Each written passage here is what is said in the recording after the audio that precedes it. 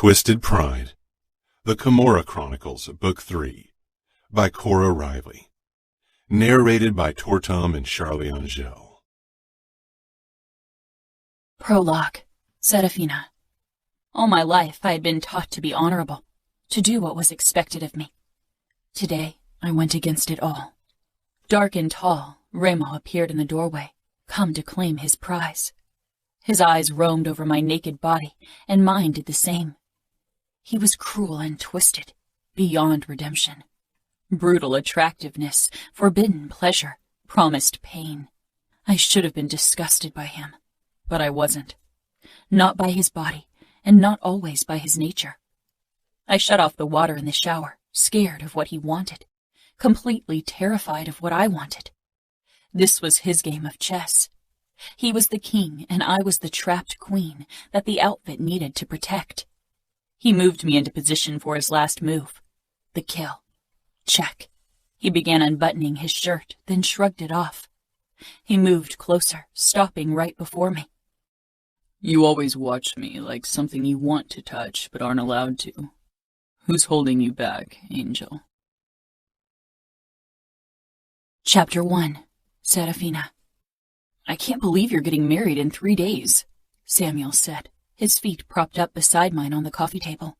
If Mom saw, she would strangle us. Me either, I said quietly. At 19, I was already older than many other girls in our world when they entered the holy bond of matrimony, and I'd been promised to Danilo for a long time. My fiancé was only 21 himself, so an earlier marriage wasn't very desirable. I certainly didn't mind. It had given me the time to finish school and stay home with Samuel for another year. He and I had never been separated for long, except for a few days when he had business to conduct for the outfit. Because of his father's sickness, Danilo was still busy taking over Indianapolis. A later wedding would have been even better for him, but I was a woman and supposed to marry before my 20th birthday. I eyed the engagement ring on my finger, a prominent diamond in the center. We had to widen the band over the years as my fingers grew. In 3 days, Danilo would put a second ring on me. Mom came in with my sister Sophia, who upon spotting us ran in our direction and wedged herself on the sofa between me and Samuel. Samuel rolled his eyes, but wrapped an arm around our little sister as she pressed up against him with big puppy dog eyes, tousling her brown mane.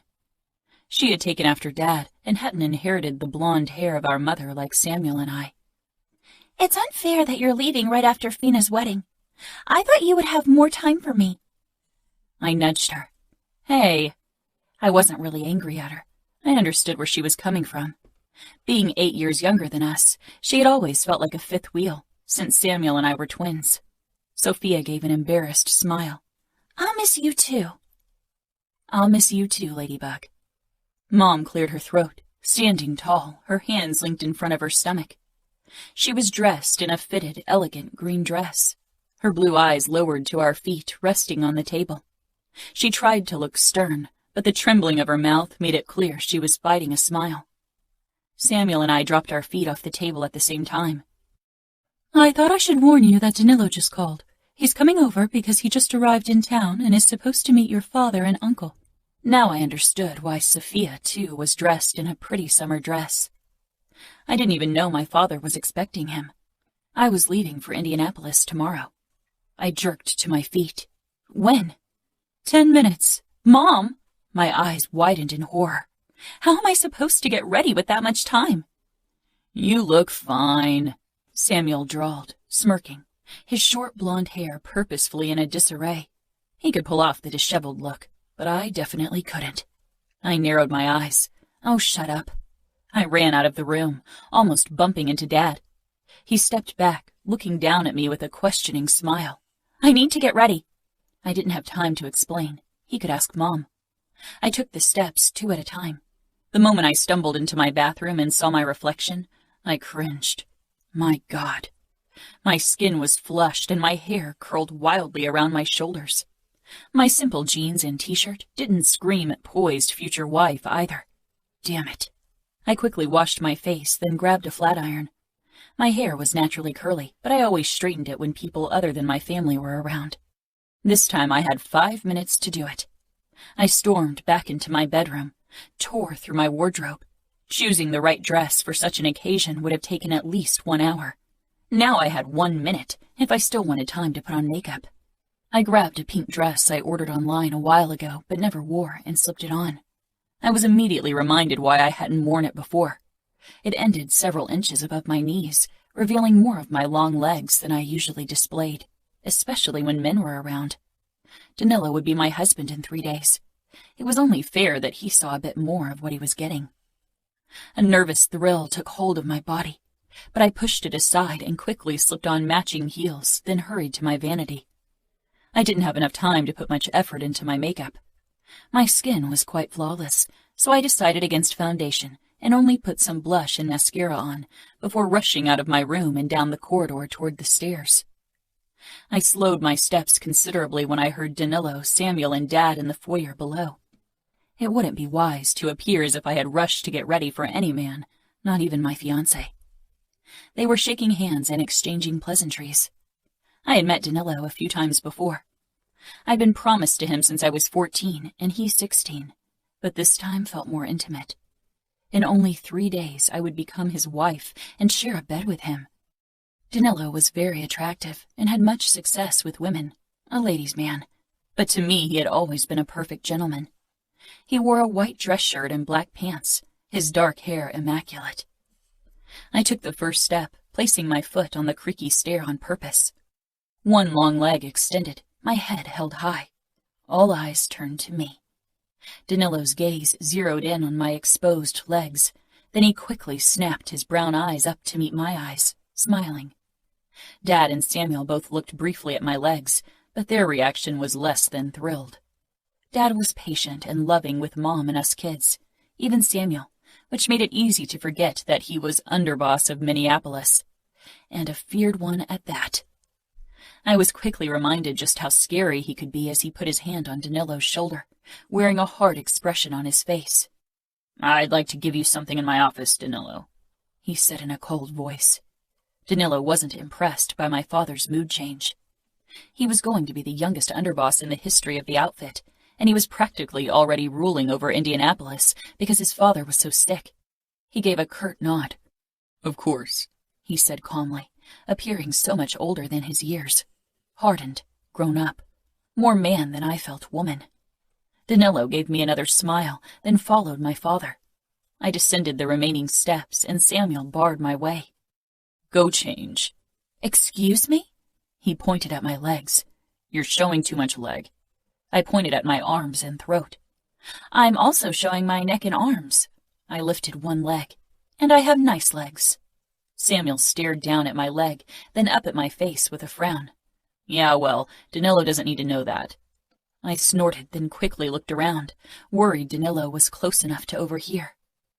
"He will see more than my legs on our wedding night." Involuntary heat blasted my cheeks. Samuel's expression darkened. "Get out of my way," I said, trying to pass him. Samuel mirrored my move. "Go change, Fina.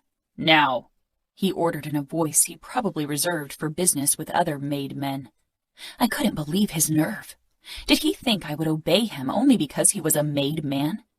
That hadn't worked these last 5 years. I quickly reached for his stomach and pinched him hard, which wasn't easy considering Samuel was all muscle. He jerked in surprise. I used his momentary distraction to slip past him, then made a show of swaying my hips as I headed into the living area. Samuel caught up with me. "You have an impossible temper." I smiled. "I have your temper." "I'm a man. Women are supposed to be docile." I rolled my eyes. Samuel crossed his arms and leaned against the wall beside the window. "You always act like a well-behaved lady when others are around, but Danilo will get a nasty surprise once he realizes he didn't get a lady but a fury." A flicker of worry flooded me. Samuel was right. Everyone outside my family knew me as the Ice Princess. Our family was notorious for being poised and controlled. The only people who really knew me were my parents, Sophia and Samuel. Could I ever be myself around Danilo? Or would that put him off? Danilo was always controlled, which was probably why Uncle Dante and Dad had chosen him for my husband, and because he was the heir to one of the most important cities of the outfit. A knock sounded, and I turned around to see Danilo step in. His brown eyes met mine, and he gave me a small smile. Then his gaze moved on to Samuel, leaning against the wall behind me. Danilo's expression tightened the slightest bit. I risked a look over my shoulder and found my brother glaring at my fiancé as if he wanted to crush him to dust. I tried to catch Samuel's gaze, but he was content killing Danilo with his eyes. I couldn't believe him. "Samuel," I said in a forced, polite voice, "why don't you give Danilo and me a moment?" Samuel tore his gaze away from my fiancé and smiled. "I'm already giving you a moment." "Alone." Samuel shook his head once, his smile darkening, eyes returning to Danilo. "It's my responsibility to protect your honor." Heat rose to my cheeks. If Danilo hadn't been in the room, I would have lunged at my brother and wrung his neck. Danilo stepped up to me and kissed my hand, but his eyes were on my brother. Releasing my hand, he said, "I can assure you Serafina's honor is perfectly safe in my company. I will wait until our wedding night to claim my rights, when she is no longer your responsibility." Danilo's voice had dipped in a threatening way. He had never hinted to sex before, and I knew it was to provoke my brother. Power plays between two alphas. Samuel rocked forward, away from the wall, his hand going to his knife. I turned and stepped up to my twin, placing my hand against his chest. "Samuel," I said in a warning tone, digging my nails into his skin through the fabric of his shirt. "Danilo is my fiancé. Give us a moment." Samuel lowered his gaze to my face, and for once his expression didn't soften. "No," he said firmly, "and you won't defy my command." I often forgot what Samuel was. He was my twin, my best friend, my confidant first, but for 5 years he'd been a made man, a killer, and he wouldn't back down in front of another man, especially not someone he would have to meet as a fellow underboss. If I pushed further, he would look weak, and he was supposed to take over as underboss from Dad in a few years. Even though I hated doing it and had never done it before, I cast my eyes down as if I was submitting to him. Danilo might be my fiancé, but Samuel would always be my blood, and I didn't want him to look weak in front of anyone. "You are right," I said obediently. "I'm sorry." Samuel touched my shoulder and squeezed lightly. "Danilo," he said in a low voice, "my sister will leave now. I want a word alone with you." My blood boiling, I gave Danilo an apologetic smile before I left. Once outside, my smile fell, and I stormed through the foyer, needing to vent. Where was Dad? I turned the corner and collided with someone. "Careful," came a drawl I knew well, and 2 hands steadied me. I looked up. "Uncle Dante," I said with a smile, then flushed because I'd barreled into him like a 5-year-old throwing a tantrum. I smoothed my dress, trying to look poised. After all, my uncle was pure control. He had to be as boss of the outfit. Dante tilted his head with a small smile. "Is something the matter? You look upset." My cheeks heated further. "Samuel embarrassed me in front of Danilo. He's alone with him now, having a word. Can you please check on them before Samuel ruins everything?" Dante chuckled, but he nodded. "Your brother wants to protect you. Where are they?" "Living room," I said. He squeezed my shoulder before walking away. Anger was still simmering under my skin. I would make Samuel pay for it. I made my way upstairs and into his room. A few knives and weapons belonging in a museum decorated the walls. But apart from that, it was practically furnished. In a week or 2, Samuel would move into his own apartment in Chicago and work directly under Dante for a couple of years before returning to Minneapolis and eventually taking over for Dad. I sank down on his bed, waiting. With every second that passed, I became more nervous. I got up and paced the room. When I heard his footsteps, I stopped and hid behind the door, carefully slipping out of my heels.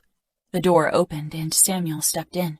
I jumped, trying to land on his back and wrap my arms around his neck like I'd often done in the past. Samuel caught me, hoisted me over his shoulder despite my struggling, and threw me down on the bed.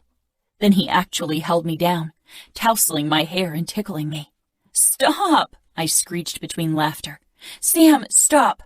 He did stop, but gave me a smug grin. "You can't win against me."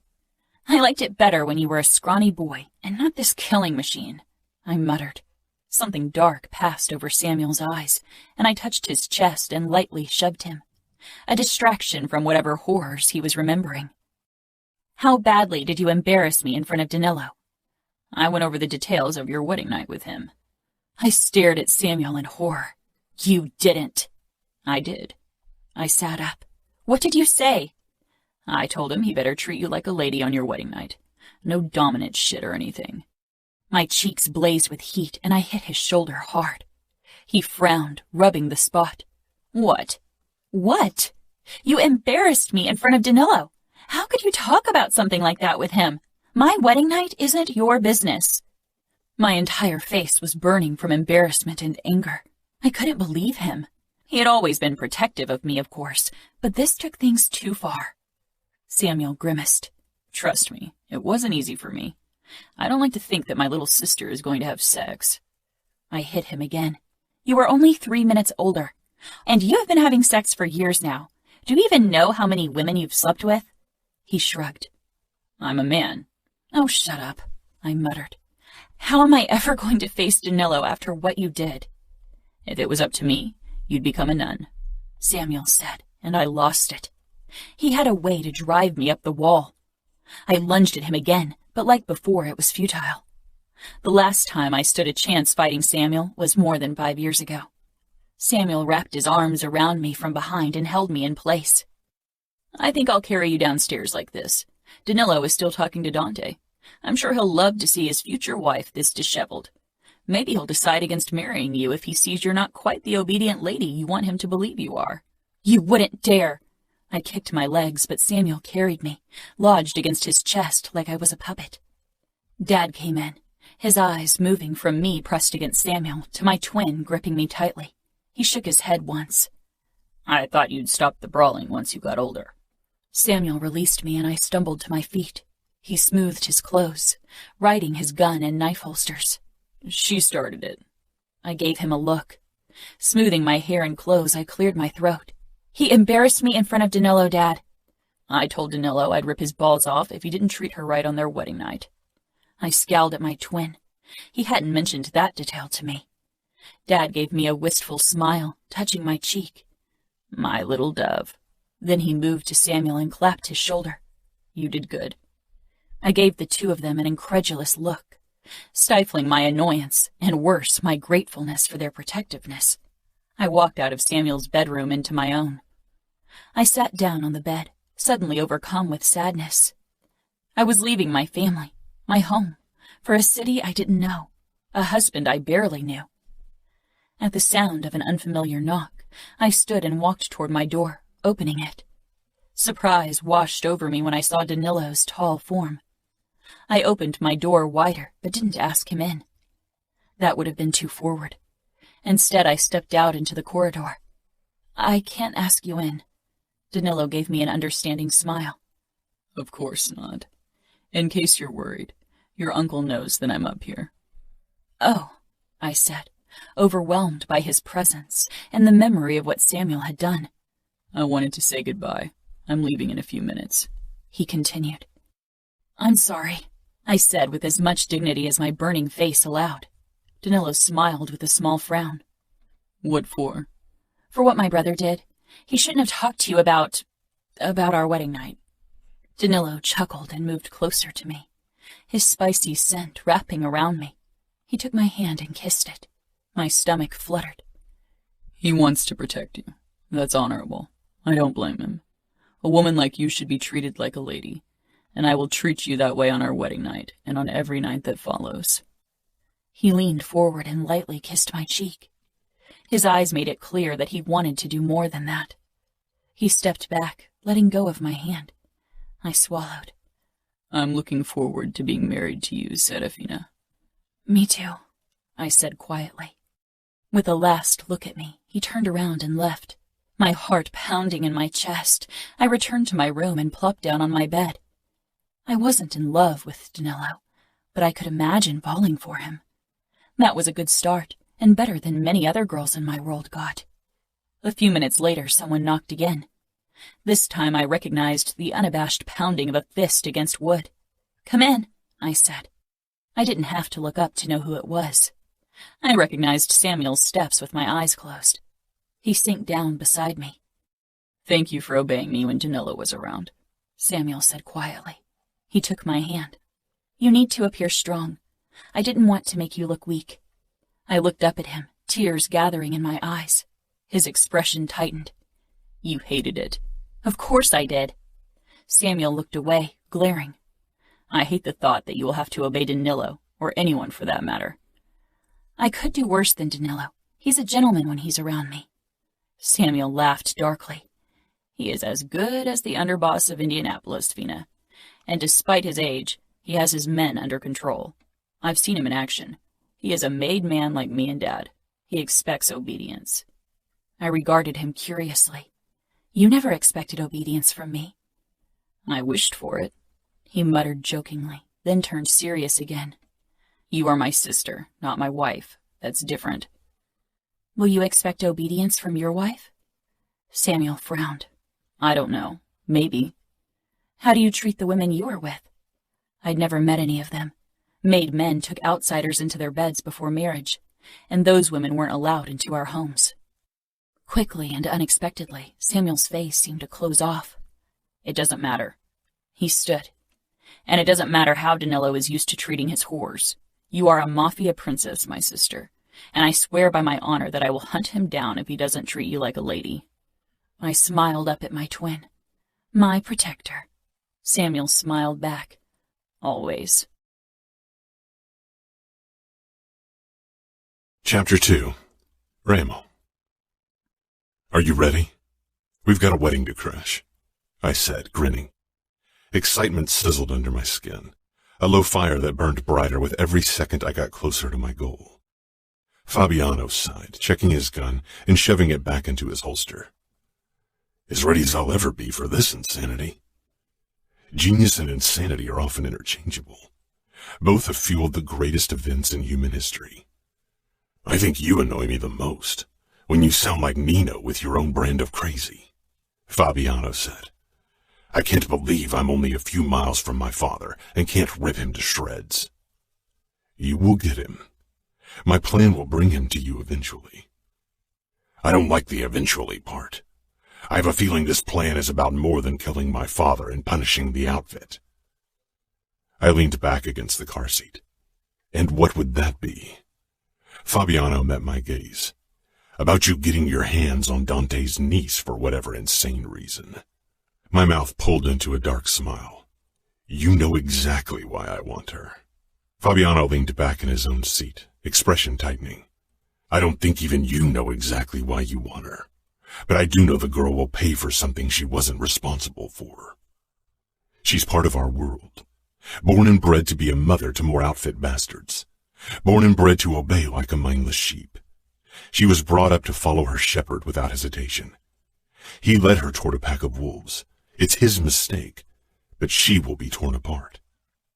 Fabiano shook his head. "Fuck, Remo. You are a crazy fucker." I wrapped my fingers tightly around his forearm, over his Camorra tattoo, the blade and the eye. "You are one of us. We bleed and we die together. We maim and kill together. Don't forget your oath." "I won't," he said simply. I released him. My eyes moved to the front of the hotel where Serafina's parents, Inez and Pietro Mione, had just walked out the door with a young dark-haired girl between them. Dressed in evening wear for the wedding of the year, Inez looked remarkably like her brother. Tall and blonde and proud. So fucking proud and controlled. "It won't be long now," I said, glancing down the street where the car with my two soldiers was waiting. Fabiano put the keys in the ignition as we watched the Miones drive off. "Her twin will stay with her," he said, "and then there's the bodyguard."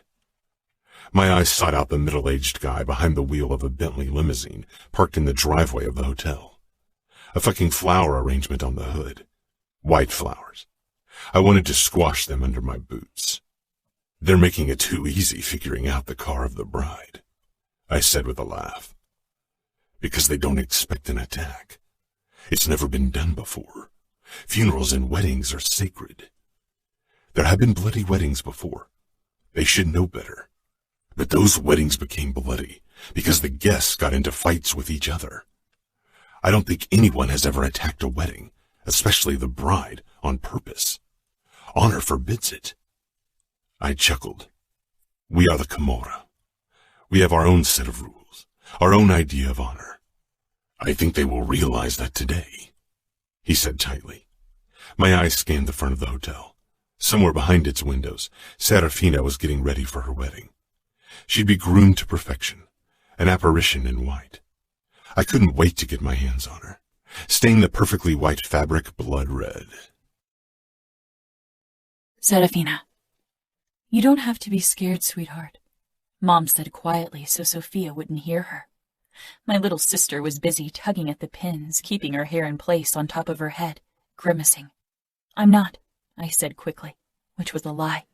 It wasn't that I was overly scared of sleeping with Danilo, but I was nervous and worried about embarrassing myself. I didn't like to be bad at things, and I would be bad given I had no experience. She gave me a knowing look. It's okay to be nervous, but he's a decent man. Dante always talks in glowing terms about Danilo. Mom tried to sound casual, but failed miserably. She stroked my hair like she used to when I was little. We both knew that there was a difference between being a decent man and a loyal soldier to the outfit. Uncle Dante was probably basing his judgment of Danilo on the latter. Not that it mattered. Danilo had always been a gentleman, and he would be my husband in a few hours. It was my duty to submit to him, and I would do it.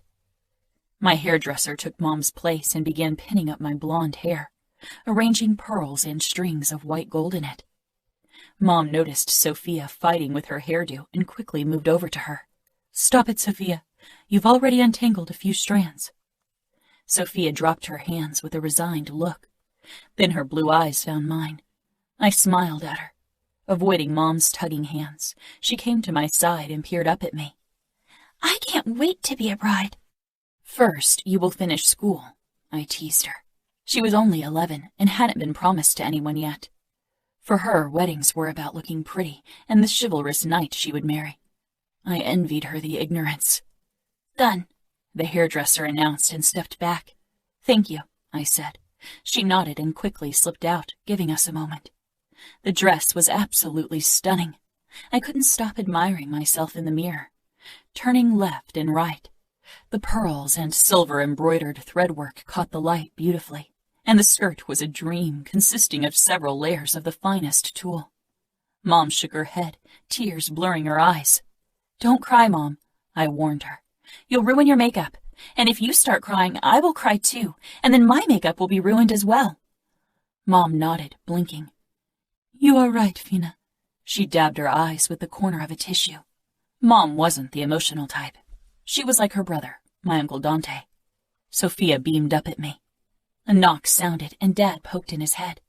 He froze and slowly stepped inside. He took me in without saying a word. I could see the emotion swimming in his eyes, but he would never show it openly. He came toward me and touched 2 fingers to my cheeks. Dove, you're the most beautiful bride I've ever seen. Mom raised her eyebrows in mock shock. Dad laughed and took her hand, kissing her knuckles. You are, of course, a breathtaking bride, Inez. What about me? Sophia asked. Maybe I will be even more beautiful. Dad lifted a finger. I will keep you as my little daughter forever. No marriage for you. Sophia pouted, and Dad shook his head. We need to go to church now. He kissed my cheek, then took Sophia's hand. The 3 of them walked out. Mom turned once more and gave me a proud smile. Samuel appeared in the doorway, dressed in a black suit and blue tie.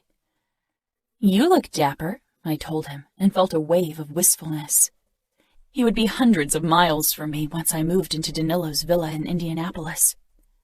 And you look beautiful, he said quietly, his eyes taking me in head to toe. He pushed off the doorframe and moved toward me, his hands in his pockets. It'll be strange without you. I'll tell Sophia she needs to keep you on your toes. It won't be the same. You will marry in a few years, and soon you'll be even busier with mob business. You won't even notice I'm gone. Samuel sighed, then glanced down at his Rolex that Dad had given him for his initiation 5 years ago. We need to go. The ceremony is supposed to start in 45 minutes. It'll take at least 30 minutes to reach the church. The church was outside city limits.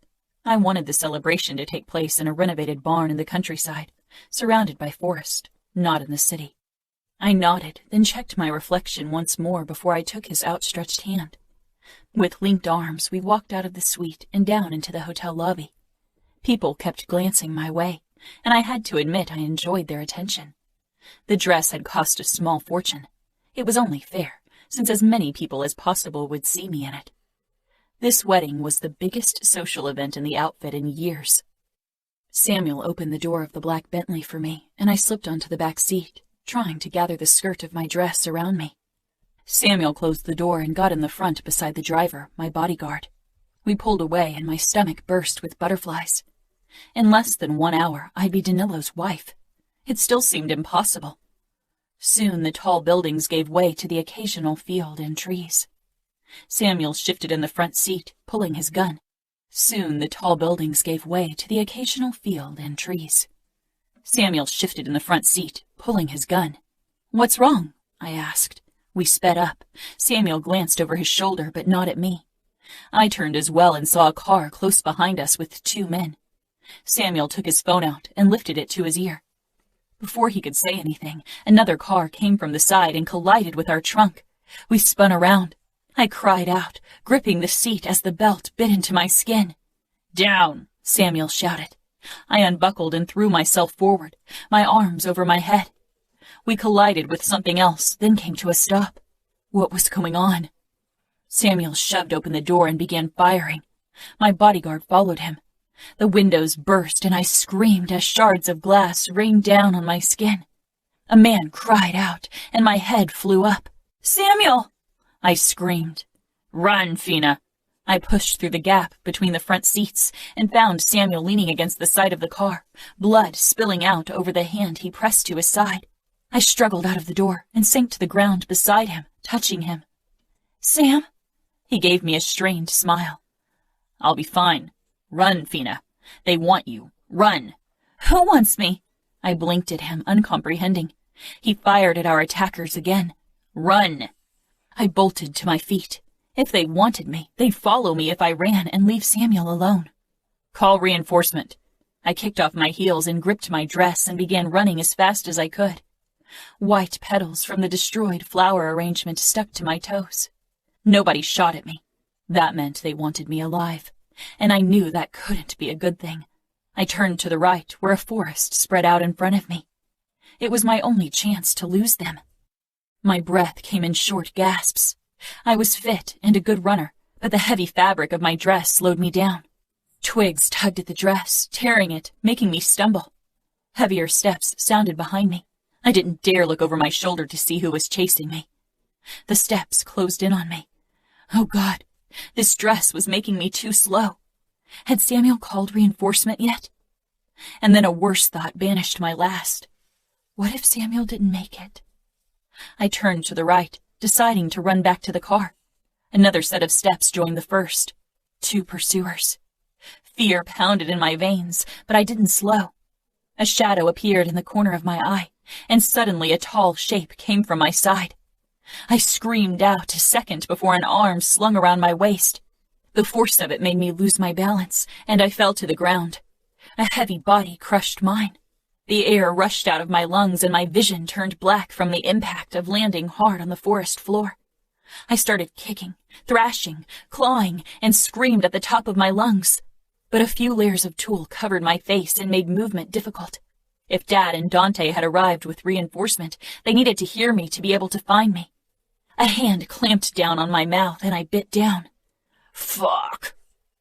The hand pulled back, and the voice was distantly familiar, but I couldn't place it in my panic. The tulle still obstructed my view. I made out 2 shapes above me. Tall, one dark, one blonde. "We need to hurry," someone snarled. I shivered at the stark brutality of the voice. A heavy weight settled on my hips, and 2 strong hands gripped my wrists, shoving them down on the ground. I tried bucking away, but a hand came toward my face. I tried to bite again, but I didn't reach it. My range of motion was limited with my arms above my head. The tulle was removed from my face, and finally I could see my assailants. The man sitting on my hips had black hair and black eyes and a scar on his face. The look he gave me sent a wave of terror through my body. I'd seen him before, but wasn't sure where.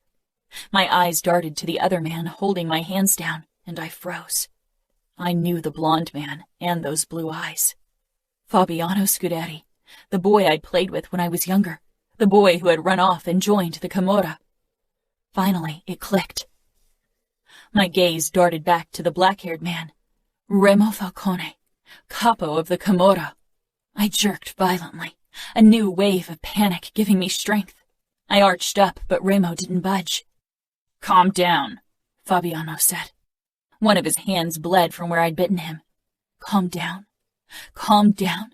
The Camorra was trying to kidnap me. Opening my mouth, I tried to scream again. This time Remo covered my mouth before I got the chance to hurt him. "Give her the tranquilizer," he ordered.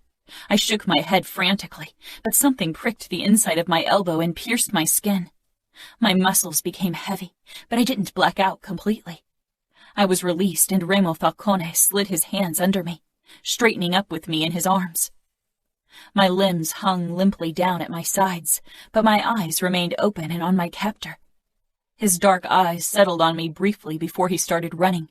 Trees and sky rushed by as I peered up. "Fina!" I heard Samuel in the distance. "Sam?"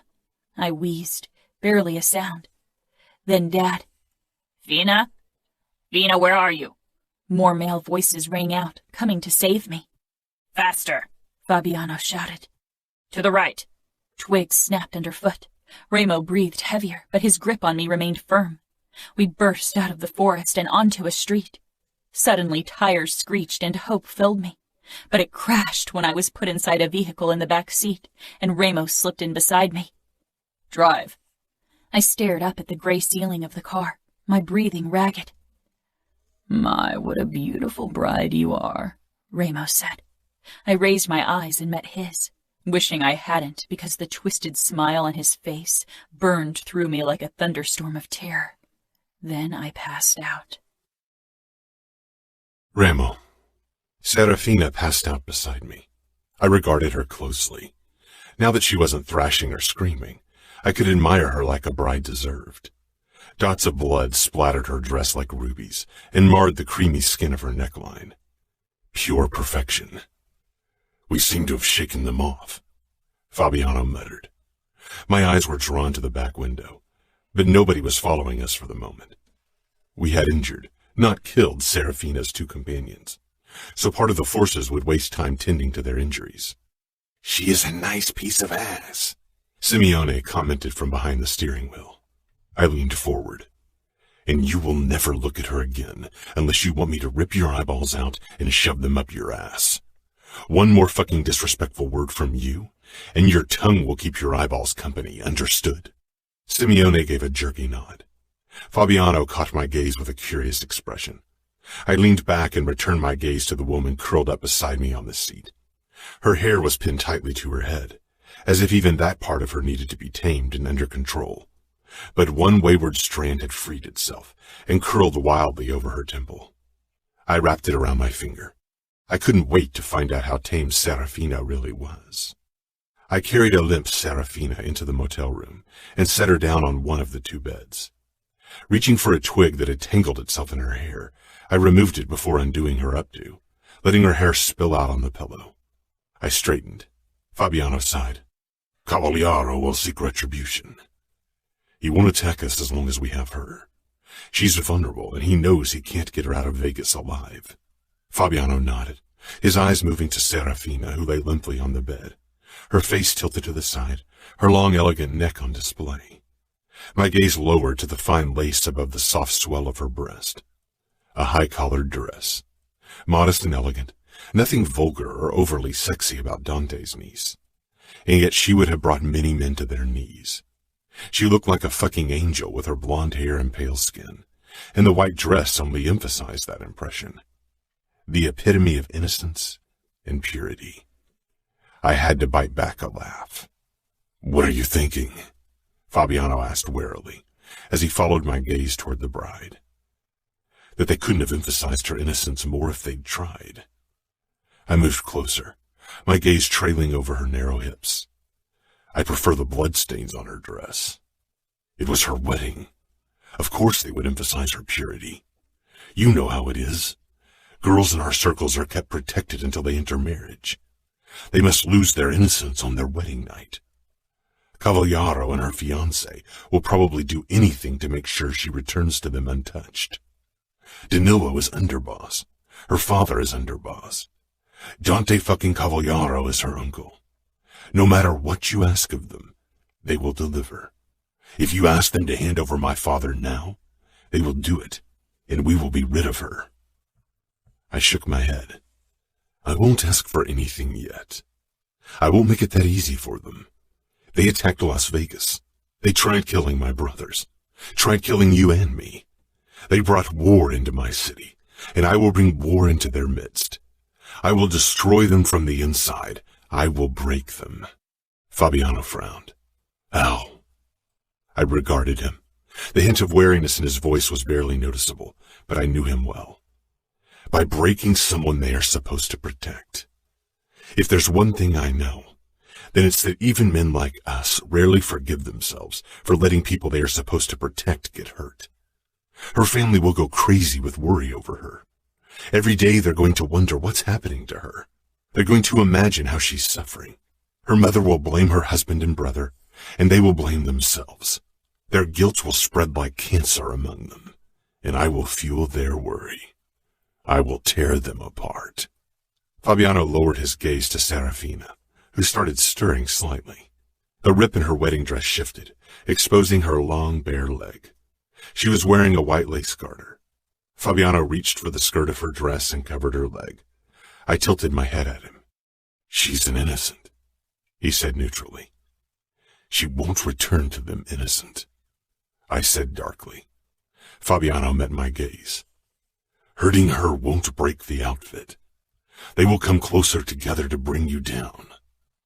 We will see, I murmured. Let's call Nino and see which route to choose next. Fabiano and I moved toward the desk and put the phone on loudspeaker. We had just finished our call when Serafina moaned. We turned to her. She woke with a start, disoriented. She blinked slowly at the wall, then up at the ceiling. Her movements were slow, sluggish. Her breathing picked up, and she looked down at her body, her hands feeling her ribs, then lower, coming to rest on her abdomen, as if she thought we'd fucked her while she was passed out. I suppose it made sense. She would have been sore. If you keep touching yourself like that, I won't be responsible for my actions. Her gaze darted to us, her body stiffening. We didn't touch you while you were unconscious, Fabiano told her. Her eyes darted between him and me. It was obvious she wasn't sure if she could believe him. You would know if Fabiano or I had fucked you. Trust me, Serafina. She pressed her lips together, fear and disgust swirling in her blue eyes. She began squirming and wiggling, as if she was trying to get off the bed but couldn't control her body. Eventually she closed her eyes, her chest heaving, her fingers trembling against the blanket. She's still drugged, Fabiano said. I'll get her a Coke. Maybe the caffeine will sober her up. I don't like her this weak and unresponsive. It's no challenge.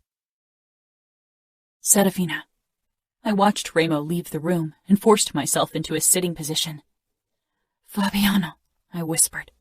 He came closer and knelt before me. Fina, he said simply. Only my brother called me by that name, but Fabiano had always played with us when we were little and knew me by the nickname. My mother hadn't raised me to beg, but I was desperate. I touched his hand. Please help me. You are part of the outfit. You can't allow this. He pulled his hand away, his eyes hard. I am part of the Camorra. He stood and looked down at me without a hint of emotion. What will happen to me? What does your Capo want with me? I asked hoarsely. For a second, his eyes softened, and that was the most terrifying answer he could have given me. The outfit attacked us on our own territory. Remo is out for retribution. Icy terror clawed at my insides. But I have nothing to do with your business. You don't, but Dante is your uncle, and your father and fiancé are high-ranking outfit members. I looked down at my hands. My knuckles were chalk white from clutching the fabric of my dress. Then I noticed the red stains and quickly released the tool. So he's going to make them pay by hurting me? My voice broke. I cleared my throat, trying hard and failing to hold on to my composure. Remo didn't divulge his plan to me, he said, but I didn't believe him for 1 second. He might use you to bribe your uncle into handing over parts of his territory. Or his consigliere. Uncle Dante would never give up part of his territory, not even for family, no matter how much my mother begged him to. Nor would he hand over one of his men. His consigliere. He couldn't, not for one girl. I was lost. My vision swam again, and I slumped back down onto the mattress. Through the fogginess, I heard Remo's voice. Change of plans. Let her sleep the drugs out of her system while we drive. We've spent too much time at this place. Nino called again. He suggests we head out now. He sent our helicopter to pick us up in Kansas. He heard from Gregori that Cavallaro has called up every soldier to search for his niece, and we are still on the fringes of his territory. Dante was trying to save me. Dad and Danilo would be searching for me as well. And Samuel, my Samuel, would look for me. If we were still on outfit territory, not all hope was lost. Chapter 3. Serafina. I woke in a car, curled into myself, half tangled in my dress. Fabiano was in the back seat beside me, but didn't look at me. Instead, he was checking the rear window. Another man sat in the front behind the wheel, and beside him was Remo. I wasn't sure if they'd given me another tranquilizer, or if my body had trouble fighting the effects of the first injection. I hadn't eaten all day, and hardly had anything to drink. A low moan slipped past my lips. Fabiano and Remo both looked down at me. Remo's dark eyes sent a shiver of fear down my spine, but Fabiano's gaze didn't offer any consolation either. I closed my eyes again, hating how vulnerable I felt. I wasn't sure how long we'd been driving, but the next time I woke, we were in a helicopter. I struggled into a sitting position. The strip with hotels and casinos spread out below, and my stomach constricted as the helicopter started its descent over Las Vegas. I didn't say a word to either Fabiano or Remo, and they didn't talk to me either. The tension was still palpable in the helicopter, but they had escaped from the outfit, and now I was in Las Vegas. In Camorra territory, at their mercy. The moment we landed, Fabiano helped me out of the helicopter, while Remo talked to someone on the phone. I needed to wash my face and clear my head so I could think straight again. I had been in my wedding dress for almost 24 hours. I felt sticky and sluggish and exhausted, and underneath it all, a terror I had trouble containing throbbed inside of me. I was pushed into another car, and eventually we pulled in front of a shabby strip club called the Sugar Trap. Fabiano gripped my arm again as Remo went ahead without a single glance at me. "Fabi," I tried, but he tightened his hold. "I need to go to the bathroom and wash my face. I don't feel good." He led me inside the deserted strip club toward the ladies' room, and followed me inside to wait at the wash basins. Remo had ignored me mostly, but I had a feeling that would change soon. I went to the toilet, hating that I knew Fabiano could hear me. There was nothing I could have used as a weapon, and even if there were, how would that help me surrounded by Camorrista? I dropped my skirt when I was done, breathing deeply, trying to hide my emotions. "Serafina," came Fabiano's warning voice. "Don't make me get you out of there. You won't like it." Straightening my shoulders, I came back out, feeling shaky from dehydration. I bent over the wash basin and washed my face, then drank a few gulps of water. "You can have a Coke from the bar," Fabiano said. Before I could say anything, he gripped me by the arm and dragged me out. My bare feet ached. I must have cut them on the forest ground. My eyes flitted around the room. It wasn't deserted anymore. As if drawn out by the commotion, several scantily clad women had gathered at the bar. They avoided looking at me, and I realized I couldn't hope for their help. Not a single person in Las Vegas would probably risk helping me. "Coke!" Fabiano barked at a dark-skinned man behind the bar, who grabbed a bottle, opened it, and handed it to Fabiano. The man purposely wasn't looking at me. Good Lord, where had they taken me? What kind of hellhole was Las Vegas? "Drink," Fabiano said, holding the bottle out for me. I took it and had a few long sips. The cold, sweet liquid seemed to revive my brain and body. "Come." Fabiano led me through a door and along a bare-walled corridor toward another door. When he opened it and stepped inside with me, my stomach revolted. Inside were two unknown men, both of them Falcones, I assumed. All of them were tall, with hard expressions and the air of unbridled cruelty that they were famous for. One of them had gray eyes and looked older than the other guy. I tried to remember their names, but then my eyes met Remo's and my mind turned blank.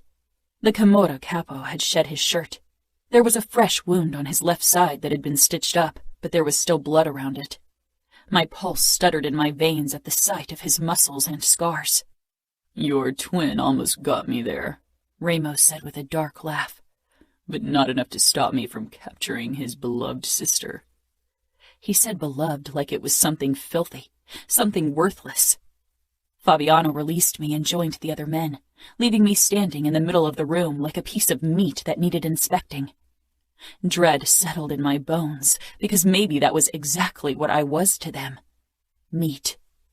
Remo pointed at the gray-eyed man. "That's my brother Nino." Then he gestured at the younger man beside him. "And my brother Savio." Remo stalked closer, every muscle in his upper body taut, as if he was a predator about to pounce. I stood my ground. I wouldn't give him an inch. I wouldn't give him anything. Not my fear, and not a single tear. He couldn't force those from me.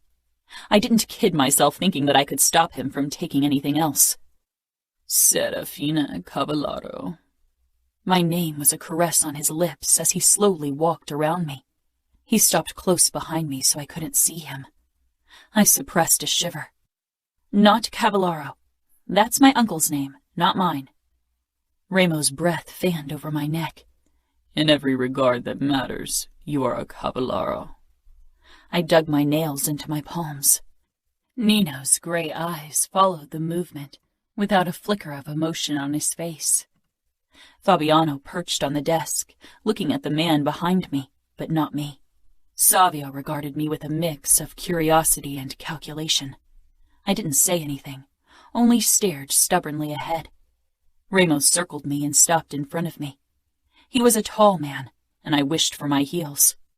I wasn't exactly small, but barefoot only the top of my head reached his chin. I lifted my head slightly, trying to appear taller. Remo's mouth twitched. "I hear you were supposed to marry your fiancé, Danilo Mancini, yesterday," he said with a twisted grin.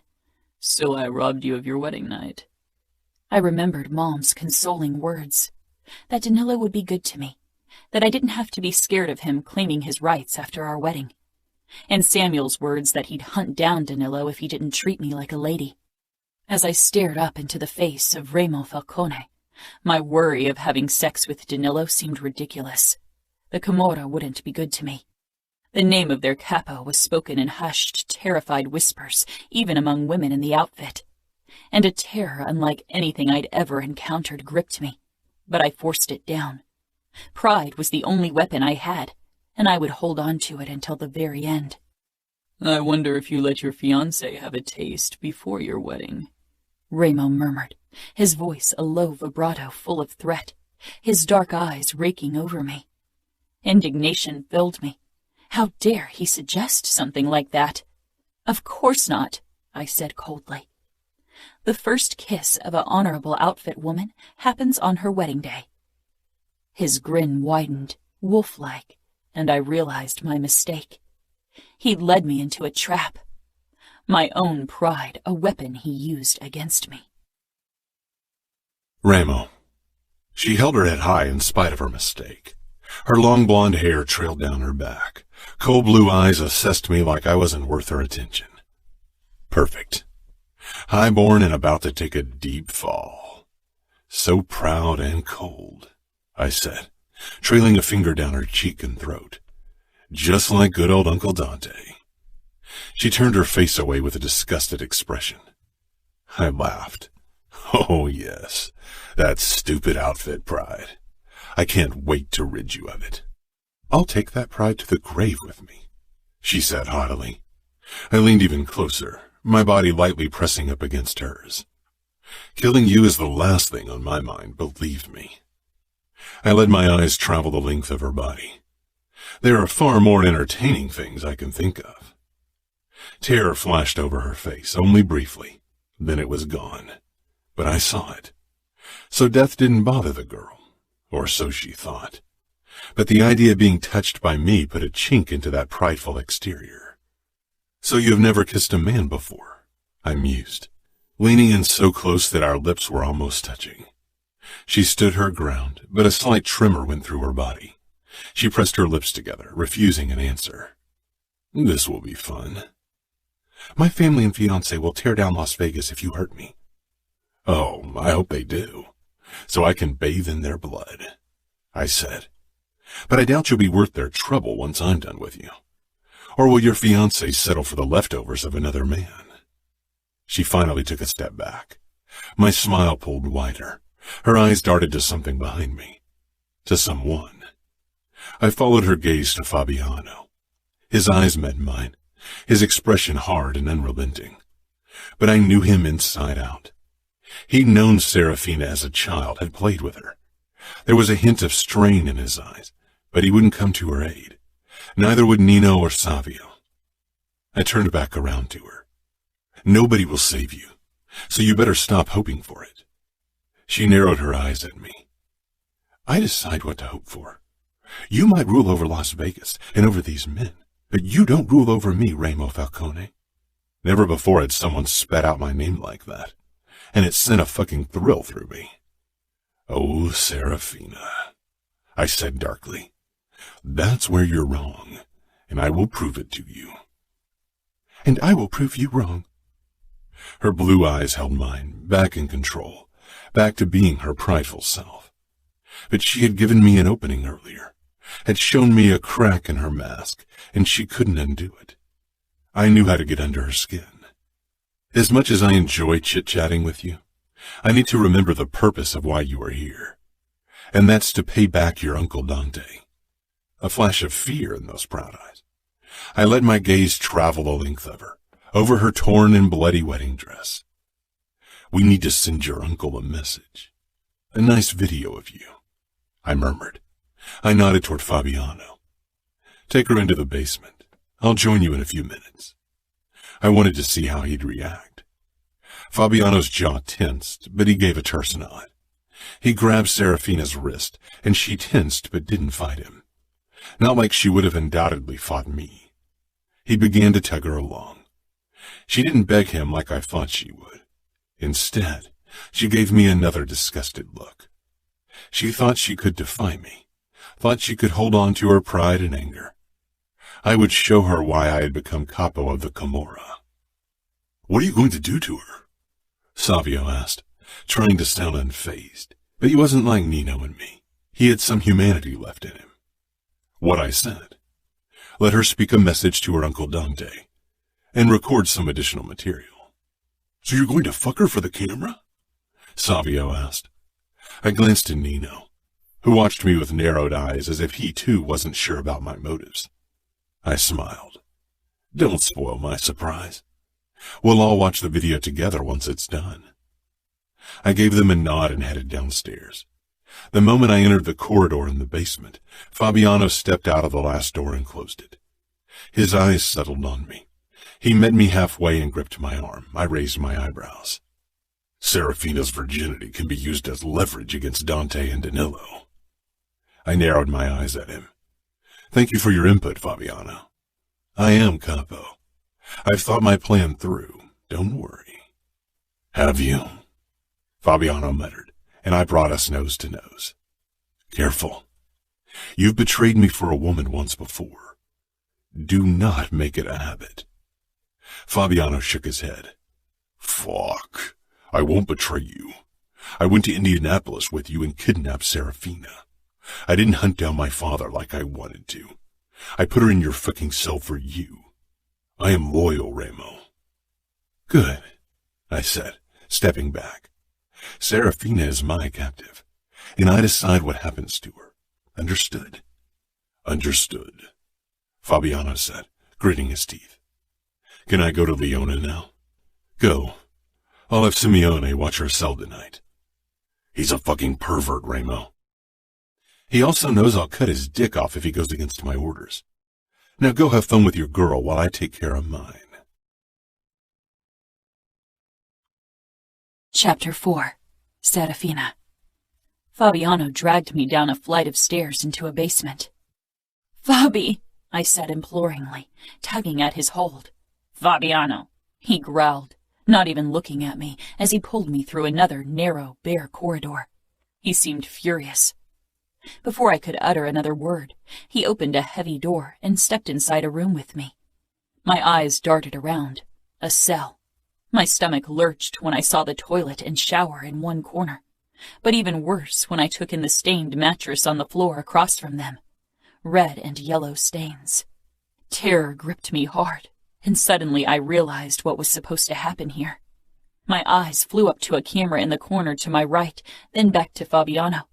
He was enforcer of the Camorra, and while my parents had tried to shelter me, Samuel had been more forthcoming with information. I knew what enforcers did, especially in Las Vegas. Fabiano scanned my face and released me with a sigh. I stumbled back and almost lost my balance when my feet caught in my dress. "Will you?" I pressed out. Fabiano shook his head. "Remo will handle you himself." I froze. "Fabiano," I tried again. "You can't allow this to happen. Don't let him hurt me, please." The word tasted bitter in my mouth. Begging wasn't something I had been taught, but this wasn't a situation I had ever prepared for. "Remo won't." Fabiano trailed off and grimaced. Pushing past my fear, I moved closer to Fabiano and gripped his arms. "If you are unwilling to help me, then at least tell me what I can do to stop Remo from hurting me. What does he want from me?" Fabiano stepped back, so I had to release him. "Remo hates weakness, and in his eyes, women are weak." "So I'm at the mercy of a man who hates women." "He hates weakness, but you are strong, Serafina." He turned and left, closing the heavy door and locking me in. I whirled around, my eyes scanning the surroundings for something I could use against Remo, but there was nothing, and he wasn't a man who could be beaten in a fight. Strong? Was I strong? It didn't feel that way right now. Fear pounded in my chest, in every fiber of my body. My eyes darted to the mattress once more. Yesterday, Danilo was supposed to claim me on satin sheets in the holy bond of matrimony.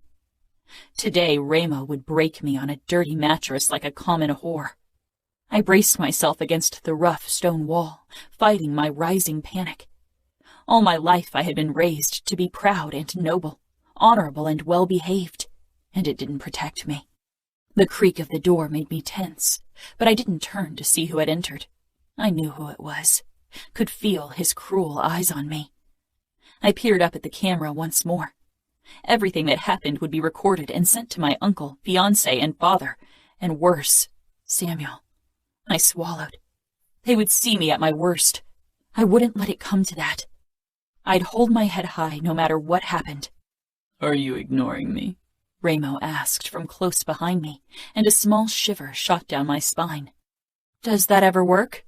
I said, wishing my voice came out stronger, but it was already a fight, forcing those 4 words out of my tight throat. "No," Remo said. "I'm difficult to ignore." Impossible to ignore. "Turn around," Remo ordered. I didn't move, focusing on the gray stone in front of me. It wasn't only an act of defiance. My legs refused to move. Fear kept me frozen, but Remo didn't need to know that.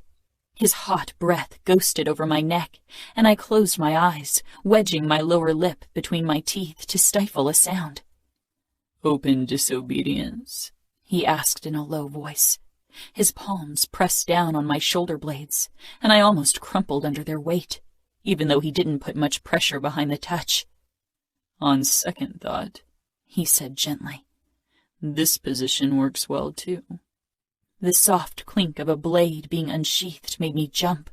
Remo braced himself to both sides of me, a long dagger in one hand. His chest pressed up against my back. "I'll give you a choice, Serafina. You can either get out of your dress by yourself, or I'll cut you out of it. What is it? I swallowed. I had expected another choice. One Vegas was famous for.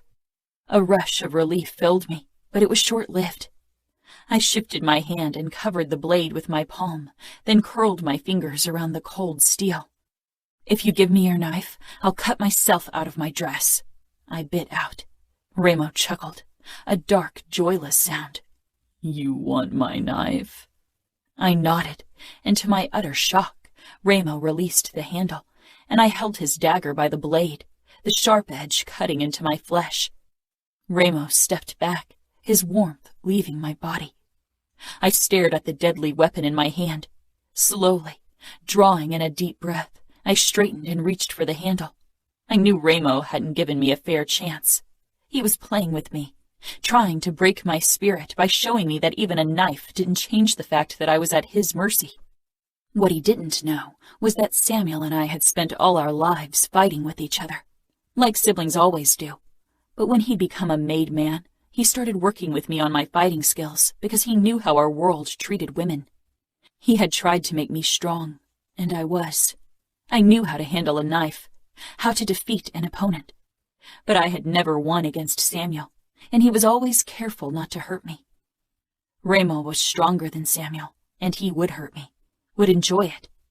I could not beat Remo in a fight, not even when I had a knife and he didn't. Fabiano's words flashed through my mind. Remo hates weakness. Even if I couldn't beat Remo, I could show him I wasn't weak. Maybe I should take my knife back, since you don't know what to do with it, Remo said, almost disappointed. He stepped closer. In a fluid motion, I turned around and jabbed at Remo, while my other hand pulled up my dress. Remo blocked my attack by hitting my wrist. My years of training with Samuel prevented me from dropping the knife despite the sharp pain in my wrist. A smile crossed Remo's face, and I released my dress and rammed my fist into his abdomen while I slashed the knife at him once more. The blade grazed his arm and blood trickled down, but Remo didn't even wince. His smile got wider as he took a step back, completely unfazed. I lunged at him, but got caught in my long skirt. I barreled into Remo and tried to land another deadlier cut. We fell, and Remo landed on his back with me on top of him. I straddled him and stabbed at his stomach, but he gripped my wrist with a twisted grin on his face. I tried to force the knife down, but Remo didn't budge, and then, suddenly, he showed me what it was like when he actually tried fighting back. He bucked his hips, and before I could react, I landed on my back, and Remo was on top of me. I struggled, but he shoved my skirt up and knelt between my legs, moving closer until his pelvis thrust against me, and I couldn't use my legs to push him away. His fingers curled around my wrists, and he pressed them into the mattress above my head, the knife still in my grasp and utterly useless. He had me pinned under his strong body, completely at his mercy, both of my hands fastened to the ground. His dark eyes held excitement and a flicker of admiration. For a moment, I felt proud, but then my situation dawned on me. I was on my back, on a dirty mattress under Remo. He had me where he wanted me from the start. Fear overpowered my determination, and my body stiffened, my eyes darting to the disgusting mattress under me. I sucked in a deep breath, trying to keep my panic at bay. Remo regarded me intently. "Let go of the knife," he murmured, and I did. I didn't even hesitate. Be strong. I swallowed hard, reminding myself of the camera. I take my pride to the grave with me. Just get it over with, Remo, I said in disgust. Rape me. I'm done playing your sick game. I'm not a chess piece. Remo's dark eyes wandered over my face, my hair, my arms stretched out above my head. He leaned down, his cruel face coming closer. He stopped when our noses were almost brushing. His eyes weren't black. They were the darkest brown I'd ever seen. He held my gaze, and I held his. I wouldn't look away, no matter what he did. I wanted him to see me as I was. Not a weakness, not a pawn, but a human being. "Not like this, Serafina," he said. His voice was low and dark, mesmerizing, but it was his gaze that held me captive. "Not like a whore on a stained mattress." He smiled, and it was worse than any glare or threat. He brought his mouth down until his lips touched mine gently, just barely, and yet a current shot through me. I haven't started playing, and you aren't a mere chess piece. You are the queen. He took the knife and straightened, releasing me in the process. He stood slowly, drawing up to his full height and staring down at me. "Then what are you in this game of chess?" I whispered harshly, still lying on the mattress. "I'm the king." "You aren't unbeatable." His eyes trailed over me until they returned to my face. "We'll see." He sheathed his knife. "Now get out of that dress. You won't need it anymore." I sat up. "I won't undress in front of you."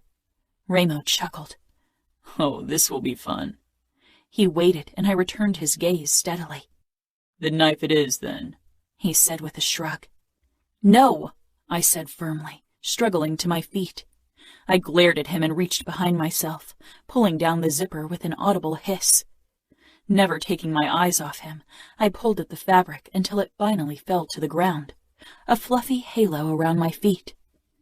"White and golden like an angel," Remo mused darkly as he took in every inch of me.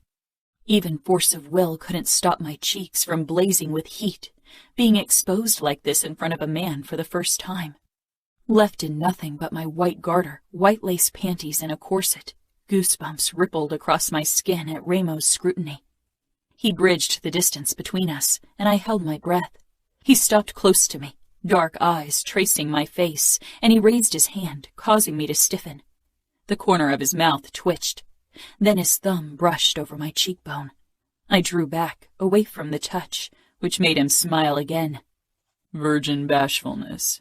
How endearing," Remo said darkly, mocking me. "Don't worry, Angel. I won't tell anyone that I'm the first man who saw you like this." I glared at him, fighting tears of embarrassment and fury as he bent down, reaching for the dress. "Step back." I quickly stepped out of the dress, and Remo straightened with the stained fabric wedged under his arm. He regarded me. "You are a sight to behold. I bet Danilo would have had a boner from merely looking at you. I can only imagine what he feels now, knowing you are in my hands, knowing that he will never get what was promised." I shook my head. "Whatever you take, it'll always be less than what he would have gotten, because I would have given myself to him willingly, body and soul, and there's nothing you can do about it. You will have to settle for the consolation prize, Remo Falcone." Remo moved back slowly, a strange expression on his face. "You should take a shower, Serafina. I will have one of the whores bring you fresh clothes." He turned and disappeared with a soft click of the door. The air left my lungs in a whoosh. I wrapped my arms around myself, trembling, trying to keep it together. It had taken considerable effort standing up to Remo, and now everything fell off me in waves of emotion. I stiffened when I remembered the camera, but then I decided it didn't matter. Remo knew I was terrified of him. My brave front wasn't fooling him. Remo. Serafina was everything I'd hoped for and so much more. A queen in my game of chess, indeed. Noble and proud like a queen, and arrogant and spoiled like one too. She made me want to break her. Break those white wings. An angel in appearance, but one with clipped wings, happy to be grounded, happy to never roam the sky. Content to become the beautiful tamed bird in Danilo's gilded cage. I emptied my scotch and hit the bar. Jerry refilled my glass. The whores had gathered at the other end of the bar, as far away from me as possible. As usual. "She's so beautiful," the whore who had brought Serafina clothes said to the others. She was. Serafina was a masterpiece, almost too beautiful. Her golden hair and unblemished skin against the dirty mattress had felt like sacrilege, even to me, and I had committed almost every sin conceivable. I drank another scotch, considered returning to the basement, to Serafina. "Whatever you take, it always will be less than what he would have gotten. You will have to settle for the consolation prize." Her words were an insistent pounding in the back of my head. And fuck. I knew she was right. Taking from Serafina what I wanted wouldn't feel like a victory. There was no challenge in doing so. She was weaker and at my mercy. I could have her in every way by the morning and be done with it. But it would feel like a fucking defeat. It wasn't what I wanted. Far from it. I had never settled for a consolation prize. I didn't want less than what she would have given to Danilo. I wanted more. I wanted everything from her. I slammed the glass down on the counter and turned to the nearest whore. In my office. Now. She nodded and rushed off.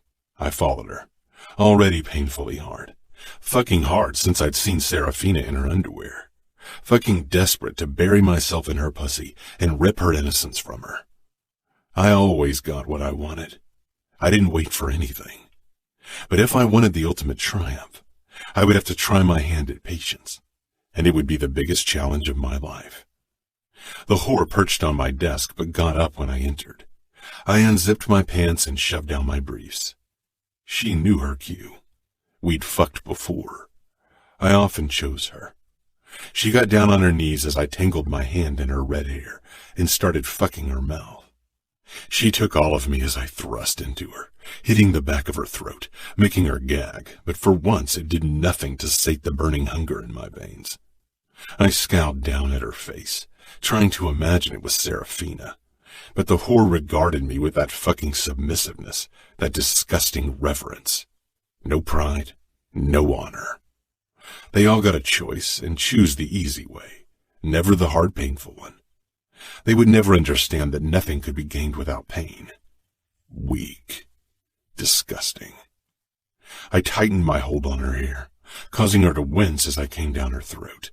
Stepping back, my dripping cock slid out of her mouth. She peered up at me, licking her lips like I had given her a fucking gift. My fingers itched to reach for my knife and slash her throat, relieve her of her pitiful existence. She lowered her gaze. "Get up," I snarled, losing my patience. She scrambled to her feet. "Desk." She turned around and bent over the desk, sticking her ass out, then reached behind herself and pushed her skirt up, revealing her naked ass. She parted her legs and braced herself against the desk. No pride, no honor. I stepped up behind her, pumping my cock, but I was already getting hard again. I reached for a condom, ripped it open with my teeth, and rolled it down my dick. Spitting down in my hand, I lubed my sheathed dick, then pressed up against her asshole and began pushing into her. The whore's knuckles turned white from her grip on the desk. When I was buried up to my balls in her ass, I leaned forward until my chest was flush with her back, and for the first time she tensed. I never got this close to her. I brought my mouth close to her ear as my fingers clamped down on her hips. "Tell me, Eden," I whispered harshly. She held her breath, hearing me say her name. I never had before. They thought I didn't know their names, but I knew every fucker I owned, soldier and whore. "Have you ever considered telling me to go fuck myself?" "Of course not, What did you want to call me?" "Master." I slammed into her once, making her gasp. "Tell me, Eden, am I your fucking master?" She hesitated. She didn't even know how to answer that fucking question, and it made me furious. "I'm not your fucking master," I growled. "Yes," she agreed quickly. I turned her face so she had to stare into my eyes. "Do you have a sliver of honor in that used-up body of yours?" I asked gently. She blinked. My mouth pulled into a snarl. "No, not one fucking ounce." I gripped her neck and started thrusting into her. She winced and it made me raving mad. Still slamming into her, I muttered in her ear, "Do you ever wonder where Danira is?" She tensed under me, but I didn't let up. "Have you thought about her at all?" She let out a sob. She had no right to cry, no fucking right. Because she wasn't crying for her daughter, but only for herself. A fucking disgrace of a mother. "Do you ever wonder if I do to your little girl what I do to you now?" She didn't say anything. I straightened and kept fucking her until I finally came. I stepped back, thrust the condom down on the ground, and cleaned myself with a towel that I kept handy before I pulled up my briefs and pants. She turned, mascara smudged under her eyes, and I tossed the towel at her. Clean yourself, and dispose of the fucking condom. It's dripping my cum all over the floor. She picked up the towel from the floor and wiped the floor first, then cleaned herself. Dirty whore. Get out of my sight before I kill you, I said. She rushed past me, opened the door, and almost bumped into Savio, who stepped back with a disgusted expression. He cocked an eyebrow as he stepped in. You're still fucking that bitch. Why don't you just kill her like she deserves? She doesn't deserve death. It would be too kind to kill her. And I gave Gregory my word that the bitch would suffer. Savio nodded. Maybe, but I thought you'd be a virgin pussy, not this used-up piece of trash. I'm not in the mood for virgin pussy. Savio looked curious. I imagine it'll be really tight and kind of hot, knowing you're the first to be in there. Never been with a fucking virgin, so I can't fucking tell you. Is there a reason why you're here disturbing my post-fuck fury? What's the difference between that and your pre-fuck fury? Or your general mood, for that matter? You're a fucking smartass like Nino. Savio sauntered in and leaned his hip against the desk. I thought I'd tell you Simone went into the basement with a tray of food for your girl and didn't come back up yet. I shoved past Savio, so fucking furious I had trouble not killing every single person in the fucking bar. I raced down the stairs when I heard Simeone's cackling and spotted him in the doorway to Serafina's cell, not inside of it. I slowed, knowing there was no rush. He wasn't that stupid. Stupid enough, but not so stupid to try touching something that was mine. Get out, you disgusting pervert, I heard Serafina's voice. Shut up, whore. You're not in Chicago. Here, you are nothing. I can't wait to bury my cock in your cunt once Remo is done breaking you in. I won't shower in front of you. Get out. Then I will call Remo and tell him to punish you. Oh, so he would call me. Interesting. I stalked closer, not making a sound. Simeone's back twitched like he was busy jerking off, which was probably the case. My mouth pulled into a snarl, but I held back my anger. More silence followed, and I approached without making a sound. Simeone's profile appeared in my view, leaning in the doorway with his hand clutching his ugly dick as he rubbed it furiously. I stopped a few steps from him, and there was Serafina in the shower, her back turned to him. Simeone was practically salivating on the ground and jerking off, watching Serafina shower. She was a sight to behold, no argument. Her skin was pale like marble. Her ass two wide orbs I wanted to sink my teeth into. There wasn't a blemish on her body, not a single imperfection, so unlike my own. She had been protected all her life, kept safe from the dangers of this world. And here she was at my mercy. Turn around. I want to see your tits and cunt, Simeone ordered, his hand moving faster on his cock. Simeone was so wrapped up in watching her and wanking off, he didn't notice me. If you don't turn around, I'll call Remo. I won't turn around, you pig, she hissed. Then get Remo. I don't care. You little whore. I will turn you around myself. Simeone made a move as if to push off the doorway. When Serafina turned around, one arm wrapped protectively over her breasts, the other hand shielding her pussy, the water pouring down her face almost hid her tears. She gave Simeone the most disgusted look I'd ever seen, her head held high, and then she spotted me. See, that wasn't so difficult, was it? Simeone rasped. My lip curled. I pulled the knife from my holster, slid my fingers through the knuckle holder, relishing in the feel of the cold metal against my skin. She watched unmoving as I stepped up to Simeone. Her perfect proud lips wouldn't utter a warning. I wrapped my arm around his throat in a crushing grip and pressed my knife against his lower abdomen. He cried out in surprise and let go of his cock. You were going to call me? I asked. His terror-widened eyes blinked up at me as his face turned red from the pressure of my grip. I loosened my hold so he could speak.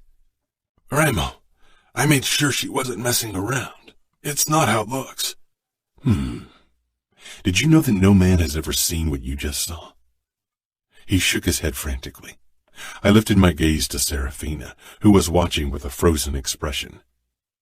You see, now you have seen something that I had no intention of sharing, I explained in a pleasant voice. I slid the knife into his abdomen, only a couple of inches. He cried out, flailing in my grip. I held him fast, my eyes never leaving Serafina. Blood trickled down over my hand, his filthy blood. Serafina dropped her arms to her side. I didn't think she noticed. She stared at me in open horror. For once her prideful mask had slipped and revealed her true nature, a soft-hearted, breakable woman. And I took in the sight of her firm breasts and the golden curls at the apex of her thighs, perfectly trimmed into a triangle. For her wedding night. What a pity that poor Danilo would never get to see it. She was mine for the taking. Remo, Simeone spluttered. I won't tell anyone what I saw. Please, I beg you. I believe you, I said mildly. But you will remember. I drove the knife deeper into his flesh, moving slowly, letting him savor every inch of the blade. Did you imagine how it would be to sink your filthy cock into her pussy? He gurgled. The knife was buried to the hilt in his abdomen. Did you imagine to bury yourself to the hilt inside her? His eyes were bulging, his breathing labored. I twisted the knife and he screamed again. Then I pulled it back out as slowly as it had gone in. His legs gave way, and I let him drop to the ground. He clutched his wound, crying like a coward. It would be another 10 or 15 minutes before he died. He'd wish it were less. Remember what I told you about your eyeballs and tongue? Your cock will join them. I brought the knife down on his cock, and Serafina whirled around with a gasp. Serafina. My hands were splayed out against the white tiles of the shower. I couldn't breathe. Terror clogged my throat. Nothing in my upbringing had prepared me for this. Nothing could have. I was falling apart fast, faster than I'd ever thought possible. Pride and honor were the pillars of our world, the pillars of my upbringing. I needed to cling to them.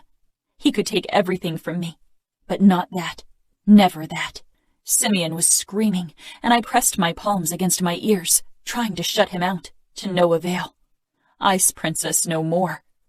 My eyes were blurry from tears and water, but the image of Remo sinking his knife into a man with that twisted smile on his face was etched into my mind.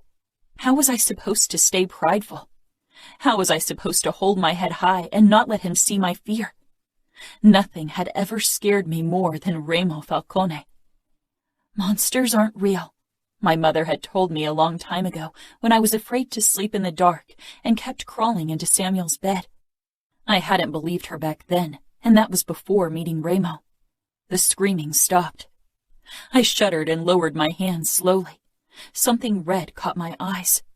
I looked down at the shower floor where red water was pooling around my feet. I blinked, and then it clicked. Floor-level shower. Remo bringing down the knife on the man's. My feet looked even paler against the red. My vision shifted, and something broke apart in me. I was standing in someone's blood. I heard myself screaming and tried to get out of the blood, but the ground was slippery. I twisted around, holding onto the shower walls, and then I saw the rest of the cell. The entire floor was covered in blood, and amidst it all stood Remo, tall and dark, knife still gleaming in his hand. His chest and arms were smeared with blood. Red, red, red, everywhere. I was still screaming and screaming until I couldn't scream anymore because there was no air left in my lungs, and I could not breathe. Remo sheathed his knife and stalked toward me. I flailed, trying to get away from him, from the blood, from the sight of the dead man behind Remo. My feet slipped on the floor and I was falling. My knees sank into the blood. My hands followed. Remo pulled me up. My body pressed against his, and the smell of blood filled my nose. I clutched at his shoulders for balance, and then I pulled one hand back, and it came away red. And one glance down, red. My skin, red. Everything red. My eyes found Remo's blood-covered body, red, red, red. I started struggling against his hold. I fought with all I had. "Please," I gasped out. Remo lifted me in his arms, and I had no fight left in me. He carried me barefoot through the cell, stepping over the dead man. When had he got rid of his shoes? A hysteric laugh bubbled up my throat, but it turned into a sob. This was too much. Remo walked into another cell and sat me down on the floor of the shower. I sank down, curling up on my side, unable to remain in a sitting position. My chest was heaving, but I wasn't breathing. Through my foggy vision, I watched Remo getting out of his bloody clothes and coming toward me. Naked. I didn't register more than that. I closed my eyes. He moved his arms under my knees and back and lifted me once more. Then cold water splashed down on me, and I sucked in a deep breath, my eyes shooting open. Remo shifted with me in his arms, leaning forward, his forehead pressed against the tiles as he looked down at me. His body shielded me from the cold water raining down on us, and his dark eyes held mine. "It takes a while before the water gets warm down here," he said calmly. So calm. My eyes searched his face, eerily calm. No sign that he had just killed a man in a barbaric way. I shuddered, my teeth chattering. Even when the water turned warm, my teeth kept clinking together, and they didn't stop even when Remo stepped back out of the shower with me still in his arms. Remo walked out of the cell and carried me through the corridor. Panic tore at my chest. "Fuck," someone said, a man. "Get me a fucking blanket, Savio," Remo growled. He tightened his hold as he carried me upstairs. I closed my eyes, too shaken to put up a fight. Something soft and warm covered me, and then I was put down on warm leather. "You can't drive through the city naked, and there's still blood on your body. You can drive," Remo said, and then his body eased in beside me. "Where the fuck are we taking her?" "Home." "Nino won't like that one fucking bit. You know how protective he is of Chiara." "I don't give a fuck. Now shut up and drive." I focused on breathing, focused on remembering what made me happy.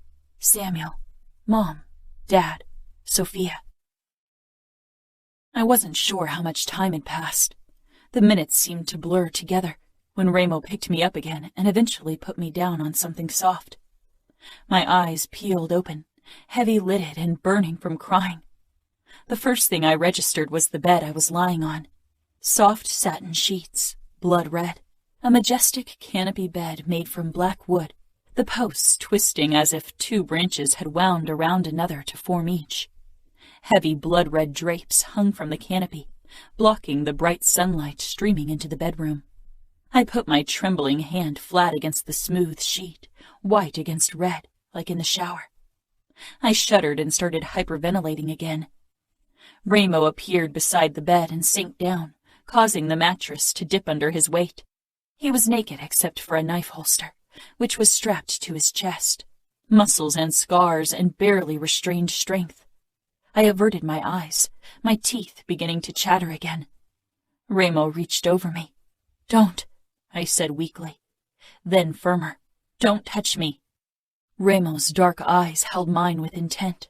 He bent low until his face filled my vision. "After what you saw me do today, you still defy me.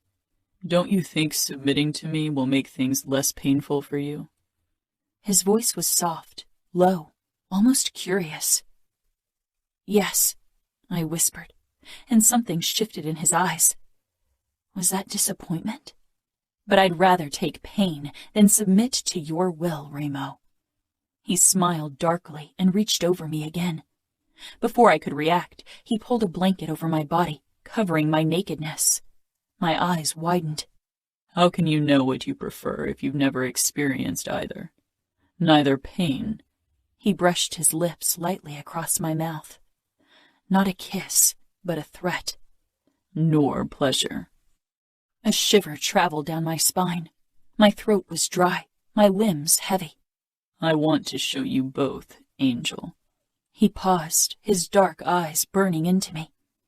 "But I fear you'd rather kill yourself than give yourself to me." He pulled his knife out and put it down beside me. "You should end your life. Take the easy way out, because nobody will come to save you, and I won't stop until I've broken you, body and soul." I believed him. How could I not, with the intense determination and coldness in his dark eyes? I reached for the knife, then pushed into a sitting position and pressed the blade against Remo's throat. He didn't flinch, only regarded me with unsettling eyes. "I won't ever kill myself. I won't do that to my family. But you will never break me. I won't let you." Remo tilted his head, again with a hint of curiosity. "If you want to kill me, do it now, because you won't get another chance, Angel." My hand holding the knife shook. Remo didn't take his eyes off me as he shifted closer to me, climbing up on one knee, then the other until he leaned over me. I pressed harder and blood welled to the surface. My eyes focused on the red coating the blade against Remo's skin. Remo moved over me and drove the knife harder into his flesh. I yielded, fixated on the blood trickling down his throat, on its smell, its bright color. Remo lowered himself on top of me, the knife between our throats, his body covering mine with only the blanket between us. He regarded me, dark eyes peeling away layer over layer of protective walls that I tried to put up. Hysteria swirled in my chest, the memories of the basement clawing at the fringes of my mind. Remo curled his hand around mine and the handle, then slowly pried my hands off it and took the knife from me.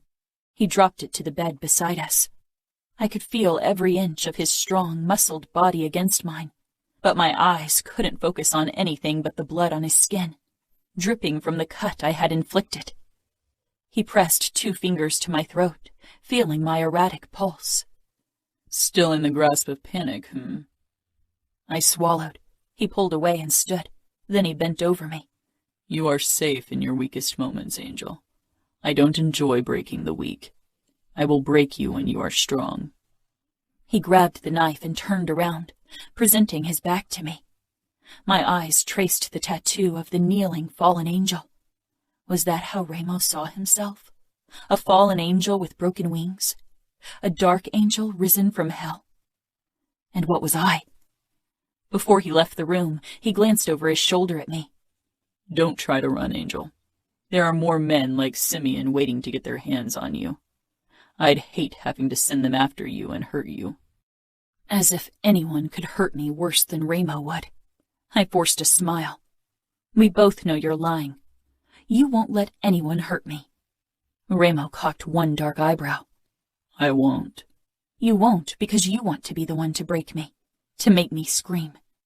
Remo's mouth pulled into a smile that raised the little hairs on my skin, a smile that would haunt me forever.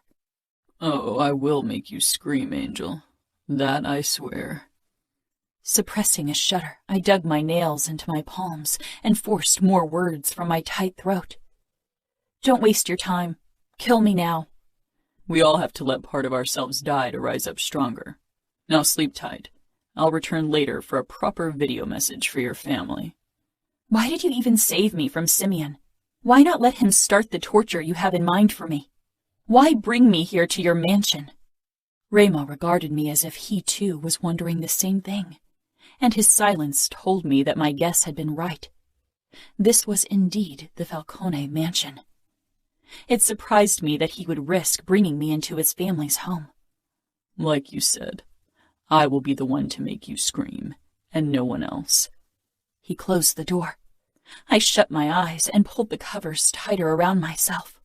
A power play, a twisted game of chess. I wasn't going to be a pawn or a queen, and Remo wouldn't be the king. Chapter 5. Remo. I grabbed sweatpants to put on before I headed downstairs into our gaming room, where Savio, Nino, and Adamo were sitting. Since Chiara had joined our family, my days of walking through the house naked when I pleased were fucking over. My brothers regarded me as if I was a bomb about to detonate. I flashed them a smile. Adamo shook his head but didn't say anything. He didn't try to hide his aversion toward me, or his reluctance about becoming a Camorrista. Nino rose slowly. "You shouldn't have brought her here." I grabbed the pizza menu. "Savio, order pizza for us, and an extra one for Serafina." Nino came around the sofa. My eyes flickered over the tension in his limbs. Remo, take her somewhere else. No, I said. She will stay here, under this roof, where I can keep a fucking eye on her.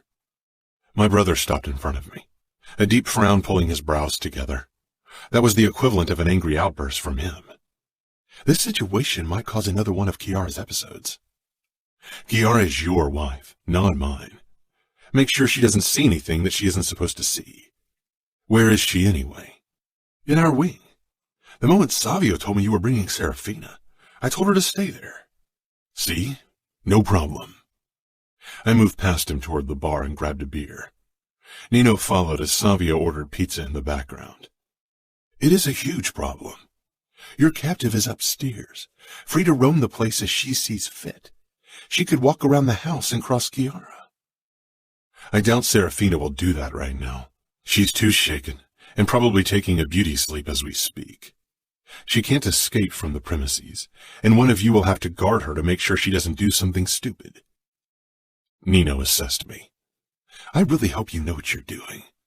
This is supposed to bring the outfit down. Don't forget that, Remo. My mouth pulled wide. It will crush them. They will bleed out slowly, painfully, without ever feeling my blade. This will destroy them. Nino gave a nod because even if emotions were still hard to grasp for him, he knew the effect mind games had in a war. You disgust me, Adamo muttered. 4 days, I reminded him. He stood, jutting his chin out. What if I say no? Savio shoved him. You'd be a fucking disgrace, a traitor. What would you do? Where would you go? Adamo shoved him back. I don't give a fuck. Anything is better than becoming like you. I stalked toward him. He lifted his chin. You say this because from the day of your birth, you've been protected. You've never been subjected to true cruelty. You're a Falcone, Adamo, and one day you will be proud to be one.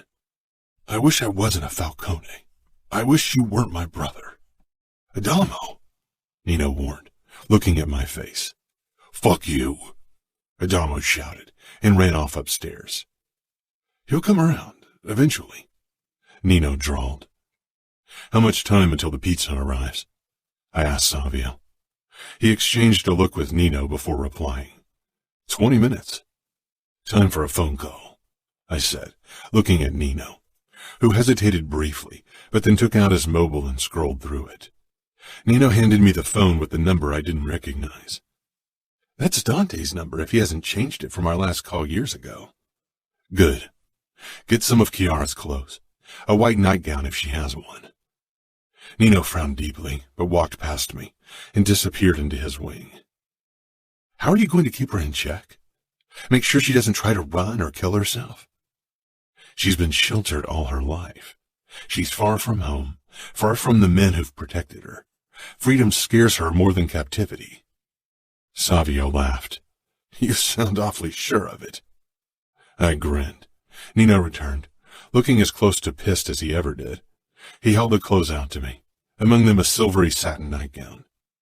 Perfect. Kiara suspects something's the matter. I took the clothes, not bothering to comment, and walked past him toward my wing where I barged into Serafina's room without knocking. My eyes wandered from the empty bed toward the wall behind it, where Serafina tried opening the window, which she couldn't do without the necessary keys. She whirled around, the blood-red sheets wrapped around her body, her blonde hair a wild mane slithering down her shoulders. Her skin glowed so innocently white against the red of the covers. I wanted to run my tongue over it, to see if it would taste as pure as she looked. Not cowering in the bed as I'd expected, but trying to escape. This little birdie seemed desperate to escape my cage, only to flutter right into Danillo's. Her eyes and face held remnants of her earlier panic, but she tilted her chin upward and narrowed her eyes at me, determined to play with the big boys. I strolled into the room, her shoulders pulled back, an act of defiance. But her hand flew up to press the sheet against her body, her fingers splayed out against the red, visibly shaking. My eyes never leaving her, I set the clothes down on the bed, catching the hint of her sweet scent. I caught it earlier, as if she'd been massaged with vanilla oil in preparation for her wedding night. My nostrils flared. Trying to escape my cage, little bird? She tossed me a haughty look. You're awfully fond of creatures with wings. I enjoy breaking them. Her lip curled, and still she managed to be perfectly beautiful. I could guess the images that ran through her mind, of me torturing tiny animals. That was for cowards, for men not capable of facing a worthy opponent. I'm not that kind of psychopath. What kind are you, then? I smiled. You won't be able to open the window. Don't waste your energy trying to escape. Did you have the locks installed specifically for me? Or do you make a habit of locking women in your bedroom so you can rape and torture them for your personal entertainment? I stalked toward her, backed her against the windowsill, then braced myself against the glass, glaring down at her. No, I said. My father had them installed for my mother. Disgust flashed across Serafina's face. You Falcones are all monsters. I leaned down, breathing in her scent. My father was a monster. I'm worse. Her pulse thudded in her veins. I could see her fear throbbing against the unblemished skin of her throat. I stepped back, then nodded toward the clothes. For you. Tomorrow morning you will wear the silver nightgown.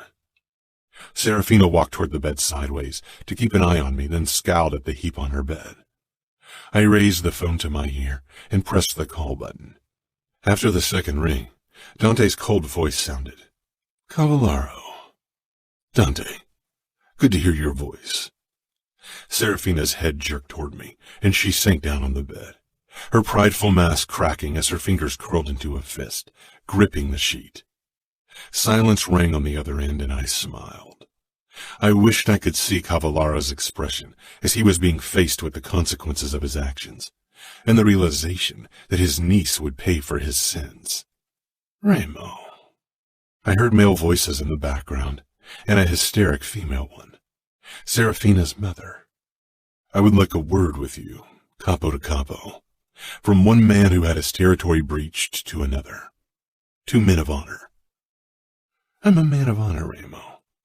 I don't know what you are, but honorable isn't it? Let's agree to disagree on that. Is Serafina alive? He asked quietly. I trailed my eyes over the glaring woman, clutching the red blankets around her naked body. I heard a furious voice in the background. I will break every fucking bone in your body. Is that her twin? Pain flashed across her face, and she swallowed. Is she alive? Dante repeated, his voice shaking with anger. What do you think? She is, because alive, she is worth more than dead. Indeed.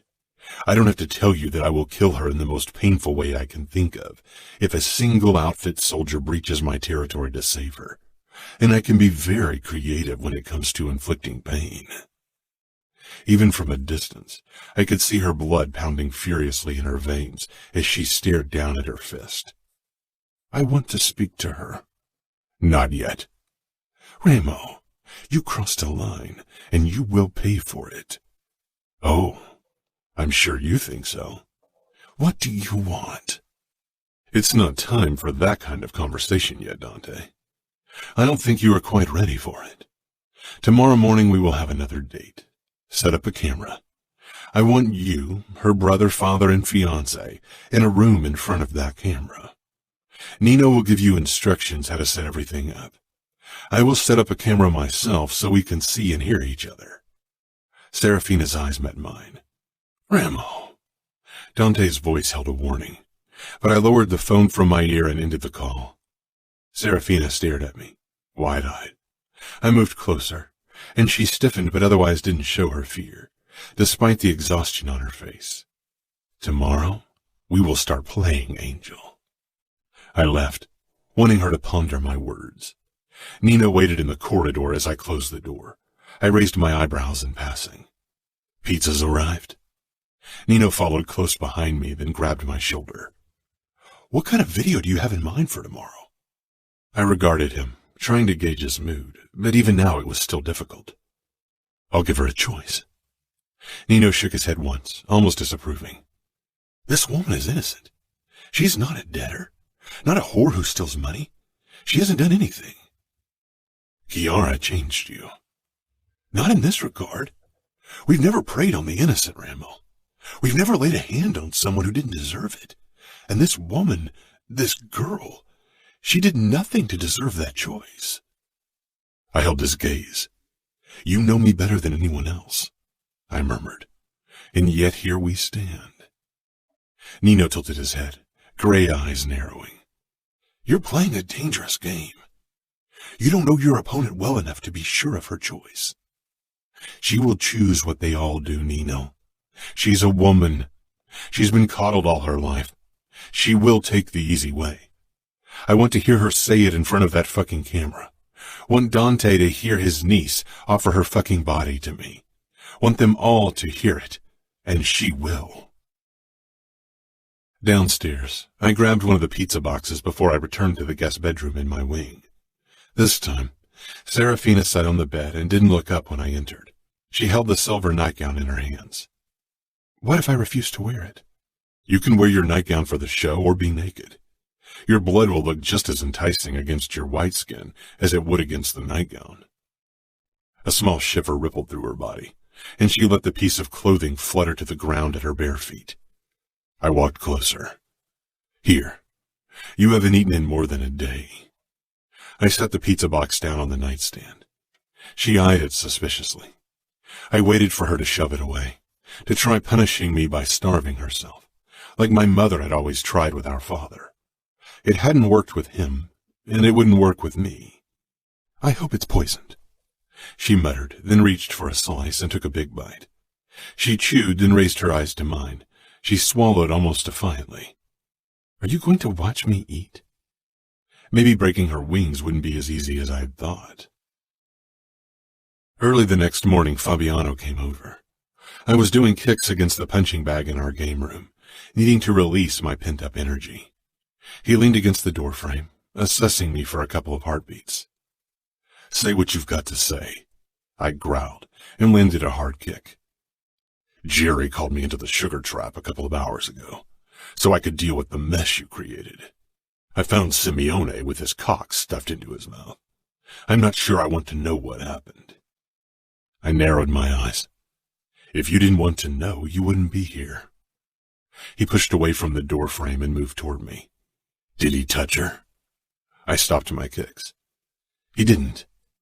He thought he could watch Serafina showering. Fabiano evaluated my face. Where is she? In bed. His eyebrows rose. In your bed? I didn't say anything, but I met his eyes straight on. He sighed. So you... He searched for the right word, then gave up. I thought you wanted to use her virginity as leverage against Cavallaro and her fiancé. I tried to gauge Fabiano's feelings, but he was too good at masking them. If he put that kind of effort into hiding his feelings, he would only disapprove of me taking Serafina with force. I stalked toward him. Do you harbor feelings for her? He grimaced. Really? I have Leona. I'm not interested in Fina. But you didn't like the idea of me hurting her. You are Capo. You do with her whatever you want, but no. I don't like the idea of you punishing her for something the outfit did. I respected Fabiano for his honesty. Most men were too cowardly to tell me the truth to my face. Then you should leave now, because I have a call set up with Dante and her family in 2 hours, and Serafina will play the leading role. He looked away, a muscle in his cheek twitching. I should return to Leona. You do that. Go to your girl, and I will go to mine. She isn't yours, Remo. She didn't choose you. That's a big difference, Fabiano said before he turned and left. I returned to the punching bag and kicked it harder than before. Serafina. Even the next morning, the pizza lay heavily in my stomach, but at least now my stomach was churning for another reason than terror. I considered eating another piece for breakfast. I needed all the energy I could get if I wanted to figure out a way to beat Remo at his own game, because no matter how sheltered I I knew Remo wouldn't have set up a video call with my family if he didn't know he had something to show them that would hurt them. I barely slept through the night. Remo hadn't locked my door after he left, but I didn't try venturing outside, fearing it was a trap. I was still too shaken to plan my flight in a way that would guarantee its success. I slid the satin nightgown over my head, even if I didn't want to give Remo even that small victory, but I'd have to pick my battles if I wanted to survive. Steps in front of the door made me stiffen, and I got up from the bed, preferring to stand when facing Remo.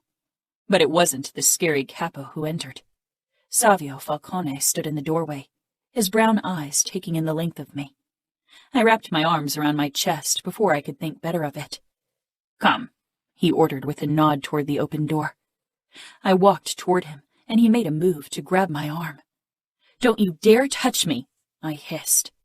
His eyebrows shot up, and he smiled arrogantly.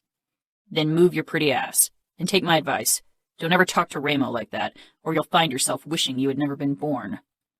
I sent him a scathing look as I followed him through the house, taking in my surroundings. It was a spacious, twisted place that quickly left me confused. I could feel Savio's eyes on me occasionally, more curious than sexual, but still his presence made me nervous. He was tall and muscled and too confident. Eventually, he led me down a steep staircase into a basement. "Of course you Falcones have your own underground torture chamber," I muttered, but even I could hear the undercurrent of panic in my voice. A desolate, abandoned smell hung in the air. Thankfully, no excrements or blood. Savio didn't say anything, but he motioned for me to enter a room on the right. Remo was already inside. "Here she is. I'm meeting Diego. Tell me how it went," Savio said with a laugh. "You'll get to see the recording," Remo said. His dark eyes locked on mine. "Stand over there," he ordered, pointing at a spot in the center of the room. I followed his command, my brain whirring. The room was empty. No mattress, no chair, nothing except for a table with a camera that was pointed at me. Remo walked around me, scanning my outfit. The silvery satin nightgown clung to my body, and as my nipples puckered in the cold basement, Remo's eyes were drawn to them. I shivered. Nino came in as well, and my terror increased as I watched him readjust the camera and put a big screen on the table in the corner. He turned the screen so it was facing our way. "Remo," he said, and his brother went over to him. Nino frowned, but Remo touched his shoulder, then looked at me. My nails found their way into the soft flesh of my palm. The screen flashed to life, and on it I saw my family and Danilo, and my legs almost buckled. Samuel jerked, his eyes so full of despair it tore at me, and Dad had dark circles under his eyes. Dante and Danilo were better at controlling their emotions, but they too didn't look their usual composed selves. "I'm so glad you could make it," Remo said in a British accent, all posh and sophisticated. Wrong. A man like him, shrouded in an air of violence and cruelty, was anything but an English gentleman. Remo smiled cruelly at them, then turned to me, and his dark eyes flashed with excitement. "Serafina, in Las Vegas, women get a choice." His voice had returned to its normal, low, threatening vibrato. "Don't you dare!" Samuel shouted, lunging toward the camera as if it was Remo. Dante gripped his arm to stop him, but even my uncle appeared at the edge of control. Remo ignored them, except for a twitch of his lip. He pulled out the knife he'd used to slaughter Simeon and showed it to me. "They can pay for their sins with pain or pleasure." I shuddered. "You have no right to judge other people's sins," I whispered harshly. Remo slowly walked behind me, too close, his breath hot against my neck. My eyes landed on the screen and met Samuel's desperate gaze. He looked on the verge of breaking. I needed to be strong for them, for him and Dad, and even Dante and Danilo, for the outfit. "What do you choose, Serafina? Will you surrender to torture or pay with your body?" I held Samuel's gaze. I'd take my pride to the grave with me. Women were built to give birth. These men could brave pain, and so could I. Remo stepped back into my view. "If you don't choose, I will make the choice for you." His eyes and face said he knew my choice, was sure of it, because I was a woman, weak and insignificant. I smiled arrogantly. I will choose the bite of cold steel over the touch of your unworthy hands any day, Remo Falcone. His eyes flashed with surprise, respect, and terrifying excitement. I will enjoy your screams. Remo, this is enough, Dante ordered. Remo only stared at me, murmuring, We have only just begun. Without a warning, he gripped me, whirled me around, and jerked me against his body, his chest, every inch of him pressing against my back and ass. His hand cupped my chin, tilting my head up so I was forced to look at him. He wanted to see my eyes, my expression, my fear and terror when he made me scream. I returned his gaze with all the hatred and disgust I could summon. I hoped I'd be strong enough to deprive him of my screams, prayed for it. Where would you like to feel my blade? He held the gleaming steel right before my eyes, letting me see the sharp edge of it. I had seen that both Remo's and Nino's Camorra tattoos covered scars on their forearms. Maybe it meant something, maybe not. I had nothing to lose at this point. Or did you change your mind about your choice? Will you pay with your body after all? I didn't trust my voice because terror clogged my throat, and Remo could see it. I gripped his wrist and guided the knife to my arm until the cool blade touched the soft skin of my forearm, close to my veins. Something flickered in Remo's eyes, and triumph filled me, because for some reason, this spot got to him. I kept my hand on his as the blade rested against my sensitive skin. Remo pressed, and I tensed at the slight burn, but he wasn't really cutting yet, as if he couldn't bring himself to do it. I couldn't believe it was because he had reservations about hurting me. This was the cruelest man in the West, after all. And it definitely wasn't because he couldn't bear to destroy my unblemished skin. I was sure he'd love to be the first to leave a mark. There was something else holding him back, something dark and powerful. I pushed against his hand, pushed it down on my arm, and the blade cut my skin. But Remo resisted. I searched his dark eyes, wondering what went on in their depths, terrified of ever finding out. Remo's eyes hardened, turned harsh, brutal, and finally he pressed the blade down and it cut through my skin. Sharp pain burned through me, and I shook under the force of it, my hand still on top of his as he drew the knife across my skin, but not stopping him. For some reason his eyes reflected my pain, as if he could feel it more profoundly than I did. Remo released my chin, his arms snaking around my waist to keep me upright, but I kept my head tilted up, my eyes burning into his.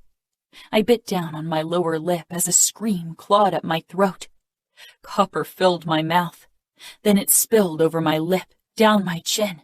Remo stalked the blade, something in his eyes keeping me frozen. Enough, Dad roared. Stop it. Stop it now. Remo's brows drew together as our gazes remained locked. He released my waist and stepped back. My legs buckled and I fell to the ground, my knees colliding with the hard floor. I barely registered the pain. I sat back on my haunches as I cradled my arm in my lap. The cut wasn't as deep as I thought, but blood soaked my silver satin gown, and the blood from my lip quickly joined it. I looked up to see Remo turning off the camera, then the screen. Samuel's desperate face disappeared from view. Nino stood against the wall, his eyes on my wrist and an unsettling expression on his face. Remo had his back turned to me, facing his brother, but his shoulders were heaving. I forced my body to stand, despite the shaking of my legs, and let my bleeding arm hang in front of me on display. Nino tore his gaze away and stared at Remo. I wasn't sure what passed between them. Not sure I ever wanted to find out. Remo slowly turned his head, his cruel eyes meeting mine, dark pools of rage leaving me breathless. For once he didn't smirk or smile, didn't look superior or furious. He looked almost confused in his own terrifying, otherworldly way, and I swore to myself that no matter the price, no matter what it would cost me, one day I would be the one to bring Remo Falcone to his knees. the one to break the cruelest man I knew. Chapter 6. Remo. Nino's expression was strange, but he wasn't about to lose his shit again. He was staring into my eyes, no longer at Serafina. He swallowed, then the cold mass took hold of his face and he straightened. My eyes fell to the scars on his wrist covered by our tattoo, then to similar scars on my skin, not as straight, not as focused. I almost touched the fucking scar over my eyebrow, like I'd done in the weeks after. You will have to stitch her up yourself. You played this game and lost. You underestimated your opponent. He drawled, then left, leaving me standing there, fucking furious and fucking ecstatic. I turned around slowly. Serafina was swaying, but trying to stand tall. Her chin was covered in blood from the wound in her lip, from biting down on it to stop a scream. She didn't give me a single one. My gaze dipped lower. Her nightgown was stained with the blood still trickling from the cut in her arm, which she cradled against her chest. She was supposed to choose differently, like all the other women always did. Instead, she'd caught me off guard, had taken the painful road, had forced my fucking hand. She hadn't given me the triumph of offering her body to me on a silver platter in front of Dante fucking Cavallaro and her fiancé. Nino was right. I'd underestimated my opponent because I compared her to the women I'd dealt with so far. But Serafina was nothing like them. Proud and noble. I wouldn't underestimate her again. And I would get that fucking scream. I would get more than that. My eyes were drawn to her arm. Why had she chosen that spot? When I looked back up, Serafina met my gaze with one of triumph. She knew she had won. I stalked toward her, anger simmering under my skin. She tensed, swayed again but didn't fall. I took her arm and inspected the wound. It wasn't deep. I hadn't put enough pressure behind the blade to cut deep. I hadn't wanted to cut her at all, which was a new experience. Seeing the blood on her perfect skin didn't give me the deep satisfaction it usually did. How did it feel to hurt me? Does it excite you? She asked fiercely.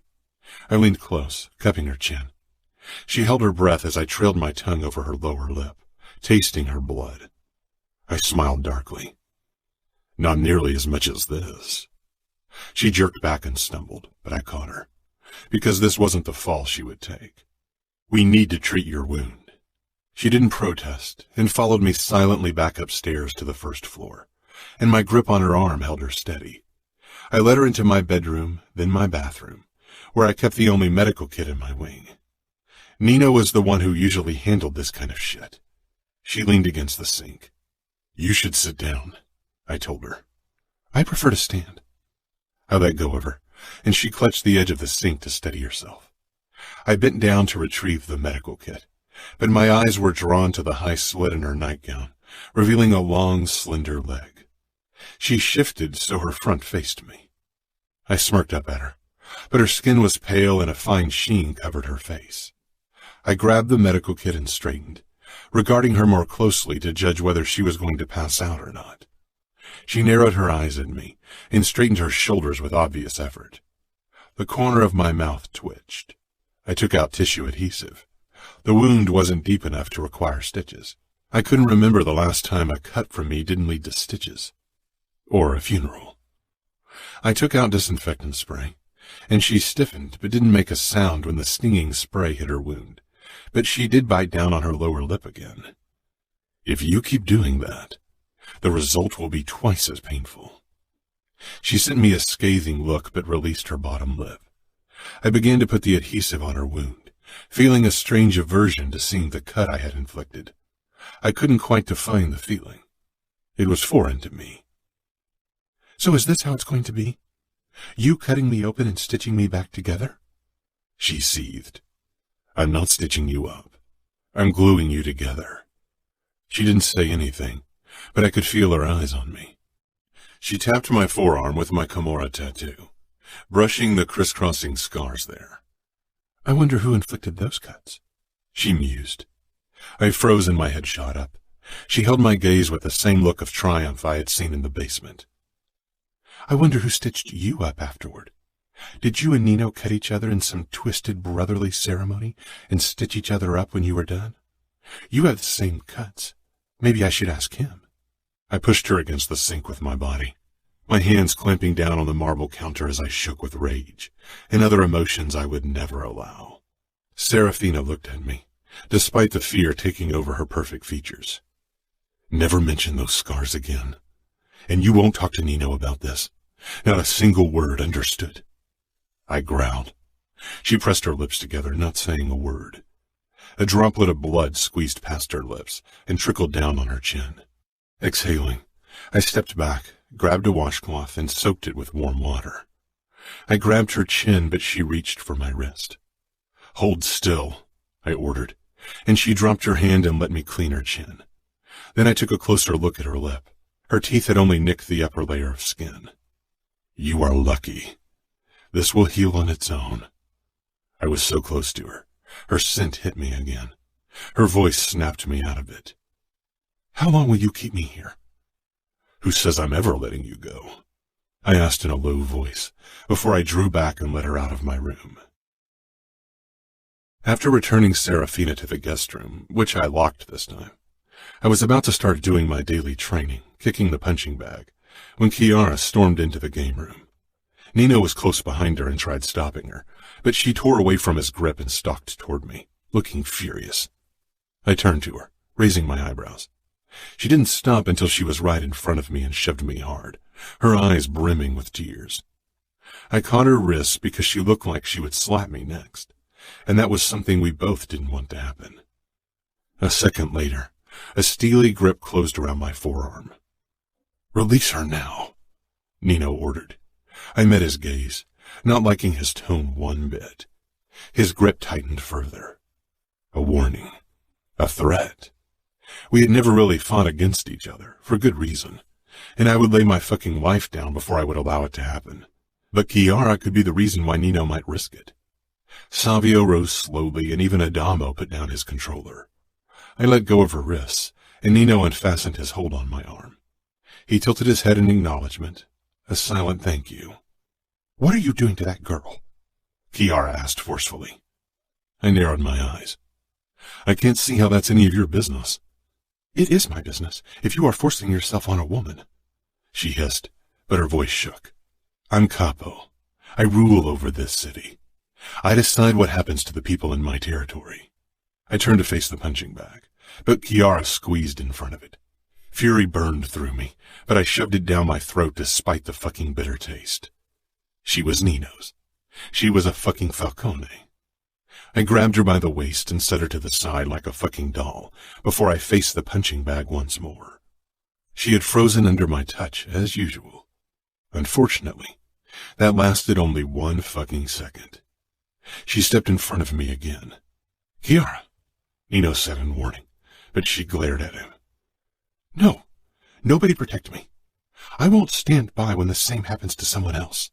Get out of my way, I said in a low voice, feeling my own anger rising. Or what? She whispered harshly. I said get out of my way, Chiara. She took a step toward me, bringing us almost chest to chest. And I said no. It's a mountain I'm willing to die on. I don't care about your vendetta with the outfit, or what happened in your past. An innocent woman won't suffer for it. I couldn't believe she mentioned our fucking past. Nino should have never told her about it. Nino moved closer, watching me, not Chiara. Fucking dread flickered in his eyes. Something I still had to get used to because my brother had always been emotionless until he met Chiara. I tried stepping past his wife, but she grabbed my wrist. My gaze darted to her thin fingers, then back up to her face. Nino shifted slightly, muscles tensing. I gave him a wry smile. Was he thinking about attacking me? His expression stayed cautious. I met his gaze and twisted my free hand, so he saw my tattoo and the crisscrossing scars beneath it. He should know that no matter how infuriating his wife was, I never hurt her. His brows drew together, and he relaxed with a small nod. Chiara tightened her hold. You protected me from my uncle when he wanted to humiliate me by dancing with me on my wedding. You helped Nino kill him. I interrupted her, growing tired of her emotionality. You can calm down. I want Serafina to come to my bed willingly, and not by force. So you can fucking release me now. She regarded me closely. She won't. Why should she? You kidnapped her. And you were forced into an unwanted marriage to my brother. What's the difference? She removed her fingers from my wrist. Nino wrapped his arm around her shoulder. It's not the same, she whispered. The only difference is that in your case your family decided who you got, while Serafina's family had no say in the matter. Neither of you had a real choice. She shook her head and peered up at Nino with so much fucking love, I knew I could never hurt a single hair on her body. She returned her gaze to mine. Let me talk to her, she said, not asking, but ordering. Is that a fucking order, Chiara? I asked in a threatening voice. Maybe she needed reminding that I was her capo. Nino squeezed her shoulder, but she held my gaze, then stepped forward out of his grip and closer to me. No, she said softly, looking at me with those big brown eyes, as if that would warm my heart. I am asking you for permission, as your sister-in-law and as a Falcone. Fuck, I snarled and glared at Nino. Couldn't you have chosen an airheaded wife? She's as good at manipulation as you are.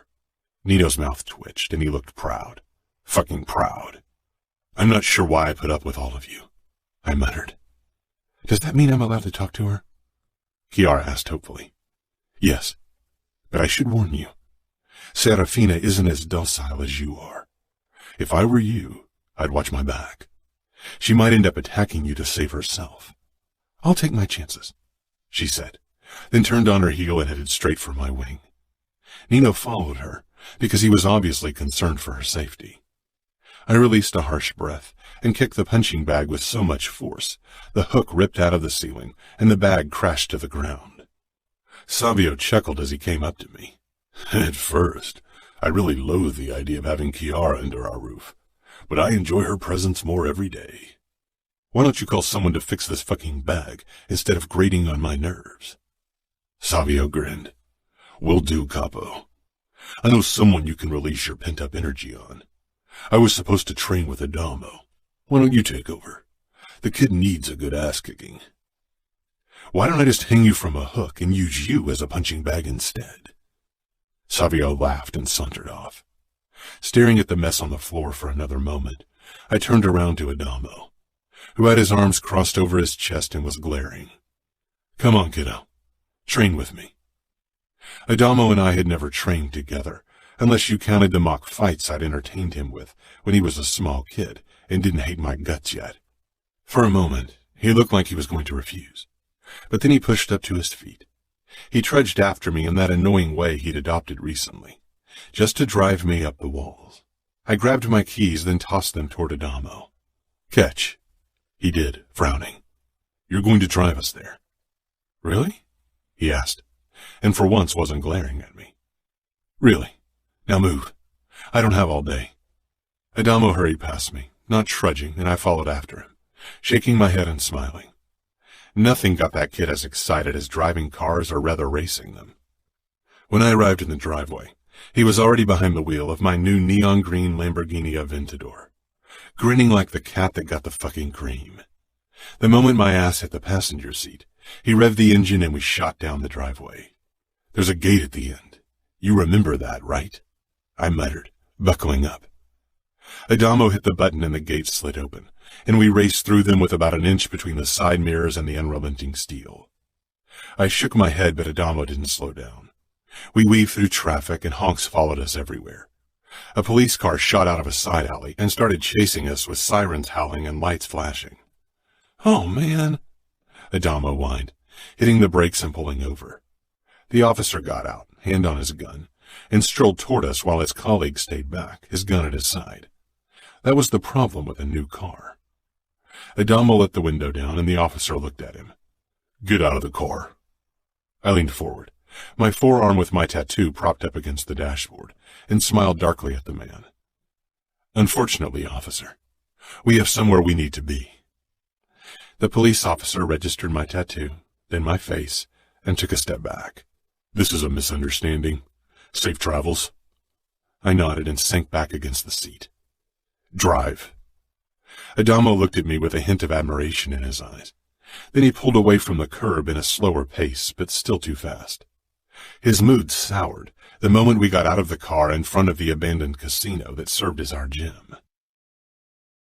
I waited for Adamo in the cage, but he took his sweet-ass time getting ready. When he finally shuffled toward me, I really wished he were someone else, because I wanted to viciously destroy my opponent. Adamo climbed in and closed the door before he faced me. He had grown these last few months. He was still much scrawnier than Nino and me and even Savio, but he was filling out nicely despite his reluctance to fight. His arms hung limply at his side as he watched me with apprehension. "Come on, kiddo. Show me what you got." "Don't call me kiddo," he grumbled. I smiled challengingly. "Make me. So far nothing I've seen has hinted at you being more than a sulking kid." He curled his hands to fists, eyes narrowing. "Better. At least I don't enjoy hurting girls." So that was what had his panties in a bunch. "You don't enjoy doing anything else with them either," I taunted, trying to finally get him to act on his anger. I couldn't give any less fucks if Adamo was a virgin or not. I didn't understand it one bit, but he could fuck whomever, whenever, however he wanted. "I like girls." "Not their pussies, obviously." He flushed bright red. We still had a lot of work to do. "Have you kissed a girl at least?" I took a step closer to him. He looked away and my smile widened. "Who was it? A girl from school? Or a whore after all?" His eyes flashed with anger and he charged at me. His kick was surprisingly well placed, but I blocked it with both of my forearms, then punched Adamo's side hard. Not nearly as hard as I wanted, though. He gasped, but still sent several punches my way. We found a good rhythm, and I could see Adamo getting into it, as if this was one of his annoying video games. I had to admit I enjoyed the sparring. It wasn't more than that, though, because if I had really fought Adamo, the kid would have been on the ground. Eventually, we leaned against the cage, sipping water and dripping sweat. "I didn't think you'd hold back. I thought you wanted to kick my ass because I'm a fucking disappointment in your eyes." I lowered the bottle. "What makes you think I held back?" He snorted. "You are the strongest fighter I know. I wouldn't stand a chance against you." "Not yet. Maybe one day. And you aren't a disappointment." He shook his head. "I'll never be like you and Nino or even Savio. I don't want you to be like any of us. I only want you to be a Falcone and be proud of it." Adamo stared at me with a frown, then looked down at his bottle. "Can we do another round?" "Sure," I said, even if I was eager to return to Serafina. "Don't hold back as much this time," Adamo said. My lips pulled wide and I set the bottle down. I should have fought with Adamo before. Serafina. I lay on the bed, staring up at the ceiling, worrying about my family, especially Samuel. He was so protective of me. What if he did something stupid like attack and get himself killed? I wanted to be saved, but if something happened to Sam, I wouldn't survive. I'd rather suffer pain and endure Remo's presence than see my brother get hurt. A heavy weight settled in my stomach when I remembered the look in his eyes when Remo had put the knife against my skin. That look had hurt so much more than the shallow cut. But the cut had given me an important piece of information about Remo. He had a weakness, and it had something to do with those scars and his brothers. Steps sounded in front of my door, and someone knocked. I sat up, surprised. Nobody had bothered to knock. The lock sounded and the door swung open as I stood, and a young woman with dark hair and dark eyes, wearing a red summer dress, stepped in. She was shorter than me, and must be the source of the clothes Remo had brought me to wear. It explained why the maxi dress I was wearing ended mid-calf. I had never met her, but I knew who she was. Not a single person in our world didn't know her. "Chiara Vitiello," I said. The poor Famiglia woman who was thrown to the Falcone wolves to be devoured. Everyone had heard of that union. It had been the gossip of the year among outfit women. I had only felt pity for the girl, but she didn't appear as if she needed or wanted it. "Chiara Falcone now, but yes, that's me." She looked over her shoulder with a small frown, and I followed her gaze, finding Remo Falcone standing behind her. You don't have to stay. Serafina and I are going to talk. She poses no danger to me. He was worried I'd attack his wife? Maybe using her as a human safety shield would have gotten me out of the mansion, but I wasn't that brave. If I failed, I knew what that would mean, because the look in Nino's eyes sent an icy shiver down my spine. I will stay, he said firmly, looking straight at me as he walked in, closed the door, and leaned against the wall. And if you make a move toward my wife, the consequences will be very unpleasant. Chiara's cheeks turned red. She gave me an apologetic smile before stepping close to him, touching his chest. I didn't hear what she was saying, but Nino's expression remained stoic. He shook his head once, and she sighed. She came toward me. I eyed her warily. Not only had she been a Vitiello, but she was now a Falcone. Neither were names that set me at ease. I'm sorry. He's very protective, she said with a small smile. I gave Nino the once-over. That's obvious. His expression remained a cold mask. Remo would have given me his twisted smile, or that scary signature look, and I had to admit I preferred it to Nino's unreadable face, because I had no doubt that he was just as brutal and messed up as his brother, but even harder to read. Chiara extended her hand. Call me Chiara. I hesitated, then took it. Serafina. Her eyes fell to my arm. I'm sorry. That's not your apology to hand out, I told her as I returned to the bed and sank down. I fear it's the only one you're going to get, she said with a hint of disapproval. At least she seemed appalled by her crazy brother-in-law hurting me. I don't want Remo's apology. I want him lying at my feet in his own blood. I sent Nino a smile, gauging his reaction, but his expression didn't change. He might as well have been carved from ice. If he couldn't be taunted into carelessness, my chances of getting past him were nil. If I ever tried an escape attempt, I would have to make sure he wasn't close by. Chiara's eyes widened a tad as she perched on the edge of my bed, smoothing out her dress. I think you will have to join the end of the queue. The world is full of people who want the same. Oh, I liked her. Stifling a smile, I asked, Are you one of them? She pursed her lips. No, I'm not. He's the one hurting you then, I said with a nod toward her emotionless husband. Only now something dangerous flickered in his eyes. He definitely wasn't indifferent to his wife. Chiara glanced at Nino, and the smile tugging at her lips surprised me. Nino would never hurt me. He is my husband. She sounded honest, and more, she sounded in love. I'd heard the rumors of what had happened to her and what the Falcones had done to her uncle. Maybe she was just grateful. Why are you here? I asked eventually. I thought you'd like female company. I'd like to return to my family, to my home. I'd like Remo to stop his twisted games. That's what I'd like. I whispered harshly, feeling bad for snapping at her, but not being able to help myself. She nodded. I know. I doubt you've come to offer your help. You are loyal to the Falcones. Again, her eyes moved to Nino. I am. They are my family. I looked away, thinking of my own family, of Samuel, and my heart clenched tightly. She startled me when she leaned closer, and Nino, too, tensed and straightened. Despite my apparent apprehension, she brought her mouth close to my ear and whispered, These men are cruel and brutal, but it's not all there is to them. I think you can get under Remo's skin. I wish it for both of you. She pulled away and straightened. I'll see what I can do so you are allowed to spend your days outside of this room. We could sit in the garden. There's no reason why your captivity should be more unpleasant than absolutely necessary. I stared at Chiara. She surprised me, but if she really thought anyone could get under Remo Falcone's skin, then life in Vegas had twisted her brain. Chapter 7. Serafina. There wasn't a clock anywhere in the room, but it must have been early afternoon by now. Except for the cold pizza and the tap water, I hadn't had anything to eat or drink. Maybe this was another part of Remo's game. Glancing out of the window, I tried to find the end of the premises. But from my vantage point, the gardens surrounding the Falcone mansion appeared endless. What was Samuel doing now? I closed my eyes. He would blame himself for what happened. I knew him. He had always seen himself as my protector. I wished I could hear his voice, could tell him that it wasn't his fault. And Mom and Dad, I hoped they had at least found a way to keep the truth from Sophia.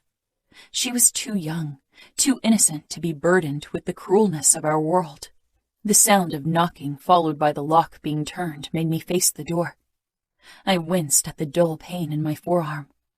A teenage boy in fight shorts and a t-shirt stepped into my room. He had slightly longer curly brown hair and was lean but muscled.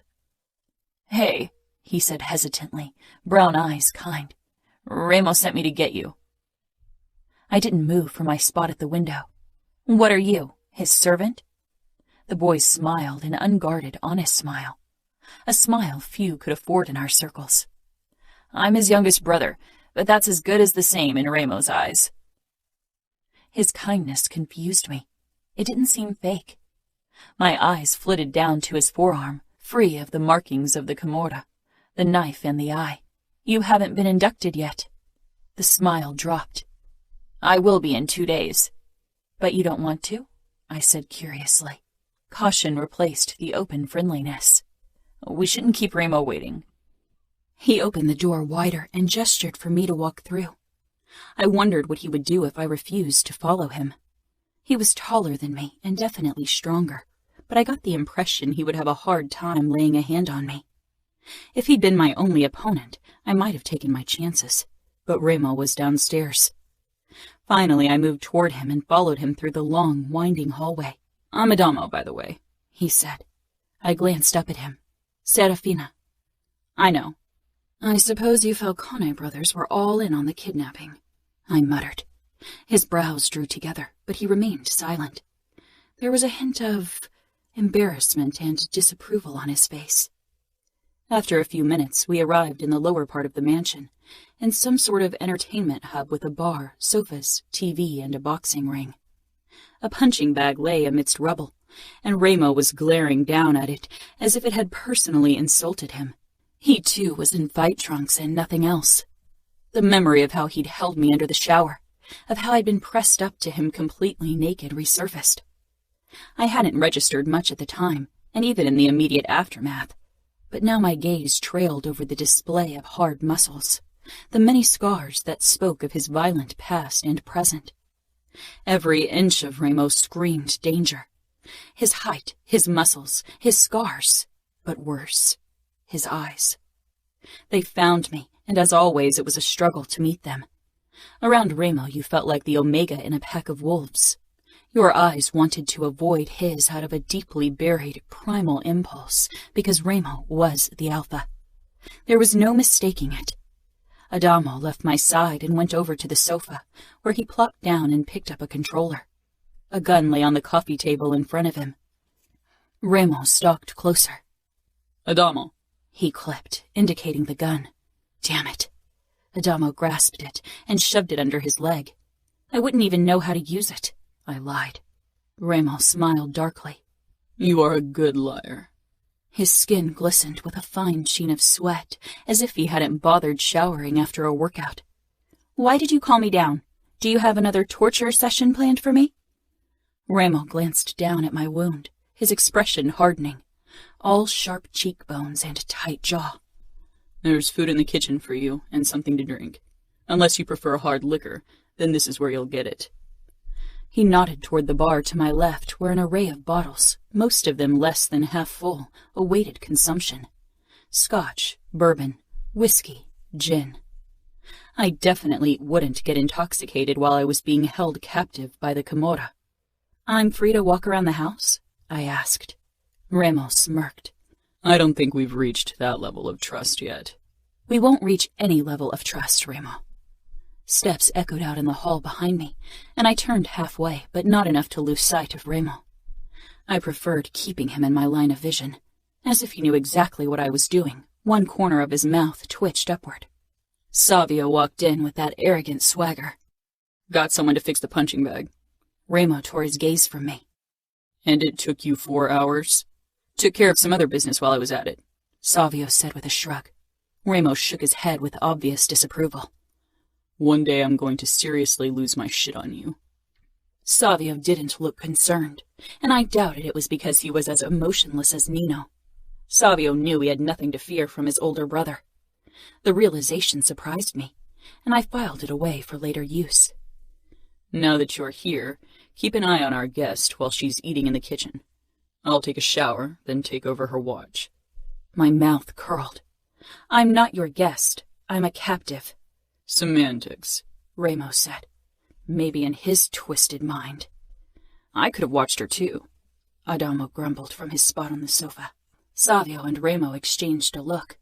Either they worried their younger brother would help me, or they worried he wouldn't be able to stop me from escaping. Interesting.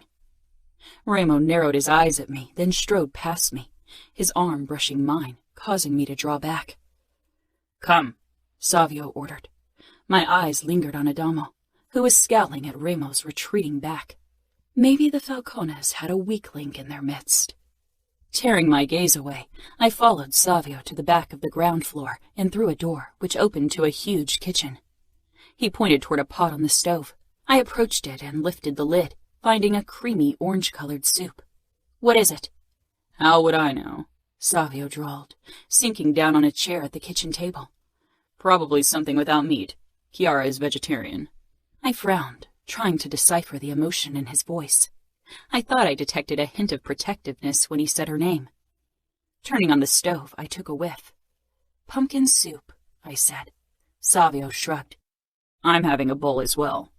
I stared at the arrogant bastard. Did he think I'd fix him lunch? Why don't you haul your lazy ass off the chair and get your own bowl? He did haul his ass off the chair and advanced on me. He braced himself against the stove on either side of my waist, cornering me. I'm not Remo, he said quietly. But I'm a Falcone, and I love bloodshed. You better watch your tongue. I didn't say anything. Savio was scary in his own way. The soup started bubbling behind my back, and Savio finally withdrew, turning around. I opened a drawer to look for a ladle when a plan took form. Remo was upstairs showering. I hadn't seen Nino anywhere. Only Adamo was in the living room, and potentially a workman, who, knowing Vegas, wouldn't come to my help. It was the best opportunity I've had so far. I gripped the heavy pot by its handles and swung back to gain momentum, but before I could release my hold, Savio whirled around. I catapulted the pot with the boiling soup at him. In an impressive show of reflexes, he lunged to the side, avoiding the pot and most of its contents. Splatters of yellow soup covered him from head to toe. I took my chance and tried to rush past him. His hand shot out, clamping down on my wrist, and he shoved me away with an infuriating air of arrogance. Spinning myself around, my hip bones collided with the edge of the table. I fell forward, my elbows hitting the hardwood, my butt jutting out in an undignified way. I like your ass from that vantage point, Savio commented. As long as you like it from a distance, Remo warned. I whirled around. Standing in the open door, Remo took in the mess on the floor and on his brother. What the fuck happened here? Savio grimaced at his shirt, then scowled at me. That bitch tried to boil me alive. I straightened, trying to hide my fear of what my punishment would be for the attack, but then Remo laughed. A low rumble that raised goosebumps on my skin. I'm glad you find it funny, Savio muttered. I'm done. Next time you're busy, do me a favor and ask Nino to watch her. He stalked out without another glance. Clean that up, Remo ordered with a nod toward the floor, the amusement gone from his voice. I remained where I was. Remo walked around the lake of orange on the floor and stopped right in front of me, forcing me to tilt my head back. He cupped my chin. Let me give you a piece of advice, Angel. Choose your battles wisely, he murmured threateningly. And now you will clean the floor. I don't give a fuck if your highborn hands aren't supposed to get dirty. I lowered my eyes from the harshness of his gaze, but tried to mask it as me drawing back from his touch. Where's a mop? Remo turned and headed for the door. I'll be back in exactly 2 minutes, and you won't move a fucking inch. Understood? I pressed my lips together, a small act of defiance. If it could even be considered that, because Remo knew I'd obey. Very few people would have dared to defy Remo in that moment. I hoped one day to be among them. Remo, I headed for the utility cupboard. Savio leaned against the bar, nursing a drink and his bruised ego. Next time you should pay more attention. He glared. I think from the two of us, you have more reason to worry. She's yours, not mine. Wait till she tries to boil your dick. I can control Serafina. Don't worry. I took a mop and a bucket out of the closet before I returned to the kitchen. Serafina stood at exactly the same spot, frowning down at the floor. She kept surprising me. The photos I'd seen of her on the internet and the accompanying articles had suggested she was an ice princess. Cold, prideful, fragile. As easy to crush as fresh snow. But Serafina was like eternal ice. Breaking her with force was difficult, not impossible, because I knew how to break, but that would have been the wrong approach. Even eternal ice yielded to heat. I handed her the bucket and the mop, which she both took without protest. She avoided my eyes as she set out to fill the bucket with water and put it down on the ground. It became apparent pretty quickly that Serafina had never wielded a mop in her life. She used too much water, flooding the floor. Leaning against the counter, I watched her in silence. She should have taken a rag, gotten down on her knees, and cleaned the floor properly. But I knew her pride would stop her from kneeling in my presence. Proud and strong and painstakingly beautiful. Even sweaty and covered with soap. The floor was still smeared with soup when she finally gave up. The mop's not working properly. It's not the mop's fault. Trust me. I wasn't raised to clean floors. She snapped, wayward strands of hair clinging to her cheeks and forehead. No, you were raised to warm a man's bed and spread your legs for him. Her eyes widened, anger twisting her perfect features. I was raised to take care of a family, to be a good mother and wife. You can't cook, can't clean, and probably have never changed a diaper in your life. Being a good mother doesn't seem to be in your future. She shoved the mop away so it clattered to the floor, and moved closer, then jerked to a halt halfway. What do you know about being a good mother, or a decent human being? My chest constricted briefly, but I pushed through it. I know how to change a diaper for one, and I provided my brothers with protection when they needed it. That's more than you can say for yourself. She frowned. When did you change a diaper? When Adama was an infant, I was already 10, I said. It was more than I'd wanted to reveal in the first place. My past wasn't Serafina's business. Now come. I doubt you can do better than this. The cleaning staff is coming in the morning anyway. You let me clean this even though you have people for it? Your pride will be your downfall, I said, and your fury will be yours. Then we'll fall together. Isn't that the beginning of every tragic love story? My mouth twisted at the word. What a waste of energy. Our mother had loved our father. She'd hated him too, but her love had stopped her from doing what was necessary. She'd let our father beat and rape her, had let him beat us because it meant he wouldn't lay a hand on her. She never stood up to him. She cowered, and worse, turned his anger toward us to protect herself. Her one act of fucking defiance was to punish our father by killing his sons.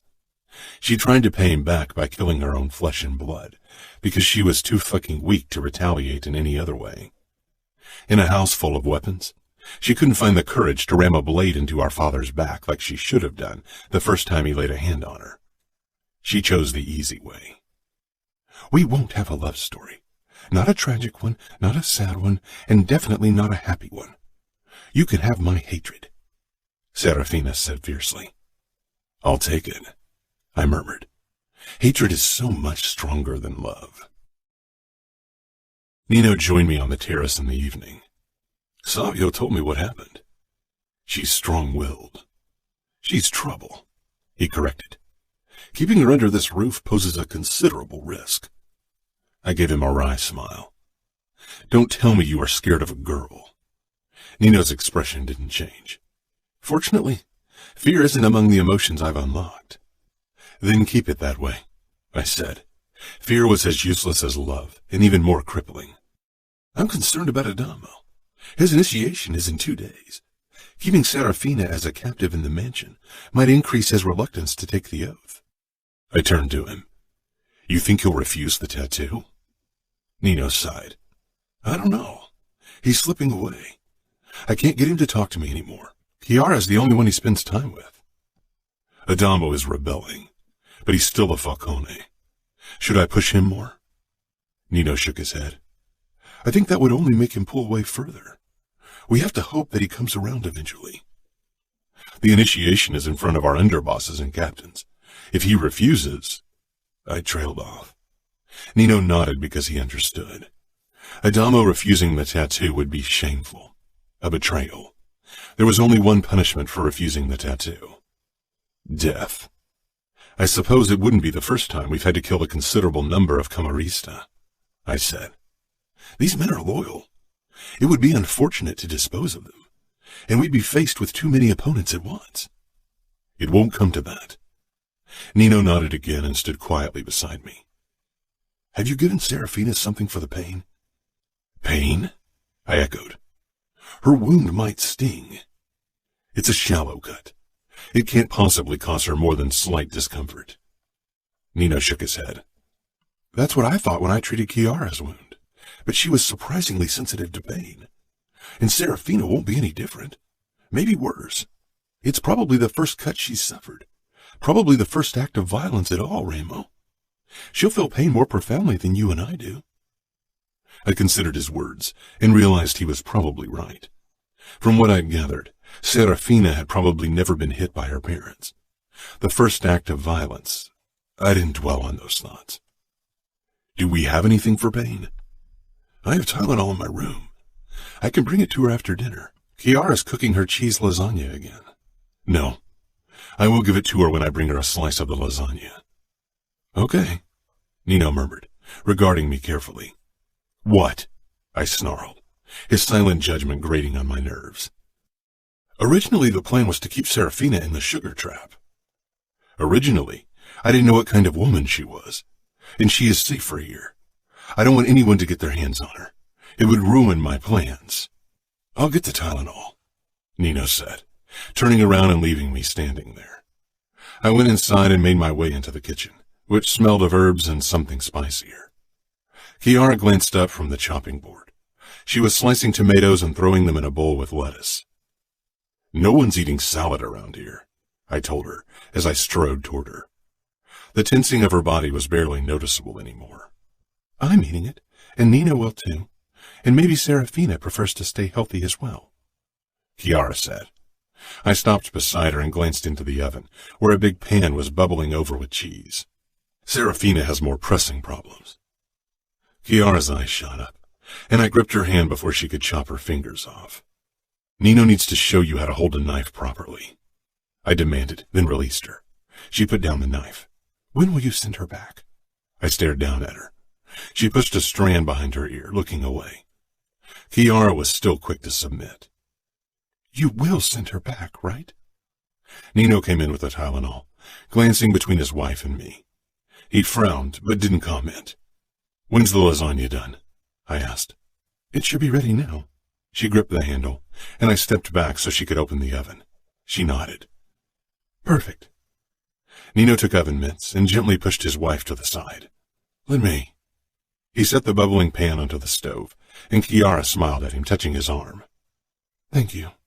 His expression softened, and I still couldn't wrap my mind around it. My brother loved, or whatever he was capable of, Chiara. Taking the Tylenol from his pocket, he handed it to me. Give me a piece of lasagna for Serafina. Chiara pursed her lips, but did as she was told. Why can't she have dinner with us? She's a captive, Savio muttered as he came in. He was still pissed because of the soup incident. She can be a captive and eat dinner with us, don't you think? She looked up to Nino for help. He touched her waist, and a look passed between them I couldn't read. Sick of their silent exchanges, I left with the lasagna and the Tylenol. When I stepped into the bedroom, Serafina was sitting on the windowsill, her arms wrapped around her legs. I wondered what kind of clothes she'd worn in Minneapolis. I couldn't imagine she'd opt for floor-length dresses like Chiara. Serafina didn't turn my way when I stepped in, not even when I crossed the room and set the plate down on her nightstand. Tell Chiara I'm sorry I wasted her soup. Are you sorry? I asked, as I stepped in front of her. Her blue eyes were still firmly focused on the window. I'm sorry for wasting it, not for throwing it at your brother. I'm sorry I missed, though. You can tell him that. I stifled a smile and regarded her closely. Her elegantly curved mouth, her immaculate skin. My eyes lowered to her forearm. She held her arm at an awkward angle, so it wasn't pressed up against her leg. I held out the Tylenol. For the pain. Her gaze fell to my palm. Then she looked up. I could tell she considered refusing, but again she surprised me by taking the pills, her fingertips brushing the scars on my palm, her blonde brows furrowed. Those are burn marks, aren't they? I withdrew my hand and curled it into a fist at my side. Eat. I have plans for you tomorrow. I turned on my heel before I walked out and locked her door. Chapter 8. Serafina. The next morning I took a quick shower, holding my arm out of the stall so it wouldn't get wet. The painkillers had helped with the sting. I hadn't expected that kind of consideration from Remo, and I suspected he had ulterior motives for the gesture, but it had given me another piece of the puzzle. The scars on his palms held a special meaning. I had a feeling they were connected to the scars his tattoo covered. The sound of the lock startled me, and I quickly put another one of Chiara's long summer dresses on before I stepped out of the bathroom, my hair still damp and barefoot. Remo stood with his arms crossed in front of the window, tall and dark and brooding, like the love interest in romance novels. He turned and scanned my body. It was unsettling how physical his gaze felt on my skin. I'm taking you outside for a walk in the gardens. I raised my eyebrows. Why? Would you prefer to spend your captivity holed up in here? No, but I'm wary of your motives. Remo smiled darkly. I want to keep you sound of mind and body. It would be a shame if these four walls broke you before I can. I glared at him, glad he couldn't hear my thundering pulse. Now come, he ordered with a nod toward the door, his eyes lingering on my body. I followed after him and almost bumped into him when he paused in the hallway, glancing down at my feet. Won't you put on shoes? I would if I had any that fit me. Chiara is a 6, and I'm a 7.5. Remo regarded me a moment before touching my lower back, and I lurched forward in surprise. He indicated I walk ahead, the corners of his mouth tipping up, those dark eyes assessing me. My body tingled from his touch, and my heart throbbed in my chest. Remo's closeness terrified me, and he could tell. I made sure to keep my distance, but Remo trailed after me, his gaze burning my neck, his tall frame a shadow over my back. I managed to relax when we stepped outside into the bright sunshine.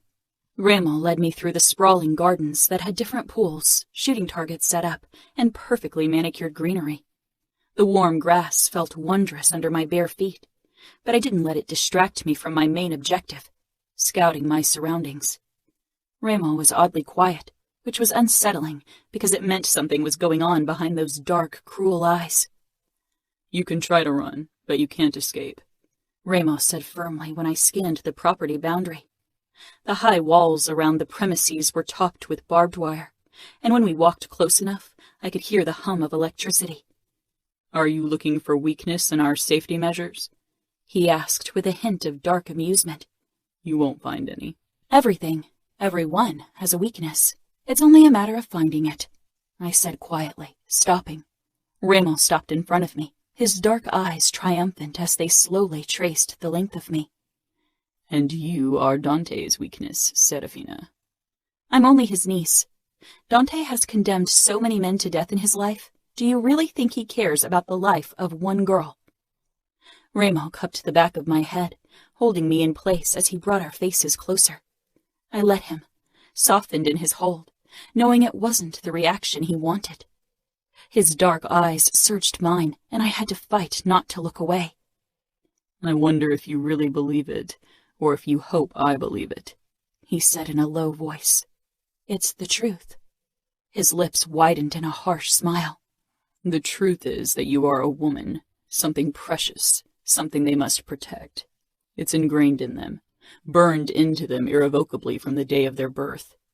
Their honor dictates they keep you safe, and every second you are in my hands, they are failing you, failing themselves. With every second that passes, the shame of their failure eats away at their honor. As made men, we live on honor and pride. They are the pillars of our world, of our fucking self, and I'm going to tear them down, pillar by pillar, until every fucking member of the outfit is crushed beneath the weight of their fucking guilt. My breath had lodged itself in my throat, and I could do nothing but stare at the man in front of me. Maybe he'd underestimated me, but I feared even the outfit, had underestimated Remo Falcone as well. His actions spoke of barely restrained violence and led you to believe that he lacked any sliver of control, that he could be driven into rash acts. But Remo was dangerously intelligent, a ruthless man with the power and wit to get his revenge. Maybe they will feel guilty, but they won't waver. They won't risk any part of the outfit for me. Not for the soundness of my body, not for my life, and least of all for my innocence, Remo. So take either or all. You won't weaken Dante or the outfit. Remo's thumb stroked the side of my throat. I wasn't sure if he did it on purpose or without noticing. And it wasn't the touch, but the look in his eyes that made me shiver. They will protect your innocence at any cost, because it's the only pure thing in their fucking lives. They think your innocence could wash away their sins, but they breathe sin. We all do. 100 virgins can't wash the sin from our veins. Definitely not from mine. Not even an angel, I murmured, tilting my head up, peering at him through my lashes. My pulse throbbed in my veins, aware of the risk I was taking. But I was forced into Remo's game, willing or not, and I could either be a pawn or a player. Something in Remo's dark eyes shifted, something hungry and lethal unfurling. He leaned closer, his breath hot against my lips. You are playing a dangerous game, Angel. I smiled. So are you. His lips pressed against mine. I hadn't expected it. Almost kisses, like threats ghosting over my skin, had been his tactic. Until now. This wasn't a ghost touch. It was substantial, and yet it felt like the promise of a kiss, a threat of what lay ahead. Stunned by Remo's action, I held his gaze. Finally, I ripped away and raised my palm to slap him, but he caught my wrist. He jerked me closer once more. That's the kiss Danilo would have given you in church, and maybe even later on your wedding night. Polite, controlled, reverent. His voice dipped low. That's not a kiss. Anger surged through me. You? Remo's mouth crashed down on mine, fingers bruising my hip as his other hand cradled my wrist between our bodies. His lips conquered mine, his tongue tasting the seam of my mouth, sucking at my tender lower lip, demanding entrance. Heat flushed through me, and my lips parted slightly, barely, a flicker of submission, and Remo plunged his tongue into my mouth, tasting me, consuming me. His taste was intoxicating, his body's heat overpowering. His thumb pressed into my wrist, his palm sliding from my hip to my lower back. Small sparks of electricity followed in his touch's wake. My head swimming, I was unable to pull back, unable to move at all. Finally, Remo let me free. I sucked in a desperate breath, lightheaded, confused, my body tingling from head to toe. Remo exhaled. That, Angel, was a kiss. It's the only kind of kiss you'll ever get from me, and it's the kiss you'll use to measure every kiss that follows. I stumbled away from Remo, shaking. What have you done? I stammered. I pressed shaking fingers to my lips, horror striking down on me like lightning. That was supposed to be Danilo's privilege, my first kiss. Remo had taken it. No, I had given it away.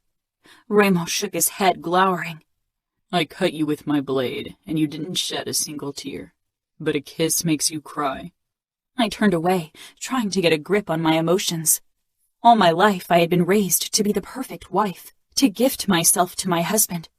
And just like that, I'd allowed Remo to plunder part of my gift. For a moment, I felt like bawling. Then I felt Remo's warmth against my back, not touching, but lingering between us. Are you scared of Danillo's wrath if he finds out his angel hides a few black feathers beneath the glowing white of her plumage? I glanced over my shoulder at his striking face. You don't know anything about Danillo or me. I know your weakness, and I know his. I faced him once more. You, too, have a weakness, and one day your enemies are going to use it against you with the same cruelty you bestow upon them. Maybe, he growled. Maybe they'll rise after I've burned down their pride, but not everyone is built to rise from the ashes. I scoffed. You sound like a martyr. What do you know about burning? Remo didn't say anything, only looked at me with cruel intention. The same expression I'd seen when he'd cut me. My eyes darted down to the wound on my arm, and Remo's gaze followed. Brick after brick, I was tearing down a wall Remo had no intention of lowering. Remo grabbed my arm and led me back toward the mansion. I didn't say anything, didn't even look his way. I knew when to retreat, knew when to give in, because this battle had only just begun. The second I was alone in my room, I headed into the bathroom and splashed cold water on my face to clear my head. Looking up, I cringed at the state of my lips, red and swollen. I could still feel Remo's touch, could still taste him. How could I have let that happen? I should have pushed him away, but I didn't. Remo had stopped. Not only had I allowed him to steal my first kiss, I'd enjoyed it in a twisted, all-consuming way. I walked back into the bedroom and dropped down on the bed, staring up at the dark canopy. Something about Remo overwhelmed me. He had a way of drawing me in. I lifted my arm to stare at my wound. It still felt tender, but seemed to be healing. I was glad for its presence. It had not only allowed me a glimpse behind Remo's cruel mask, it also served as a reminder of what he was, a monster. One kiss didn't change that. I couldn't let his manipulation get to me. Remo was Capo. He knew how to make people act how he wanted them to act. I covered my face with my palms, taking deep, calming breaths. I wished I could talk to Samuel, see his face, be in his arms. Without him, I felt lost. He'd figure something out. My stomach constricted, thinking of my brother. If Samuel knew I had allowed Remo to kiss me, hadn't raised even a finger against him to fight him off, what would my brother think of me then? And what about Danillo? He was my fiancé. That kiss had been promised to him. Samuel remained at the forefront of my mind. He was the person I really cared about. And my family. God, my family. I wished they'd never find out about the kiss, but I had a feeling Remo would tell them all about it. Remo. A fucking kiss when I wanted so much more. But kissing Serafina had been like the first hit off a crack pipe. It got you addicted from the very first taste. I wanted to kiss her again, wanted to steal every piece of her innocence. The sound of steps made me look up. Nino was headed my way and sank down on the sofa across from me. He assessed me in that analyzing way he always had. What happened? Got a taste of Serafina. Nino nodded, his eyes narrowing in thought. You kissed her? Yes, but it won't be the last taste I get of her. How did she react? She didn't fight it, if that's what you're asking, I said quietly. He frowned. I didn't come to talk to you about Serafina. It's obviously a topic you won't allow me to reason with you. What do you want to talk to me about, then? I think we should have a conversation with Adamo. Tomorrow is his day, so I want to make sure he's on the same page as we are. I nodded. It's probably for the best. Where is he? Since he wasn't playing his games, he could only be upstairs sulking or wanking off. Probably the latter, considering he didn't get any action. I got something to sweeten the deal for him, I said. Nino raised his eyebrows. Don't tell me you got him a car. I grinned. He's turning 14, so why not? I'm tired of him crashing my cars. Maybe he'll treat his own possessions with more care. The legal driving age is 15 in Nevada. And drugs and homicides are against the law. What's your point? He'll get himself killed in one of our races, Nino drawled. Are you going to discuss the drug issue with him? I will. Why don't you get him? We'll take him on a test drive and have a word with him. Who's going to watch over Chiara and Serafina? Savio went off to meet with Diego again. I'll call Fabiano while you find our little brother. Nino got up and disappeared, and I speed-dialed Fabiano. Remo, what do you need? I'm busy with that asshole Mason. Make it quick. I need you here to watch Serafina and Chiara while Nino and I have a talk with Adamo. About tomorrow, I assume, Fabiano said. I could hear a man crying in the background. Yeah, be here as quick as possible. 15 minutes. Fabiano hung up. Upstairs I could hear a commotion. Adamo was stomping, and Nino was speaking to him in a calm drawl. I stood and moved into the entrance hall, grabbing the keys to Adamo's first car. Nino appeared on the stairs, a disapproving look on his face. Adamo followed close behind him with a scowl on his own baby face. Nino stopped beside me, and I could see that he wasn't impressed by Adamo's antics, which was why he'd gone upstairs and I hadn't. Losing my shit on him today wouldn't help matters. Adamo came to a halt on the last step, with his arms crossed over his chest. What do you want? I'm busy. Calm, Nino murmured to me. After training together, I thought Adamo and I had come to a sort of truce. Apparently he'd changed his mind again. I grabbed the front of his shirt and jerked him closer. I cut him some slack because he was a kid, but my patience had its limits. Why don't you wipe that sulk off your face, kiddo, or I'll give you a reason for it. He jutted his chin out. Do it. Then I'll have another reason to refuse the tattoo tomorrow. Adamo, Nino warned. My fingers tightened and I stared into his eyes long and hard. Do you think you can survive on your own? I have friends, he muttered. Friends who keep you around because you give them weed and crack for free. They don't give a fuck about you. If you can't provide them with free drugs, they'll drop you. I growled. Adamo blanched. Who told you? Do you think I didn't notice that someone's been stealing our shit for months now? Fabiano has been keeping a fucking eye on you. The punishment for stealing from the Camorra is death. He said challengingly. It is, I said, but not for you.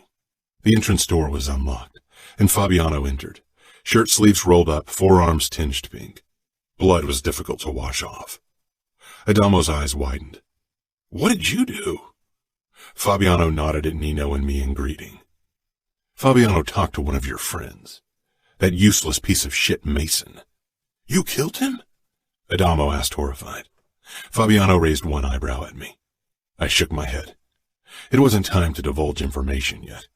Adamo could do the talking. Don't hurt Harper, Adamo whispered. I frowned at the tone of his voice. That girl in your junkie group? Fabiano grimaced. She was with Mason when I went after him, sucking his cock. You're lying. Adamo jerked out of my grip and lunged at Fabiano, trying to land an uppercut. Fabiano blocked him and shoved him to the ground, but Adamo pushed up to his feet and went for it again. I didn't intervene. Adamo needed to realize that his actions had consequences, and it gave me the time to stomach the fucking truth that my brother had fallen for a useless bitch who probably whispered sweet nothings in his ear in exchange for drugs.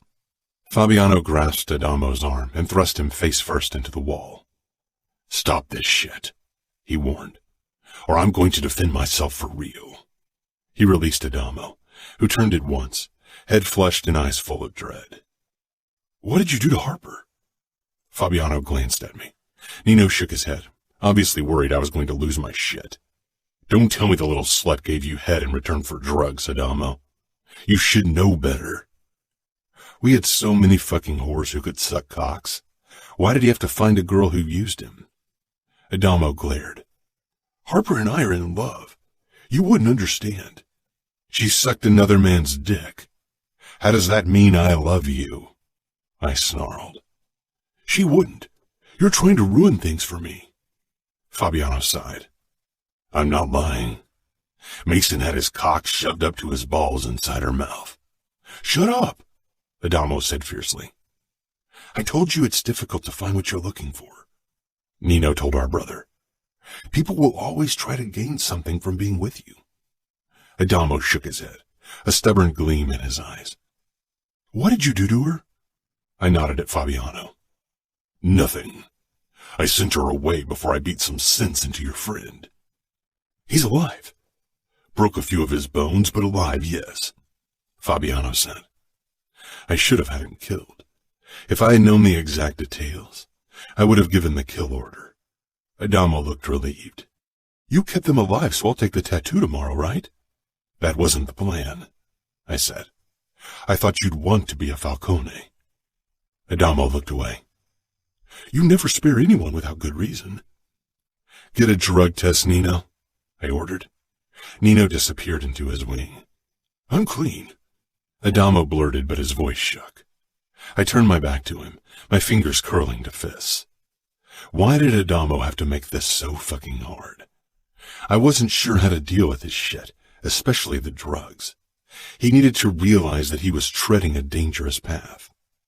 I told the truth, Fabiano said to Adamo. Maybe Mason forced her. You don't know anything, Adamo muttered. Nino returned and motioned for Adamo to follow him into the guest bathroom so he could pee on the test strip. When they emerged and I saw Nino's expression, I lost it. I grabbed Adamo by the collar and threw him to the ground. What did I tell you about taking drugs? Do you want to end up like all the lost losers roaming our streets? What the fuck is wrong with you? Adamo shrugged. My friends and I only take it now and then to relax. I breathed harshly. Adamo lay completely still beneath me. I took a deep breath, stifling the fury burning through me, then got to my feet. You won't ever take anything again, or I will kill every single one of your so-called friends, rich parents or not. And now, you will take your new car for a test drive to Harper's home and tell her you won't give her free drugs anymore. If she wants drugs, she can come to me and pay the regular price. Understood? Adamo blinked up at me. Understood, he said slowly, sitting up. My new car? I thrust the keys to the ground beside him. Bought you that Ford Mustang Lamborghini in red and black that you've had as your screensaver for months now. Adamo took the keys. For my birthday? For your birthday and your initiation. Now talk to Harper and take Nino with you, I said, then walked into the living room, straight toward the punching bag. I began kicking and punching, but my rage didn't lessen. Fabiano joined me after a moment. I suppose I don't need to watch the girls anymore. I didn't say anything.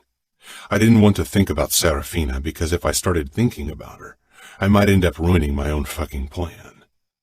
Fabiano stepped in my line of vision. That girl led him on. I know, I growled, and sent the bag flying. The hook groaned but stayed anchored in the ceiling. How about a sparring match? You don't look like you want to spar. You look like you want to destroy someone, Fabiano commented, but he began unbuttoning his shirt. I tugged at my own t-shirt and dragged it over my head, then shoved down my pants and swung myself into the boxing ring, wearing only my briefs. Fabiano did the same and stood across from me. I motioned him forward and he went into attack mode at once. We hit and kicked hard and fast. Fabiano's punches spoke of suppressed anger, and my own were fueled with fury. I shoved him into the ropes, but he caught himself. Is this because of Serafina? I taunted. No, he shot back. I always enjoyed kicking your ass, Remo. He lunged at me again. What's going on here? Kiara asked from the entranceway. We ignored her. If nobody bothers to give me an answer, I'll head upstairs and talk to Serafina. You won't, I ordered, and Fabiano landed a hard punch in my side. Snarling, I did a side kick and got his shoulder. Kiara, I held up my palm toward Fabiano to pause the match. She froze. I thought she could have dinner with us. I have mac and cheese in the oven. You won't go anywhere near her without someone to watch your back, understood? She nodded eventually. Then her eyes moved on to Fabiano. Why don't you call Leona? I made enough food so you can join us. That's a good idea, I said, then jumped out of the ring. It was obvious that I wouldn't get rid of my anger today. Will you bring Serafina down then? No, I said tersely. Why not? Kiara asked, and I stalked toward her. She didn't back off as I stopped right in front of her. Because I don't fucking trust myself around her today, okay? Chiara nodded, a deep worry line forming between her brows. Okay. I can bring her food up later, Fabiano suggested. I slanted him a hard look. Yeah, why not? My voice rang with warning. He held my gaze for a long time, until he grabbed his phone from the pocket of his pants off the ground and brought it to his ear. I put my clothes back on, not giving a shit that I was sweaty. Chiara trailed after me as I sank down on the sofa. She didn't know what was good for her. Now that she wasn't completely terrified by my presence anymore, she was starting to annoy the fuck out of me. Is it because of Adamo? What? Your sour mood. I smiled darkly. You haven't seen me in a sour mood yet, and if I can help it, you won't. She pursed her lips. He's conflicted. He doesn't want to disappoint you, but he also doesn't want to kill and torture in your name. I didn't say anything, only returned her gaze until she looked away. She had more trouble holding my eyes than Serafina did. He's killed before, and he feels guilty for it. I braced myself on my thighs. Nobody forced his hand back then. He could have hidden like all the other spectators of the fight. He could have run. He could have shot the asshole's leg or arm, but Adamo shot him in the head. Maybe Adamo doesn't want to be a killer, but he is. It's in our nature, Chiara. He can fight it as long as he wants, but eventually, the darkness seeps through.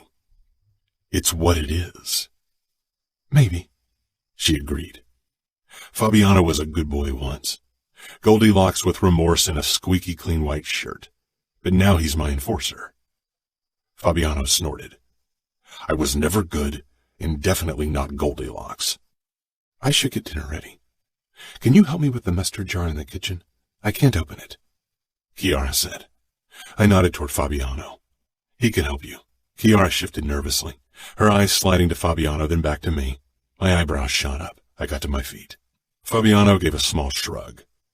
Leona will be here in 5 minutes. I followed Chiara into the kitchen and took the mustard jar she held out to me. I didn't think I'd live to see the day that someone was less scared of me than of Fabiano, or anyone else for that matter. Chiara flushed. I know I'm safe with you, she said quietly. Fuck, she was. I held out the open jar. Here. Thank you. You're safe around Fabiano as well, I told her. I know, she said, but it takes a bit longer for the message to get through to my brain. You should be wary of a brain that makes you love my brother and trust me, Chiara, I muttered. She laughed. It's not my brain. It's my heart. I narrowed my eyes, then turned on my heel and walked out. Not in the mood for emotional nonsense. Chapter 9. Serafina. I wasn't sure if it was Remo's plan to break me by letting me stew with my own thoughts all day. I had nothing to do except relive this afternoon's kiss, torn between guilt and a flicker of terrifying excitement, because that kiss had been unlike anything I'd ever felt before. And every time that realization hit me, my guilt doubled. I knew I wasn't supposed to enjoy it, not only because Danilo was the man I was supposed to be kissing, but also because Remo was the last man I was allowed to kiss. Whenever Samuel had returned from a night out with friends while I was stuck at home, I'd be overwhelmed by a wave of longing and jealousy. I wanted to be free to party with him, but that would have been my ruin, even if Samuel had been at my side to protect my honor. I couldn't be seen in a club dancing the night away. We'd had a few secret house parties, which had been exhilarating, even if Samuel had been glued to my side every second, so none of his friends got near me. Not that any of them would have dared. They were all made men or on their way to becoming one. My father was underboss. My uncle was the boss of the outfit. My fiancé as good as the underboss of Indianapolis, and my brother a made man. No guy ever looked at me twice, at least not the guys allowed near me. I could have been naked and thrown myself at these guys, and they wouldn't have batted an eye, from fear of losing it, and their life. And I had been okay with it, had accepted it because we were bound by the rules of our world. It wasn't as if I wanted to sleep around like Samuel, even if the few stories he'd shared with me in the beginning when he was overexcited about losing his virginity had made me curious. The lock clicked and I quickly sat up, bracing myself. I wouldn't allow Remo to catch me by surprise again. My eyes widened when Fabiano stepped inside, carrying a plate. I stood. Why was he here? Would he help me after all? Fabiano regarded my face, then shook his head as if he could read my mind. I'm bringing you dinner. He came in but left the door ajar, and I wondered why he did it. I doubted it was so I could run. Was he worried of being alone in a room with me? Here. He held out the plate with steaming mac and cheese to me. I glared. Do you remember how you, Samuel, and I played together? Do you remember how you and him pretended to be my protectors? Do you remember that? For a moment, we did nothing but stare at each other, but he didn't allow me to glimpse behind his emotionless mask. With a sigh, he walked past me and put the plate down on my nightstand. You should eat, he said firmly. I whirled around to face him. Why? So I stay healthy just so Remo can break me? Fabiano glanced down at my arm and grabbed it, inspecting the wound closely. That's Remo's doing? Who else enjoys slicing up people? Fabiano's mouth switched into a wry smile. Pretty much every man in the mob, Fina. He touched the wound lightly. It's not deep. I'm sorry that my wound doesn't fulfill your high standards. Next time maybe you should cut me. Fabiano shook his head. Remo cuts deep, hits hard, kills brutally. He doesn't do half-assed cuts like this. I tugged my arm free. So what? Maybe he wants to save the bloody fun for later. Fabiano's blue eyes searched my face with a small frown. Maybe. For some reason, his scrutiny annoyed me. When people said you were a traitor who ran off with his tail between his legs, I didn't want to believe them. But now I see they were right. Fabiano leaned down, and the look was one I hadn't seen on his face before, one that reminded me that he was now enforcer. I didn't run. I'm loyal. I huffed. He took a step closer and I backed off. I am. My fucking father sent one of his men out to kill me. That man couldn't go through with it, and dropped me off in Bratva territory so they could finish the job for him. Without Remo, they would have succeeded. I'm alive because of my Capo. Because of those 4 Falcone brothers who stood together when the world was against them and against me. I blinked, utterly shocked by his words. Your father tried to kill you? Why didn't you tell Dante? He glared. I'm not a fucking snitch, and the Cavallados have stuck with my bastard of a father for too long. I don't give a fuck if your grandpa thinks highly of him. My father is a disgrace. My grandfather is very sick. He probably won't live much longer. Good, Fabiano said fiercely. I swallowed. Even if my grandfather doesn't hold a protective hand over your father anymore, Dante won't give him to the Camorra. He'll deal with him. Fabiano smiled sadly. Dante will hand my father over. Trust me. He took a step back. I only wished you were the one who's going to make it happen. I touched Fabiano's arm. I know you can't help me escape, but at least let me talk to Samuel, Fabi. I miss him so terribly. That's not his decision, Remo said in a low voice as he stalked into the room. Fabiano gave a terse nod, exchanging a look with his Capo that I couldn't read. Then he walked out without another look at me. Trying to talk my enforcer into betraying me. Unfortunately, everyone I've met so far is loyal to you. It was true, and they couldn't even blame it on fear. Despite his reputation, the people close to Remo seemed to tolerate him, maybe even liked him. Remo left the door open as well, and he kept a few arm lengths between us. Something about him was off, and it set my alarm bells off. Let me talk to my brother, I said. I couldn't bring myself to say please. Remo tilted his head, his expression assessing. What about Danilo? Don't you want to chat with your fiancé? After all, he'd be your husband by now if it weren't for me. Samuel. I want to talk to Samuel. His eyes narrowed briefly before they traveled the length of me. What do I get in return for allowing you to talk to him? I'm not a whore, I snapped. I won't give you that in return for a call. Remo approached slowly like a predator. You will give it to me for free? Hell will freeze over before that happens. He backed me into the wall. The violent vibe he gave off was even stronger than usual, and it was starting to make me nervous. I wasn't sure what had him on edge like that, but I knew to be wary. Isn't your brother worth a kiss? He taunted. My brother wouldn't want me to give away a kiss for him. You already gave away your first kiss, Angel. What do a few more matter? His dark eyes raked over my face until they lingered on my lips. I scowled. 1 kiss and you'll let me talk to my brother? Tomorrow? 1 kiss, he agreed with a dark smile. I pushed to my tiptoes, gripped his neck to pull him further down, and smashed my lips against his for a second before drawing back. There you go, 1 kiss. Remo shook his head, his face still close to mine. That wasn't a kiss. You didn't stipulate the details of the kiss. I kissed you. Now fulfill your part of the bargain. Remo cupped my face, caging me in with his body. I showed you what I consider a kiss. I won't settle for less. I glowered, but trying to stare Remo down was a ridiculous notion. Not brave enough, he murmured.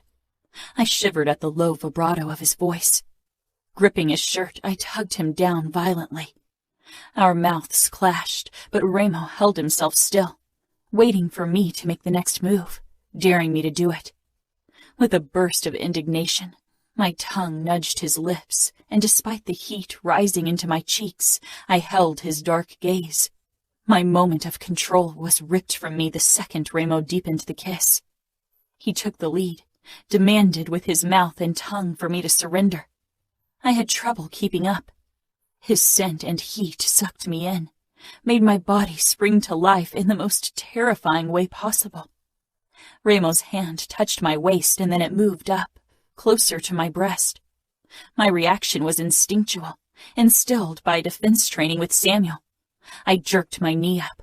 Remo's reaction was quick, his hand shooting down, but the momentum still made my knee graze his groin. He growled and I stilled, frozen with fear because of the look in his eyes. He breathed harshly, his gaze burning me with its intensity.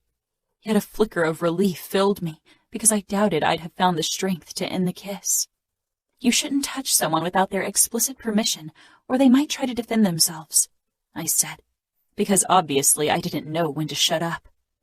I don't ask permission for anything, Remo said sharply.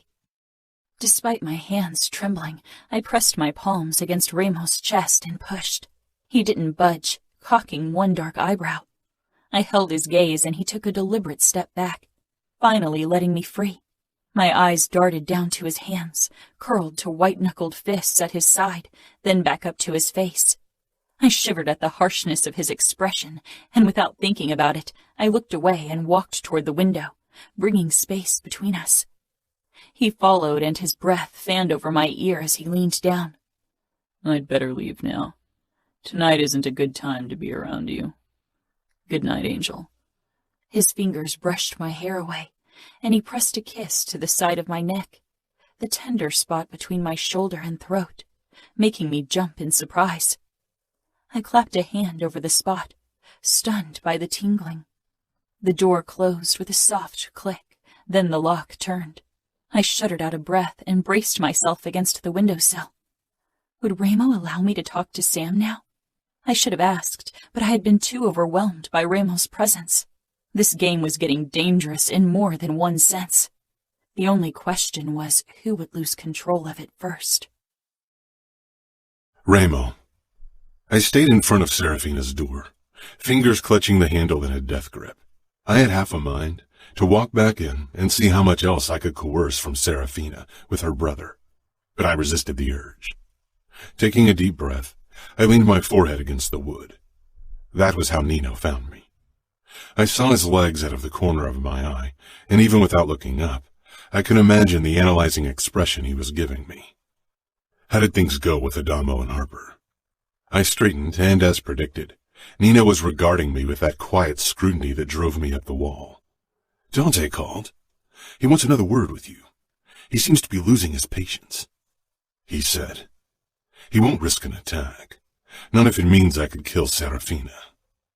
Nino inclined his head. Still, we should start making demands.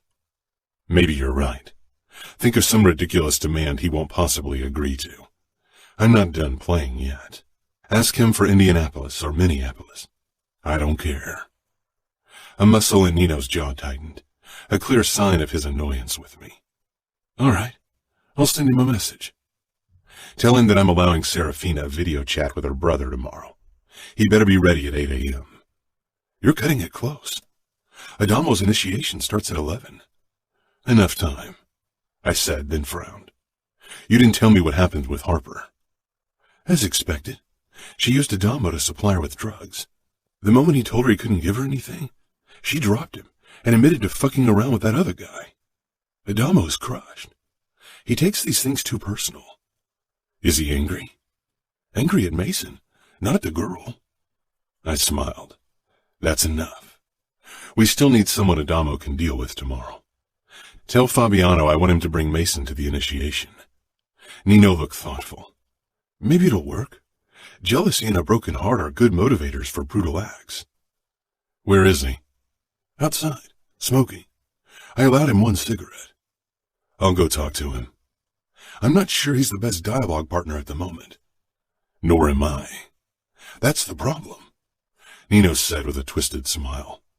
Go fuck your wife and stop pissing me off. You haven't been to the sugar trap since you brought Serafina here. I sighed. Maybe I'm not in the mood for whore pussy. I'm taking a few celibate days. You haven't done that since you started fucking. Stop analyzing everything, Nino. I growled and stalked off before I punched him. I found Adamo on a lounge chair beside the pool, scowling into the dark, the cigarette dangling from his mouth, giving his face an eerie glow. He didn't look up when I sank down beside him. He took a deep drag of his cigarette, and it took every ounce of my almost non-existent control to not rip the fucking thing out of his mouth. I hate it, he muttered. Hate what? Hate that with our last name, people always want something from us. You shouldn't have tried to make friends by giving them drugs, I said. We're not Santa Claus. We're selling the shit, not handing it out for free. And we never fucking take the shit ourselves. When will people ever like me for myself, and not for what I can give them?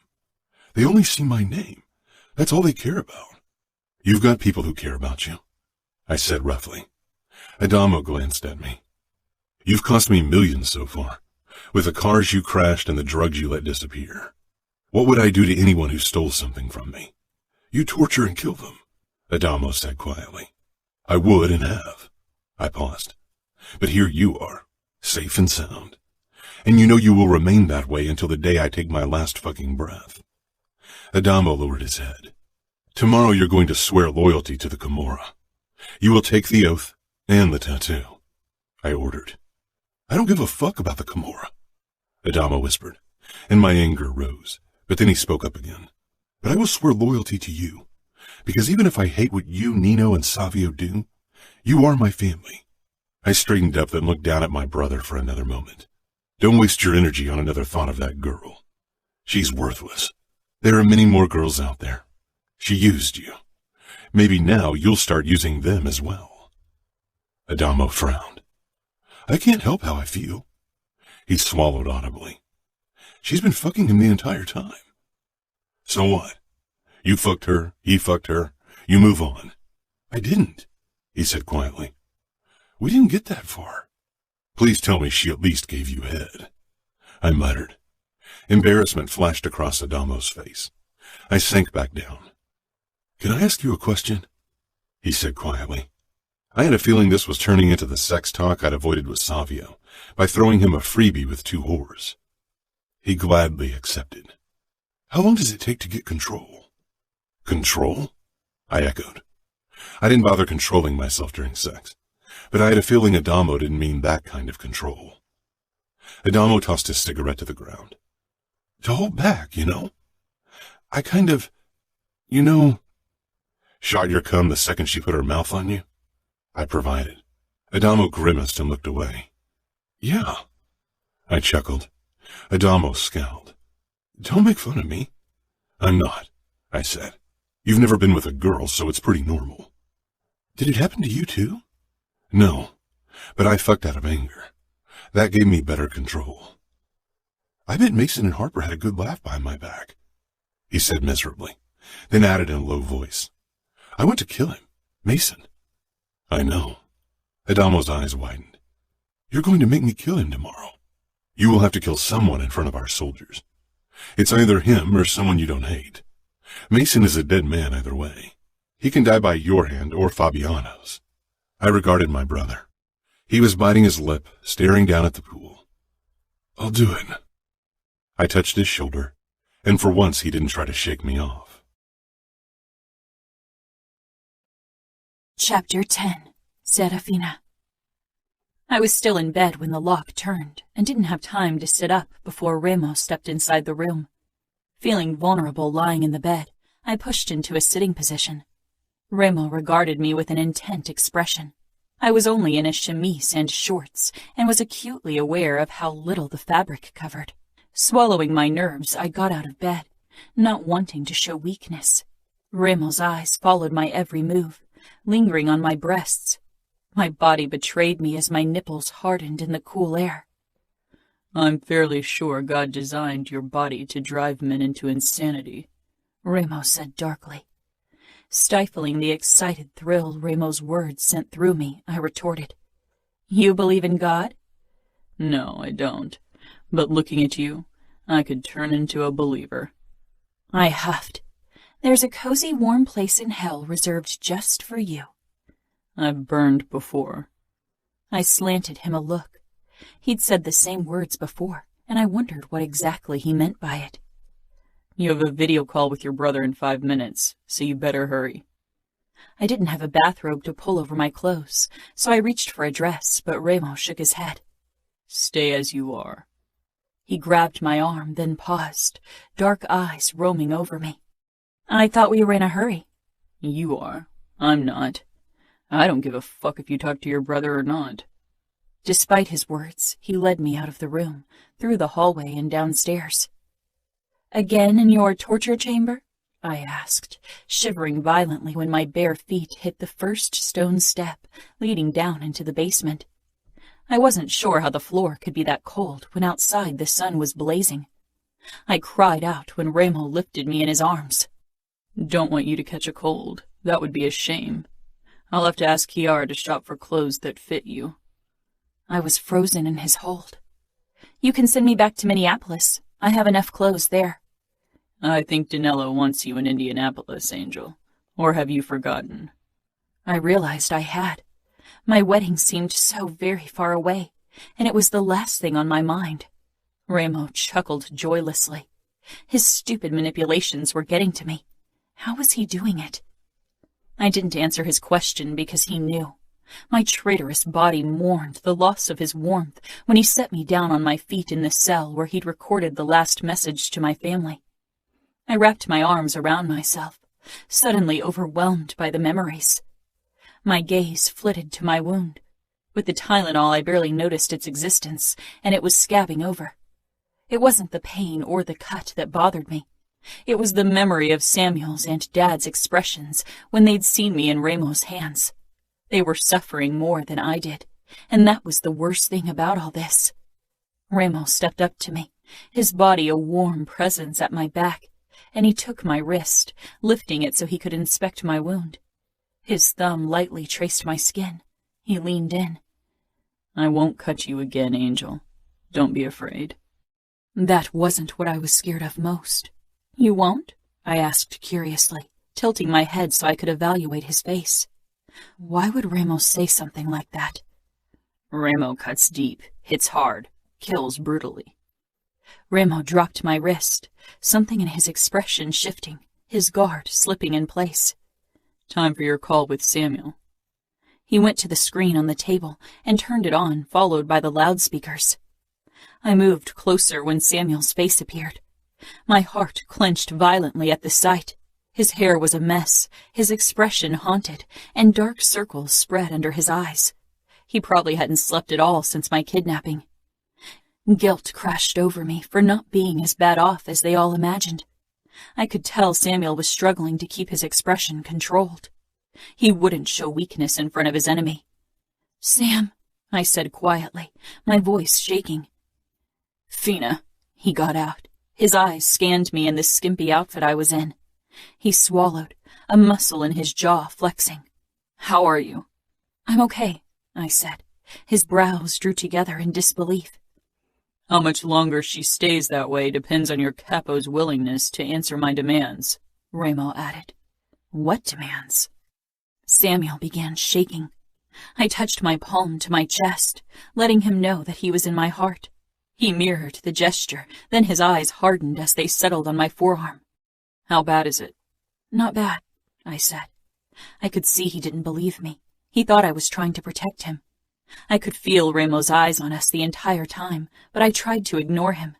How are Mom and Dad doing? Samuel's expression was cautious. He couldn't tell me everything with Remo close by. They are worried about you. How's Sophia doing? I whispered, fighting back the tears. Samuel's eyes flitted to Remo, and I stiffened in turn. I shouldn't have mentioned my sister in front of him. Remo made an impatient sound. I don't kidnap children, don't worry. You only kidnap innocent women, Samuel snarled. Remo pressed up behind me, and Samuel's expression switched from fury to dread. Who says she's still innocent? Samuel jerked. Remo gripped my hip in warning, but I didn't care. It's not like that, I said fiercely. Samuel's eyes found mine, searching, and a flicker of relief showed on his face. Remo grasped my chin, turned my head, and gave me a harsh kiss. I froze in shock, not able to believe he was doing this in front of my brother. He released me abruptly.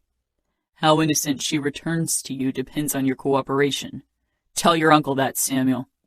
I twisted out of Remo's hold and looked at Samuel, my cheeks heating up in embarrassment. Take me in her stead. I'll exchange myself for her. No, I shouted desperately, but Samuel wasn't looking at me. I whirled around on Remo, wide-eyed. A cruel smile played on his face. I caught his gaze. No, I said forcefully. His eyes lingered on my lips, then dipped lower before they locked on mine once more, and relief coursed through me. Remo wouldn't exchange me for my twin. He wouldn't release me. Not before he got what he wanted. I wasn't sure what that was, but I had a horrible feeling it wasn't something my uncle could give him. Serafina is worth too much, I'm afraid. Time to say goodbye. I turned back to my twin. I love you, Sam, I whispered. Words I'd never said to him when other people were around, because emotions didn't belong in public, but I didn't care anymore. Let Remo see how much I loved my family. A haunted look passed Samuel's face, and he surprised me by rasping, And I love you, Fina. I'll save you. For him to say those words in front of another man, his enemy, he must be even more worried for my life than I thought.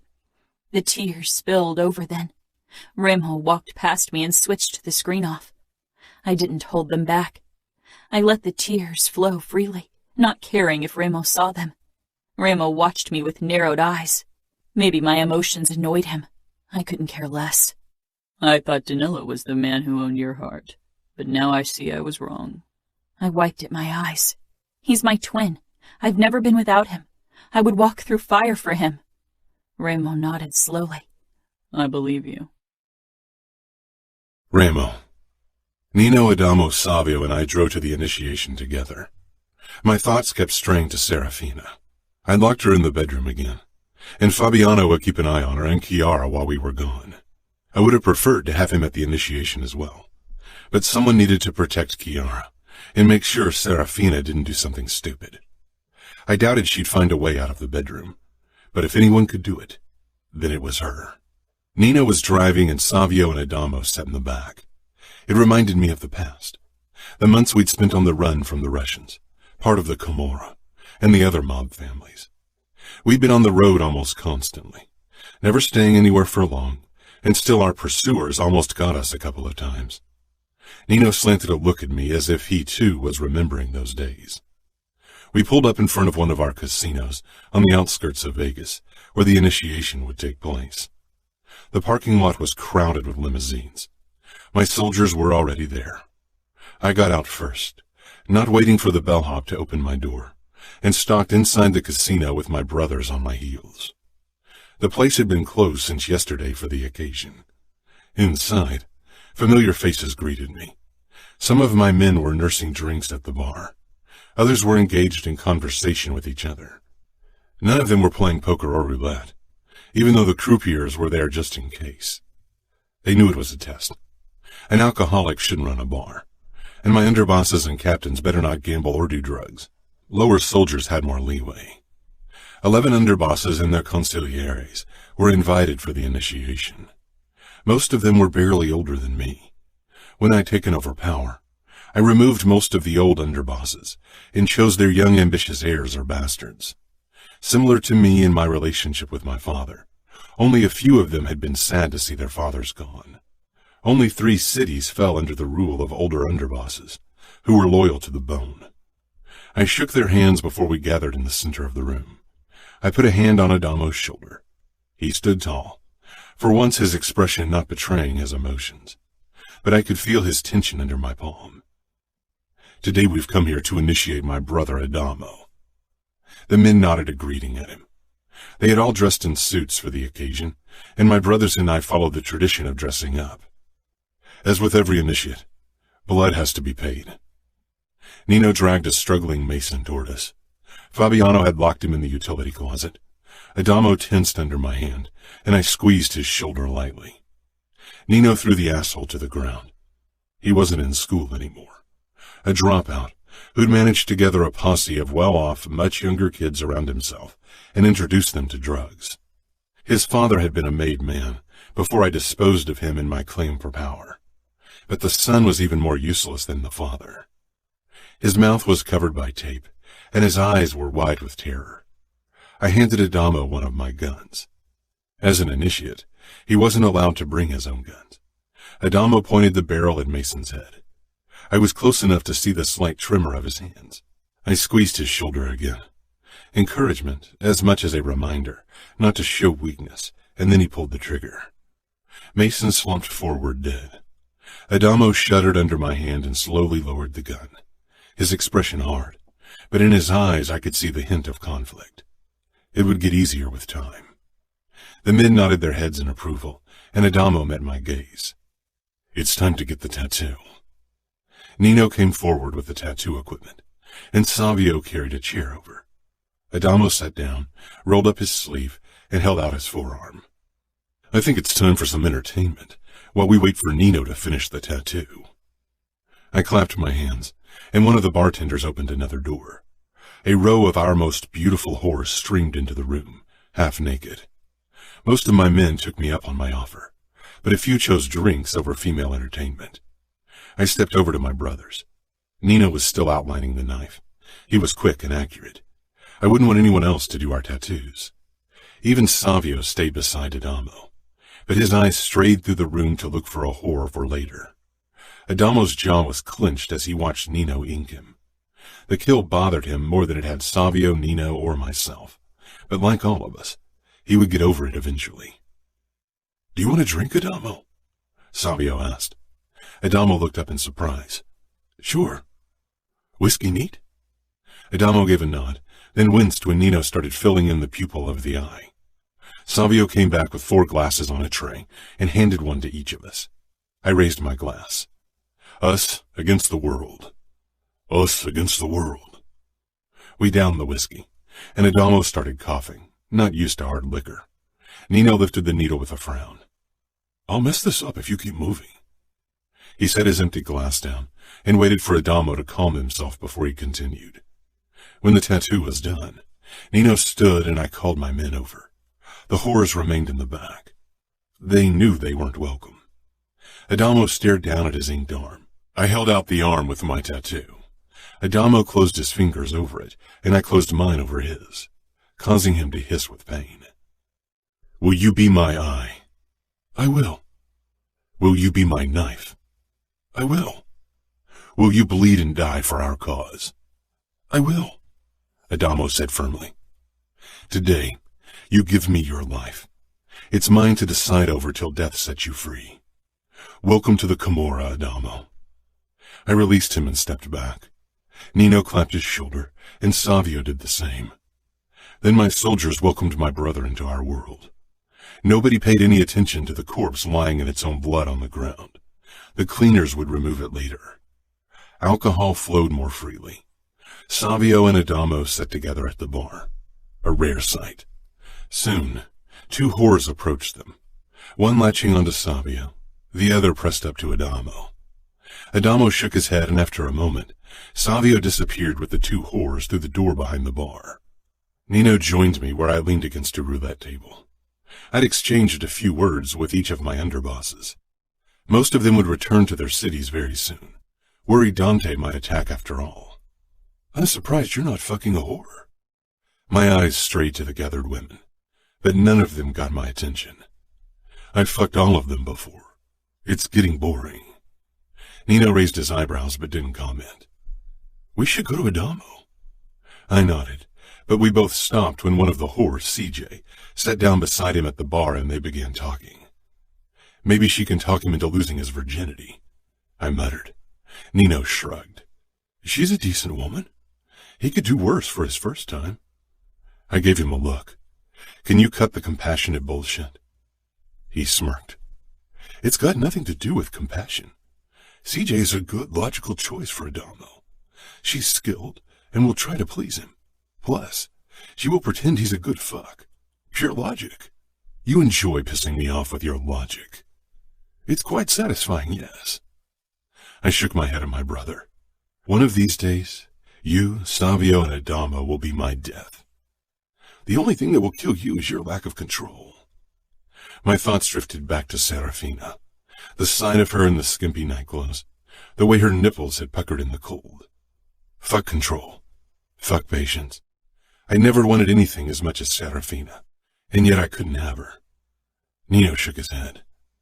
Exchange the girl for Scuderi, before you're in too deep. I'll exchange her the moment she lets me deep inside her. Telling you I told you so one day will be as satisfying as annoying you with my logic. It's my game, Nino. I'm the best player on the field.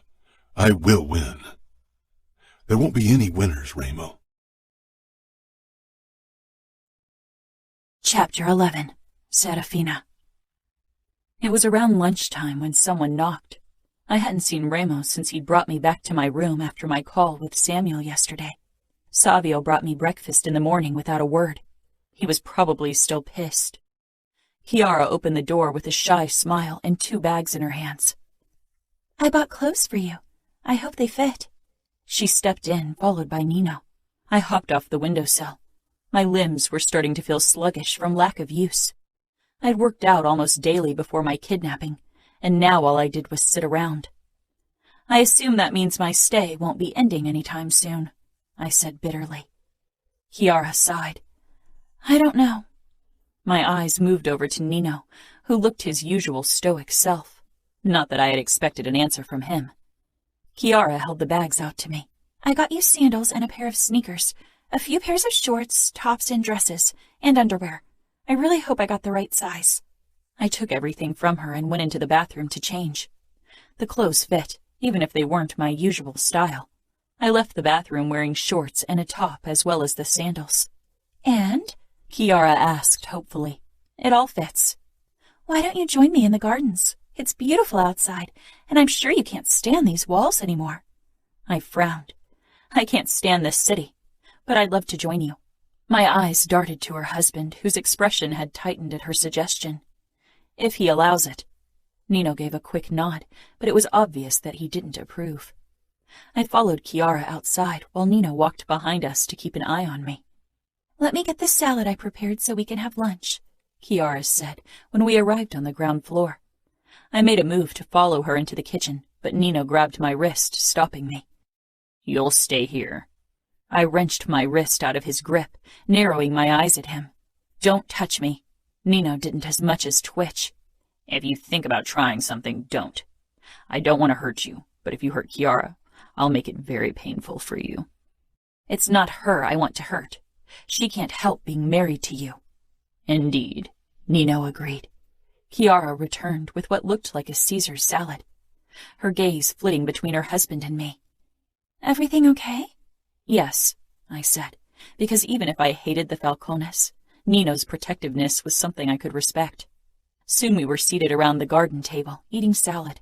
My eyes began wandering the premises once more, but I knew there was no easy way to escape. To my surprise, Nino gave us more space. He settled on a chair in the shadows with the laptop he'd grabbed on the way out. I can't imagine how horrified you must have been when you were told Remo Falcone was going to be your husband, I said. Chiara chewed slowly, then swallowed. It was a shock at first. The Camorra doesn't have the best reputation. I huffed. They are monsters. The monsters in my family hurt me. I haven't experienced any kind of humiliation or pain in Las Vegas, she said firmly. Still, I was already nervous on my wedding day. I can't imagine how it must have been for you. Chiara shrugged. What about your fiancé? What kind of man is he? He's underboss of Indianapolis. That doesn't answer my question. Or maybe it does. I don't know him very well, I said when Remo stepped outside. But I have every intention of getting to know Danilo better once I'm finally married to him. Remo gave me a hard look. I'm sure he'll be a delight. I narrowed my eyes. He is. I'm taking Serafina for a walk around the property, he said to Chiara. She nodded and he turned to me. Come on. Despite my annoyance at his commanding tone, I stood, glad to move my legs. Remo's eyes scanned me from head to toe as he led me past the pool. Chiara got you clothes. I need to work out, I said, ignoring his comment. I can't sit around all day. I'm going crazy. Unless that's what you want, you need to let me run on a treadmill. Remo shook his head. No need for a treadmill. I run every morning at 7. You can join me. I allowed myself a quick scan of his body. Of course he worked out. His body was all muscle.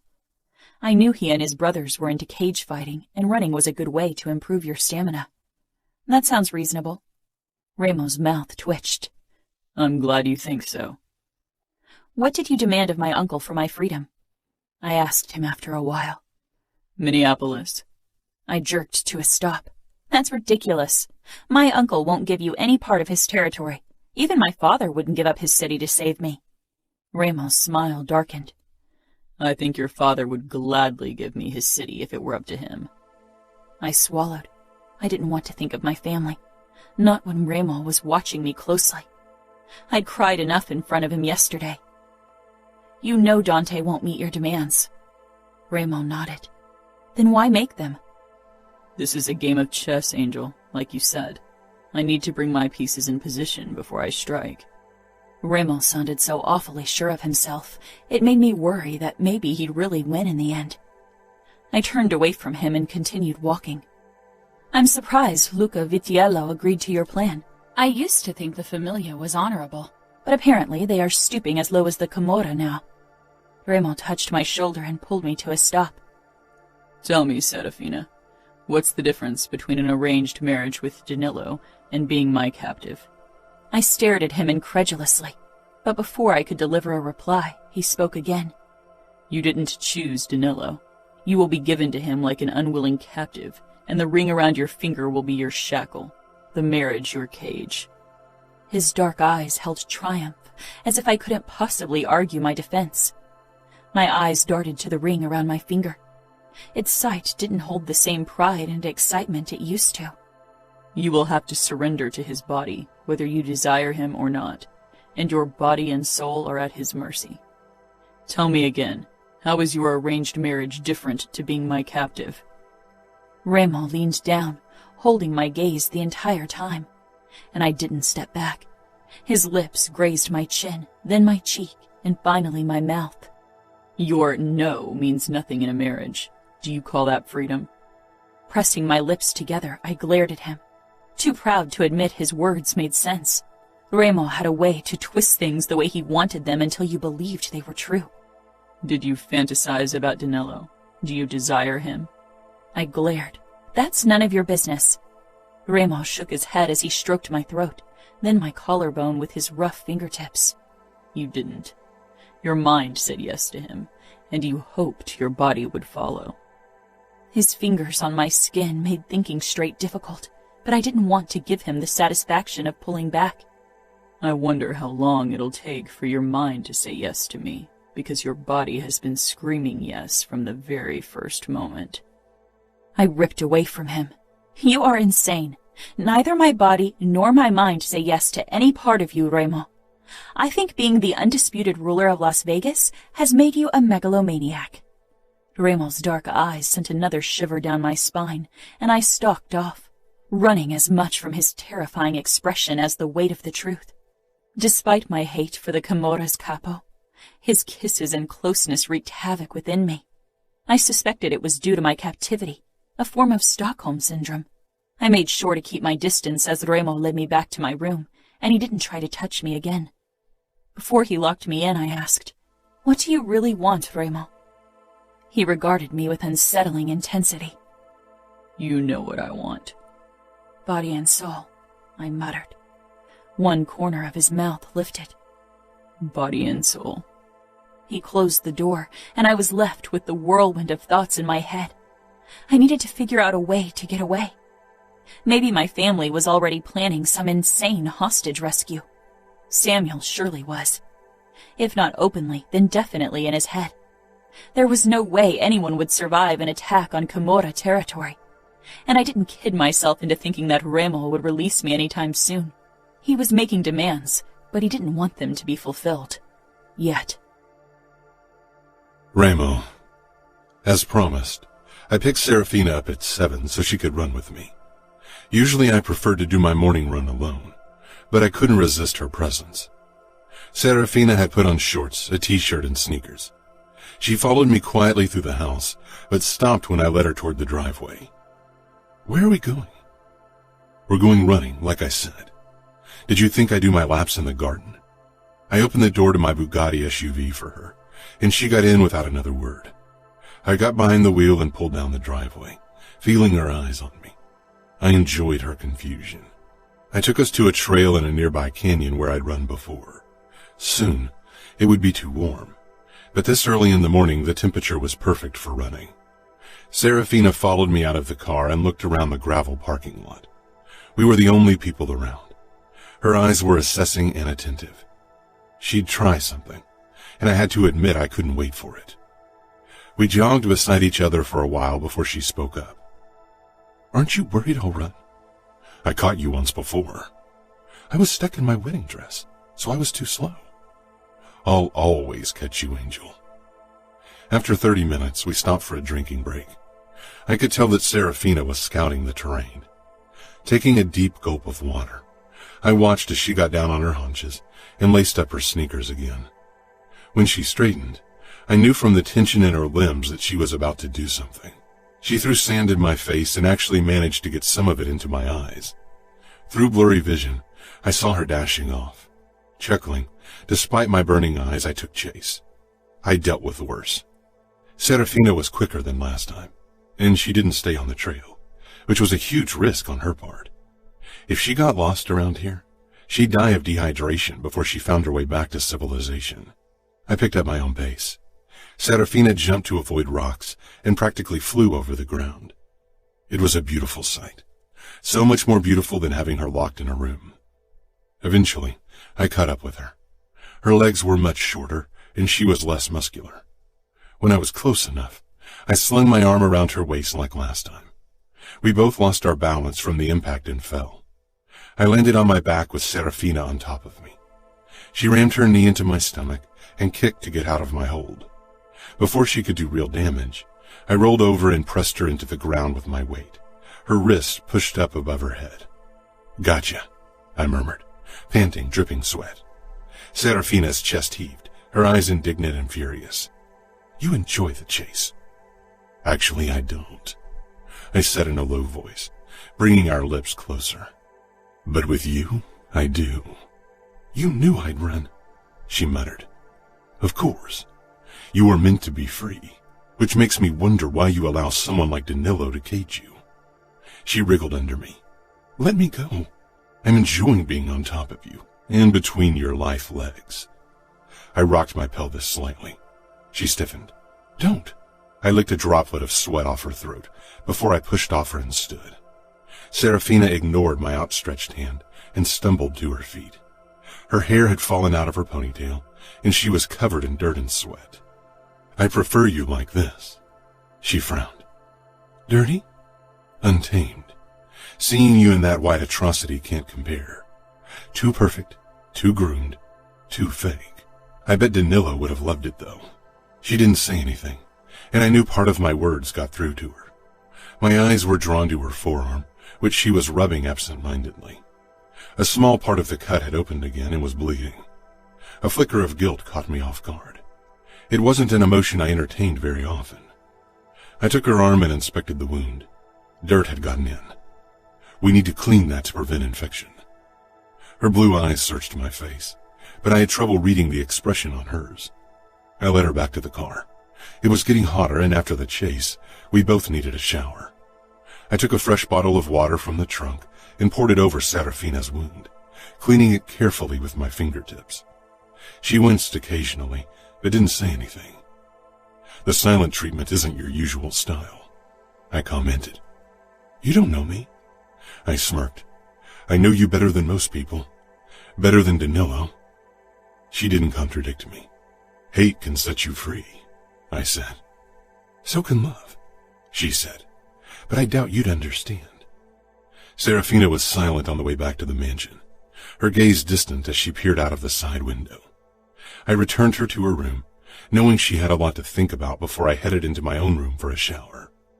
When I came down into the game room later, Savio was lounging on the sofa, typing on his phone. Upon spotting me, he set it down and grinned. "Nino isn't happy that you took the bitch running." I sank down beside my brother. "It offends his logic."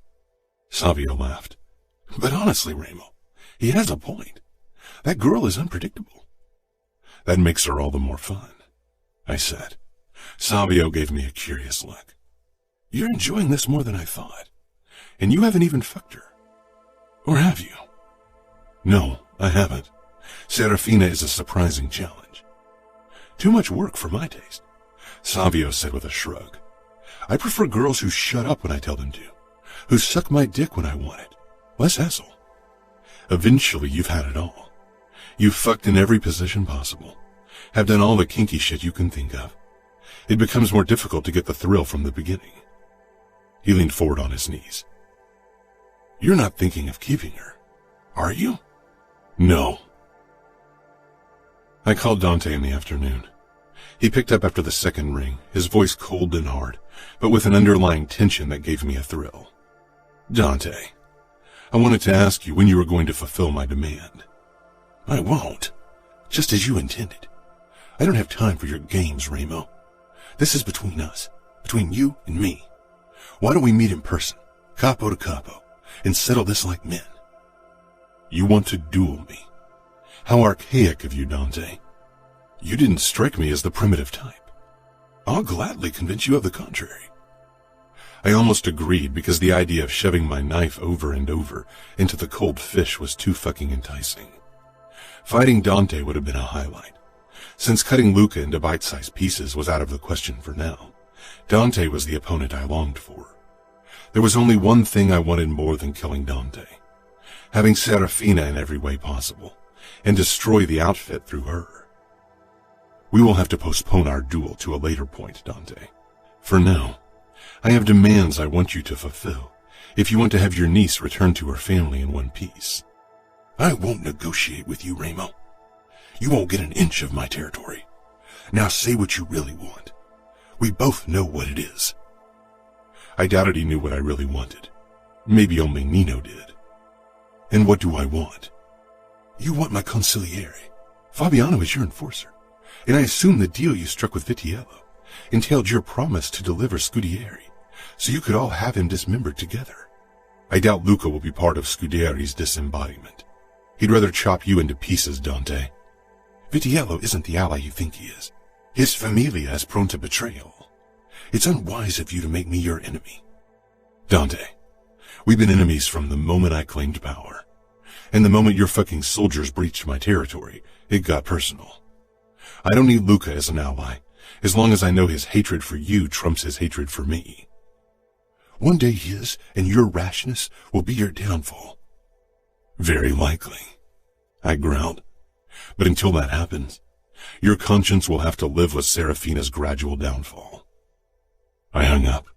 With every day that Serafina was in my hands, my position got stronger.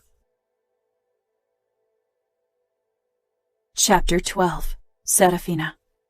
The next few days after my attempt at running away, I fell into a strange routine. Remo picked me up for a run in the morning. Sometimes I wondered if he wanted me to risk escaping again, because the chase gave him a thrill. But I didn't waste my energy on it. Remo was too strong and fast. I had to beat him with wit. Unfortunately, he was as intelligent as he was cruel. He could twist my words faster than I thought possible, and I occasionally caught myself enjoying our strange debates. I didn't have to hold back when I was around Remo. I didn't try to present my best side to him like I had done with Danilo, because I didn't care about his approval.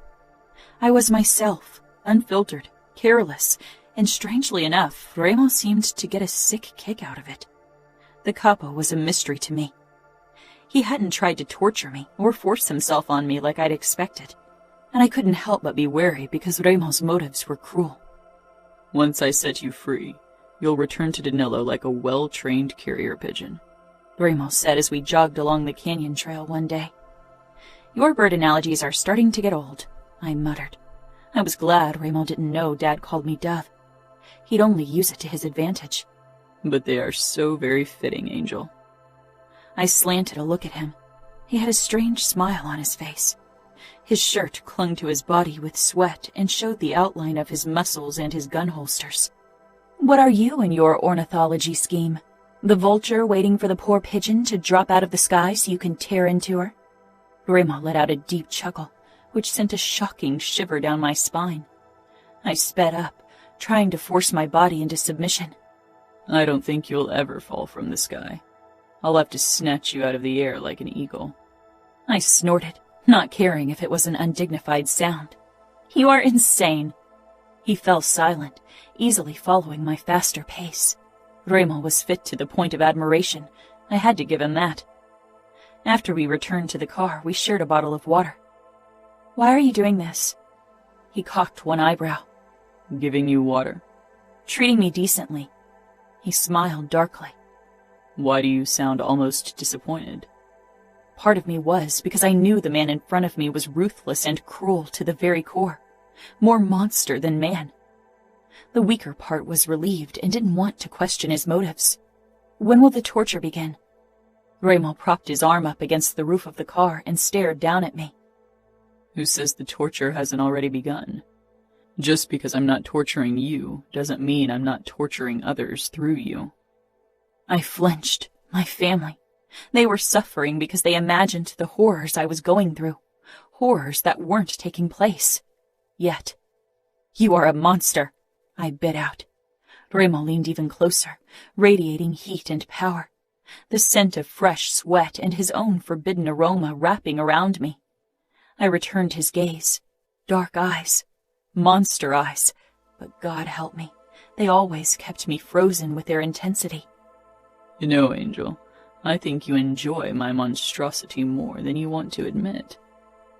I didn't have a chance for a comeback. Remo's lips crushed mine, his tongue sliding in, and my body reacted with a wave of heat. I clutched his shoulders, meeting his tongue with the same fervor. Then realization struck me. I tried to shove him away, but Remo didn't budge. He wrapped his arms around me, molding our bodies together. Breathtaking, terrifying, intoxicating. I bit down on his lower lip, but Remo didn't pull back. He growled into my mouth and tightened his hold, his kiss turning even harder. The taste of his blood swirled in my mouth, and I pulled away in equal disgust and sick fascination. Remo's mouth was covered with blood. He truly looked the monster then. A dark smile curled his lips, and I opened the door and got into the car, trying to catch my breath, trying to escape his overwhelming presence. I caught sight of my reflection in the rearview mirror and cringed. My lips, too, were red with Remo's blood. In that moment, I didn't look any less a monster than he did. The moment Remo picked me up the next morning, I knew it wasn't for a run. For one, he was too early, and second, he was only in his briefs. I tore my gaze away from his body. We need to record additional motivation for your uncle, Remo explained. Come. I perched on the bed, not moving an inch. Another recording? When I didn't follow his command, Remo raised his eyebrows. Come, he said with more force, and it took considerable effort to remain motionless. I stubbornly returned his gaze. He stalked toward me and bent over me.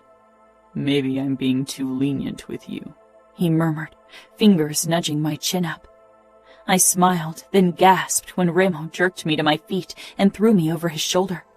His big, warm hand rested on my butt as he carried me, and for a few moments I stilled in shock, more because of my body's reaction to the feel of Remo's palm than to my head hanging down over his shoulder. I started wiggling, and Remo squeezed my butt cheek in warning. I rammed my elbow into his side, but apart from a sharp exhale, Remo didn't falter. "Let me down," I wheezed, horrified by the way my center tightened at the feel of Remo's hand on my backside. If he found out, I'd die on the spot. Remo didn't set me down, however, until we were back in the cell. My head swam for a moment, but when my vision cleared, I noticed the shackles hanging from a chain at the wall. Remo nudged me forward.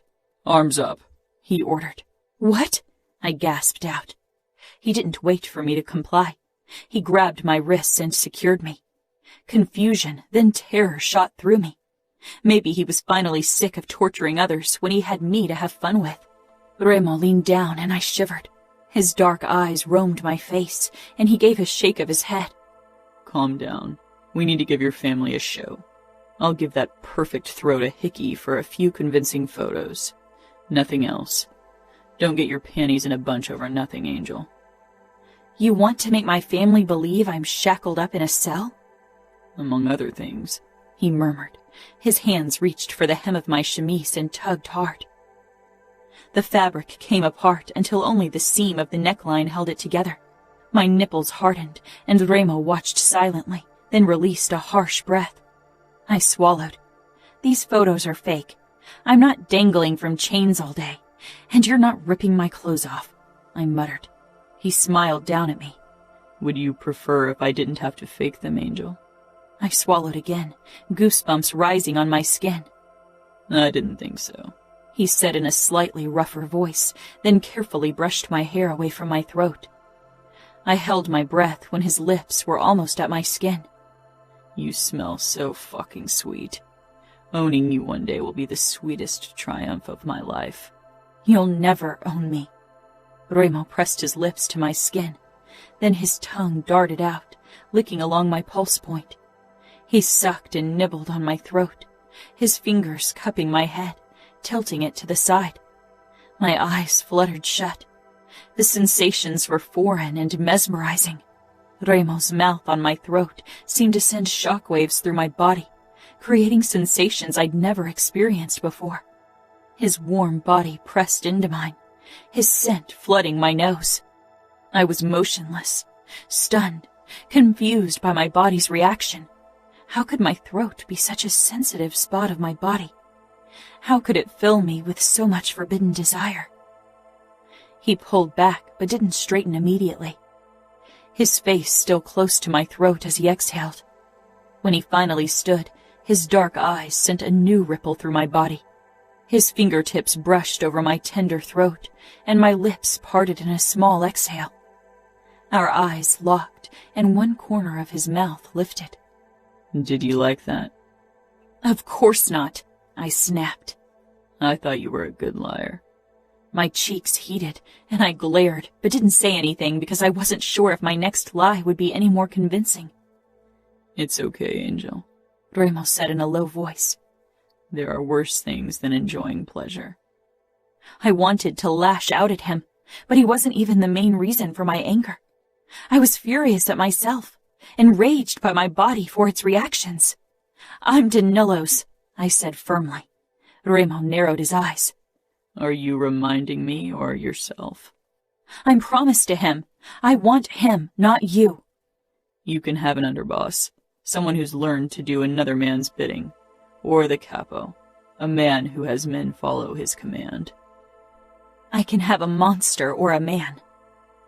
"Do you really think Danilo isn't a monster?" "He isn't a monster like you." Remo nodded. "He's a lesser monster. Who'd want to settle for less?" "You don't even want me, Remo. All you want is to hold my fate over my family's head. Stop toying around." He stepped back, turned around, and picked up his phone. Look broken for a moment. I glared. That's not the look we're going for. He waited. Then his jaw tightened, and he came toward me again, holding my chin. I said it before. Choose your battles wisely. I'm not a patient man, nor a decent one. He retreated, and finally satisfied with my expression, he took a few photos. Guilt left a bitter taste in my mouth, but I wasn't sure how long it would take for my family to free me, if they succeeded at all, and I had to think of self-preservation even if I hated myself for it. He unshackled me and I rubbed my wrists, then touched my tender throat. Remo watched me. I like seeing my mark on you. I didn't say anything.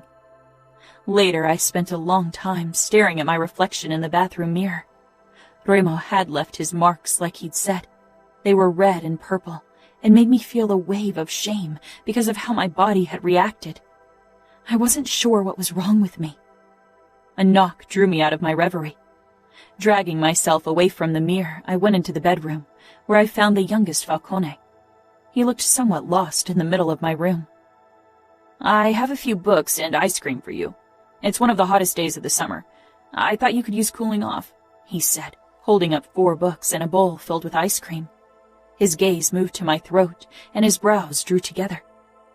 He walked past me and put everything down on my nightstand before he shoved his hands into his pockets, looking awkward. My eyes lingered on the fresh tattoo on his forearm. You are a made man now. He glanced down, then nodded slowly. I'm a Falcone. I went over to the nightstand to take a look at everything. It's chocolate chip.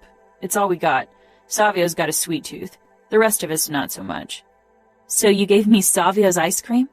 He'll love that after the soup I threw at him. Adamo burst out laughing. I wish I could have been there. He's so full of himself. I bet his expression was hilarious. He sobered, then cleared his throat. I smiled. He was shocked. It was difficult to believe that Adamo was related to Remo. There was a slight resemblance, but Adamo's hair was curly and not as dark, and his eyes were a warmer brown. But the biggest difference was their personality. I picked up the bowl and pushed a spoonful of the sugary treat into my mouth before sinking down onto the bed. Adamo came a bit closer and leaned against one of the posts.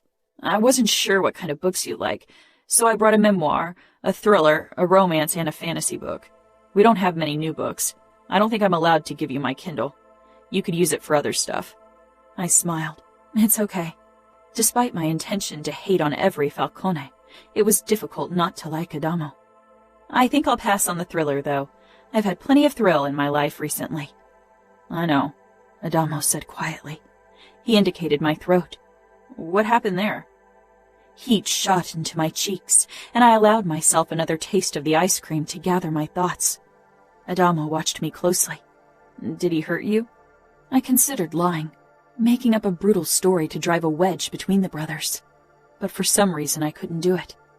No, he's hurting my family by making them believe he's hurting me.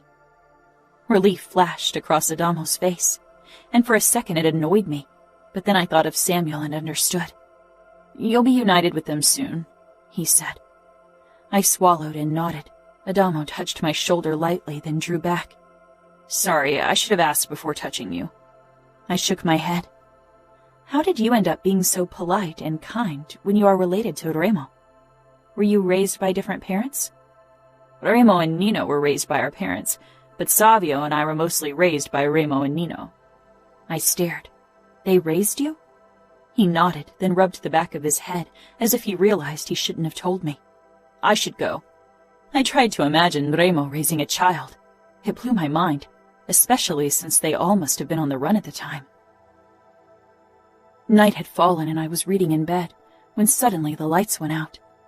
I blinked into the unexpected darkness and climbed out of bed, putting the book down on the nightstand. Following the trail of silvery moonlight, I glanced out of the window. The lights in the garden and every other window of the mansion that I could see were out as well. In the distance, I could make out lights from other houses. My pulse picked up.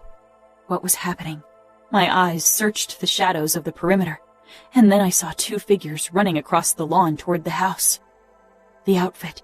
It had to be. They had come to save me. Euphoria pulsed through me, followed by fear. This was Remo's territory. The Falcones knew every inch of their property and the outfit didn't. What if Samuel was among the attackers? I clung to the windowsill, immobilized by terror at the thought. Dante and Dad would have never allowed my brother to come here. He was the heir to Minneapolis. He was too important for such a risky endeavor. Maybe the dark gave the outfit an advantage. Maybe it caught Remo and his brothers by surprise. Who knew how many of them were even in the mansion? The lock of my room turned and I faced the door. This was my chance to run. The outfit didn't know where in the house I was being kept. They probably expected to find me in the basement. I needed to find them first. It would take too long for them to search every part of the mansion. A tall figure stepped into the room. It was difficult to make out much, and it didn't matter who had entered. I attacked without hesitation, storming toward my opponent, hoping to ram my elbow into his stomach. Unfortunately, backlit by moonlight, I was an easy target. My opponent sidestepped me, then grabbed my shoulder and thrust me forward. I collided with the wall, and a firm chest pressed against my back. "No soup today?" Savio taunted, but his voice was filled with tension. I tried shoving away from the wall, but Savio didn't budge. "Do I have to knock you out, or will you stop the fucking struggling?" I jerked my head back, hoping to hit his nose, but he was taller than I remembered, and the back of my head collided with his chin. "Fuck," he snarled. He lodged his arms around my chest and waist like Samuel had done in jest not too long ago, and despite my thrashing, he carried me through the room and shoved me into the bathroom. "I won't carry you into our panic room like that. Fuck it." I whirled around to face him. "Don't fucking move," he growled. "The outfit will kick your asses. I bet you shit your pants when the lights went out," I hissed. Savio chuckled. "It was Nino who turned off the lights. We know every inch of this fucking house by heart. We don't need lights. By the way, our surveillance camera showed a guy with blonde hair. I wonder who will kill him, Remo or Nino." I froze. Samuel? Savio closed the bathroom door. I rushed forward and hammered my fists against the wood. "Let me out! Let me out!" "Scream all you want," Savio said. "Maybe it attracts an outfit fucker so I can have some fun as well." I pressed my palms against the door and slowly sank down onto my knees. Savio had to be lying. Samuel wasn't here. If Remo or Nino got him in their hands... Chapter 13. Remo. My brothers and I were catching the cage fight of Savio's next opponent. Chiara had already fallen asleep against Nino as usual. I doubted she ever watched more than a few seconds of a fight. Violence just wasn't in her nature. "I can't wait to fight him," Savio said, when his next opponent drop-kicked the other fighter into the cage. Not bad. My phone lit up, and so did the phones of my brothers. For a moment, neither of us moved. I reached for it. An alarm had been raised. What the fuck? I opened the alert. Someone or something had touched the electric barbed wire at the top of the walls. Nino was faster. He held up his phone with a live recording of the affected area. 4 men had put a ladder over the fence, laid a wooden board over the electric wires, and climbed over the wall. I stood, drawing my gun and a knife. Nino shook Chiara awake, then turned to Adamo. "Take Chiara into the panic room. Shoot for the kill, no questions asked." "What's the matter?" Chiara whispered. Nino shook his head, kissed her, then pushed her toward Adamo, who grabbed her hand and tugged her along, his own gun pulled. "I'm going to turn off the lights on the premises," Nino said. "We can ambush them more easily that way." I nodded. "Savio, go get Serafina. I want her in the panic room as well." Savio frowned. "I want to kick outfit asses." "Savio," I snarled. I couldn't fucking believe the outfit really dared to attack our mansion. It wasn't Dante's style. Way too risky. With a glare, Savio ran up the stairs. Nino entered the code into his phone that was connected to our central control system, and blackness fell upon us. It took my eyes a few seconds to adapt. Moonlight streamed in through the windows, and soon my brother and our surroundings became more than abstract shapes. I stepped up to Nino. "They're heading toward the north wing," he said. The cameras had night vision, so we had no trouble following the attackers' progress. A blonde head was among them, and I had a feeling I knew who it was. Samuel had come to save his twin, probably without his capo's orders. If they were here on Dante's plan, they would have retreated the second the lights went out. That they still continued with it meant someone who didn't care about his life was the leader. "Come on," I said. Nino and I crept into the garden, past the pool, in the direction where the attackers were headed.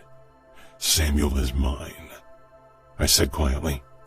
Nino didn't say anything, only shut down his phone so the glow of the screen wouldn't give us away. We reached the corner of the north wing, and both crouched down. I peered around and found two men, one of them blonde, working on the terrace door to Savio's domain, while the other two scanned the area, guns pointed ahead. They had turned over the table and were half hidden behind it. It was massive wood. Maybe it would hold back the bullets. "Two alive, Samuel and another," I ordered. Nino gave a terse nod. He'd give me a lecture later. He was pissed that we were being attacked because I brought Serafina here, that I'd put his wife in danger. Nino and I raised our guns and began firing. Whoever our opponents were, they weren't the best shots. The first one went down almost immediately. The two at the terrace door dropped behind the table and began firing as well. Eventually, we ran out of bullets. The fun was about to begin. Nino pulled his knife. Clutching my own knife, I ran toward the remaining three attackers. Two went for me, one for Nino. Samuel slashed his knife at me, and I blocked it with my own. The other outfit fucker jabbed toward my stomach. I dodged that attack as well, and rammed my blade into his thigh. He went down with a cry, but I grabbed him by the collar and jerked him up to block Samuel's next attack. His knife went straight into his companion's stomach. Before Samuel could attack again, Nino grabbed him from behind, one arm locked around his throat, the other over his arm with the knife. I dropped the outfit bastard and jumped forward, hitting Samuel's wrist and breaking it so he would drop the knife. He grunted, but didn't drop the knife. He struggled like a madman, and Nino lost his balance.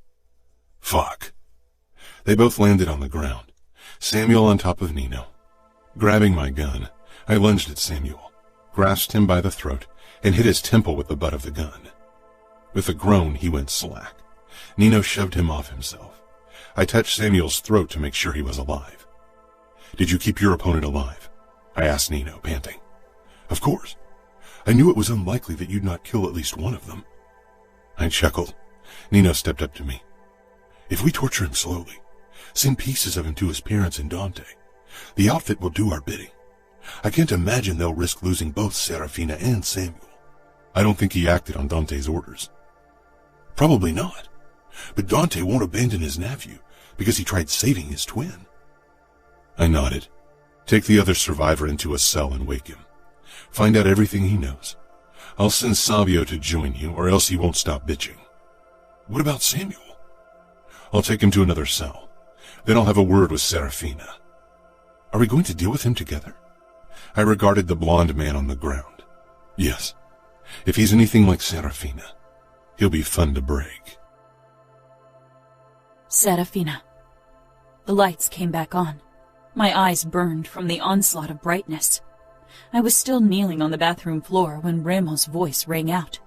"Go into the basement and help Nino torture the outfit asshole." I could feel the color draining from my face. I'd heard the shooting, had prayed that the outfit would win. I forced myself to stand when the lock turned. Remo came in covered in blood, and I started trembling, terrified my greatest horrors had come true. For a couple of heartbeats, Remo regarded me. "Your brother tried to save you." Terror gripped me like a vice. I could not breathe. I didn't want to believe it. "You're lying," I gasped out, voice broken and hollow. A dark smile curled his lips. "He's a brave one." I rushed toward Remo, clutched his bloody shirt. Remo's dark eyes held mine. The predatory gleam in them made my heart thud even faster. "No," I said again. "Samuel isn't here. He wouldn't risk it. Dante wouldn't allow it." "I think your twin would gladly put his life down for you, Angel. I doubt he came on your uncle's orders. That means no reinforcement." I swallowed. "Oh, Samuel, my protector. How could you be so stupid? If Samuel was dead, I couldn't go on living, not with the knowledge that he died to save me." Tears burned a hot trail down my cheeks. If you, I couldn't even say it. Then kill me now." He's not dead yet, Remo murmured, dark eyes scanning my face. We'll see how long he lasts, though. Samuel wasn't dead. Not yet. My eyes widened. Let me see him. Remo touched my throat, coming closer. Why? So you can say goodbye? I bit my lip. To see the truth. Remo smiled. I'm not lying. He grabbed my wrist and dragged me out of my room. He led me down into the basement, and holding me by the arm so I couldn't storm inside, he opened one of the cells. Inside lay Samuel, covered in blood and not moving except for the shallow rise and fall of his chest. His blonde hair was matted with blood. My chest constricted so tightly I was sure to pass out any second. What did you do? Not much yet, he said as he closed the door. Hit him over the head. Once he wakes, Nino and I will tend to him. I knew what that meant. A terrifying, agonized scream echoed through the basement. I flinched violently. That's Nino's doing. He's talking to the other survivor. Soon those would be Samuel's cries. Soon he'd be submitted to the horrors he'd wanted to save me from. Horrors I'd been spared. Bile traveled up my throat. My twin would suffer and die for me. I grasped Remo's arm, my eyes begging with him, even though I knew he didn't have a heart I could soften. Please don't. Torture me instead. Remo smiled darkly, cupping my face. I don't want to torture you, and I told you I won't ever cut you again, Angel. Of course. I knew what he wanted, what he'd wanted from the start, and today he'd get it. Swallowing my pride because it wasn't worth Samuel's life, I lowered myself to my knees right in front of Remo. I tilted my face up, tears stinging in my eyes. I'm on my knees. I'm begging you to spare him. Whatever you want, it's yours, Remo. Take it. Take everything. His dark eyes flashed with an emotion I couldn't read. You didn't beg for your own life. You didn't offer me your body to avoid pain, but you do for your brother. I do. I'd do anything for him, I whispered. I'm offering you everything. You can have it all. I'm giving it to you freely, willingly, if you spare my brother. Remo grasped my arm and hoisted me to my feet. Without another word, he dragged me upstairs and into his bedroom. He released me and closed the door. His breathing was harsh. My fingers shook as I reached for my dress and pulled it over my head. Remo's eyes scorched my skin as I reached for my bra and unhooked it, letting it drop to the floor. With a hard swallow, I pushed my panties down my hips until they joined my bra on the floor. It's yours, I said quietly. All I could think about was Samuel down in that basement, lying in his own blood, and the torture that awaited him at the hands of Remo and Nino. I'd heard the rumors of what they'd done to Chiara's uncle. Not taking his eyes off my face, Remo advanced on me. His hands touched my waist, and I trembled. So very difficult to break. You won. You broke me. I begged you. I'm offering you my body. Please spare Samuel. His eyes traveled the length of my body before they locked on mine once more. You aren't broken, Angel. Sacrificing yourself for someone you love isn't weakness. Spare my brother, Remo. With shaking hands, I reached for his belt, but he stopped me. And my world fell apart because if he didn't take me up on my offer, what else could I give him in return for my brother's life? What else did he want? Remo leaned down to my ear. Such a tantalizing offer. He exhaled.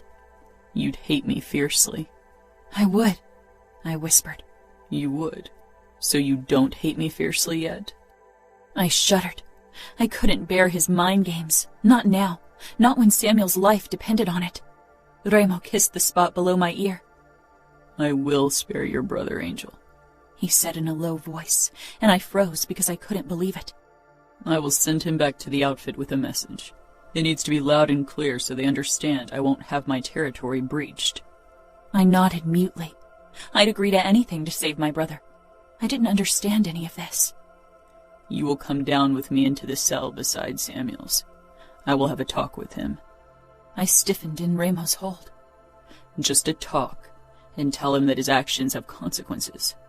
And then I'll return to your cell, and you're going to scream and beg as if I'm hurting you. You will make him believe it. Then I will release him so he can return home with the remains of the other outfit soldier, and the knowledge that you will suffer brutally for every single one of their mistakes. I gave a nod. Samuel would hate himself for it. He would suffer worse than that, but it was better than the alternative. I needed to save him no matter the cost. I could tell him the truth once I got back home. Good, Remo said quietly. He gathered my clothes from the ground, his eyes level with my center for a moment before he straightened. Now get dressed. I didn't understand why he hadn't taken me when it was obvious how much he wanted me. He could have had me in every way he wanted. I wouldn't have fought him. He could have sent the warning message by recording Samuel's torture and my screams and sending the video to my family. He didn't have to keep Samuel alive to deliver it. What else could he want? Remo, Serafina had offered herself to me, but she'd done it out of despair, out of love for her brother, not because she wanted to. She loved her brother fiercely, wanted to protect him at any cost, like I would my brothers. I could respect that. I'd never admired a woman on her knees more than I did Serafina. She followed me quietly through the mansion. I could have asked anything of her, but that wasn't how I wanted things to go. Far from it. I opened the door to the cell beside Samuel's, and Serafina stepped in. The door to the third cell swung open, and Nino stepped out, covered in blood, his brows drawing together when he spotted Serafina.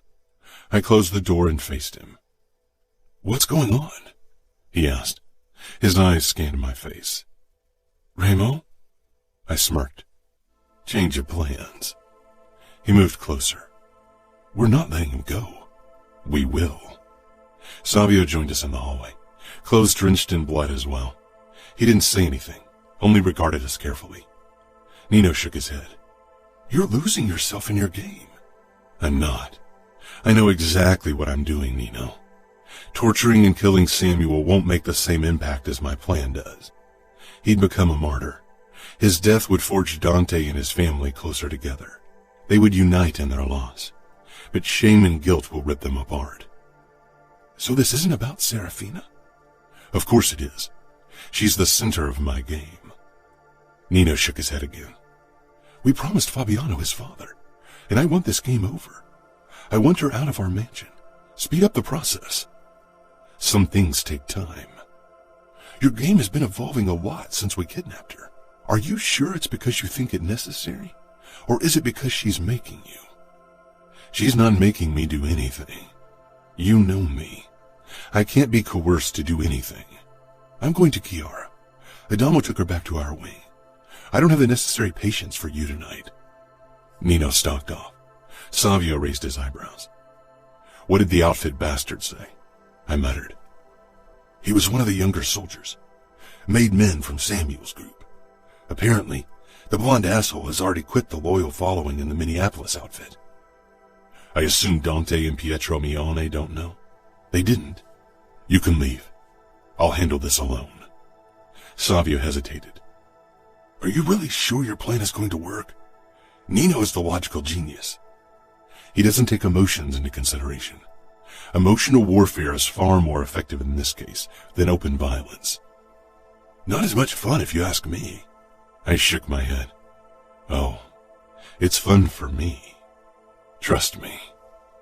Savio snorted. "I'll go take a shower. You have whatever kind of fun you prefer." He sauntered off, and I stepped into Samuel's cell. His wrists and ankles were tied together, but his eyes were open in his bloody face and full of hatred. "You fucking bastard," he rasped. I smiled. "I'd be careful with the insults if I were you." "Fuck you," Samuel spat. "As if anything I say matters. You're going to torture me to death anyway." I knelt beside him. "I don't think that's the right punishment for you, Sam." Fear replaced the hatred in his eyes. He arched up. Don't you dare touch her." I straightened. "Someone will have to suffer for this. And I know you will suffer twice as much if I hurt your twin." "No. Torture me. Kill me." "Unfortunately, that's not an option. You will return to the outfit with the memory of your sister's screams." Samuel froze. "No," he gasped out. I turned. "Remo," he roared, but I closed the cell door. I stepped into Serafina's cell. She was pale and still so painstakingly proud and beautiful. I allowed myself a moment to admire her. She tilted her head toward me, her blue eyes burning with emotion. "Samuel will be safe?" "By my honor." Her lips curled, but she didn't say anything. "I hope you can be convincing. I want your best screams." Her eyes narrowed briefly, giving me a fucking kick as usual. It was so much better than her desperate surrender. She closed her eyes, chest heaving, elegant throat flexing. I needed to own this woman. Body and soul and everything else she could offer. I fucking burned with the desire to possess her in every way possible. Finally, Serafina screamed, and it was so fucking real that my body reacted to the sound, but not in a way it usually did. Not with excitement and the thrill of the hunt. There was something close to revulsion filling my body, hearing her agonized cries and imagining they were real. My hands curled to fists, my muscles tensing because a deeply buried instinct wanted me to protect her from whatever caused those screams. Unfortunately for her, nothing could protect her from me. I couldn't fucking take it anymore. I stalked toward her, gripped her arm. "Enough," I growled, breathing harshly. Serafina's eyes snapped open. They searched my face, and a second too late, I realized she got deeper than anyone was allowed. "Enough," I repeated, my voice shaking with rage and confusion. "Enough," she whispered so softly. The sound was like a fucking caress. Maybe I should end it now. Do what Nino said. End this fucking game. Get rid of Serafina and Samuel both. I cupped her head and pressed my forehead to hers. She trembled, overwhelmed. "Maybe I should kill you." "Maybe," she breathed. "But you won't." I should have contradicted her, but she was right and she knew it. "You promised." I pulled back from her. "And I will keep my promise. I'll release your brother now. I'll have one of my men fly him and the corpses to Kansas City. How he gets back to outfit territory from there is his own problem." She nodded. "Come," I ordered. I didn't touch her as I led her back to her bedroom. She moved toward the window and perched on the windowsill, pulling her legs against her chest. I stopped with my fingers against the light switch, then lowered them, leaving the room in the dark. Serafina twisted her head, staring at me. She was backlit by the silver moonlight as she perched in the window frame. She never looked more like an angel than in this fucking moment, and I realized I was on a precarious path. Her whispered words broke the silence. "I wonder whose game is more dangerous, yours or mine, Remo." Chapter 14. Serafina. Over the next couple of days, Remo kept his distance. We didn't go on runs, and Chiara or one of his brothers brought me food. The look in his eyes when I'd screamed in the basement, it was difficult to describe, but I knew for some reason it had bothered him. Nino had informed me this morning that Samuel was back in Minneapolis. I believed him. Remo had promised, and despite my difficult feelings toward the Capo, I knew he'd keep this promise. I also knew that Samuel and my family were suffering every day I was here. Nino treated me even colder than before, if that was even possible. I had a feeling things between Remo and him were strained because of Samuel. Nino probably would have killed my brother. It was the obvious solution, the one Dante would have chosen. But Remo, he was unpredictable, cruel, fierce. I didn't understand him. If he'd tortured and killed Samuel, I would have hated him with brutal abandon, would have done anything I could to kill him. But he hadn't. I was scared about his motives, but more than that, I was scared because a twisted part of me was grateful. I wasn't sure exactly why, but Remo had done this because of me. It was way past midnight when I heard my door open. I couldn't sleep, my mind whirring with thoughts. Lying on my side, I watched the tall figure step in. I knew it was Remo from the way he moved, from his tall frame, the shock of his black hair. "You're awake," he said in a low voice. "Did you want to watch me sleep?" He moved closer. His face lay in shadows, and my pulse picked up. He sank down on the edge of the bed, and I rolled onto my back. "No," he said in a strange tone. "I prefer you awake." He leaned over me, one of his arms braced behind my hip. "What do you want?" I muttered. "I want you gone." My eyes widened. "Then let me go." "I fear it's not that easy." He bent lower, and then his palm touched my belly and slowly slid down. I held my breath, becoming still in a mix of shock and anticipation. He cupped me through the covers and my clothes. The touch was light, almost questioning, and I was completely frozen. My center tingled, and that, more than Remo's touch, sent a fierce stab of fear through me. I wanted him to touch me without a barrier between us. Wanted to get a taste of something utterly forbidden, something I wasn't allowed to want. Neither of us said anything. I knew what paralyzed me. But what restrained Remo? He exhaled slowly and stood. Without another word, he disappeared. Good Lord, what was happening? With him, with me, with the both of us. That middle-of-the-night visit seemed to have done something to Remo, because he returned to our previous routine of taking me on runs and walks through the gardens. I wasn't sure if I should be relieved or worried. I'd almost missed our daily arguments because he took me seriously and was strangely excited about my comebacks.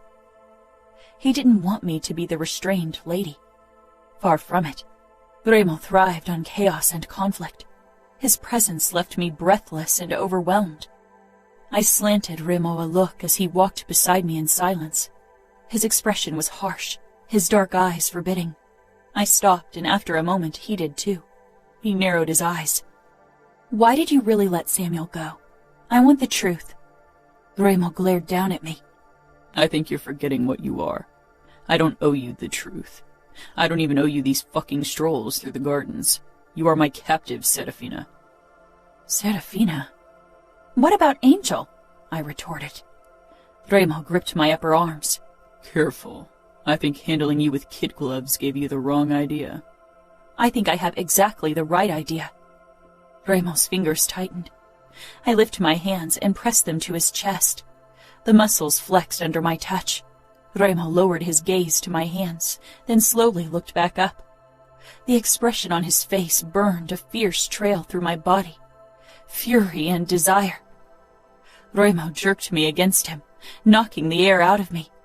One hand gripped my neck, and his mouth pressed against my ear. "I don't remember you pushing me away when I touched your pussy a few nights ago, Angel," he growled. Shame washed over me from the memory, but worse, so much worse, longing. "Every fucking day you want me a little more. I can see it in your eyes, can see the struggle in them. You aren't allowed to have me, like I'm not allowed to have you." "You are Remo Falcone. You are Capo. You rule over the West. Who could stop you from having me?" I murmured. My God, what was wrong with me?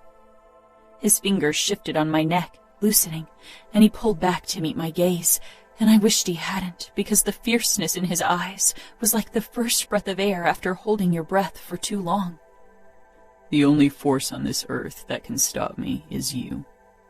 You're the only one I'd allow to do so," he said in a dark voice.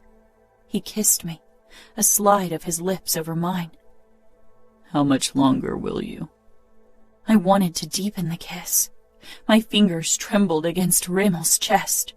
I wanted to look away from his dark eyes, and at the same time I wanted to drown in their power. I wanted so many things when he was around, things I'd always be forbidden to want.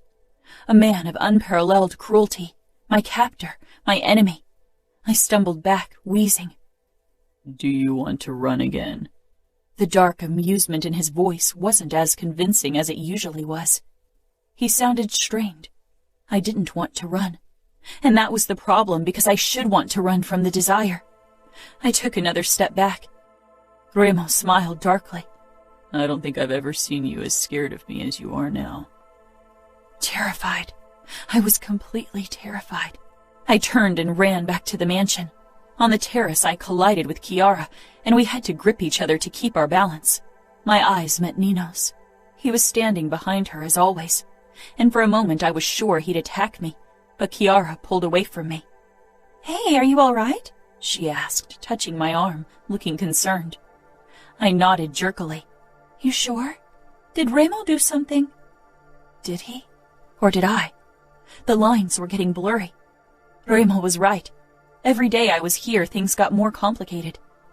Captivity broke me, only not in the way I thought it would.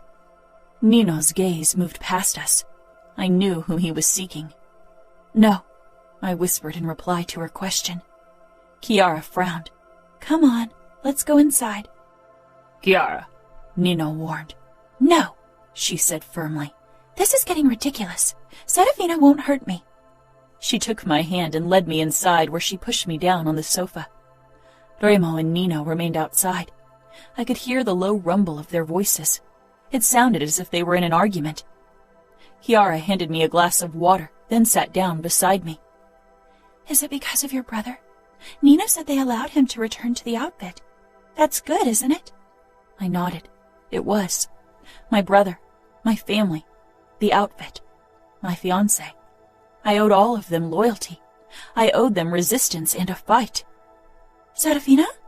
Chiara touched my thigh. I met her compassionate gaze and touched her hand.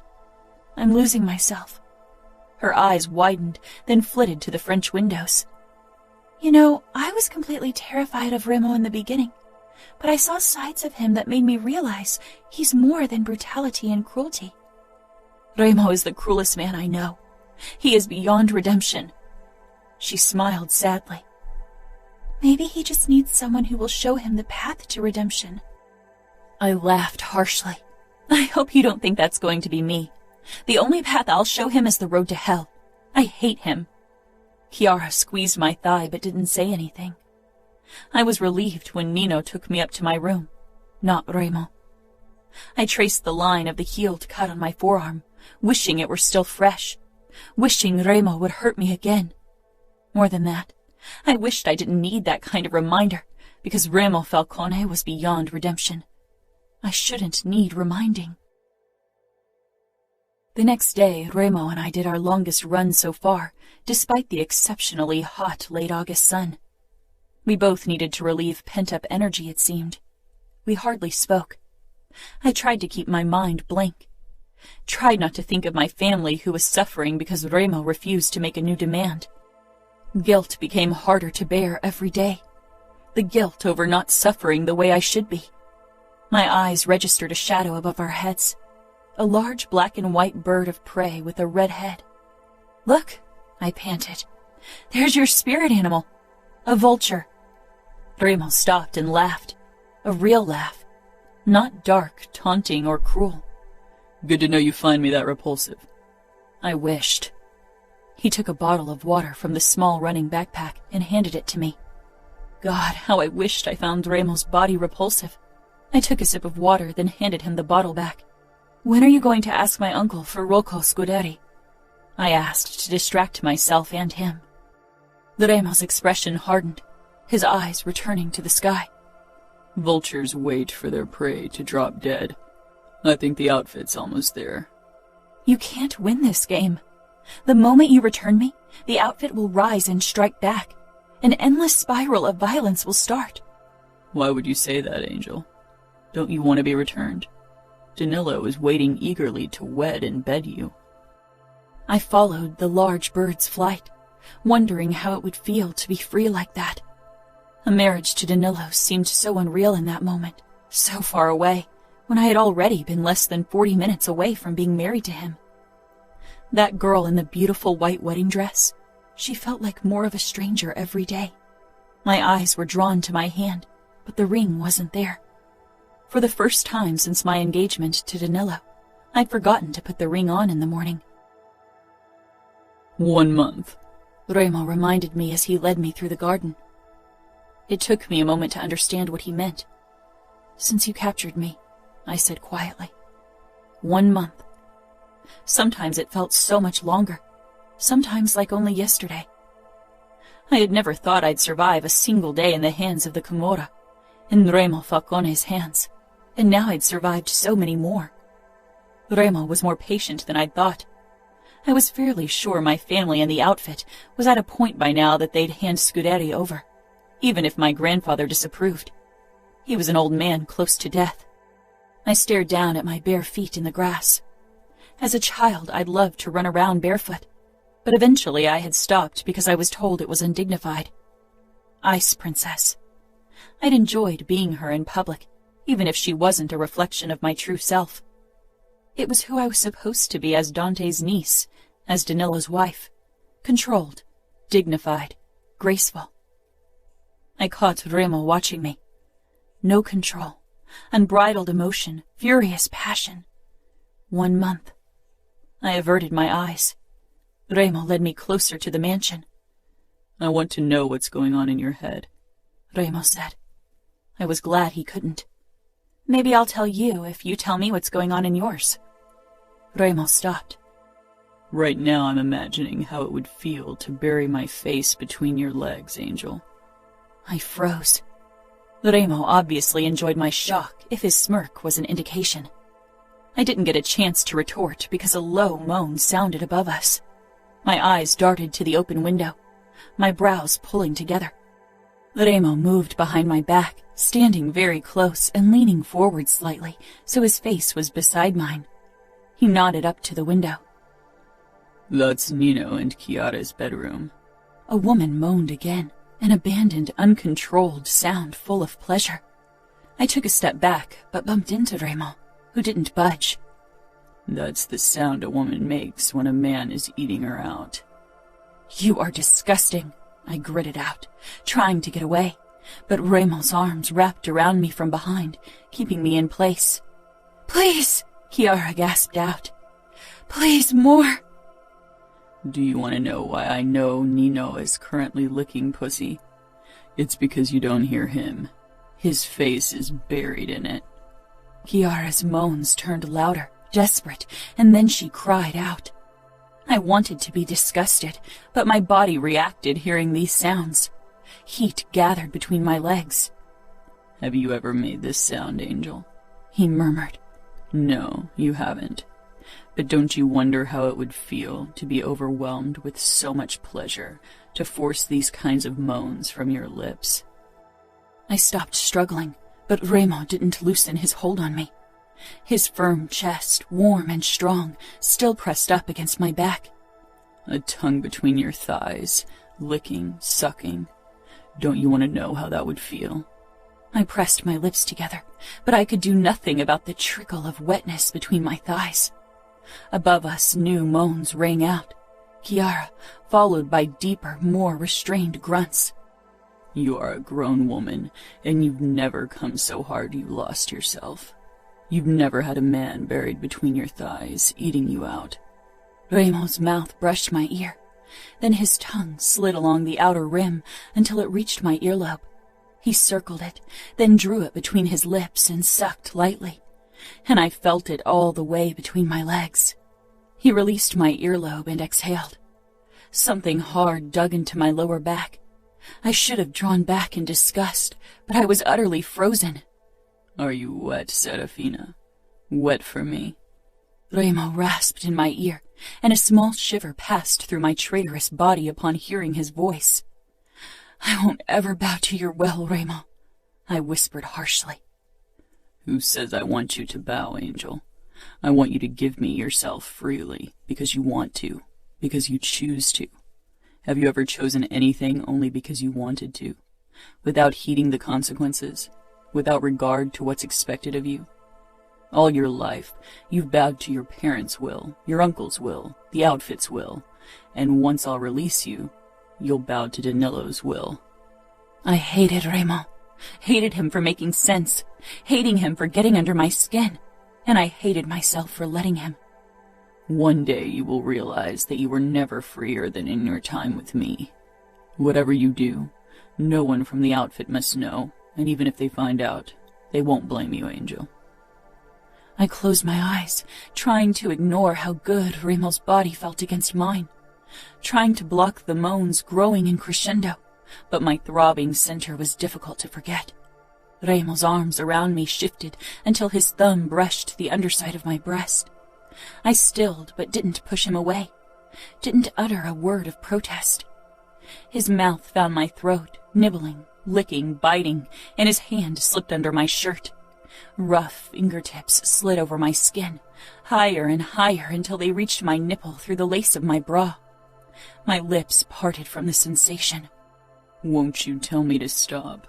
Remo murmured in my ear before his tongue led a wet trail down my throat. His free hand cupped my cheek and twisted my face around so he could assault my mouth with an all-consuming kiss. His tongue licked every crevice of my mouth, tasting, consuming, owning my lips. "You better tell me to stop, Angel, because if I don't stop now, I fear I won't stop at all." I barely listened to his words, too caught up in the sensation his fingers on my nipple created, too overwhelmed by the moans ringing out above us. Remo released my face and nipple, gripped my hips in a bruising hold, and got down on his knees. Glancing over my shoulder, shock washed over me to see the Capo kneeling before me. He pushed up my skirt and bit into my ass cheek, then slid his tongue over the spot. His palm cupped my other cheek, hard, kneading possessively before he slid up and wedged his fingers under the strap of my thong. He tugged hard, and the drenched fabric jerked against my center and clit. I gasped in surprise and pleasure. Remo chuckled against my ass cheek, then circled his tongue over the soft skin, while his fingers kept tugging at my thong. How could this feel so good, so overpoweringly perfect? How could the sensation of fabric rubbing against my sensitive flesh bring me down like that? Remo tugged harder, and I arched, biting down on my lip to keep the sounds in. He sucked the skin of my ass cheek into his mouth as he gave my thong a few hard tugs. Waves of heat and tingling spread from my center to every nerve ending in my body. I was getting closer to something impossible, wondrous, mind-blowing, something I'd never felt, not even close. Then Remo dropped his hand and released my skin from his mouth. I had to hold back a sound of protest. Gripping my hips, Remo turned me around. I stared down at him. He knelt before me, his eyes dark and possessive, a dangerous smile playing around his lips. Even kneeling at my feet, Remo oozed dominance, control, power. Looking down at him, I still felt like the one he brought to her knees. I narrowed my eyes, wanting to step away from him, away from his violence and darkness that seemed to draw me in like an undercurrent. As if he could feel my resistance, Remo tightened his hold on my hips and leaned forward, pressing a soft kiss to my white panties, right over my throbbing nub. My hand flew forward, gripping his muscular shoulders to steady myself. His eyes pierced me to the core with their intensity as he leaned his rough cheek against my thigh, his mouth close to my center.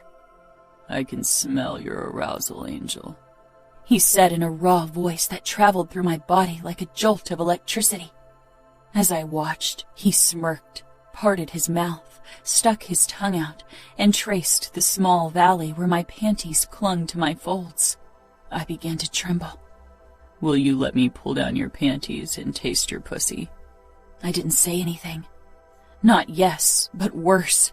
Worse, I didn't say no, because I didn't want to. I wanted Remo. Had never wanted anything more. Remo. Serafina stared down at me with hatred, but she didn't fight when I hooked my fingers in the waistband of her thong. I waited a couple of heartbeats, relishing in her silence, bathing in her surrender. I pulled down her panties. She shuddered, but lifted her feet so she could step out of her panties. I pushed her skirt up. "Hold it up, Angel." Her elegant fingers curled around the hem of her skirt, and she pressed it up against her flat stomach. I was at eye level with her pussy. The trimmed hair above her clit glistened with her juice, and her lips were swollen with arousal. I leaned forward, breathing in her heady scent. Before I had kidnapped Serafina, I'd entertained different scenarios of how I would conquer her, break her, but this hadn't been among them. I had to admit I enjoyed it tremendously. I ran my rough palms up her smooth thighs. She trembled, but not from fear. And fuck. With Serafina, I preferred any emotion but fear. My thumbs stroked her soft folds and parted them, revealing her small nub. She released a shaky breath, face half terrified, half expectant. My mouth being the first to taste your pussy. I'll be very thorough, Angel. I leaned forward and licked her clit lightly. She bit down on her lip, stifling a sound. She closed her eyes, her cheeks blazing. I pulled back a couple of inches. Yes, don't watch, my little angel. Maybe you'll manage to pretend I'm someone else. Her eyes flew open, furious, and she returned my gaze. She wouldn't look away again. I dove in with small, gentle licks, testing how she'd react. A flood of her juice was my reward. I'd never been with a virgin or someone inexperienced, and I hadn't gone down on a woman in ages, much less ever been gentle with one. This was a new experience, but one I found myself enjoying. My cock throbbed every time my tongue delved between her lips, from her opening up to her clit. I tasted every part of her sweet pussy, traced the smooth inside of her lips, her opening, knowing my cock would soon claim that part of her. Serafina shook, her legs starting to give in. Hold on to the wall, I ordered, and she complied without protest, leaning forward, her forearms braced against the rough facade, golden hair curtaining her face as she glared down at me while I ate her pussy. My teeth grazed her clit lightly, and she jerked, a small moan slipping out. I brushed the inside of her knee and pushed. She parted from me until she stood with her legs in a V over me. I tilted my head up, my hands curling over her hips, and firmly pulled her down on my mouth, and sucked each fold lightly before I closed my lips around her clit. She started rocking against my face almost desperately, and I complied with her silent demand by practically burying myself in her pussy, lapping at her, diving into her tightness, sucking. Then her lips parted, her brows pulling together in shock and astonishment, and she tensed. My eyes drank in the expression on her face, the wild abandon of passion on her perfect features, the shock, the resignation, the delight. Possessiveness wasn't one of my character traits, because I owned everything that mattered. But seeing Serafina in the throes of her orgasm, and knowing I was the first man to give it to her, I felt fucking possessive. She was mine, body and soul, and would be until I decided to set her free. I smirked against her as her pussy throbbed. After another long lick, I leaned my head back against the rough stone and licked my lips. Realization filled Serafina's eyes, and her face twisted with horror and shame. I smiled darkly. She shook her head, stepping back, tugging at her skirt until it covered her pussy again. I stayed on the ground, my cock throbbing in my pants, my chin coated with her juices, and my body swelled with sweet triumph. Run, Angel. Run from what you've done, I murmured with a dark smile, and Serafina did. She whirled around, blonde hair whipping through the air, and stormed away. No one knew better than I did that you couldn't run from what you've done. I pushed to my feet, wiped my chin with the back of my hand, and set out to find my angel. She'd received pleasure. Now it was time she gave something back. I wanted nothing less than every last part of her. Her innocence, her heart, her soul, her body, her purity and her darkness. I would take everything. Chapter 15. Serafina. I'd never experienced this acute sense of shame before. I didn't stop running until I reached the bedroom and shut the door. But even then, I continued into the bathroom, snatching at my clothes, needing them gone. I dropped them on the floor, everything except for my thong, which was still with Remo. What had I done? I turned on the shower and slipped under the spray of warm water, rubbing myself clean, rubbing between my legs, but the warm, wet, throbbing sensation remained. It wouldn't go away. I slumped against the wall. I had let Remo put his mouth on me, his tongue inside me, and I had enjoyed it. My body hummed with the remnants of pleasure, a distant memory my body was eager to refresh. I'd never experienced sensations like that. But worse, Remo's words had been proven true. I'd never felt freer than in that moment with Remo between my legs, showing me pleasure. It had felt amazing, freeing, and utterly wrong. All my life I had been taught to be honorable, to do what was expected of me, and today I'd gone against it all. Dark and tall, Remo appeared in the doorway, come to claim his prize. His eyes roamed over my naked body, and mine did the same. He was cruel and twisted, beyond redemption. Brutal attractiveness, forbidden pleasure, promised pain. I should have been disgusted by him, but I wasn't. Not by his body, and not always by his nature. I shut off the water, scared of what he wanted, completely terrified of what I wanted. This was his game of chess. He was the king, and I was the trapped queen that the outfit needed to protect. He moved me into position for his last move, the kill. Check. He began unbuttoning his shirt, then shrugged it off. He moved closer, stopping right before me. You always watch me like something you want to touch but aren't allowed to. Who's holding you back, Angel? Nothing's holding me back. I don't want to. I muttered with false bravado, the lie ringing loud and clear. Is that so? Remo asked quietly. He reached for my hand, and I let him. Let him put my palm against his strong chest. Let him slide it lower, over the hard lines of muscles, over the rough scars. He placed my palm over his belt, then released me. Don't you want to be free of society's shackles for once? To do something forbidden? What I wanted more than anything was his twisted smile gone. I gripped his belt and tugged him toward me, angrily, desperately, because I was falling, already lost, content to lose myself. His lips crashed down on mine, tongue domineering my mouth, hands rough against my ass. He jerked me up and against him so his erection pressed against my center. I gasped, which he swallowed with his lips. My fingers hooked in his waistband, scared and curious. Remo caught my gaze, his full of hunger and harshness. He ripped his mouth away from mine, backing me into the wall. Be brave, Angel. I curled my fingers in his belt and held his gaze as I opened the buckle. The clink was the sound of my last wall crumbling. Gripping his zipper, I pulled it slowly down, terrified and aroused. Then I paused. Remo bent low, his mouth brushing my ear. I'm not a patient man. You are playing with fire. Forcing down my nerves, I turned my face, bringing my own lips to his ear. Oh, Remo, I will be your first angel. Patience is a virtue, and you will be rewarded for it. I kissed his ear, then trailed my tongue over the rim. He exhaled and pulled back so he could look at my face, and the look in his eyes, it almost made my knees buckle. For a second, I had him. I held the reins on the cruelest, most powerful man in the West, and it was thrilling.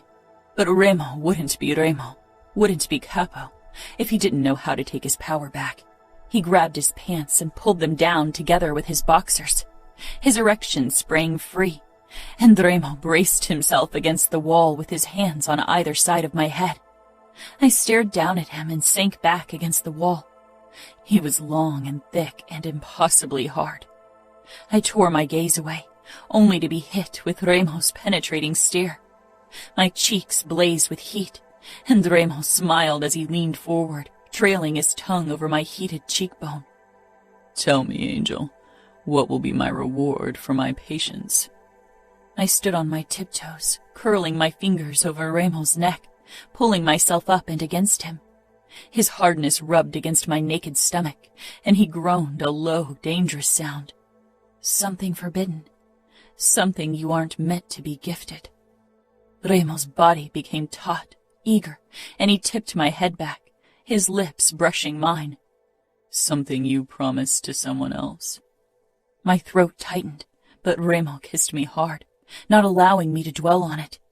He hooked one of my legs up over his hip, opening me up. His fingers brushed my center, and then 2 fingers breached my opening.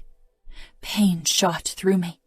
I ripped myself from his mouth, tensing, a choked sound bursting from my throat. Remo stilled, his fingers deep inside of me. He pulled back, a hint of surprise on his face. Then it was gone. He regarded me intently, almost curiously.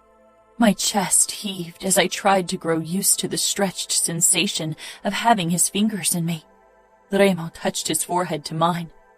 I think you were right, Angel. My reward will be worth it. Anger flooded me. Did you enjoy hurting me? I whispered. Remo kissed my lips. This isn't me hurting you. This is me trying not to hurt you. You will know when I want to hurt you. He pulled his fingers out, then slid them back in. My muscles clung to him and I exhaled. He held my gaze as he established a slow rhythm. I leaned my head back against the wall, never averting my eyes. Remo's dark eyes dragged me deeper and deeper down into their abyss. Pleasure slowly replaced the feeling of being stretched. I began rocking my hips, causing Remo's erection to rub over my belly. His breathing deepened, but he kept up pumping his fingers into me at a slow pace, watching me, his other hand clinging to my outer thigh. A deep throbbing spread from my center, and I gasped, and not from pain this time. Remo's thumb flicked over my nub, and I splintered from the inside out into thousands of particles filled with sensation. Remo watched me hungrily, almost reverently, and I smiled, not even sure why. I was still reeling from my high when Remo pulled his fingers out and grabbed my other thigh, lifting me up, my back against the wall, my body trapped between it and his chest. And I knew what he wanted. My hands flew up to his chest, resisting. When his erection brushed my inner thigh, I gasped out, "No!" Remo's dark eyes flew up to mine, angry, incredulous, but he did pause. "Not like this," I said quietly. "Not against a wall. This would happen on my terms, not his." The anger lessened. You are right, he said darkly. He hoisted me higher so my legs wrapped around his middle and my center pressed up against his six-pack. Then he walked with me out of the bathroom and into the bedroom. I will fuck you on the bed, Angel. I put white sheets on for the occasion. What a pity it would have been if I didn't stain them with your blood. Shock and indignation shot through me because I realized my sheets had been white for a few days now. But then Remo kissed me. I dug my nails into his shoulders angrily and battled his tongue. We tugged and kissed, and suddenly we were on the bed. Remo knelt between my legs, shoving them further apart, his mouth harsh against my throat, and I became still, soft, scared. This was it. Remo stilled above me and raised his head. Our eyes met. I don't know what he saw in mine, but he cupped my cheek, startling me. His kisses became light, gentle, almost caring. So wrong. That wasn't Remo. That was a lie. Shh, Angel. I'll be gentle. His fingers stroked my breasts, my side, oh so gently, and his mouth dusted me with loving kisses. Even though I knew them to be false, knew I was supposed to shove him away, to put up a fight, I kissed him back. Lost. Remo molded our bodies together, shifting, and then I felt a light pressure against my opening. I gasped and tensed. Remo watched my face, full of intent, and his eyes. They quieted my hesitation, my fear, any protest I might have come up with.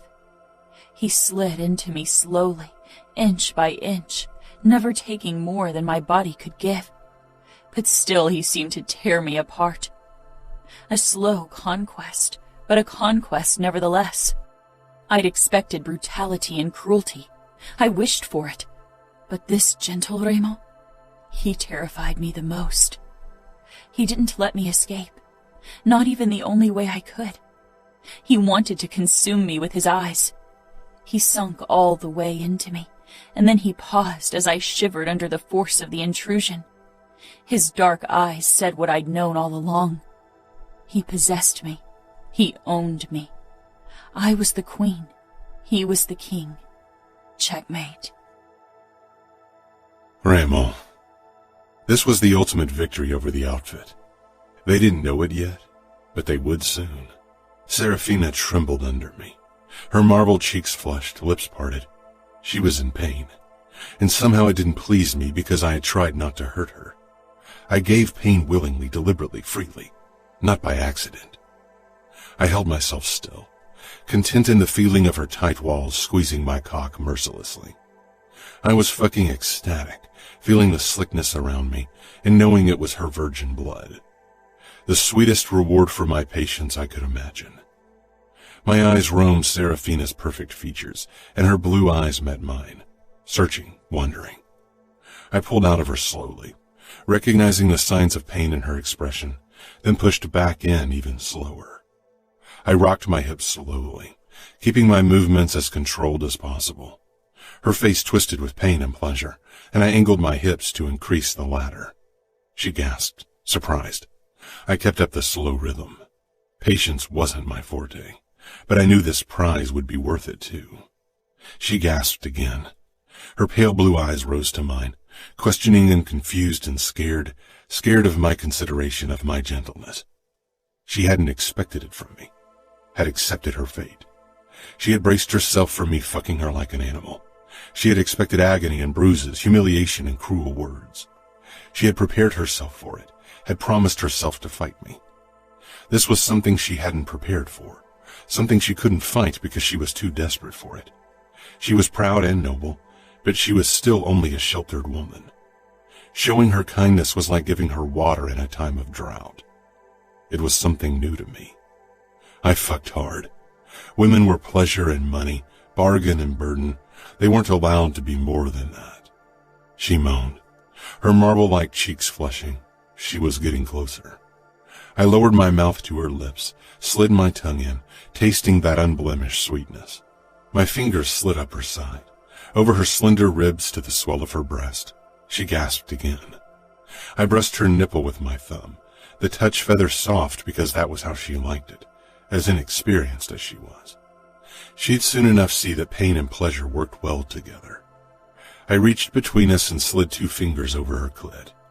She shuddered, and I repeated the motion and thrust my hips faster, forcing one astonished gasp after another from her lips. I lifted her leg up over my back, changing the angle and sliding a bit deeper into her. She cried out and threw her head back, baring that elegant neck. Pain and pleasure. I couldn't take my eyes off her face as she gasped and whimpered and moaned. Her gaze sought mine again. She hardly ever looked away. She was the first woman who dared to hold my gaze while I fucked her, the first woman I allowed to do so.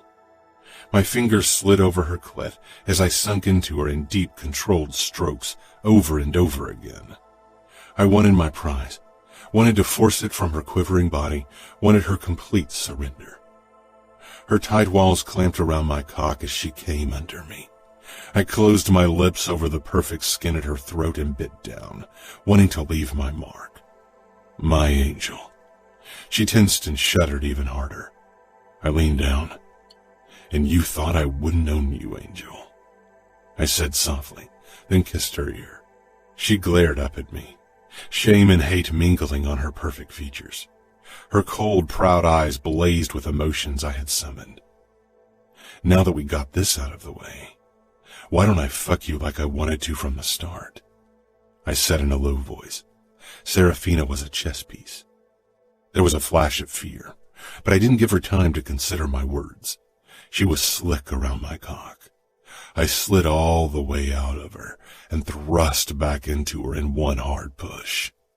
She gasped from pain this time. I hummed my approval. I soon found a pace that was fast enough to be painful but not so overwhelming that she'd not feel the dark promise of pleasure behind it. She closed her eyes. No.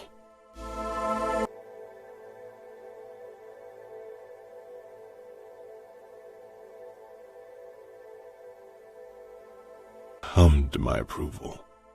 I soon found a pace that was fast enough to be painful but not so overwhelming that she'd not feel the dark promise of pleasure behind it.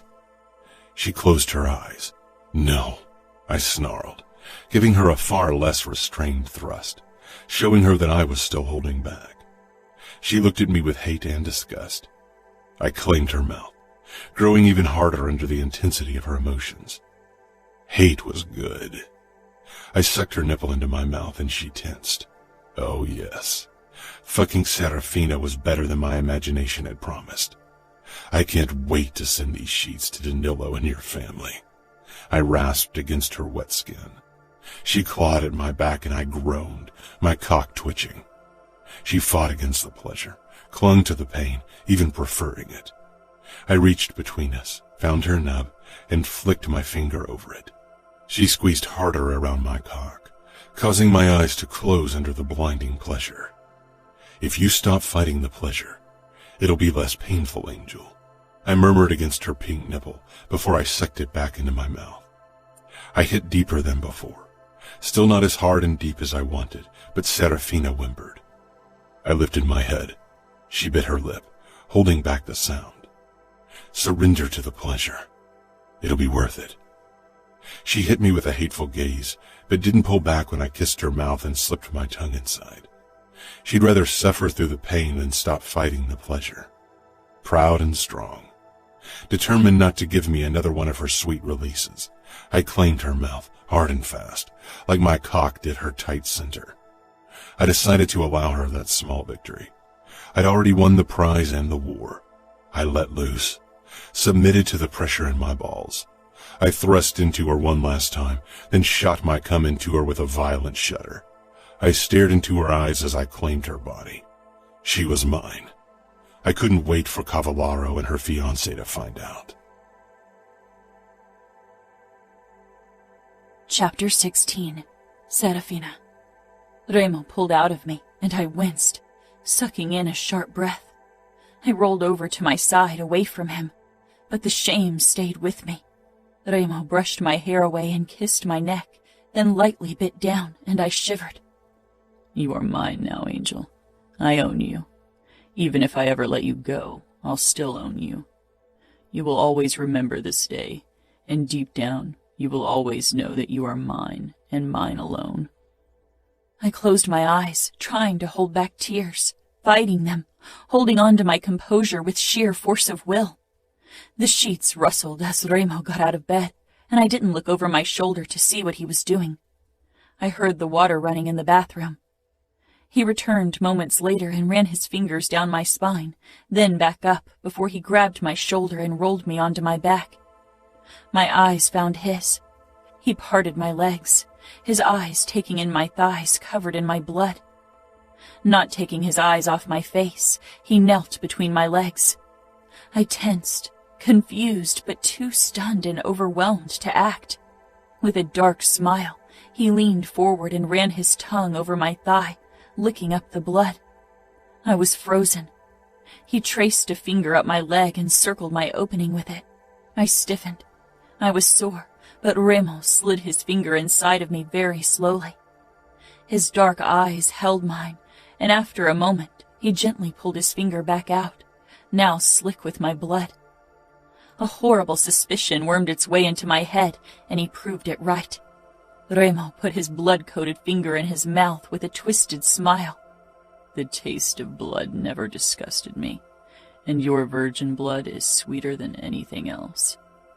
My nose wrinkled in disgust, and shame warmed my cheeks. Remo assessed me calmly as he released his finger from his mouth. He stroked my inner thighs as he lowered himself to his stomach between my legs. "What are you doing?" I asked. Remo pressed a kiss to my center. "Claiming my missing prize." My hand shot out, wanting to shove him away, but he caught my wrist and pressed it to my thigh. His mouth gently moved over me, followed by his tongue. He was so gentle my body responded despite my soreness. He held my gaze as he traced his tongue along my slit over and over again. Then he closed his lips over my clit and began sucking softly. I moaned, unable to hold it in. Remo smiled against my flesh. I stopped fighting it and sank into the mattress, my legs parting further. Remo kept up the soft touch of his tongue and mouth, but pulled back slightly. "There you go. Let me make you forget the pain." And he did. There was still an undercurrent of a dull ache, but somehow it heightened every spike of pleasure Remo's tongue brought me. "Look at me," Remo ordered, his lips brushing against my folds. I met his gaze and started trembling as my core tightened. Pain and pleasure mingled as Remo's tongue worked my nub. My lips parted, and I cried out, unable to contain it. Remo's eyes flashed with triumph, and he pressed closer to my center, devouring me. I thrashed under him, gasping. It was painful and mind-bendingly pleasurable. I was torn apart and put back together, mismatched and wrong, but back together. I slumped against the bed, resigned, exhausted, my body throbbing with pain and the remnants of my orgasm. Remo stayed between my legs, but his tongue had slowed. His fingers pulled me apart, and he lapped at my opening. I moaned as it caused another aftershock. Everything about this was wrong and filthy. With a last kiss to my clit, Remo climbed over me and claimed my mouth. The taste of blood and my own juices made me shudder. Remo pulled back. "Pain and pleasure," he rasped. "What do you prefer, Angel?" Shame crashed down on me hard and fast. "I hate you." Remo smiled darkly and pushed off me. "There is a washcloth on the nightstand." His erection and upper thighs were smeared with my blood, but he didn't bother covering himself as he walked out of the room, leaving me alone. The door clicked shut. I sat up, wincing again. My eyes were drawn to the sheets, and I closed my eyes again. This was supposed to happen on my wedding night. It was supposed to be Danilo's privilege, and I had given it away because that was exactly what it was. Giving, not taking. I got up and moved slowly toward the bathroom. The soreness wasn't even the worst part. Not even close. That was the shame, the guilt over what I let happen. I stepped into the shower and turned it on. The water was hot, on the verge of being painful, but it felt good. I leaned back against the wall and slowly sank down. Pulling my legs up against my chest, I cried because Remo was right. What I'd done today, I'd never forget. Even if I returned to the outfit, how could I face my family again? How could I face Danilo, my fiancé, the man I had promised myself to?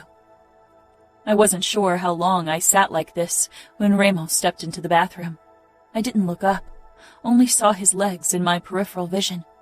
He moved closer, and then the water stopped. He crouched before me. I still didn't look up. My throat and nose were clogged from crying, and I started to shiver without the warmth of the water. "Look at me," Remo ordered. "Look at me, Serafina." When I refused to do as he asked, he reached for my chin and nudged it up until my gaze met his. His dark eyes searched my face. I couldn't read the emotions in his eyes. "If it helps, try telling yourself I raped you," he whispered in a low voice. "Maybe you will start believing it." Nothing had ever cut deeper than Remo's words. He didn't need a knife to make me bleed. I glared at him, wanting to hate him with every part of my being, but a tiny, horrible part of me didn't. And it was that part of me I despised more than I could ever hate Remo. Remo. After claiming Serafina, I left her in the bed. I needed time to gather my fucking thoughts. I went to my bedroom and put on briefs, but didn't bother cleaning my thighs or face. It was late in the evening, so Chiara should still be in her bedroom with Nino. I could still taste Serafina, sweet and metallic, the sweetest triumph of my life. Fuck, this woman. I fixed myself a drink, a bourbon, then leaned against the bar, swirling the liquid in the glass, fucking averse to washing away her taste. The memory still burned bright. This was the moment I'd worked toward, had been patient for. For once in my life I'd been patient. Your reward will be worth it. I will be your first angel. Serafina was so much more than I'd hoped for. She was magnificently gorgeous, ruinously breathtaking. Even lesser men would kill to have someone as regal as her in their bed only once. I almost got a fucking boner, thinking about how Danilo would feel seeing the sheets with Serafina's virgin blood on them. How acutely he'd feel the loss of something he had desired from afar for years. Something that had been almost in his reach, only to be painfully ripped from him. It was enough to drive even the most controlled man into a rampage. And her father and brother, for them it would be a painting of their greatest failure. "That smile on your face creeps me the fuck out," Savio muttered as he came in, smelling of perfume and sex. "Thinking of my next message for Dante," I said, setting the glass down without taking a single sip. I couldn't bear the idea of getting rid of Serafina's taste just yet. Savio's eyes flitted down to my upper thighs, coated in Serafina's blood, then up to my face. He crossed his arms. "Either you mauled a kitten and rubbed your face and groin all over the spoils, or you had a disturbing meeting with virgin pussy." Something dark and possessive burned my chest hearing him talk like that about Serafina. I shoved it down. Not a virgin anymore.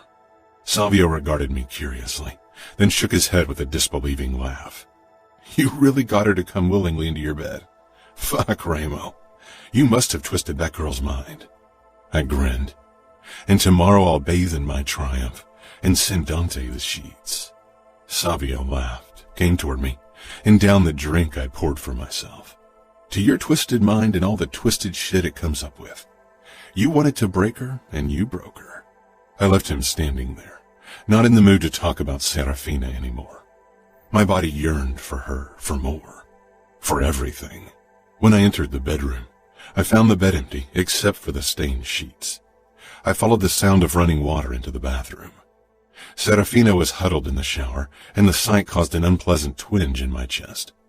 I turned off the water, then knelt before her. "Look at me," I said. "Look at me, Serafina." Her blue eyes held anguish and guilt when I forced her face up. "If it helps, try telling yourself I raped you," I murmured. "Maybe you will start believing it." Hatred flared in her eyes, and for once it didn't give me a thrill. I got up, frustrated by my body's reaction. I stalked back into the bedroom and stripped the bed of its sheets, not wanting them ruined. Serafina would probably try to burn them, to destroy any proof of what we'd done. But she couldn't burn the memory. I threw them into the hallway before I returned to Serafina. She stood now, her fingers clutching the edge of the shower stall, her other hand pressed against her stomach. She took a step, wincing. I moved closer, and her eyes darted down to my bloody thighs. She grimaced. "Why don't you clean up?" "Because I want to remember. And I want to forget," she bit out. "You need to own up to your actions, Angel. You can't run from them," I said, stopping in front of her. Hatred swirled in her blue eyes, but not all of it was directed at me. "Leave." I narrowed my eyes. "Leave," she rasped. "The Tylenol will help with your soreness." I turned and walked toward the doorway. "I don't want the pain gone.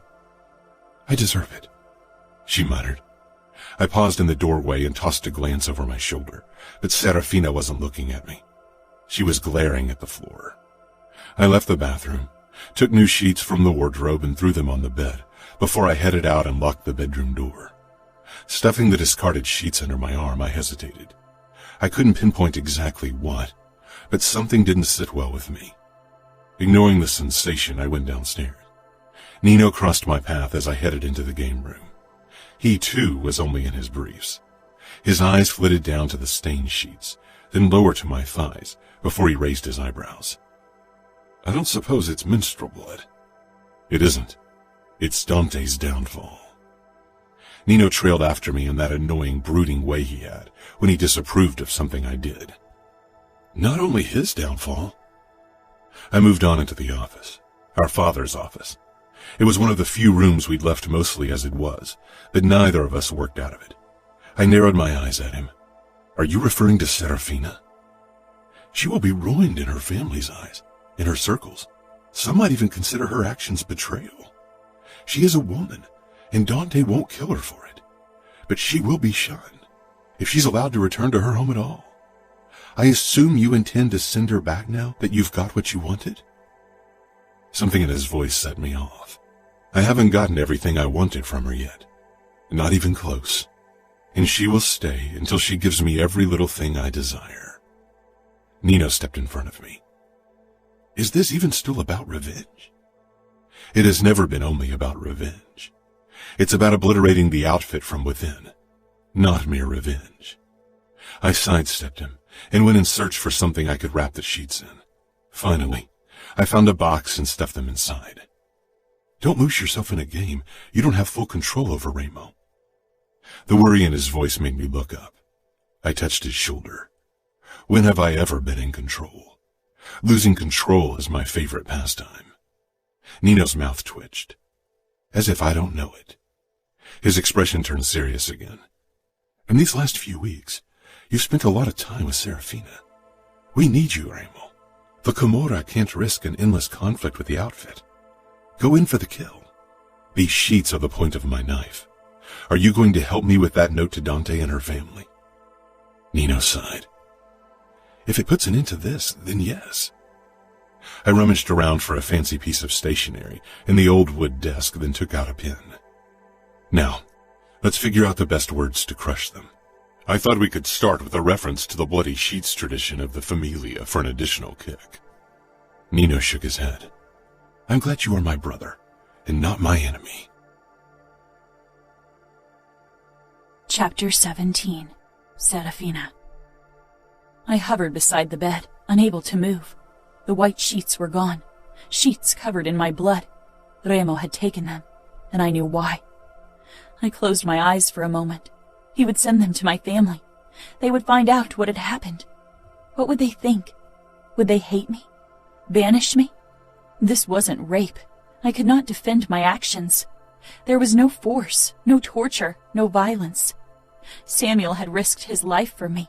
Men had died because of me, and I had betrayed them all. I turned away from the bed, unable to bear its presence, and headed toward the window.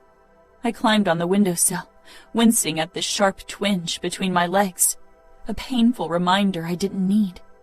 Every moment of what I'd done was burned into my memory, blazing fiercely when I closed my eyes. I slept with Remo Falcone, Capo of the Camorra, my enemy. Not Danilo, not my fiancé. My eyes found my engagement ring discarded on the nightstand. I hadn't worn it today, and now I could never wear it again without feeling like a fraud. I swallowed. He would see the sheets as well. I had given away what had been promised to him for 5 years. What was worse was I had wanted to give it away. I could still feel Remo's body on mine, the way he moved in me. It was wondrous, freeing, intoxicating. Sin, betrayal, my ruin. What I did couldn't be undone. A kiss could be denied. A touch could be concealed. This had left scars. There was tangible proof, and Remo would flaunt it in my family's faces. You have to own up to your actions, Angel. I knew I needed to, but I wasn't sure if I could. Remo. The next morning I found Serafina perched in her usual spot on the windowsill. The sheets weren't rumpled. She must have slept leaning against the window or not at all. You sent out the sheets, Serafina said quietly, not looking my way. Of course she knew. She was not only beautiful, she was stunningly intelligent. A lethal combination. I did. Express delivery. They should arrive at your family's home tomorrow morning, or maybe even tonight. She didn't turn, didn't react, only looked out of the window. Her hair was brushed over her other shoulder, her slender neck bared to my view. My teeth marks marred her unblemished skin. Her shoulders gave a small twitch. Then she stiffened her spine. What did you tell them? I assume you sent them a note with your gift. There was the slightest waver in her tone, a chink in her cool voice. I stalked closer. What would you have wanted the note to say? She peered over her shoulder at me, a beautifully hateful expression perfectly frozen on her face. Who knew hatred could be this beautiful? I said, as my fingertips slid over the soft bumps of her spine, through her thin satin robe. She jumped up, whirled around, and slapped my hand away. Don't touch me. I pressed her into the wall, one hand curled around her wrists as I shoved them into the wall above her head. Yesterday you let me touch you. Let me eat your pussy. Let me fuck you. You gave me yourself, willingly, desperately, wantonly. The last word broke through her mask. You would have forced me eventually. My eyes locked on hers, my grip on her wrist tightening. I thought you were brave, Angel. I thought you wouldn't choose the easy way, but now I see that you can't even stand down the truth of what you did.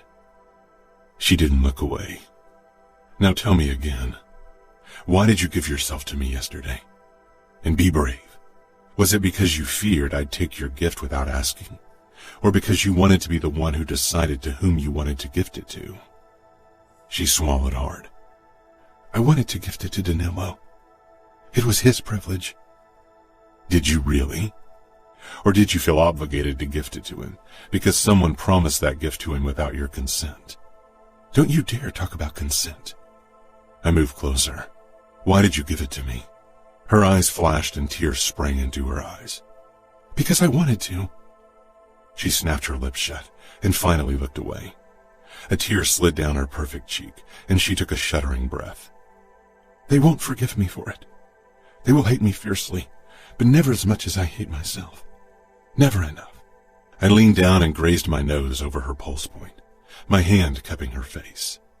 Do it, she whispered, begged, and I drew back, looking into the blue pools of despair. Do what? I nuzzled the soft spot behind her ear.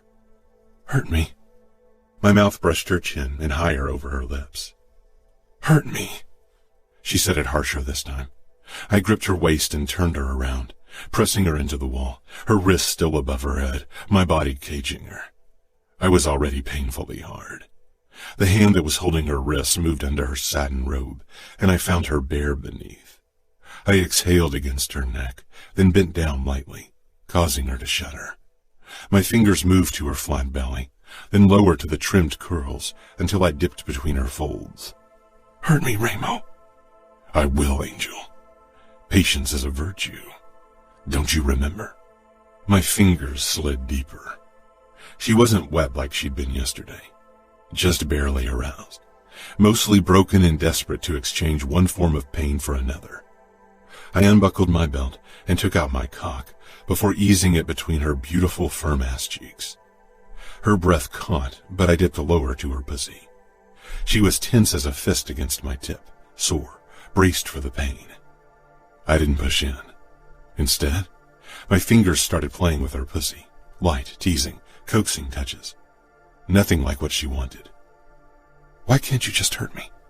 She whispered, tilting her face sideways and upwards. Yes, why? My hands always gave pain readily. I held her in place, arms raised above her head, her front pressed to the wall, my cock wedged between her thighs, and watched her cry. I claimed her mouth for a kiss, tasting her tears as my fingers stroked between her pussy lips. Soon, I could feel her surrender. My fingers slipped through her wetness, and her pussy loosened against my tip. Using my foot, I shifted her legs further apart, then looked into her teary blue eyes as I eased into her. She winced, and I kissed her mouth again, slow and languid, until I was sheathed in her up to my balls, my cock buried deep inside her. Now your patience will be rewarded, Angel. She smiled joyously against my mouth, and I pulled all the way out of her, then slammed back in. She gasped, her body coiling tight, trapped between my chest and the wall. Her pussy clenched mercilessly around me. I stroked her clit as I drove into her again. My body longed to go even harder, and so did she. But I held back, not wanting to do any lasting damage. Fuck. What the fuck was Serafina doing to me? Her eyes held mine as if she could find salvation there. But we were both damned, and I was dragging her closer to damnation every day. My balls slapped against her with every thrust, and I was losing control, not just of my fucking dick, but also of everything else. Serafina was still tight, and her moans hesitant, pain stronger than pleasure. Claiming her mouth for a kiss, I abandoned control and came with a violent shudder. She shivered in my hold as my cock twitched inside her. I pressed my forehead to hers, staying inside for a few moments. Her warm breath fanned over my lips, and finally I pulled out of her. Her whimper made me kiss her shoulder blade. Then I lifted her into my arms. I carried her over to the bed and laid her down, then pressed up to her back, and she let me. She was quiet. I ran my fingertips over her smooth arm. Her sweet scent mingled with mine and the muskiness of sex. The perfect mixture. And do you feel better? Did the pain help? I murmured against her shoulder blade as I kissed it again. I wasn't sure why I felt the urge to kiss her like that, but I simply could not stop. No, she said quietly. I could have told you that. You know all about pain and its effects, don't you? I don't think one person can ever know everything about pain. Everyone feels pain differently, reacts differently. It's a curious thing. Serafina's body loosened further in my embrace. I think I prefer pain. It doesn't make me feel as guilty as pleasure does. I buried my nose in her hair. You have no reason to feel guilty. She didn't say anything, and eventually her breathing evened out. I lifted my head carefully and found her asleep. Her pale lashes fluttered, her face peaceful. I'd never understood the appeal of watching someone sleep. Had always found it dull, lacking. I had been so fucking wrong. I kept stroking her arm, then kissed her skin again. Fuck. How was I going to give her back? I rested my head back on the pillow. I wasn't tired, despite the long night I'd had, but I couldn't bring myself to get up with Serafina in my arms. Closing my eyes, I allowed myself to relax. I had fallen into a light slumber when Serafina stirred, jerking me awake. She stiffened in my hold. It's strange when your nightmares are less horrendous than reality, she whispered. I've lived it, Angel. It makes you stronger. I wished you had taken me on the first day, back in that basement, on that dirty mattress like the whore that I am. The words ripped from her throat, as if every syllable was pure agony. I tensed, turning her around to me, feeling so fucking angry. For an instant, Serafina shrank back from the force of my fury, but then she met my gaze. She lay unmoving on her side, eyes full of anguish. You aren't a whore. Is your fucking virginity all that matters to your family? It's not just that I'm not a virgin anymore, she whispered. It's to whom I lost it to. They won't understand. They won't forgive. They will hate me for what I've done. Shouldn't they be relieved that you didn't suffer through pain and humiliation? You succumbed to pleasure, so what? All of them have sinned worse than that, even your brother, particularly your fiancé. What right do they have to judge you? She blinked slowly.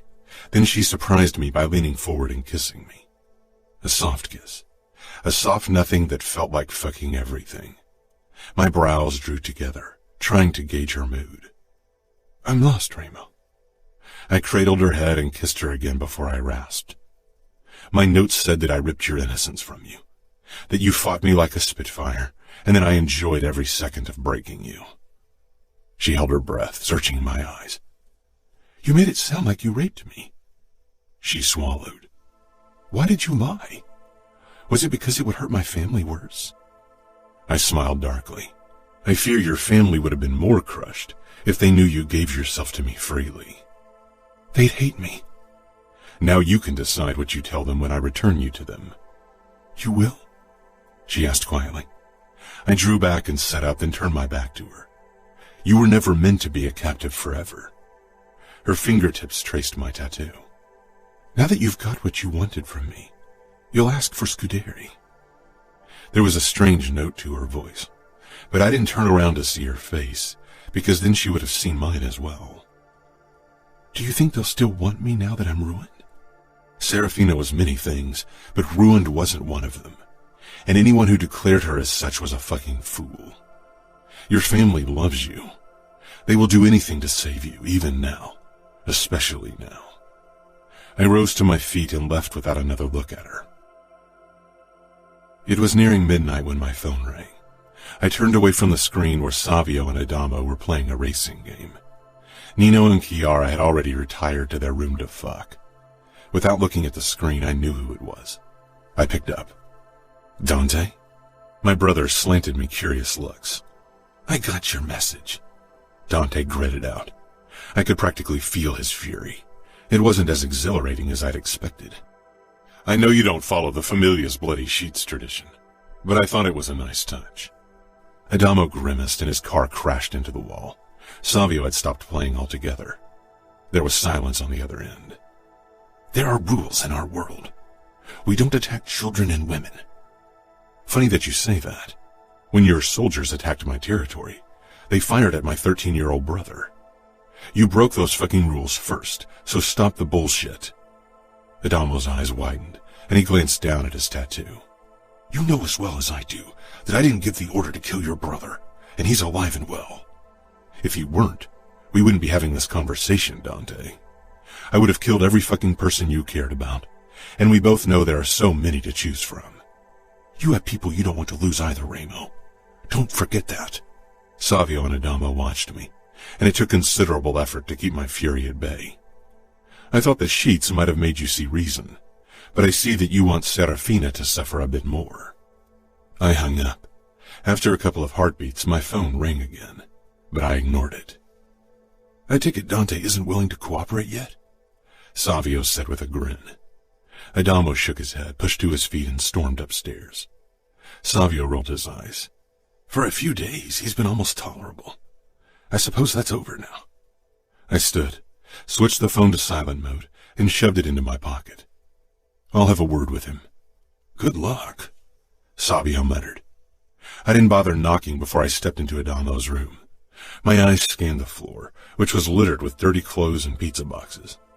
I walked toward the window and flung it open to get rid of the horrid stench. Why don't you clean your room? Adamo hunched over in front of the computer at his desk.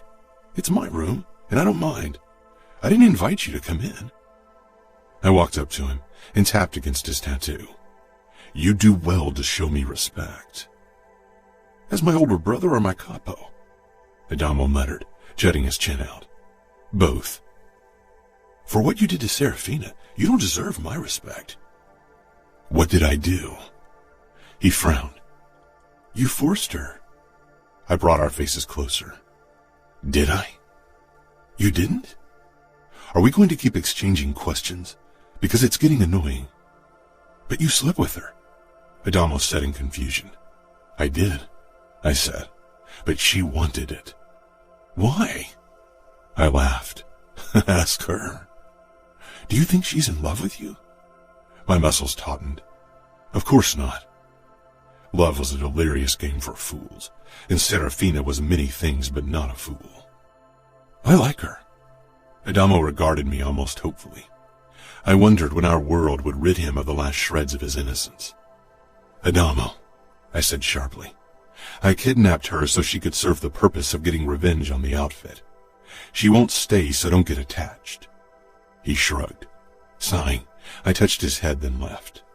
Oh, Serafina.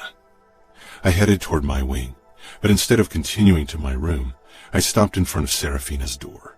I knew Dante would agree to give me Scuderi any day now. I unlocked the door and entered. Serafina was curled up on her side reading a book. She put it down when I closed the door and walked toward her. She frowned. Just because I slept with you once, twice, I corrected. Just because I've slept with you twice doesn't mean I'll sleep with you whenever you feel like it. I sank down beside her. Is that so? I trailed my fingertips over her exposed arm. Goosebumps rose on her skin. I'm too sore. I think last time was too much, she admitted, her cheeks turning pink. My fingers halted on her collarbone. Do you need to see a doctor? It's not that bad. She narrowed her eyes a tad. Are you concerned for me?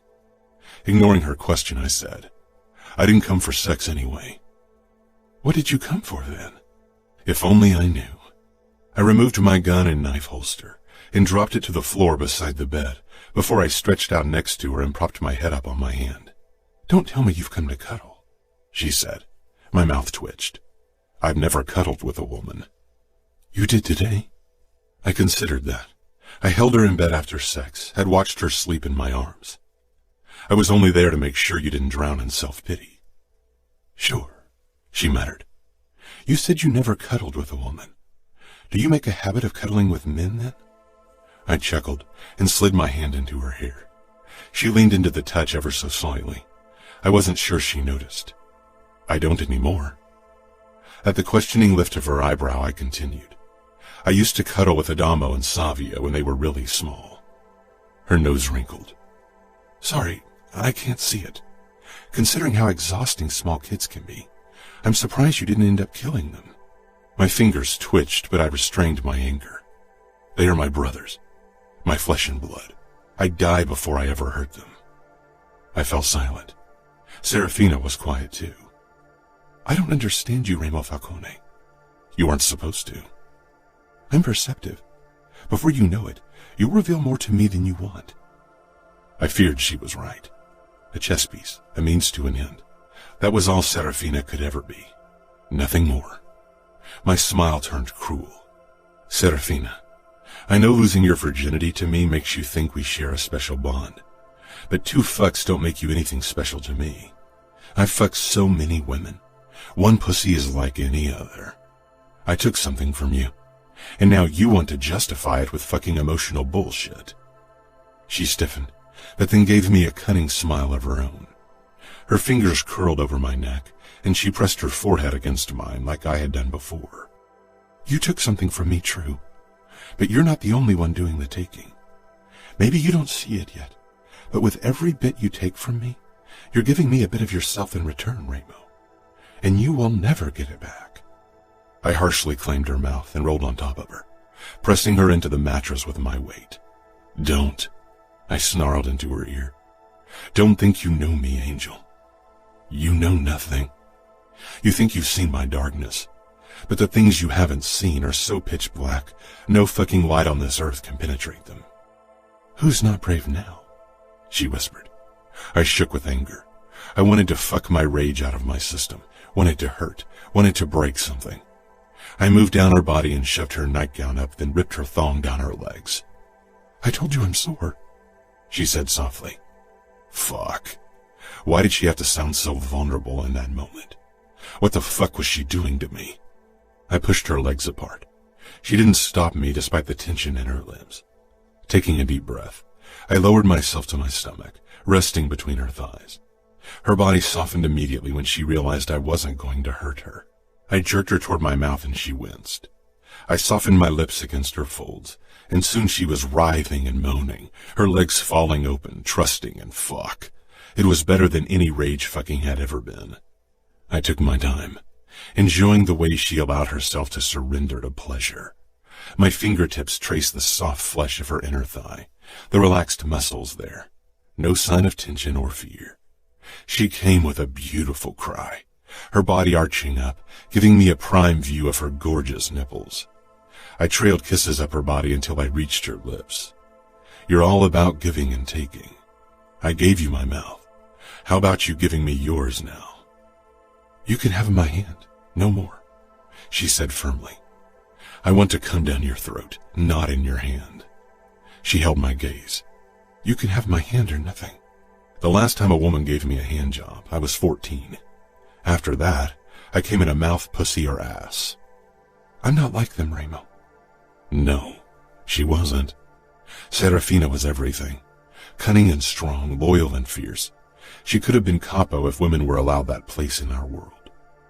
I rolled onto my back and crossed my arms behind my head. Serafina sat up. She tried to mask her inexperience, but her nerves shone through when she fumbled with my belt. I didn't help her. My cock was already painfully hard when she pulled it out of my briefs. Her touch was too soft as she stroked me, but I enjoyed watching her. Soon, she found the right pressure and tempo, and I reached down between her legs and drew small figure eights along her clit and folds. When Serafina began shaking with the force of her orgasm, and her hand tightened around my dick, my own release overwhelmed me, and I came like a fucking teenager all over my stomach. I used her thong to clean my stomach despite her frown. Then I pulled her down against me. She was stiff, but eventually she put her head down on my shoulder. That wasn't so bad, I drawled. But if you want to bring me to my knees, you'll have to use your mouth. She huffed. I'll figure out another way to bring you to your knees, Remo. If anyone could, then it would be her. Chapter 18. Serafina. I woke with someone pressed up against my back, a warm breath fanning over my shoulder. I didn't pull away, only stared at my hand, which rested atop his on the bed. The skin on my ring finger was lighter from wearing my engagement ring for 5 years, and now it lay on my nightstand abandoned. And how could I ever wear it again? How could I ever face my fiancé again after everything I had done? Everything I still wanted to do. Deep down, I knew I didn't want to marry Danilo anymore, but it was my duty, even now. I ran my fingertips over Remo's hand, and he woke with a current of tension radiating through his body. I assumed he wasn't a man used to sharing a bed with someone. He exhaled and relaxed, but didn't say anything. I turned his hand over until his palm was up, then traced the burn scars there, wondering how they'd come to be. My touch followed the scars up to his wrists, where crisscross scars fought for dominance with his burn marks. Remo's breathing changed, became cautious, dangerous. "Will you ever tell me how you got those?" He bit the nape of my neck. "Why should I?" Yes, why should he spill his guts to me? I turned around in his hold. His expression was forbidding, but his eyes held a hint of something even darker. "You're right," I whispered, holding his gaze. "I'm only your captive, the queen in your game of chess, something meaningless, easy to forget the moment you give me back." Even as I spoke the words, I couldn't imagine Remo really letting me go. Not with the way he looked at me, and I wasn't sure if the realization terrified or relieved me. Because how could I return to the outfit? "Oh, Angel, forgetting you will be impossible." And I smiled. God help me, I smiled. Remo shook his head slowly. "This is madness." "It is. It was. And worse. Betrayal. Dad, Mom, Sophia, Sam." Guilt gripped me in its choking hold. I swallowed. My family. I didn't say more. Remo's face hardened and he untangled himself from me and stood. My eyes took him in, the harshness of his expression, those cruel eyes, the scars and muscles. Remo was the enemy. He was trying to destroy the people I loved by using me as his weapon. I couldn't forget that. He put on his clothes and gun holster. Then he nodded grimly. "That's the look you're supposed to give me, Angel. Hold on to your hatred if you can." "Can you?" He didn't say anything, only smiled darkly. He turned around and left.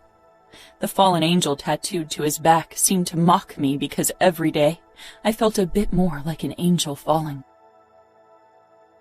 Chiara picked me up around lunchtime. I could tell from the way she was looking at me that she knew I'd slept with Remo. Nino had probably told her, and Remo had told him, and probably everyone else. I hadn't dared to ask him if the sheets had arrived yet. The mere idea that my family and fiancé saw them drove bile up my throat. We settled on the sofa. She'd ordered vegetarian sushi, which was set up on the table in front of us. I didn't see Nino anywhere, but I knew he was close and would storm in at the slightest sound of distress from Chiara. We ate in silence for a while, but eventually Chiara couldn't contain her concern anymore. She touched my shoulder, her eyes flitting to the bite marks on my throat. "Are you okay?" I set down the sticks and met her gaze. "I'm a captive in these walls, and I betrayed my family. I let Remo dishonor me. I'm ruined. So what do you think?" She pursed her lips. "You're only ruined if you allow others to make you feel that way." "You don't understand." I snapped my lips shut, shame washing over me because everyone knew the stories about her. "I'm sorry." Chiara shook her head, a flicker of pain in her eyes, but she straightened her shoulders with a smile. "I felt ruined for years, until I didn't anymore, and then I was free. If my family and fiancé find out Remo didn't force me, they won't forgive me. Do you want to return to your fiancé?" "Do you think I want to stay with Remo?" I muttered. "He kidnapped me. He keeps me locked in a room. He is my enemy. Sex won't change that." Chiara regarded me closely. "Maybe there's a chance for peace between the outfit and the Camorra. You could be that chance. Something good can be born from an act of brutality. But there won't be. My dad, my uncle, my fiancé, my brother won't ever agree to any kind of peace. They are proud men, Chiara. You know how made men are. Remo took me from them, stole my innocence. It's either stolen or given. I looked away. They won't see it that way. He ripped something from them, took something they considered their possession. He insulted my family, my fiancé. They won't forget or forgive. They'll retaliate. They'll avenge me with brutal intent. Do you want to be avenged? Remo kidnapped me. He took everything from me. Everything? Chiara said curiously. Everything that used to matter. I took my chopsticks again and continued eating, hoping Chiara got the hint that I didn't want to talk anymore. Remo came to my bedroom again that night.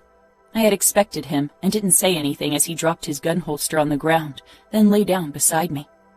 I only regarded him, trying to understand him, myself, us. But I saw the same confusion in his eyes that I felt every time he was close. We were both caught in an undercurrent, dragging us down into its unforgiving depth, unable to swim to the surface on our own.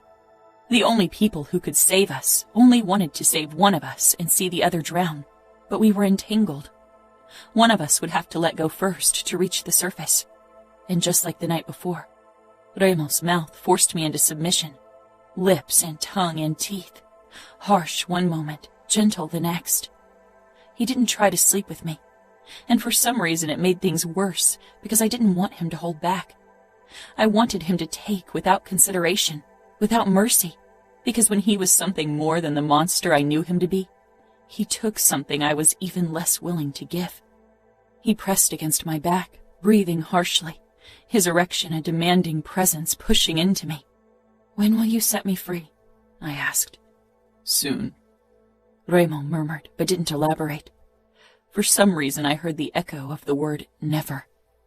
Never, never, never. And it didn't scare me as much as it should. I considered asking about the sheets. Dante must have contacted Remo by now. But I was too scared. Didn't want to know their reaction. Remo's lips brushed my shoulder blade. He'll always do that. Tension shot through his body as if I'd caught him committing a horrendous crime. I think Danilo ruined your uncle's plan to keep it cool. I stiffened as well. What? Remo's hold tightened, not allowing me to turn around. Dante tried to pretend the sheets didn't have the desired effect, but this afternoon Danilo called me, and he wasn't as controlled as the cold fish wanted me to believe. I sucked in a shaky breath. You talked to Danilo? He was furious, murderous. He told me he'd cut my balls and dick off and feed them to me. Remo paused and I tensed further. And I told him that he could try, but that it wouldn't change the fact that I was the first man inside you. I wrenched myself out of his embrace, whirled around on him, kneeling on the bed. Remo smiled darkly. My eyes caught the holster on the floor. I lunged, ripped the gun from the holster, released the safety, and pointed it at Remo's head. He rolled on his back, arms stretched out in surrender. There was no fear, no apprehension in his eyes. I straightened on my knees beside him. If you think I can't go through with pulling the trigger, Remo, you're wrong. I'm not the girl from before who couldn't cut your throat. Remo held my gaze. I don't doubt you can kill me, Angel. Then why aren't you scared? I asked fiercely. Because, he murmured, gripping my hips. I tightened my hold on the gun, but I allowed him to keep his hands on my skin. I'm not scared of death or pain. Without lowering the gun, I straddled his stomach, and my core clenched at the feel of his muscles. Remo's eyes flashed with desire. I leaned forward, resting the barrel against his forehead. If I kill you now, I'm free. There are still my brothers and hundreds of loyal men who will hunt you down, Remo said, his thumbs stroking my belly in a distracting way. I had already been wet from Remo's earlier ministrations, but a new wave of arousal pulled between my legs now. But I'd still be free of you, and that's all I care about. Remo smiled darkly again. He lifted one arm, and I tightened my finger on the trigger. You can't be free of me, because I'm in there. He touched my temple lightly, though it was another spot he should have touched, because it was his presence in another place that scared me far more. You will always remember that I'm the one you gifted yourself to for the very first time. I gave him the cruel smile he used on me whenever I got too close. The memory will fade. 2 times don't matter after a while. I'll sleep with Danilo for the rest of my life, and I'll forget that there ever was a man before him. Remo jerked into a sitting position, his eyes flashing with fury. The gun dug into his forehead, but he didn't care. His grip on my hip tightened, and his other hand cupped my head. Oh, Angel, trust me when I say you'll remember me for the rest of your existence. I lifted up and positioned myself over Remo's erection. I touched my palm to his cheek, causing his eyes to flash with an emotion that scared him and me equally. I released the trigger, but didn't drop the gun. I lowered myself on Remo's length slowly, despite the fierce twinge. My head fell back when he was buried all the way inside me. Devastating.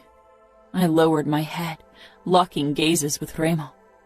Devastatingly beautiful, he murmured. I lowered the gun and pressed it to his chest. There's nothing in there for you to shoot.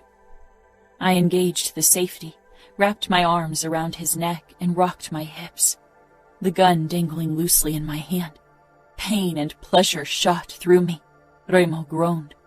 I moved faster, lifting and falling. Remo held me tightly, his eyes dark and possessive as he let me be in control. Remo's teeth scraped my throat, leaving marks, and my nails raked over his back, leaving my own marks in turn. It was painful, but I rode him hard and fast, relishing in the burning sensation. Remo sucked my nipple into his mouth, and his thumb rubbed my clit. Pleasure spiked fiercely, mingling with the pain in a delicious dance. Both were spiraling higher and higher, and I knew one of them would eventually shatter me, and I longed for it, needed it. Remo flicked my nub, and pleasure overpowered all else. I cried out, dropping the gun as I desperately held on to Remo's shoulders, my nails digging in.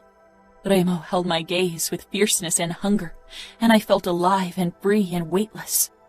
I was still shuddering from the force of my orgasm when Remo flipped us around, locking my knees under his arms, parting me wide and thrusting into me in one hard push, going so much deeper than before. I arched up, lips parting in a choked sound, half moan, half whimper. Remo didn't pause. He slammed into me hard and fast, shoving me into the mattress over and over again, ripping every last shred of innocence from me. The gun lay beside us on the bed. Remo had been right. A bullet to his head wouldn't free me of him. At this point, I wasn't sure if anything could. Remo. Sitting on the sofa in the game room, I stared down at my phone. 2 missed calls from Dante. The last from yesterday. 3 days since my entertaining call with Danilo. I couldn't bring myself to talk to Dante, knowing I had him right where I wanted him. It's time to end this. Dante called me today. He'll exchange Scuderi for Serafina. I'm Capo. I decide when and how to set her free. Nino leaned forward, arms braced on his thighs. Remo, if you have feelings for her, I cut him off. I'm not like you. One woman won't turn me into an emotional mess. He narrowed his eyes, but his expression remained calm. Then send her back. Fabiano is getting impatient, and so am I. There's nothing else to gain from this. Dante won't give us more than Scuderi. You already made them believe you tortured and raped Serafina. They're on their knees, but Dante is Capo. He won't give up more than his consigliere. Next time he calls, I'll take his call, I said with a shrug. Nino assessed me. I told you there would be no winners in this game. We are the winners. He shook his head but didn't say anything. I stood and went over to the boxing bag. Kicking and punching it didn't help with my fucking inner turmoil, and Nino's judgmental presence didn't help either. I kicked the bag once more, then stalked upstairs and burst into Serafina's bedroom. She was reading on the windowsill. By now, Adamo must have brought her half of our library. She put the book down and stood. In the last few days, a gradual power shift had started, and I couldn't allow it. Serafina moved closer, scanning my face cautiously. She stopped in front of me. Instead of dealing out harshness like I'd intended to, my eyes took in her soft lips. Lips I couldn't get enough of. Lips that drove me insane with desire. You have a very strange look on your face. I can't think about anything else than having you on your knees in front of me with those perfect lips around my cock. It was a half-truth, the only truth she'd ever get. I was on my knees once, she hissed. I shook my head. That doesn't count. You can be on your knees and still be in control. I won't kneel. That's a shame, considering there's no better way to bring a man to his knees than to kneel in front of him while you suck his cock. Didn't you want to bring me to my knees? She pushed me back, and I sank down on the edge of the bed. I pulled her between my legs so her knees pressed up against my erection. I slipped my palm between her closed thighs and rubbed her through the fabric of her panties. I wake with a fucking boner every morning, dreaming about your lips and your tongue, Angel. How it would feel to fuck your sweet mouth. She was burned into my fucking mind, not just the feel of her body. Her brows drew together, but her mouth opened as her breathing deepened. Using my thumb, I grazed her clit while my other finger slid along her slit. Her panties soon stuck to her folds with her juices. I eat your pussy almost every day.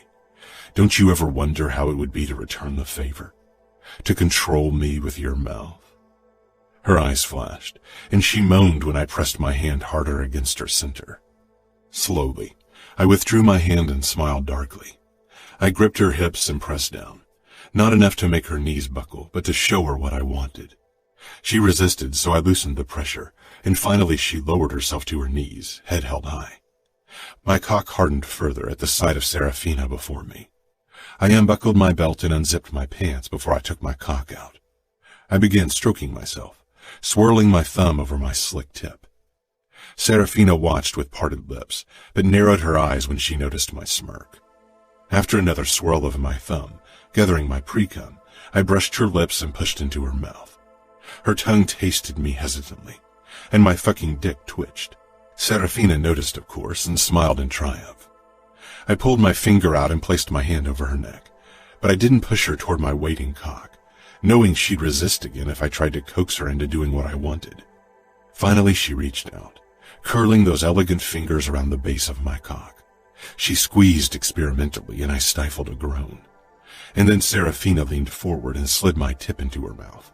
She licked the tip, then sucked. Unpracticed moves that drove me insane with desire. I began thrusting into her mouth, driving my cock deeper into her. But not all the way in. Still holding back when I never held back for a woman in my entire life.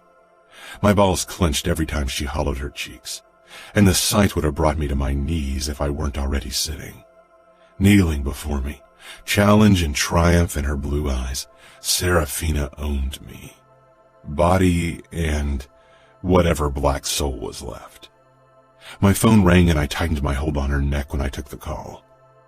Dante, what a pleasure. I got out. Serafina tried pulling back, her eyes going wide, but my hand on her neck kept her in place as I thrust into her mouth. She glared and scraped her teeth over my dick, which made my eyes roll back and my cock twitch. I smirked. She'd have to bite down much harder for me to release her. Pain only turned me on more. I'm not calling to exchange pleasantries, Dante said coldly. I turned the loudspeaker on and loosened my hold on her neck. Serafina jerked back, but I grabbed her arm and hoisted her up. Then I pulled her onto my lap, her back against my chest, one of my arms wrapped around her chest. My feet shoved her legs apart and kept them spread eagle. Serafina scowled but couldn't say anything. I brushed 2 fingers over her folds, finding her fucking dripping with arousal. I grinned and shame flashed across her face. That's a pity, I said to Dante. I slid 2 fingers into her and began fucking her while my other hand cupped her breast. We should come to a solution, Dante said. I could hear the barely restrained fury in his voice. I'm sure we will, I said, as I slid my fingers in and out of Serafina's pussy and swirled my thumb over her clit. You know I want Scuderi. I want you to hand him to me in person. Serafina's muscles clenched around my fingers as I fucked her slowly. She twisted her head back and bit into the side of my neck.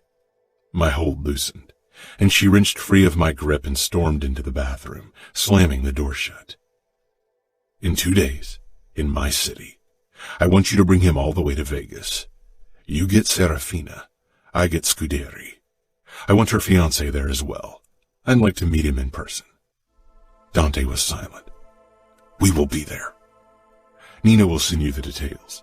I'm looking forward to meeting you. I hung up, but the triumph I felt lasted only a moment.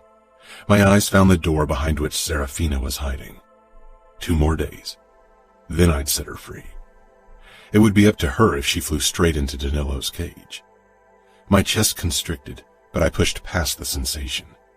Serafina was never meant to be mine. I stood, and tearing my gaze away from the door, I left. Chapter 19. Serafina. Wear this, Remo ordered, throwing my wedding dress down on the bed. I stared at the white layers of tulle, at the bloodstains and the tears. I hadn't seen it in almost 2 months. It didn't feel like something I'd ever owned, nothing I was meant to wear ever again. Why? I asked. Remo turned toward me, his dark eyes hard. Because I told you to do it, Serafina. Not Angel. Serafina. What was going on? I narrowed my eyes. Why? He moved closer, glaring down at me. Do as I say. Or what? I said harshly. What could you possibly do to me? You've taken everything from me that mattered. There's nothing left for you to take, to break. Remo's mouth turned cruel. If you really think that's true, then you are weaker than I thought. I swallowed hard, but I didn't put on the dress. We both knew I was so much stronger than he'd ever imagined. Maybe that was why he kept doing this, pushing me away. Remo reached for his knife and pulled it out with a bone-chilling clink of the blade against the sheath. Goosebumps rose on my skin, but I stood my ground because if I knew one thing, it was that Remo wouldn't hurt me. Not anymore, not ever again. Whatever twisted bond had formed between us, it prevented him from causing me pain. Gripping the neckline of my nightgown, he sliced through the fabric with a sharp slash of the knife. The shreds pulled at my feet, leaving me in only my panties. His dark eyes roamed over my body, the knife still clutched in his hand, and my core tightened with need. He gripped my hip and wrenched me toward him, his lips crushing down on mine. I gasped as his tongue conquered my mouth, teeth clinking. He backed me up against the bed until I fell back. He slashed through my panties with his knife, and the closeness of the blade caused a shiver to pass down my spine. Remo towered over me and freed his erection, his eyes furious and hungry and terrifying. Holding his gaze, I opened my legs for him because I was lost, had been lost from the moment Remo had laid eyes on me. And as I looked up at him, I knew without a doubt that he too was lost. The corners of his mouth lifted as he lowered his gaze to my center. He got down on his knees, pushing my legs even further apart. Remo buried his face in my lap. I arched up, my nails digging into the crisp sheets, my gaze finding my torn wedding dress. Remo's mouth claimed me relentlessly, with tongue and lips, bites and licks. There was no escaping. He wouldn't let me. He made me surrender, not with force, not with violence. He dove in, swirling until I was a slave to the sensations he created. My orgasm crashed over me like an avalanche, but my eyes remained locked on the stained white fabric of my dress. A sign for my honor, my purity. Both lost, both taken. No, given. Remo's mouth traveled up my stomach, licking and nibbling, tongue flicking my nipple. He bit down lightly, then soothed the spot with an open-mouthed kiss. His body covered mine, his palms pressed into the bed beside my head, the knife still clutched in his grasp.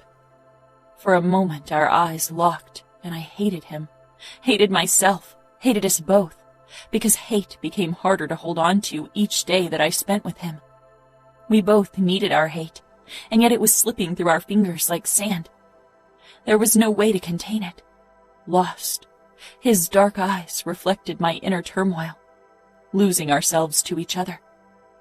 My gaze returned to my dress when Remo thrust into me in one all-consuming, merciless stroke. his mouth pressed up to my ear as he slammed into me angrily.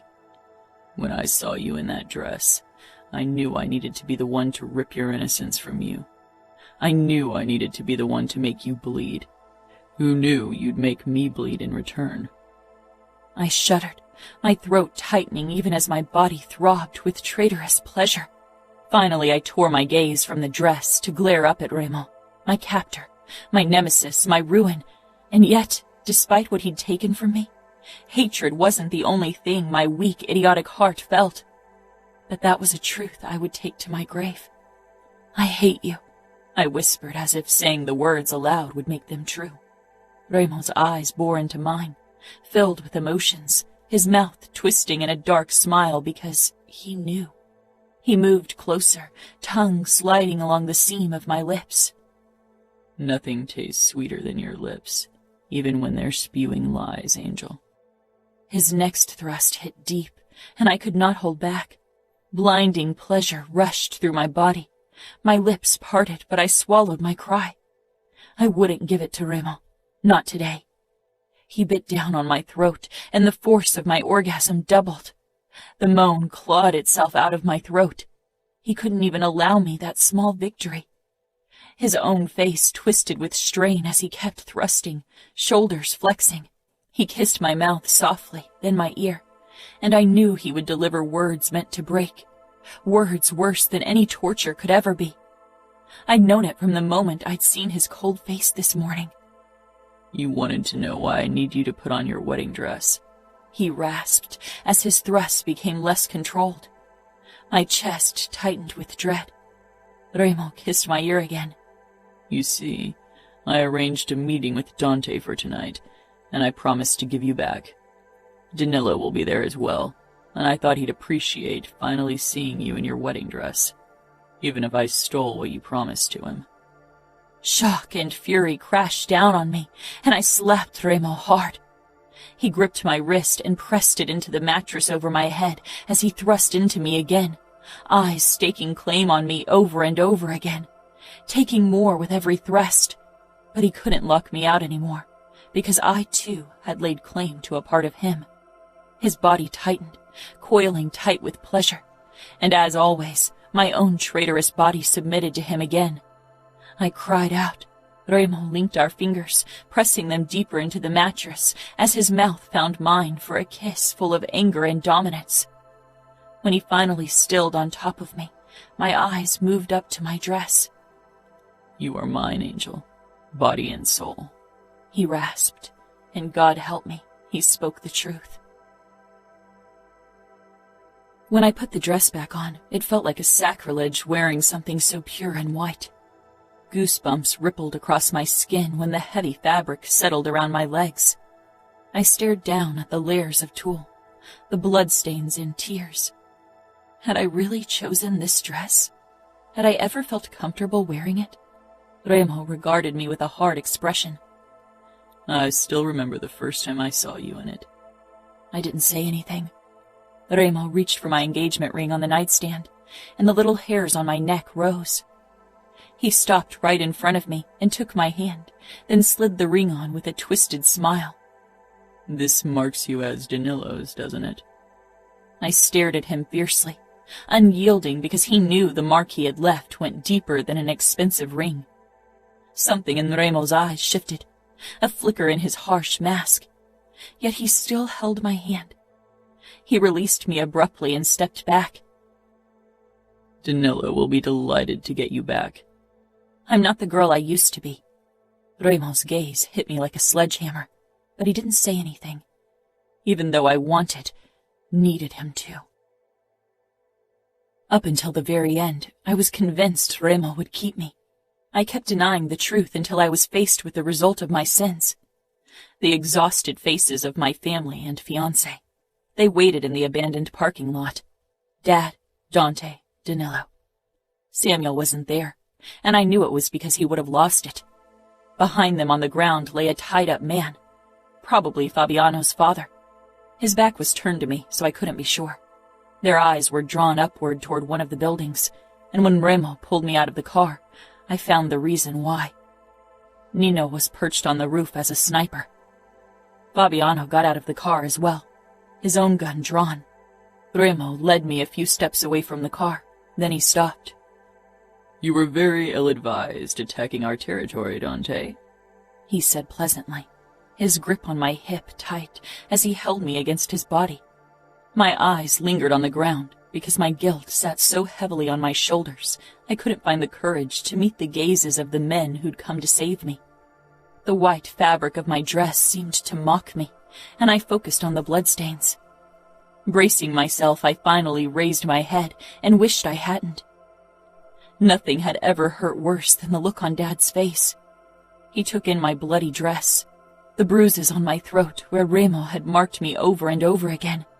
Remo had made his claiming of me as apparent as possible, flaunted it in front of everyone, and it had the desired effect.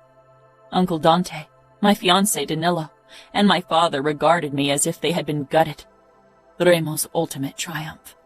I wanted to scream at them that I hadn't suffered the way they thought I had. Wished they would hate me, but I wasn't brave enough for the truth. "Next time you consider fucking with us, look at your niece, Dante, and remember how you failed her." Dante's face was stone, but there was a flicker of something dark in his eyes. I couldn't meet their eyes. Burning shame sliced through me at what I had let Remo do, at what I had done, what I had wanted to do, what I still wanted to do. Remo leaned closer, his lips brushing my ear. "I own you, Angel. Remember that. You gave me a part of yourself, and you'll never get it back. It's mine no matter what happens next."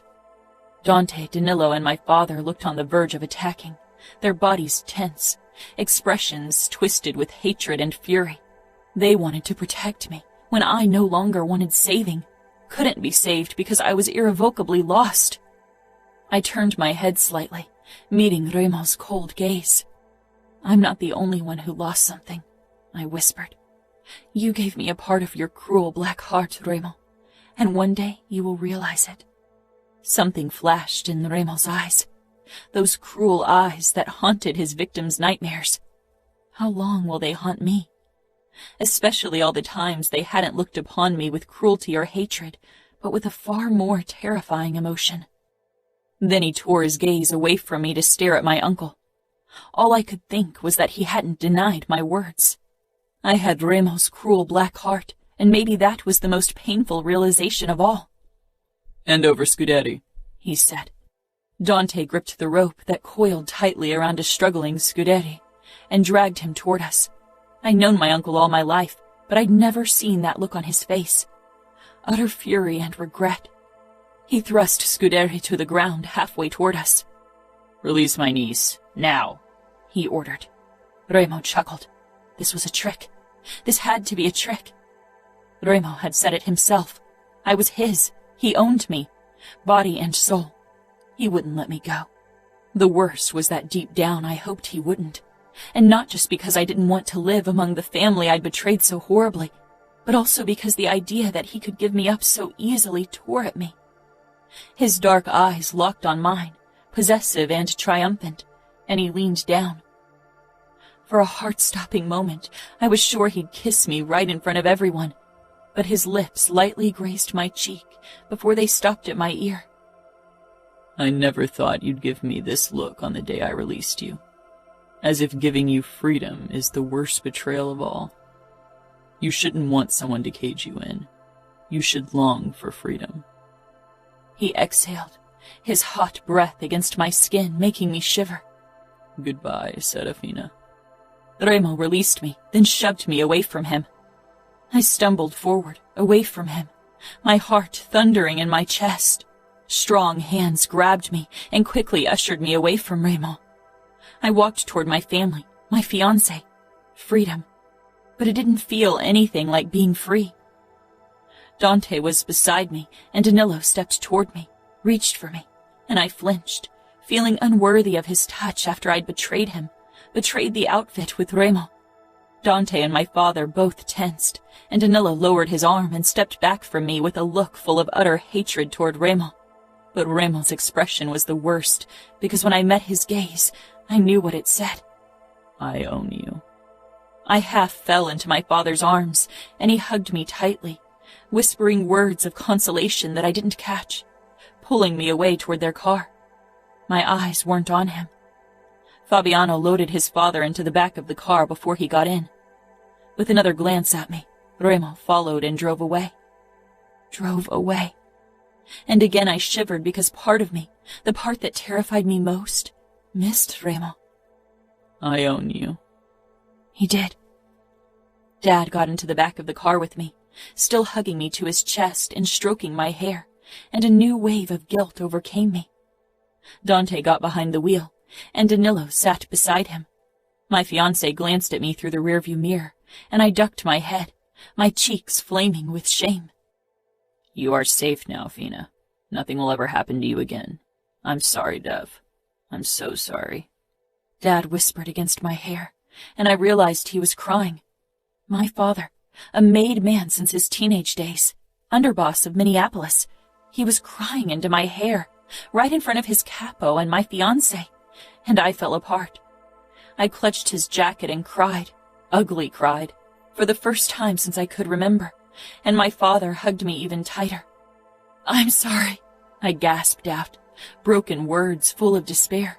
Words weren't enough to convey the extent of my sins, of my betrayal. No, he growled. No, Fina, no. He shook, his grip painful. Remo,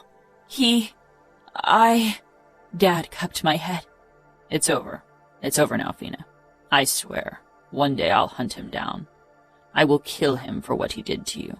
For hurting you. I swallowed. He thought Remo had raped me. They all did, and I couldn't tell him the truth. Was too cowardly to tell him. Closing my eyes, I rested my cheek against his chest. Dad held me tightly, rocking me like a little girl, like he could restore my innocence by doing so. Would the truth set him free? Set them all free? Or would it break them worse? I wasn't sure of anything anymore. Remo. Fabiano kept tossing glances at his father, resting on the backrest of the car, looking fucking eager to tear into the man. Your plan really worked. You crushed the fucking outfit, Fabiano said, turning to me. I stared at the road, the triumph I'd been working toward, destroying the outfit from within. I held it in my hands. I'd seen it on the faces of my enemies. I knew they'd keep suffering. Fabiano shifted in his seat. Remo, you realize we won, right? We got my father. Your insane plan worked. Yeah, my plan worked. Then why? Fabiano's eyes widened. My grip on the steering wheel tightened. We can try kidnapping her again. It worked once. Who's to say it won't work again? He said almost incredulously. No, I said harshly. Serafina doesn't belong in captivity. Fabiano shook his head. They will marry her off to Danilo. Even if you spoiled the goods, she's still Cavallaro's niece, and Danilo would be foolish to refuse a marriage because she isn't a virgin anymore. I wanted to kill someone, wanted to spill blood. She won't marry him.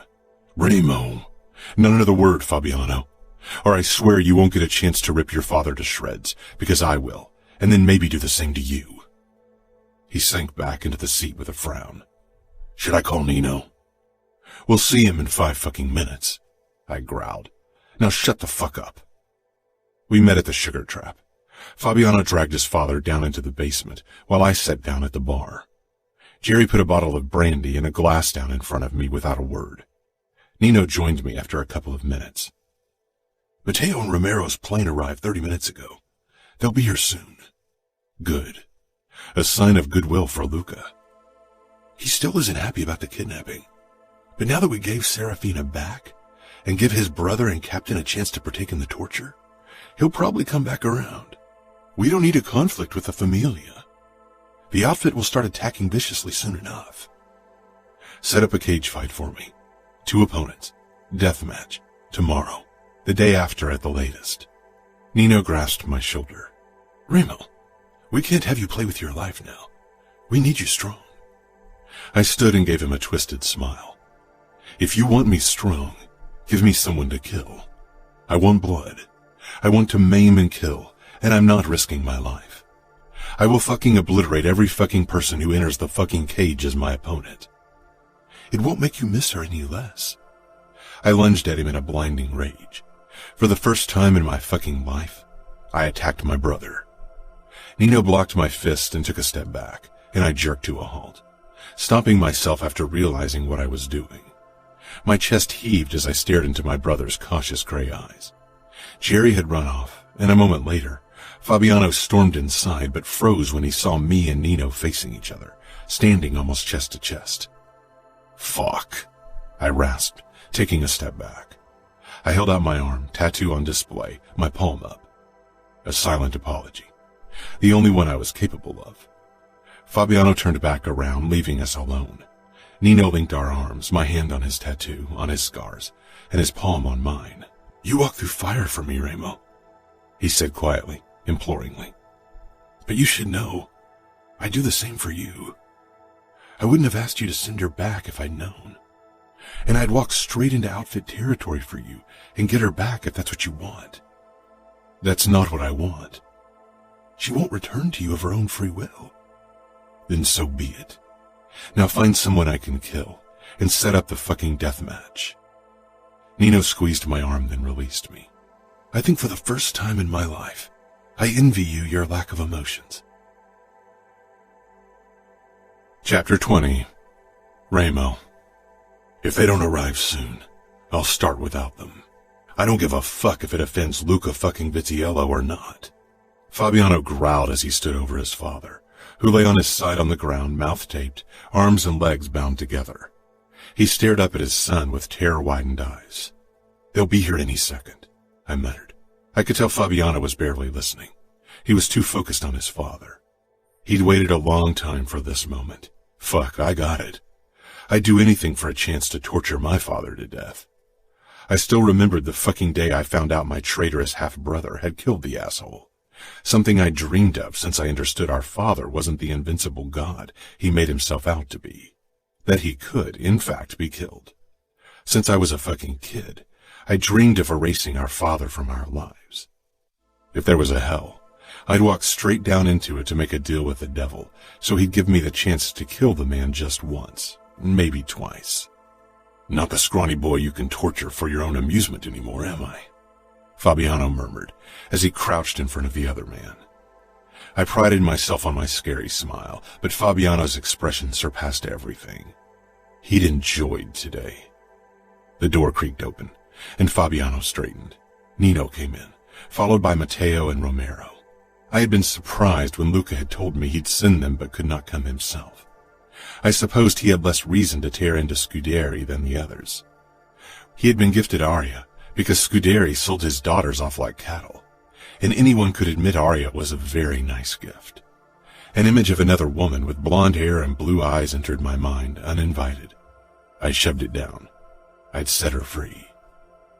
Nothing better than bonding over sheer torture, Matteo said with a grin as he sauntered into the cell in the basement of the sugar trap.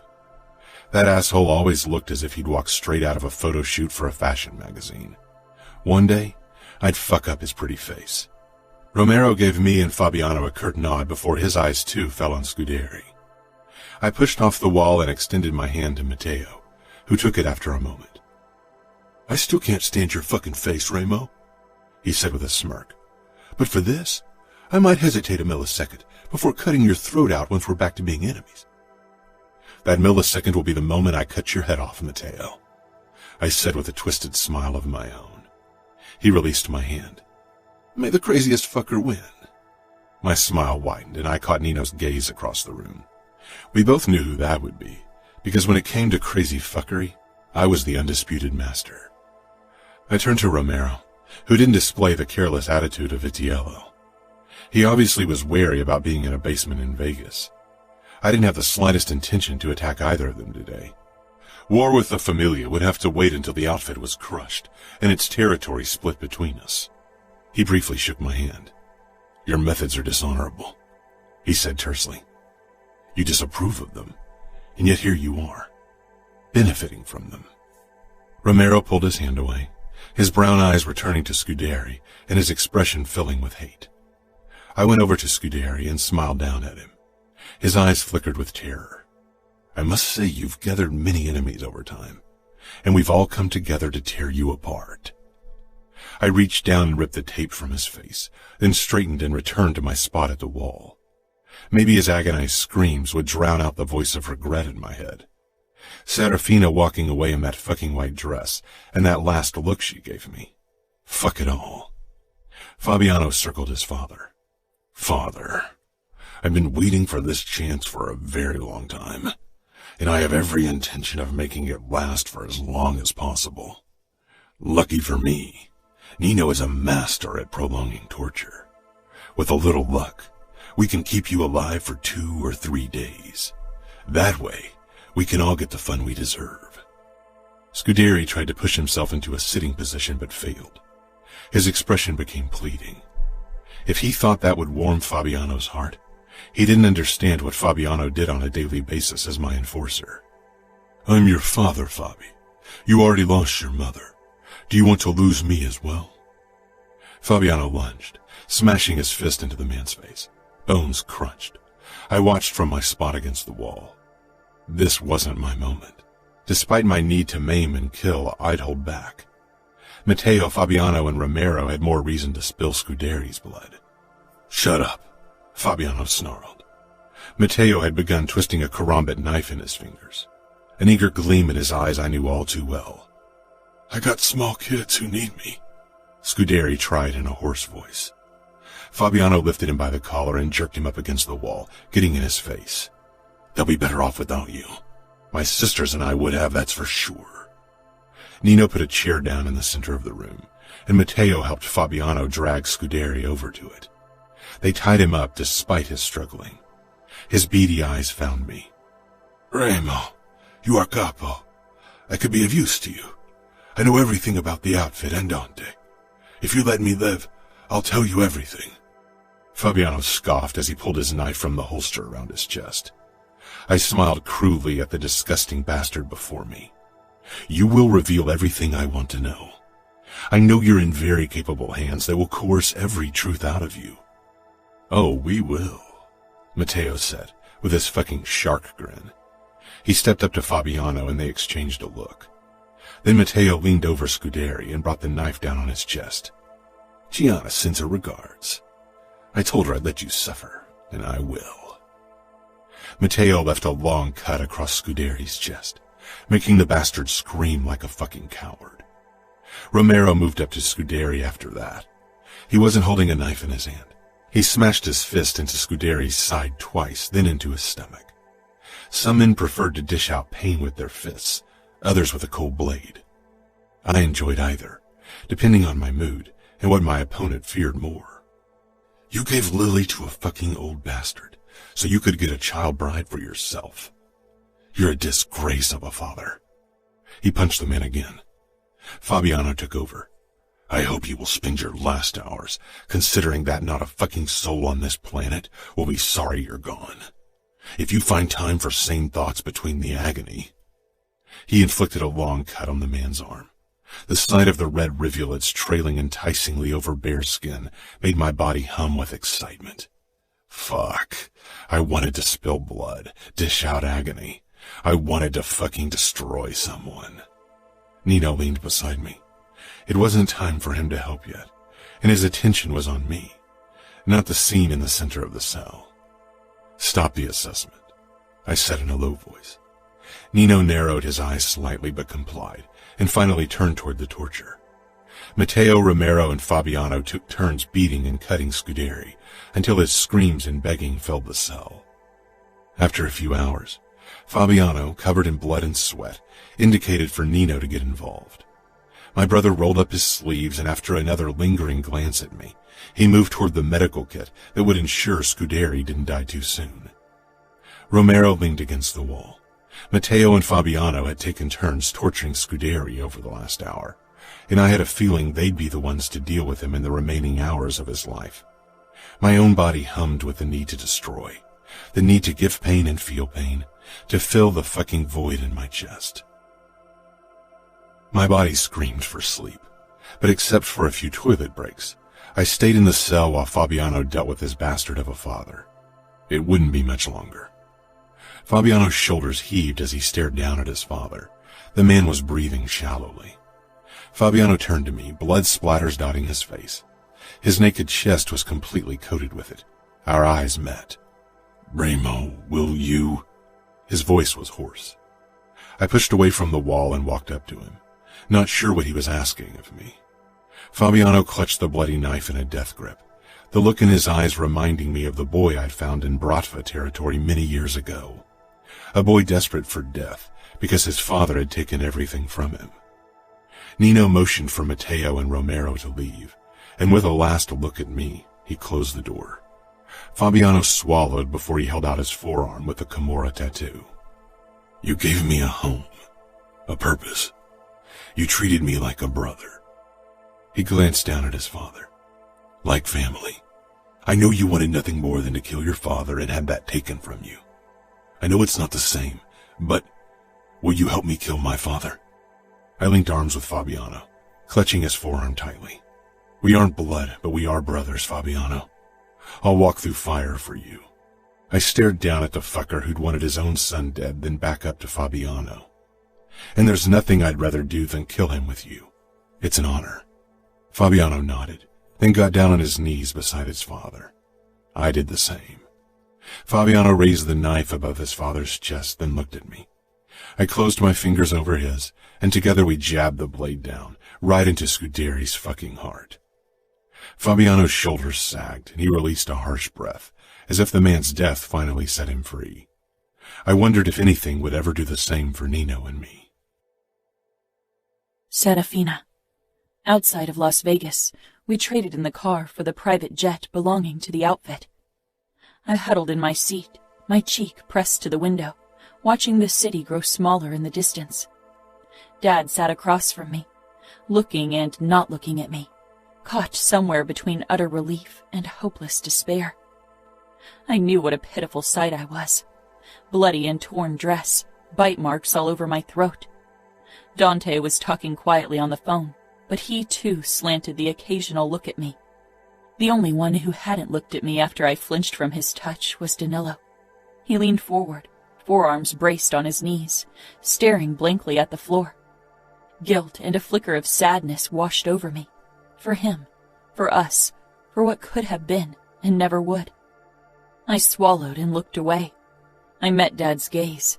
He forced a small smile and reached for me as if to touch my legs over the tulle of my dress, but then he hesitated as if he was worried about my reaction. I snatched his hand and squeezed. His eyes were still glassy and haunted. "I'm a sinner, Dad. Don't cry for me." He lifted his other hand with the phone. "Do you want to call Samuel? I sent him a message that we got you." I nodded fiercely, my throat clogging. Dad's eyes darted to my throat once more, and the hint of something cruel and harsh flared in them, something he had never showed at home. He gave me his phone, and I hit speed dial with shaking fingers. "Yes?" For a second, hearing Samuel's voice immobilized me. "Sam," I croaked. There was silence. "Fina?" The word was a broken exclamation that splintered me apart. Tears trailed down my cheeks, and I could feel all eyes on me. I closed my own. "I'm sorry." Samuel sucked in a sharp breath. Don't apologize. Not ever again, Fina." I couldn't promise that. One day I'd have to deliver the apology that would make Sam hate me. A higher voice rang out in the background. "It's okay, Mom.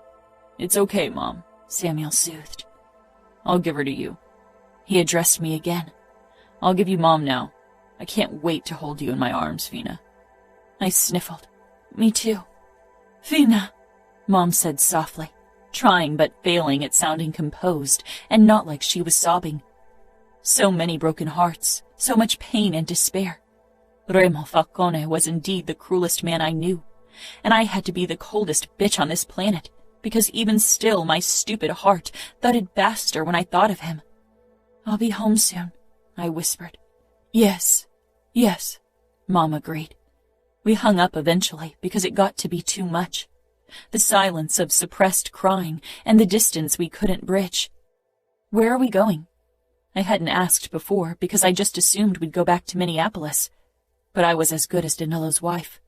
Would they take me to Indianapolis? Or maybe to Chicago because Dante needed to question me about every little detail of my captivity? Dad leaned forward and cupped my cheek. Home, Fina. Home. I nodded. My eyes found Danilo, who was watching me. Our gazes locked briefly, but then guilt forced me to look away. I'd have to face him eventually. I wasn't sure what to tell him. The rest of the plane ride passed in utter silence. I knew they all had so many questions to ask, but held back for my sake, and I was glad because I still wasn't sure what to say to any of them. With every second that passed, my skin crawled more and more, trapped in my wedding dress. It felt so utterly wrong, like being wrapped in lies and deceit. Mom and Samuel waited in front of our house when we pulled up with the car. I didn't see Sophia anywhere, probably to protect her from the sight, and I was glad. She didn't need to see me like this. I trembled when Dad helped me out of the car, his fingers tight around my forearm, as if he worried I might faint. Dante and Danilo stayed back as he walked toward the house. Samuel staggered toward me, my twin, my confidant, my partner in crime. He froze when his eyes registered my state, the marks on my throat, and his expression became one I'd seen the first time shortly after he'd become a made man 5 years ago. Cold, cruel, out for blood. He caught himself, bridged the remaining distance between us, and hugged me to his body, lifting me off the ground in a crushing embrace. I buried my face in the crook of his neck, shivering. I thought I'd never see you again, he rasped. I wasn't the person he knew. She was gone. If he knew what I'd become, if they all knew, they'd hate me, and rightfully so. Can you unlose yourself?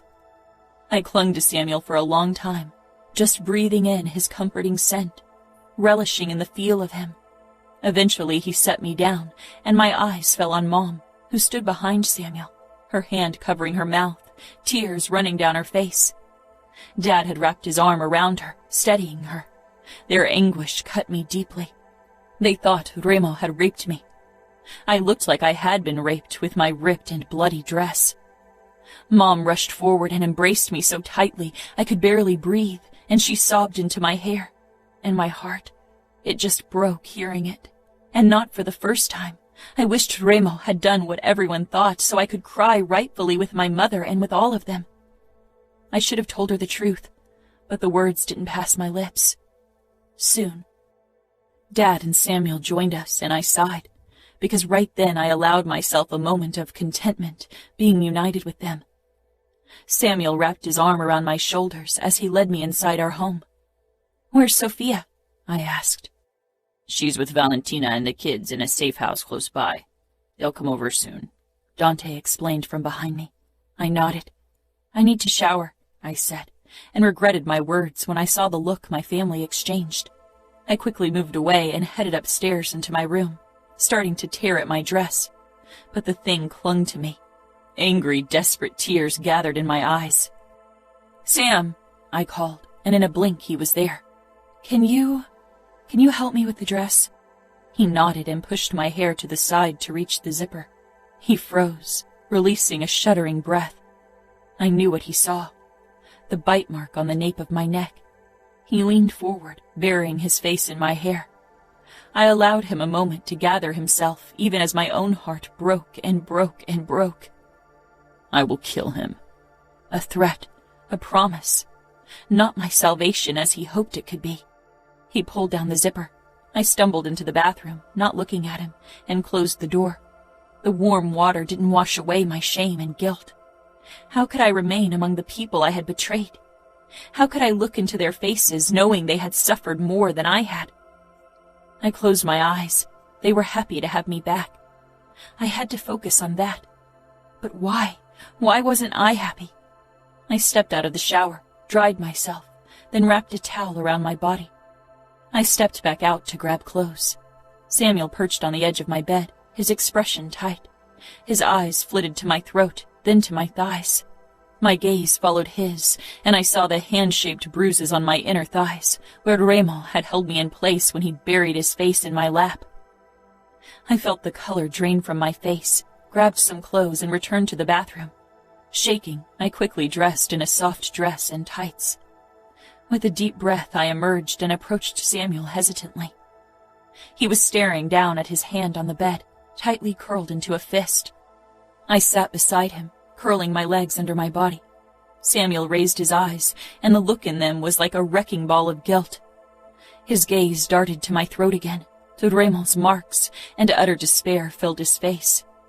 "Oh, Fina," he said in a broken murmur. "I won't ever forgive myself. I failed you. I should have protected you. These last 2 months I almost went crazy. I can't stop thinking that I had to sit back while you went through hell, that I'm the reason you suffered worse." He swallowed. "When Remo sent us those sheets," his voice broke. I threw myself at Samuel, wrapping my arms around his neck and burying my nose against his neck. "Don't. Please don't blame yourself. You did nothing wrong." "I did. I wronged you all." His arms came around me and he shuddered. "You were supposed to be protected, to be safe from the horrors of our life. I never wanted you to find out how cruel the Mafia could be. No one will ever touch you again, Fina. I won't leave your side. And one day Dad and I will get our hands on Remo, and then we'll show him that we can be as cruel and merciless as the Camorra. He will be begging for mercy." "It's over," I whispered. "It's over, Sam. Let's not talk about it ever again, please." I knew Remo better than he did, and nothing they could do would make Remo beg for mercy.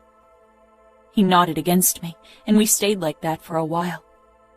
"When I heard your screams in the basement, I thought I'd go insane," he said darkly. I pressed my face into the crook of his neck, not able to look at him when I delivered the truth. "Remo didn't torture me. He wanted you to believe he did. He wanted me to make you believe you hurt me so you'd suffer. I only wanted to save you." Samuel cupped my head and pulled back, his eyes softer than before. "It was my job to save you, and I couldn't. Even if those screams weren't real, I can see what he did to you." Samuel swallowed, his eyes lowering to the bite marks once more. "You were meant to be treated like a princess, cared for and cherished, not... He shook his head and buried his face in his palms. I can't get the image of those sheets out of my head. Can't forget Mom's sobs, or the way she fell to her knees in front of Dante and begged him to save you. Or how Danilo destroyed Dad's entire office. I can't forget Dad crying. He's never cried, Fina. Dad and I have done and seen so much, but we both fucking cried like fucking babies that day. I swear by my honor, by everything I love, that I won't rest until I've rammed my fucking knife into Remo Falcone." I kissed the top of his head and held him, because despite being the one who had been kidnapped, Remo hadn't broken me, and I realized it had never been his intention. He'd done worse. "Sam," I said, gathering my courage because I needed to save him, needed to save them all with the truth, even if it ruined me. "I didn't suffer like you all think. Remo didn't rape me. He didn't torture me." Samuel pulled back, and I braced myself for the inevitable, for the disgust and hatred, resigned myself to it, but his eyes held pity and sadness. He stroked my throat, then touched the faded cut on my forearm. Something dark swirled in the depth of his blue eyes when they locked on mine. "You were innocent. You'd never been alone with a man, and then you were at the mercy of a monster like Remo Falcone. You had nothing to protect yourself. You did what you had to survive. The brain is a powerful tool. It can survive the cruelest horrors by creating alternative realities." I shook my head. He didn't understand. "Sam?" I tried again. "I wasn't raped." Sam swallowed and kissed my forehead as if I was a small kid. "You'll realize it eventually, Fina. Once you've healed, once the brainwashing ceases, you'll see the truth. I'll be there for you when that happens. I won't ever leave your side again." And I realized then that he'd never believed the truth because he couldn't. The sister he knew and loved wouldn't have slept with Remo.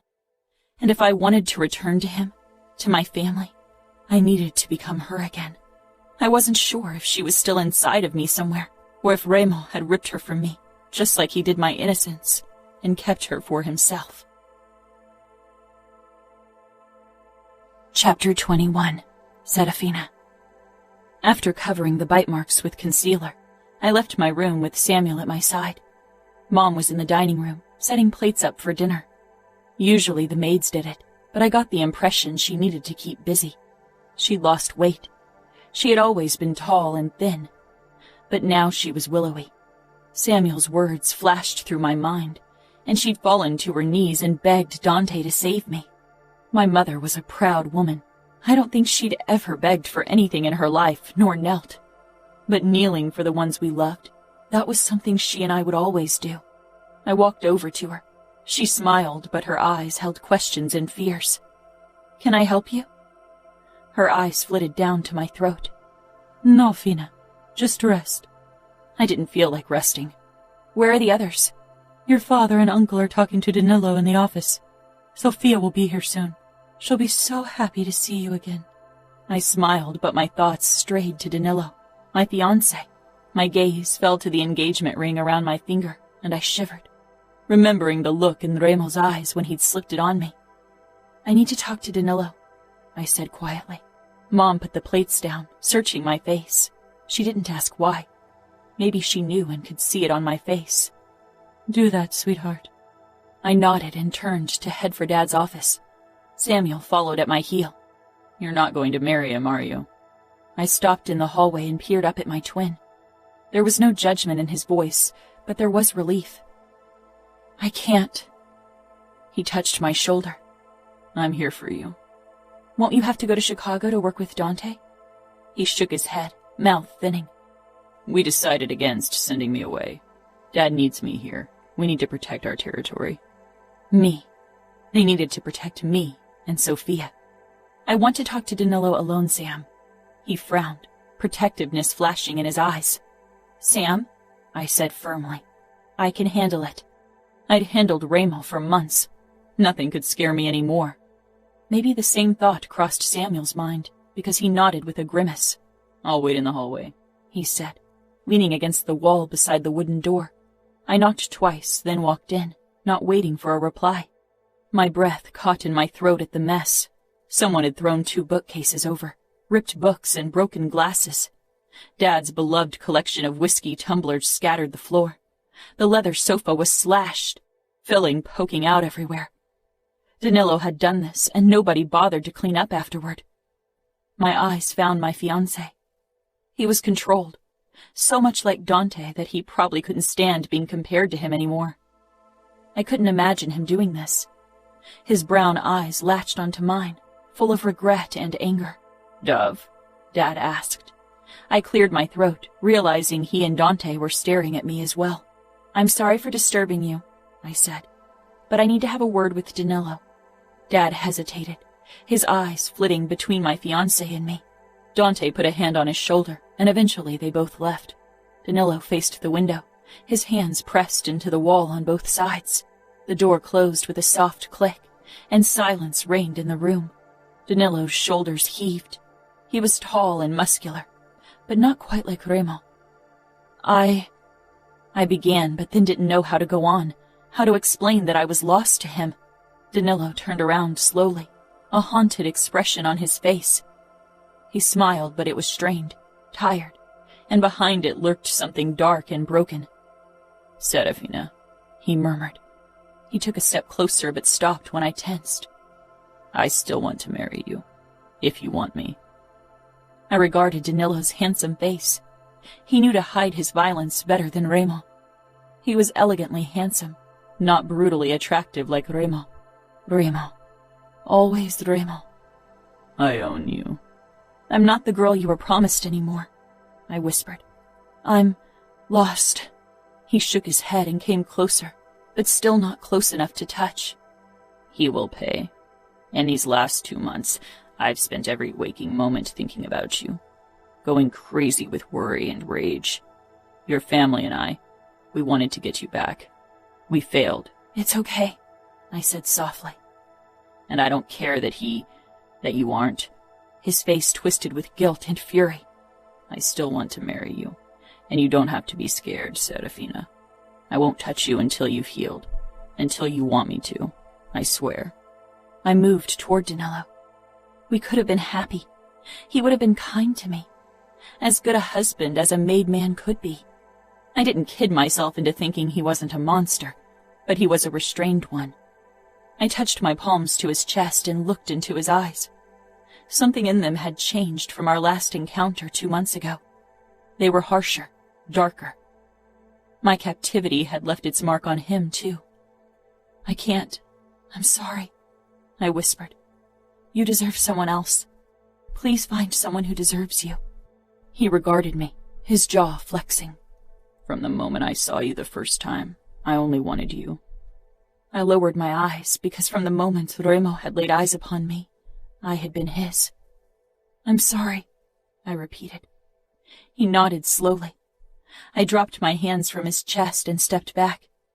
"Falcone got what he wanted, didn't he said hoarsely. "But your family and I will bring him down. We will destroy him." I shivered. I slid my engagement ring off my finger and handed it to Danilo. "Don't waste your time on revenge, Danilo. Move on. Find someone else. Be happy." He shook his head, obviously fighting for control. "Revenge is all I want, and I won't stop until I get it. Remo will curse the day he took you from me." Remo already did, but not for the reason Danilo wanted him to.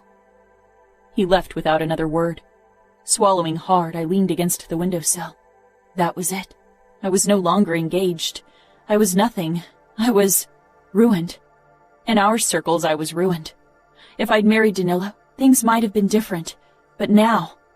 There was a soft knock, and Mom entered, looking worried. I gave her a small smile, wanting to banish the harsh line between her brows. "Danilo told me you don't want to marry him." As if it was as easy as that. Wanting had little to do with it. I couldn't, because deep down I knew I needed to loosen Remo's hold on my stupid heart before I could ever consider moving on. I knew the rules of our world. Even now they still bound me, bound my family.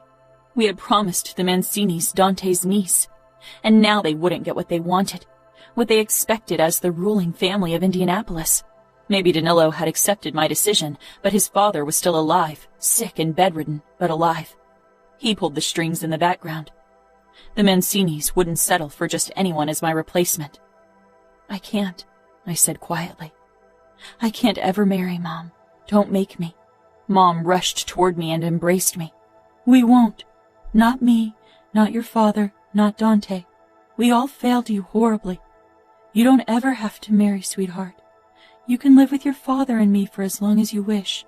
"Thank you, Mom," I said, and even as I said it, I knew it wasn't what I wanted.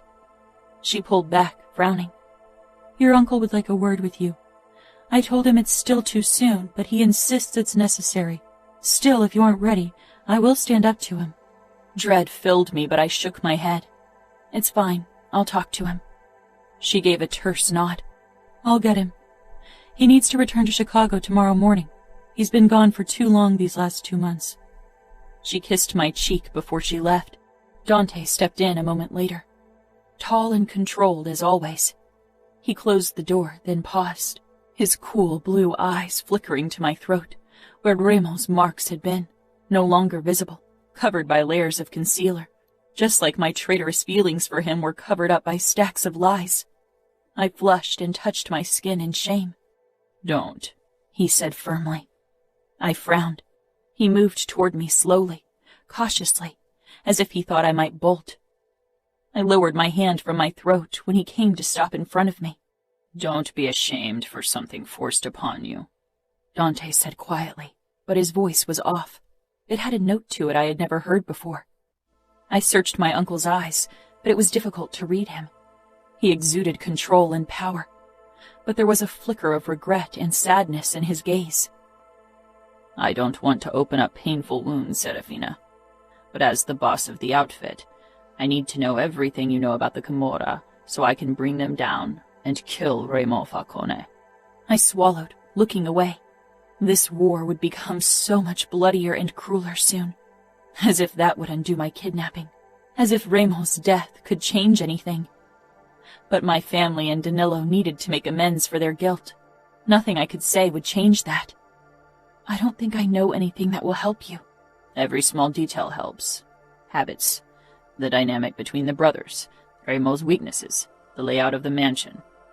"Remo's weaknesses," his brothers. Remo's biggest weakness may be his only one. Remo doesn't trust anyone but his brothers and Fabiano. He would die for them, I whispered. For some reason, I felt almost guilty for revealing that to my uncle, as if I owed Remo loyalty, as if I owed him anything at all. He had kidnapped me and then let me go. I wasn't sure what made me hate him more. Apart from the family, only Fabiano and Leona are allowed inside the mansion, and occasionally cleaners. Remo keeps a knife and gun close at all times. He's a light sleeper. I froze, falling silent. My skin burned at what I'd just revealed, but Dante only regarded me calmly. No judgment or anger. I still had to lower my gaze from his because his understanding made me feel even worse. He didn't know I'd come freely into Remo's bed, enjoyed not only the sex, but also the tenderness afterwards. It was a side of Remo no one knew, and that he had showed it to me meant more to me than it should. Could I reclaim what was lost? I began shaking, overwhelmed with the situation, with my feelings. Serafina, Dante said firmly, touching my shoulder. I raised my eyes to his and shook even worse, overcome with the need to spill everything, but not brave enough. I pressed myself against my uncle, and he touched the back of my head in comfort. What am I going to do? How will I belong again? Everyone will look at me with disgust. Dante's body coiled tighter. If anyone does, you'll let me know, and I'll deal with them. I nodded. And you never stopped belonging. You are part of the outfit, part of this family. Nothing changed. Everything did. Worst of all, I had. When we finally emerged, Samuel took his place as my shadow again. We were on our way into the dining room when the front door opened. One of our bodyguards stepped in, and then Sophia shot inside. Her wide eyes landed on me, and she stormed off in my direction. She collided with me, and I would have fallen backward if Samuel hadn't steadied me. "You're back!" Sophia hugged my middle tightly, and I rested my chin on top of her head, smiling.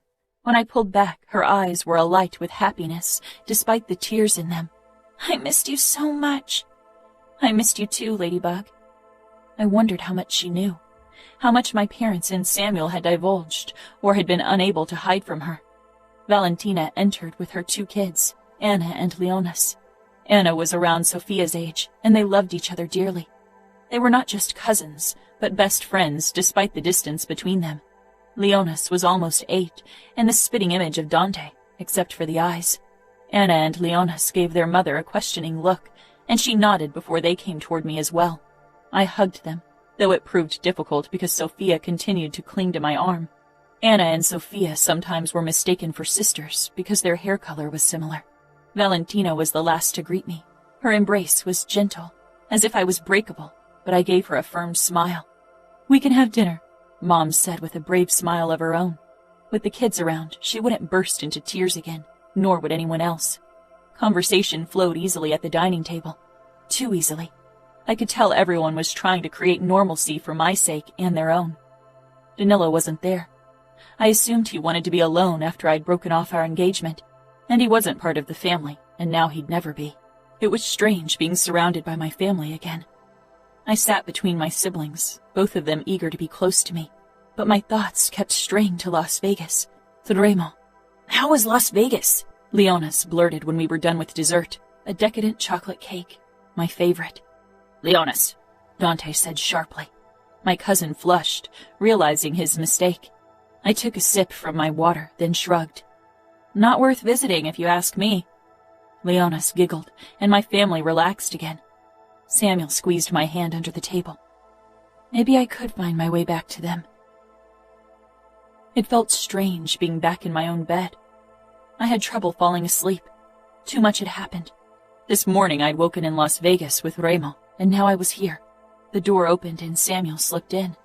I made room for him in the bed. "Awake?" he asked quietly. "Yeah." I didn't elaborate. He lay down on the covers on his back. "What about you?" Samuel was quiet for a couple of heartbeats. "I was in a late-night meeting with Dante and Dad." "Oh," I said. "About your plans to get revenge on the Camorra?" Samuel swallowed audibly. "No, not that. It was about Danilo. His father isn't happy about the state of things." Worry overcame me. What if they married me off to him despite everything? What if his family insisted on being given Dante's niece? "Sam," I whispered, and he reached for me in the dark, his hand covering mine. Dad promised Sophia to him. I froze. "She's a child." Samuel sighed. They will marry the day after her 18th birthday. "That's still 6.5 years away." I could feel Samuel nod. They think Danilo is still young and busy taking control over Indianapolis and taking care of his father. He can wait. He paused. And it's not like he can't keep himself busy with other women until then. I closed my eyes. "What will Sophia say? It's my fault. I should just marry him." "No," Samuel growled. "We won't let you. That's a point we all agree on, Fina. You won't be given in marriage to anyone. You've gone through enough. You'll stay here until you feel better." "And then?" "I don't know," he admitted. I couldn't live on my own. As a woman, that wasn't an option. They'd have to marry me off, or I'd have to stay with Mom and Dad forever. "You come live with me eventually." I laughed. "Yeah, right. I'm sure your future wife will be ecstatic to have me under the same roof." "She'll do as I say," he murmured. I fell silent. "Once you marry, it's your duty to protect her, to be good to her, Sam. I won't be your responsibility anymore." "I'm not going to marry anytime soon. Not with the way things are developing with the Camorra." "When will Sophia find out?" "Dad will talk to her tomorrow, first thing in the morning. Danilo insists on it. He also insists we up the number of guards." "He doesn't want history to repeat itself, I suppose," I said softly. Samuel stiffened. I pinched him lightly. "Stop it." "Why did you do that?" "Because you were feeling guilty again, and I want you to stop. I want things to go back to how they were before." "I want that too," Samuel said. We both knew it wouldn't be that easy. Samuel was already gone when I woke the next morning. He'd always been a late riser, but that too seemed to have changed.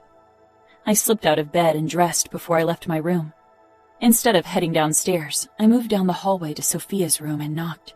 My stomach tightened painfully. "Come in," she called. Frowning at her chipper tone, I slipped in. Sophia lay on her stomach, her ankles crossed. She was drawing. When she spotted me, she flushed. I walked toward her and perched on the edge of the bed. Her arms covered her drawing, and I tilted my head. "I wanted to talk to you about Danilo."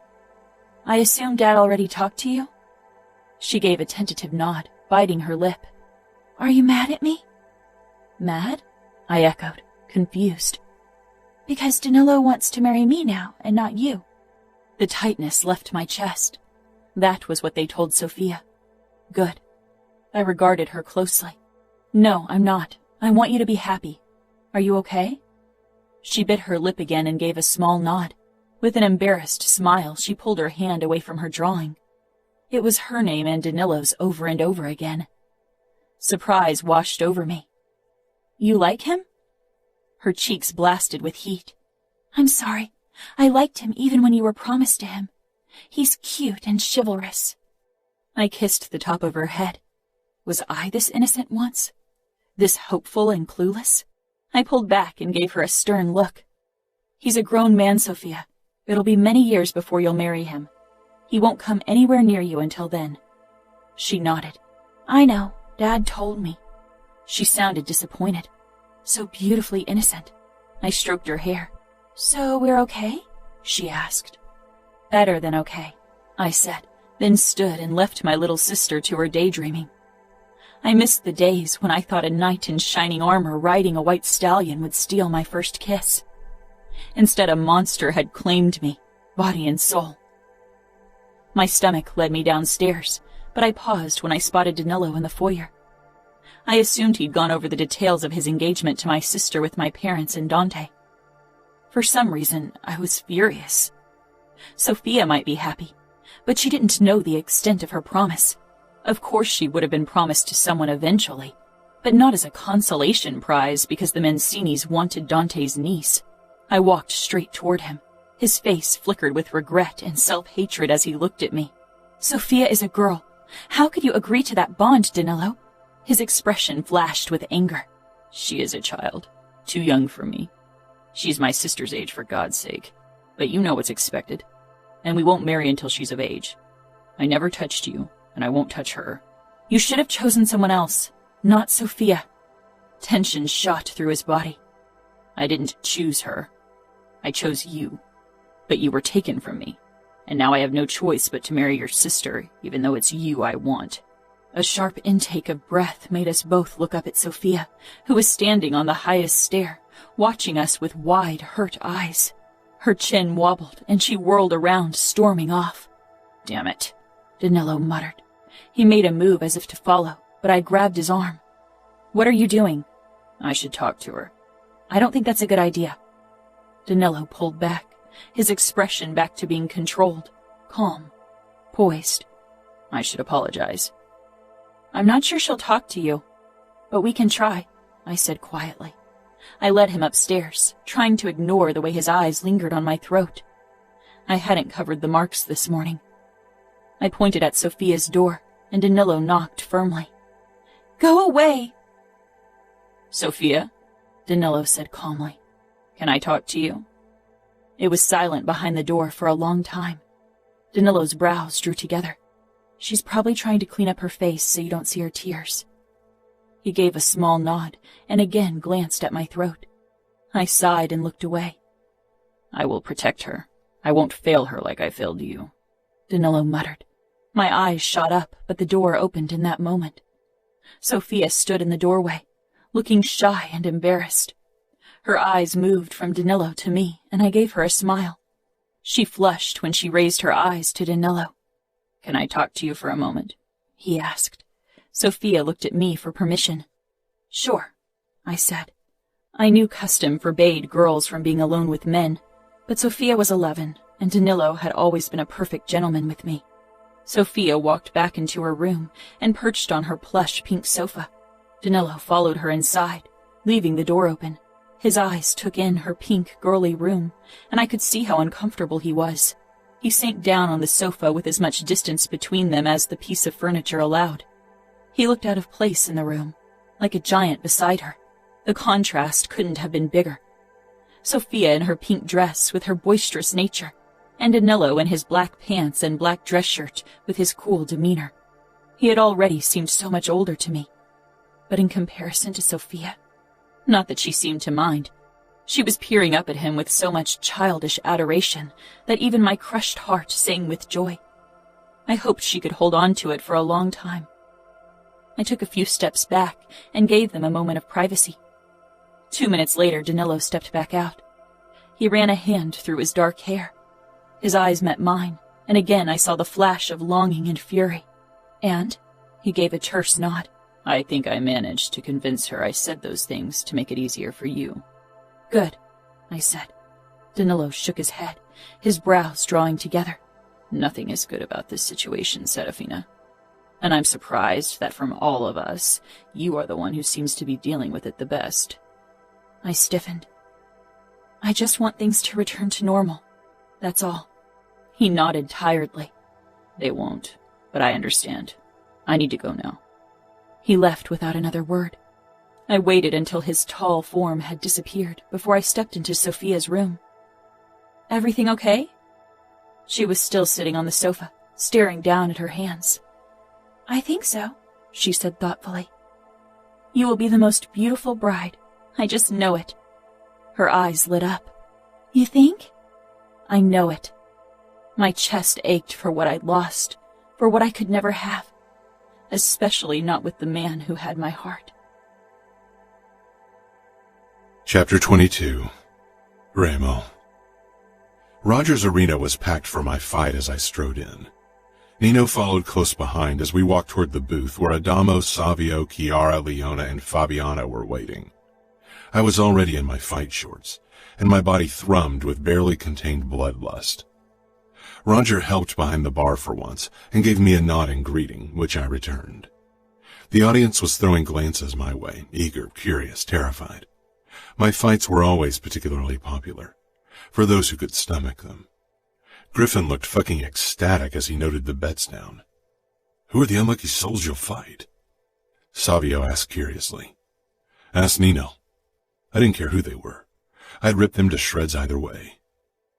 2 ex-cons, both on the run, both in desperate need of money and new identities, out of options. Nino said matter-of-factly. "One of them kicked his pregnant wife half to death, and she lost the baby. Already served a sentence because of manslaughter. The other spent half of his life in jail for child molestation." "Sounds like they deserve their death sentence," Fabiano said with a grin. His arm wrapped around Leona, and she smiled up at him in adoration. The sight spiked my fury, and I focused on the cage. "They will wish for the death penalty when I'm done with them." The ref called out my name, and I walked through the parting crowd toward the cage and the two dead men waiting for me inside. The crowd roared and clapped, ecstatic. I swung myself into the cage and assessed my opponents. One of them was taller and broader than me. Maybe I could imagine it was Luca. It would add a nice thrill.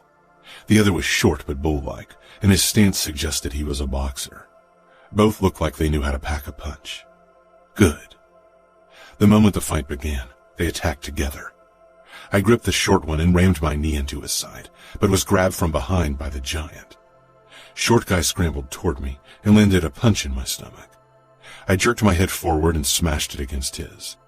He staggered, and I kicked out against his chest, catapulting myself and the fucker who held me from behind. We crashed into the cage, and I jumped out of big guy's hold. Whirling around, I pushed off the ground and flying kicked his fucking face, breaking nose, chin, and cheekbone. Blood splattered everywhere, and he fell backward holding his face. That would keep him busy for a while. I turned toward short guy and smiled. The audience roared. They knew that smile. The look in my opponent's eyes was familiar. Panic and horrified realization. I stalked toward him and he raised his fists. I feigned an attack, causing him to stumble back. I chuckled. This was going to be fun. I lunged at him, kicking and punching hard without mercy. The cries of the crowd and the fucking whimpers of my opponent spurred me on, but the fucking hollowness in my chest remained. I kicked him over and over again until everything was red. When he didn't even twitch anymore, I let up. The other guy had his back turned to me and was shaking the cage door, wanting out. "No one's going to open that door. If you want out of this cage, you'll have to kill me." Big guy turned, face swollen and bloody. He tried his best. Soon I had him in a chokehold, and then I smashed his face against the cage. Once, twice, and then over and over again. I couldn't fucking stop. I needed to crush something. "Remo! Smash! Remo! Smash!" A hand gripped my shoulder and ripped me backward. I released the bloody pulp and stared at Nino. His face was splattered with small red dots. Blood. I glanced down at myself, then at the floor. It was silent in the arena, and everyone was staring at me in open horror. "I won," I muttered. Nino shook his head. "Come."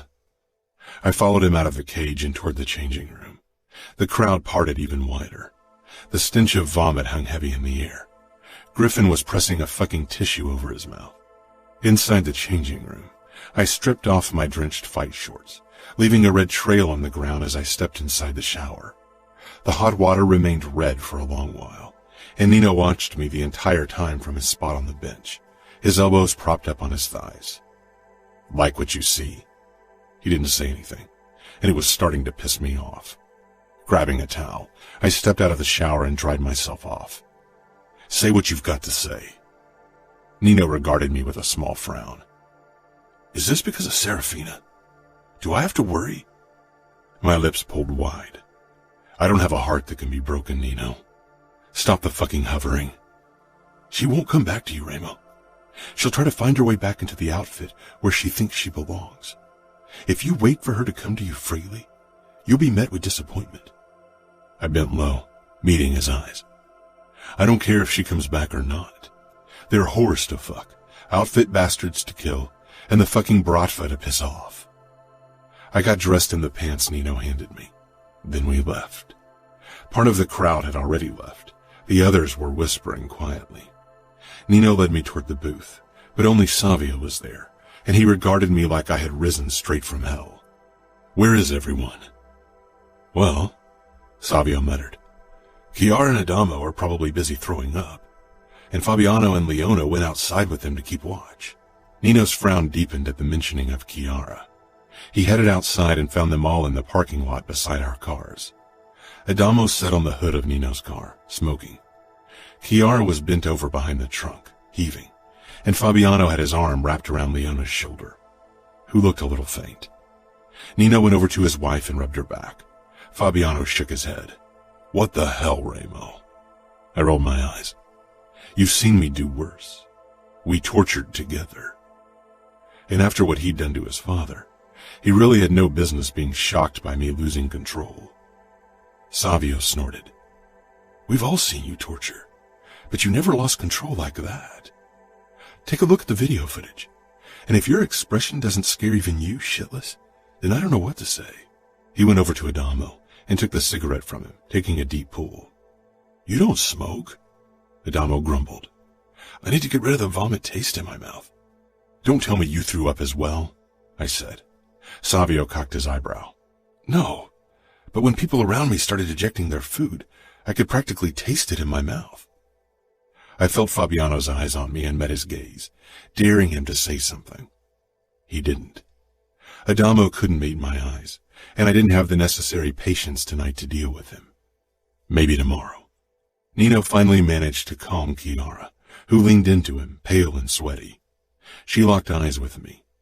It wasn't disgust or fear I saw in her gaze, but compassion and understanding, and it sent a new wave of rage through me.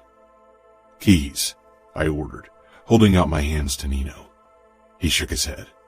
"You're not driving anywhere right now." "Give me the fucking keys," I growled. "No, I can drive you," Adamo quipped. I slanted a look at him. Of course he'd come with his new car, and of course he was sitting on its hood.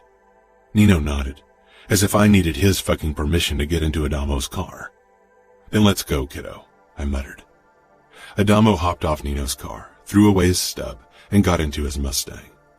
The moment I sank down into the passenger seat and closed the door, Adamo shot out of the parking lot.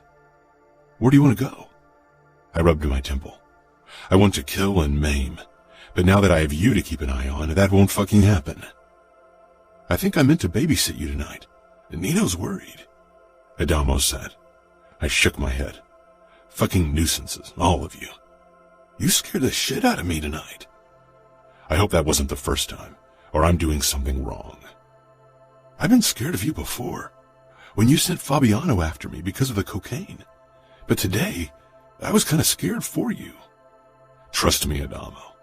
You have absolutely no reason to be scared for me." Adamo frowned. "Is it because of her?" My brother seemed intent to test the limit of my patience. "Shut up and drive." "Where?" "Home. Just take us home." Serafina. Mom and I sat in the garden on a swing, enjoying a warm fall day. I'd been back for only 2 days, and it was the first time Mom and I were really alone. Our feet gently kicked the ground to keep the swing in motion. Mom held my hand, peering up at the sky. I knew she had questions but couldn't ask them, and I wasn't sure if I could give her answers. "Why did you give Sofia to Danilo?" I asked eventually to say something. "It's not what we wanted, not what Danilo wanted, but we need to bind our families. It's what's expected," Mom said. "And he's a decent man." "You said the same words to me on my wedding day." Mom paled but managed a small nod. "I wanted to take away your fears." "I know." Her blue eyes held mine, filling with anguish. She touched my cheek. "I wanted only the best for you. I wanted happiness. I wanted a man who would carry you on his hands, who showed you kindness like your father did to me." She looked away briefly, gathering herself. "I can't imagine the horrors you lived, Fina, but I wish I could have suffered them in your stead." "Mom," I whispered, "it's not like you all think. I didn't suffer the way you believe. Remo didn't force me. Your father didn't allow me to see the video where he cut you, but I saw the sheets.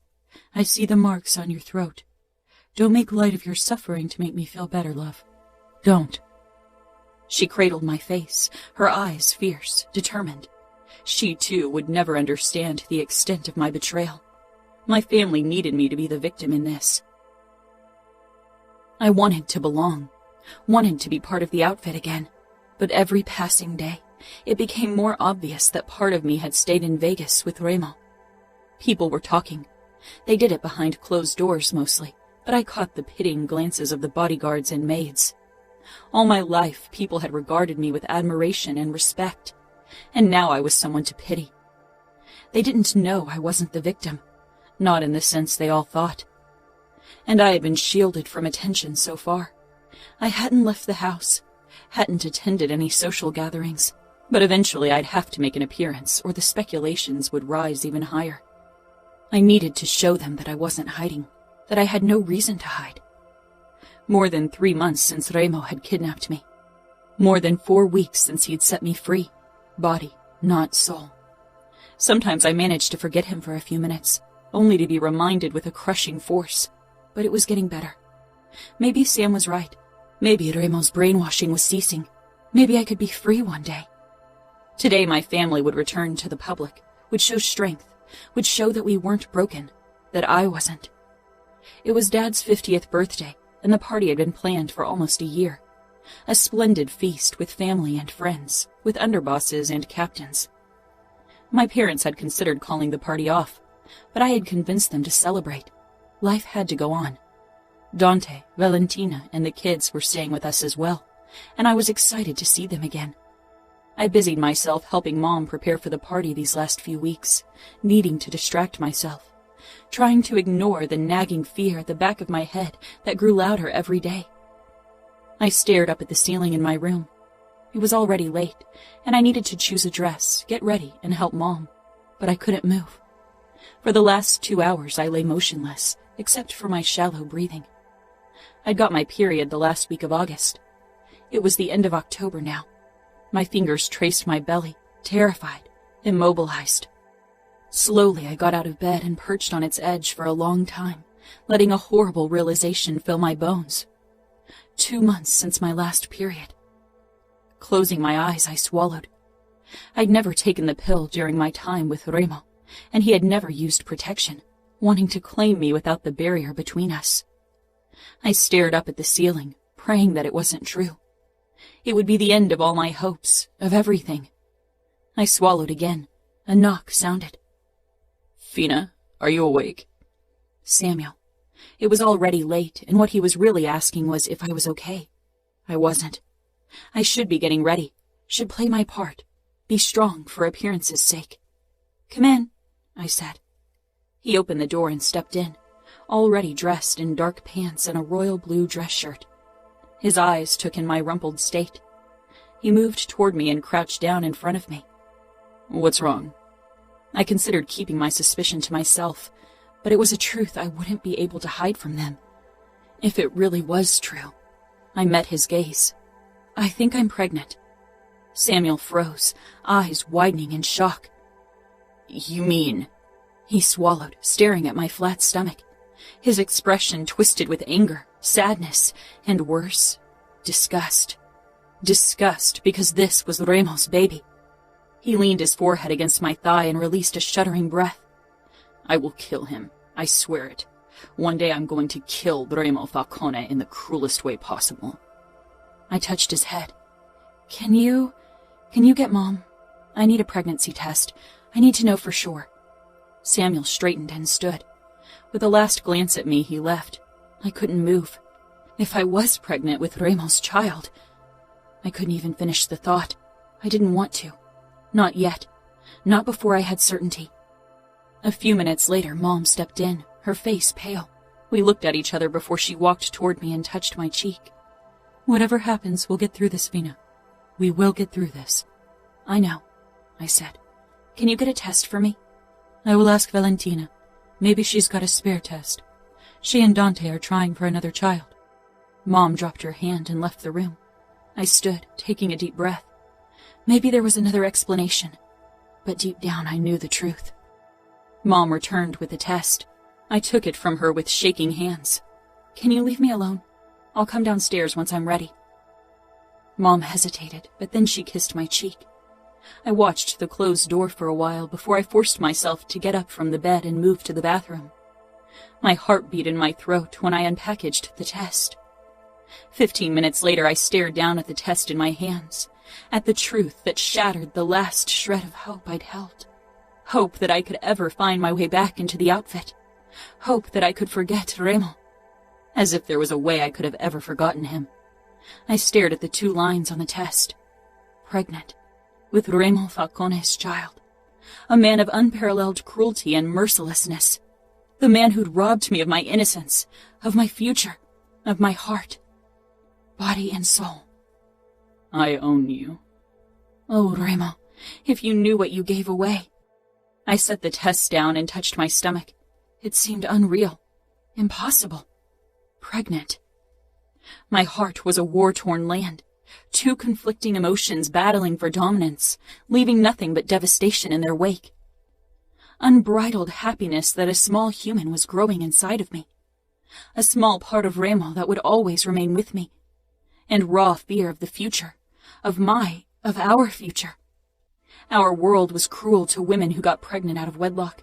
It was even crueler to children born out of wedlock. Damned to be called bastards. A child of Remo Falcone couldn't hope for a kinder name.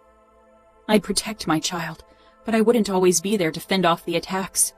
It would be strong enough to defend itself, no doubt, but the idea that my baby would have to grow strong out of necessity, because the world forced it into a corner, made me furious. I tried to calm my raging emotions. I was getting ahead of myself. I came from a good family. Maybe things would be different for my child, no matter who their father was. Taking a deep breath, I headed downstairs. My family was gathered in the dining room, and when I entered, they all fell silent. Mom, Dad, Valentina, Dante, Samuel, Dante's kids, Anna, Leonis, my sister Sophia. The room was already decorated for the event, and in the garden a white tent had been set up, which held the dance floor.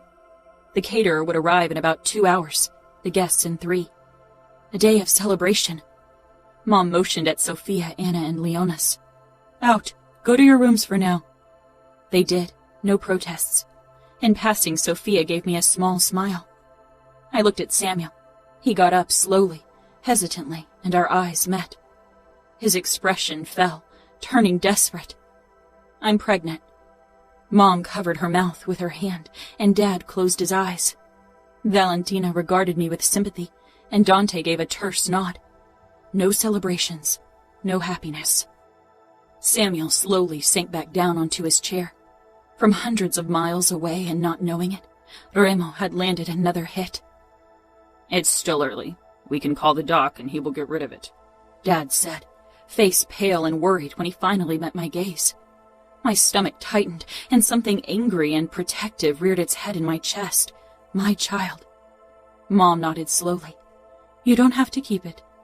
Samuel only looked at me. He knew me. Until recently better than anyone else, but Remo had seen parts of me nobody knew. My darkest parts. You want to keep it, he said quietly, uncomprehending. I touched my stomach. I will keep this child. I will take care of it and love it and protect it. It's mine. And the moment the words left my mouth, I knew it with certainty. This child would be born, and whoever tried to take it from me would see how strong I was. Silence greeted me. Then Dante nodded once. It's your decision. It is, I said firmly. Mom got up. It was obvious that she was fighting with herself.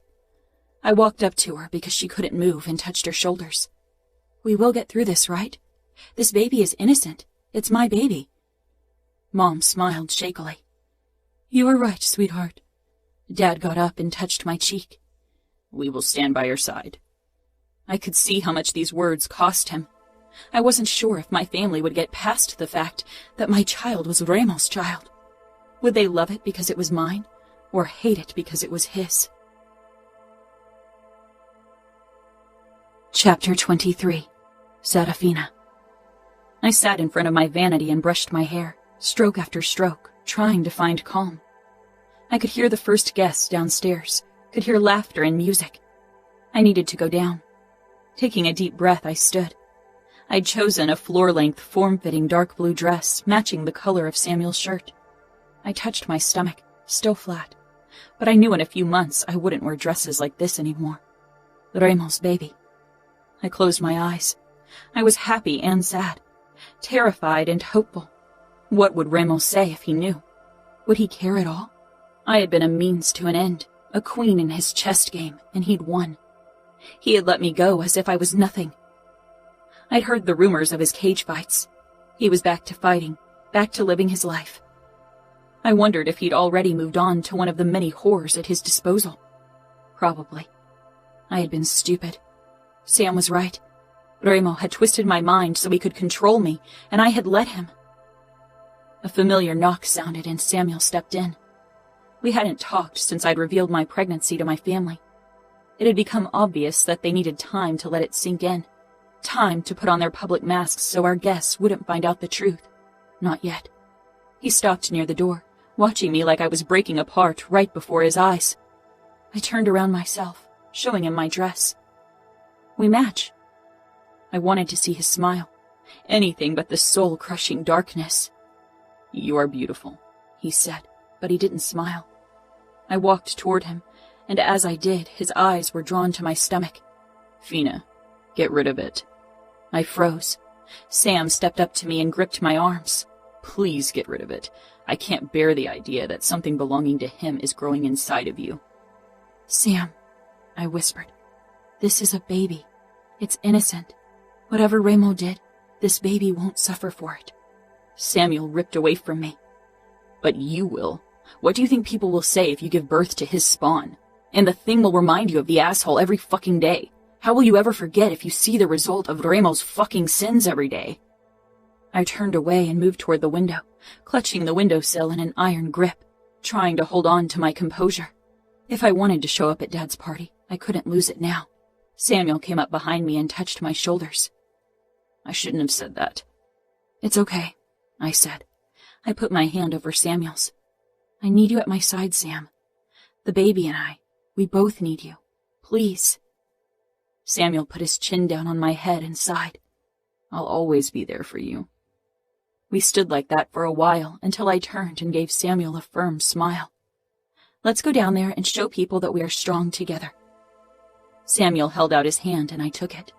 We moved downstairs together, and Samuel's grip on me tightened when the attention shifted to me. People were trying to be discreet about it, but failing miserably. Every underboss was there, even Danilo. He stood off to the side, next to the bar, nursing an amber-colored drink. Our eyes met briefly, but then I looked away. Samuel remained glued to my side. My shadow, my protector, but even his harsh gaze couldn't stop the pitying looks or the whispers, and people didn't even know about my pregnancy yet. I could imagine how much worse the gossip would become then. I'd been known as the Ice Princess, meant to become the Ice Queen at Danilo's side. Now I was the woman who Remo had defiled. The men could hardly look at me. Somehow I had become all of their failures. Samuel's hand on my lower back twitched, and one look at his face told me he was close to losing control. "Dance with me," I pleaded. Samuel nodded with a small, tight smile and wrapped me in his embrace, then stiffened when my still flat stomach pressed up to him. His eyes darted down, and anguish flashed across his expression before he could mask it. As if he could already see my pregnancy when it was still safely hidden. I tightened my hold on him briefly, and finally he met my gaze.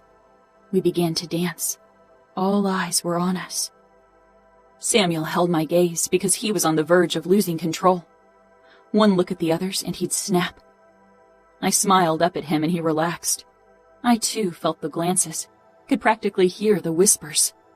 A few women my age who'd always resented me for my status looked almost triumphant, happy to witness my fall from grace. I lifted my chin higher, angry, and then worried, because how would all these people treat my child? After 3 dances, Dad took over, and Samuel moved over to the side to watch. "You are beautiful, Dove," he said quietly. His expression was controlled, calm. His public face. Mom, too, looked poised and elegant as she stood beside Sophia, Anna, and Valentina. "Thanks, Dad," I said, then added, "I'm sorry I don't have a present for you." I hadn't left the house since my return, and to be honest, I'd completely forgotten to get a present. My mind had been occupied with too many other things. "I got my present already," he said, and for a moment I thought he meant my child, but then I realized he meant my freedom. He didn't mention my pregnancy. Dante danced with me next. I met his eyes, wondering what he thought of my pregnancy, wondering what kind of future lay ahead for my child if it was a boy. Would he be allowed in the outfit? Or would his father's identity close every door before it could ever be opened? I didn't dare ask my uncle. Not in public. Not on my father's birthday party. After the dance, I headed back to Samuel, who was talking to one of his oldest friends. He gave me a nod, but he too had trouble meeting my eyes. Samuel noticed and his jaw flexed. He excused himself, touched my back, and led me away. Samuel and I walked into the entrance hall. I had a feeling Samuel needed to be away from the festivities for a couple of minutes. A few younger made men I didn't know had gathered there, and when we passed them, their words managed to reach us. I don't understand why they don't keep her hidden. It's a fucking disgrace to have her walk around as if Falcone hasn't defiled her. My shock had barely registered when Samuel attacked. He broke the first guy's nose with a sickening crunch, then shoved the second to the ground, pressing his knife against the man's throat. "Sam," I said firmly, clutching his shoulder. He leaned down, bringing his face close to the other man's. "I should cut your throat for insulting my sister. Apologize." The man glanced at his friends. One was nursing his broken nose, the other obviously unsure if he should interfere, considering our dad was their father's boss. "Apologize," Samuel snarled. "I'm sorry," the guy blurted. I tightened my hold on Sam's shoulder. He jerked back, took my hand, and dragged me outside. Not into the garden, but into the driveway where we were alone. He released me, turning his back to me. He sucked in a deep breath. I pressed my palms up to his shoulder blades, then rested my forehead against his back. "Don't let their words get to you. I don't care about them, and neither should you." "How can you not care about them? You are a mafia princess. I should cut their tongues out for daring to whisper his name in one sentence with yours." His name. Remo Falcone, the father of my unborn child. And worse, the man who filled my nights not with nightmares, but with longing. The next morning, Dad, Samuel, and Dante wanted to talk to me. When I walked into Dad's office, I knew from their expressions that it wouldn't be an easy conversation, and definitely not one I'd like. Dad sat behind his desk, Sam perched on its edge, and Dante stood with his hands in his slacks beside the window. I made a beeline for the sofa and sank down. My brain felt sluggish from lack of sleep. I'd spent all night trying to come to terms with the fact that I was carrying a baby. Remo's baby. "What do you want to talk about?"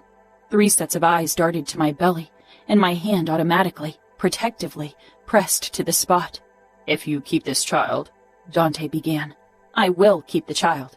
Dad looked away, and then at the picture frame on his desk. A photo of our family taken shortly before I'd been kidnapped. "You will have to keep it hidden," Dad said. I blinked at them. "What?" "Once you start showing, we'll have to keep you out of the public eye, Serafina," Dante said, his voice resolute. "I doubt Remo Falcone has the slightest interest in his offspring, but he might use it against us. The outfit needs to be strong. This child might cause tension within the outfit, and we can't have that at the current time. Or we could arrange a quick marriage with someone who agrees to a fake marriage and pretend it's his child," Dad suggested gently. I stared between them. Samuel looked at the floor, his brows snapped together. "I'm not going to marry anyone, and I'm not going to lie about the baby's father. People wouldn't believe it anyway." Now I was the woman pregnant with Remo's bastard child. Soon my protruding belly would carry the guilt and shame of the outfit.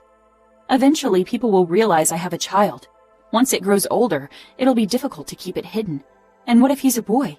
Won't he be part of the outfit? They exchanged a look. "You haven't even given birth yet. It's still early," Dante said tersely. I searched their faces, and as I did, it was difficult to hold on to my indignation and anger. My kidnapping had left its marks. They were still shaken up. Maybe over time things would get better. I'd give them the time they needed to accept the situation. I owed it to them. I owed them more than I owed Remo. This baby and I belonged in the outfit. This was my family, my home. Still, part of me wondered if I was lying to myself, if it wasn't better to return to Las Vegas. But Remo had sent me away. I'd served my purpose. How much did I really know about him? And how could I be sure if everything he'd done hadn't been part of a show? His masterful manipulation. It had worked, hadn't it? And how could I even be sure what I was feeling was real? Could feelings like that be born in captivity? My pregnancy became the pink elephant in the room, an ever-growing presence that everyone tried to ignore, and I did my best to make it easy for them. I wore loose-fitting clothes, glad for the cold winter days that allowed for thick sweaters and even thicker coats. I think my family often managed to forget I was even pregnant. Only when I was alone in my room did I allow myself to admire my bump. It wasn't big yet. I had even managed to take part in Dante and Val's Christmas party because in my 17th week, if my calculations were accurate, an A-line dress still hid everything it should. If people suspected something, they kept it to themselves. It was a possible shame the outfit didn't want to voice aloud. It was early January when Samuel and Mom accompanied me to my first doctor's appointment. So far, I hadn't asked for one, but Mom had surprised me a few days ago by asking if we should check on the baby. It was her silent apology, her attempt to accept what was so very difficult for all of them to accept. The doctor had been working with the outfit for years. She treated most of the pregnant outfit women and would keep the secret I carried. Fear filled me as I stretched out on the examination couch. I wasn't even sure what exactly scared me. It wasn't as if I didn't know I was pregnant. It was unmistakable at this point. The doctor was on one side of me with the ultrasound, while Samuel and Mom stood on the other. I swallowed when I pushed up my sweater, revealing the bump for the first time in front of others. Samuel's face became still, and Mom swallowed before she managed an encouraging smile and squeezed my hand. "This will be cold for a moment," the doctor warned me. I nodded distractedly, my eyes fixed on the ultrasound. The doctor started frowning, moving the ultrasound around on my belly. The thud-thud of a heartbeat filled the room, and my own heart sped up, swelling with love and wonder. But the thud-thud was off, as if it was off-beat, 2 out-of-sync rhythms. Mom's eyes widened, but I wasn't sure why, and fear filled me. I stared at her, then the doctor, then Samuel, but he looked as confused as I felt. "Oh, God," Mom whispered. What's going on?" Mom's eyes filled with tears. "Twins." The doctor nodded, and my eyes jerked towards Samuel. "Like us," I said in wonder. He managed a small smile, but his eyes held worry. The knowledge that I carried twins changed things for Mom. It was as if she could finally see the babies as mine, not as something alien. Samuel seemed to be coming around as well. He painted the nursery and set up the furniture for me.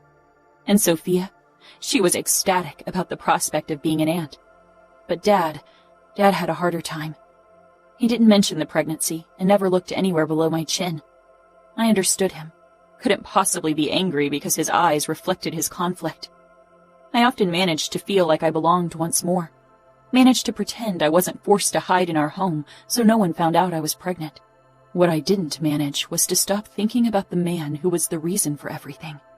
Every night I lay awake in bed. Every time I stroked my bump, I saw him before my eyes. And every time I was torn between anger and longing. Sometimes I wondered if I should find a way to let him know. But then I thought of my family, of their slow healing process, of what my kidnapping had done to them, and I couldn't do it. What did you owe the man who kidnapped you, who tried to destroy the people you cared about, the man who took your heart only to push you away? Nothing. I owed Remo Falcone nothing. These were my children, and they grow up as part of my family, as part of the outfit. I'd hide the truth from them as long as I could. They would not find out who their father was until they had to. If I wanted them to have a chance in the outfit, they couldn't be Falcones. They couldn't be associated with Remo at all. In mid-May, I gave birth to the most beautiful creations I could imagine, and knew with absolute certainty that everything I'd wished for them would never become reality. Chapter 24. Serafina. I loved my family with all my heart, and they loved me. But the moment I held my children in my arms, I knew I could not stay with them forever. Knew it with soul-crushing certainty. Nevio and Greta were Remo. Dark eyes, thick black hair. For everyone in the outfit, they'd always be Falcones. Always the result of something horrid, born out of something shameful, something dark. But for me, they were the most beautiful creation I could imagine. They were utter perfection, twins like Samuel and me. They would lift each other up, make each other stronger like Samuel and I had done when we were younger, and still did. It would be us against the world. It couldn't be any other way. Samuel stayed with me in the hospital after the birth, while Mom went home for a few hours of sleep after 20 hours at my side during labor. Samuel's eyes were kind and loving as they looked down at me, but these tender emotions vanished as soon as he turned toward my children sleeping in their cradle. He wasn't doing it on purpose, but my children reminded him of something he and everyone else were desperate to forget. And how could he not be reminded when my twins looked like Falcones? My heart ached fiercely when I looked at them, throbbing with a longing I'd tried to bury with the memories of Remo. But Remo wasn't a man that could be forgotten. Not easily, not quickly, not ever. 2 days after giving birth, Mom and Samuel carried my twins into the house because I still had trouble lifting anything heavier than a glass of water. The family had come together for the occasion, but I knew it wasn't to celebrate. Dad and Dante probably needed to discuss how to keep my children a secret. The underbosses knew. They had to for the sake of the outfit. Danilo did, but I hadn't talked to him since the day Sophia had been promised to him. Samuel held my arm while his other carried the baby carrier. Walking the stairs was more than a little uncomfortable, and I was glad when I finally arrived inside our house. Valentina came toward me and hugged me gently. She and Dante were still trying for child number 3, but so far it wasn't working. She peered down at my babies with a soft smile. "They are beautiful, Serafina." "They are," I agreed. Sam and Dad exchanged a look, and it felt like a stab in the heart because when they looked at my children, they saw the black hair and dark eyes and nothing more. They saw Falcones. They saw shame and guilt. Would they ever allow my babies to be more than the greatest failure in the history of the outfit? Sophia rushed down the staircase, followed by Anna. Leonis showed less enthusiasm than the girls as he sauntered down the steps, rolling his eyes. Sophia stopped beside me and Samuel, looking down at Greta sleeping soundly in the carrier. I'd noticed that Samuel had insisted on carrying Greta, not Nevio, but I tried not to put too much meaning into it. Sophia hadn't been allowed in the hospital because we didn't want to draw too much attention to us, and her eyes were wide in surprise. "Wow," she breathed. "I've never seen hair that black." She'd never seen Remo. Anna nodded as she lightly brushed a finger over Nevio's head. His eyes peeled open, and as always when they did, my breath lodged in my throat. Dark eyes. Remo's eyes. Even at 2 days old, my boy was his father. Dad averted his eyes, brows pulling tight, and looked at Dante with an expression that tore me cleanly in half. Valentina squeezed my shoulder and leaned in. "It takes time, Serafina. Give them time. One day they will see your babies as what they are. Only yours." I nodded, but deep down I knew Greta and Nevio would never only be mine, because they were also Remo's, and nothing could change that, and I didn't want it to. The next day I was cradling Greta in my arm while Nevio rested on the sofa beside me, deep asleep when Dante came in. He strode toward us, his eyes flickering over my children. His expression didn't give anything away, and I wondered if it was because he didn't resent my twins like everyone else, or if he was too good at hiding his true feelings. He sank down in the armchair across from me, opening his jacket so it didn't wrinkle.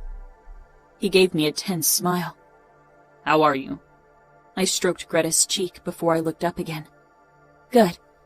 He nodded. "I know things aren't easy for you, Serafina. It was never meant to be like this. I've wanted to talk to you for a while." He trailed off, his expression tightening. "But I'm not in the habit of justifying my actions, nor apologizing." I frowned. "You are Capo."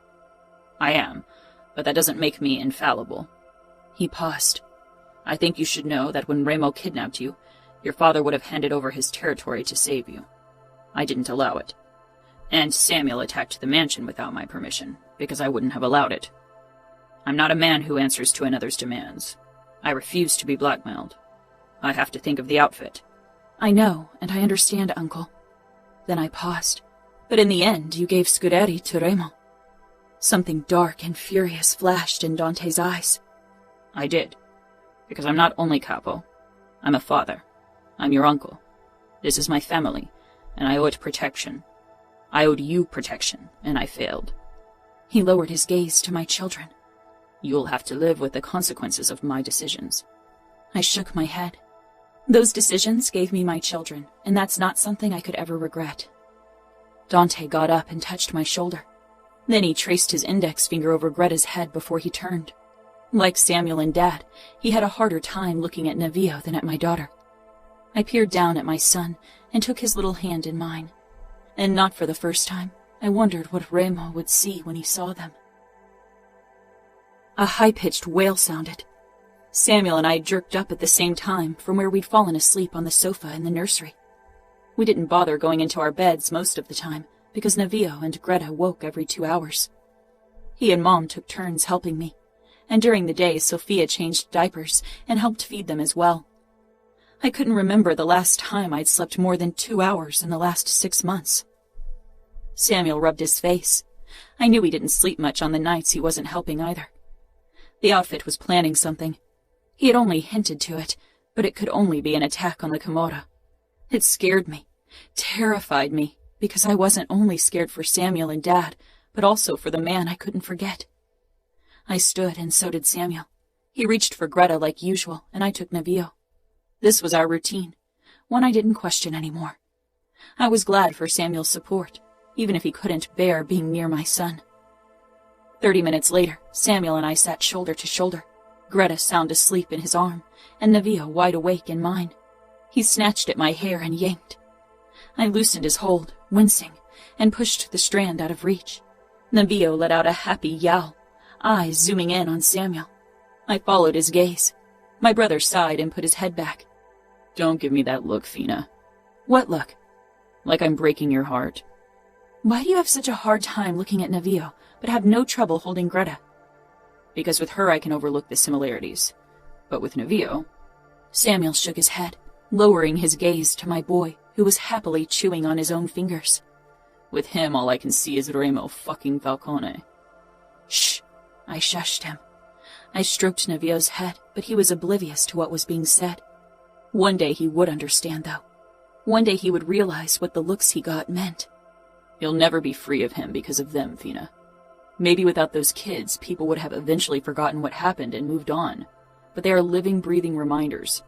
Once people find out they are Falcone's kids, and trust me, everyone will know they are his, things will get really ugly. I rocked Nevillo and his eyes began drooping.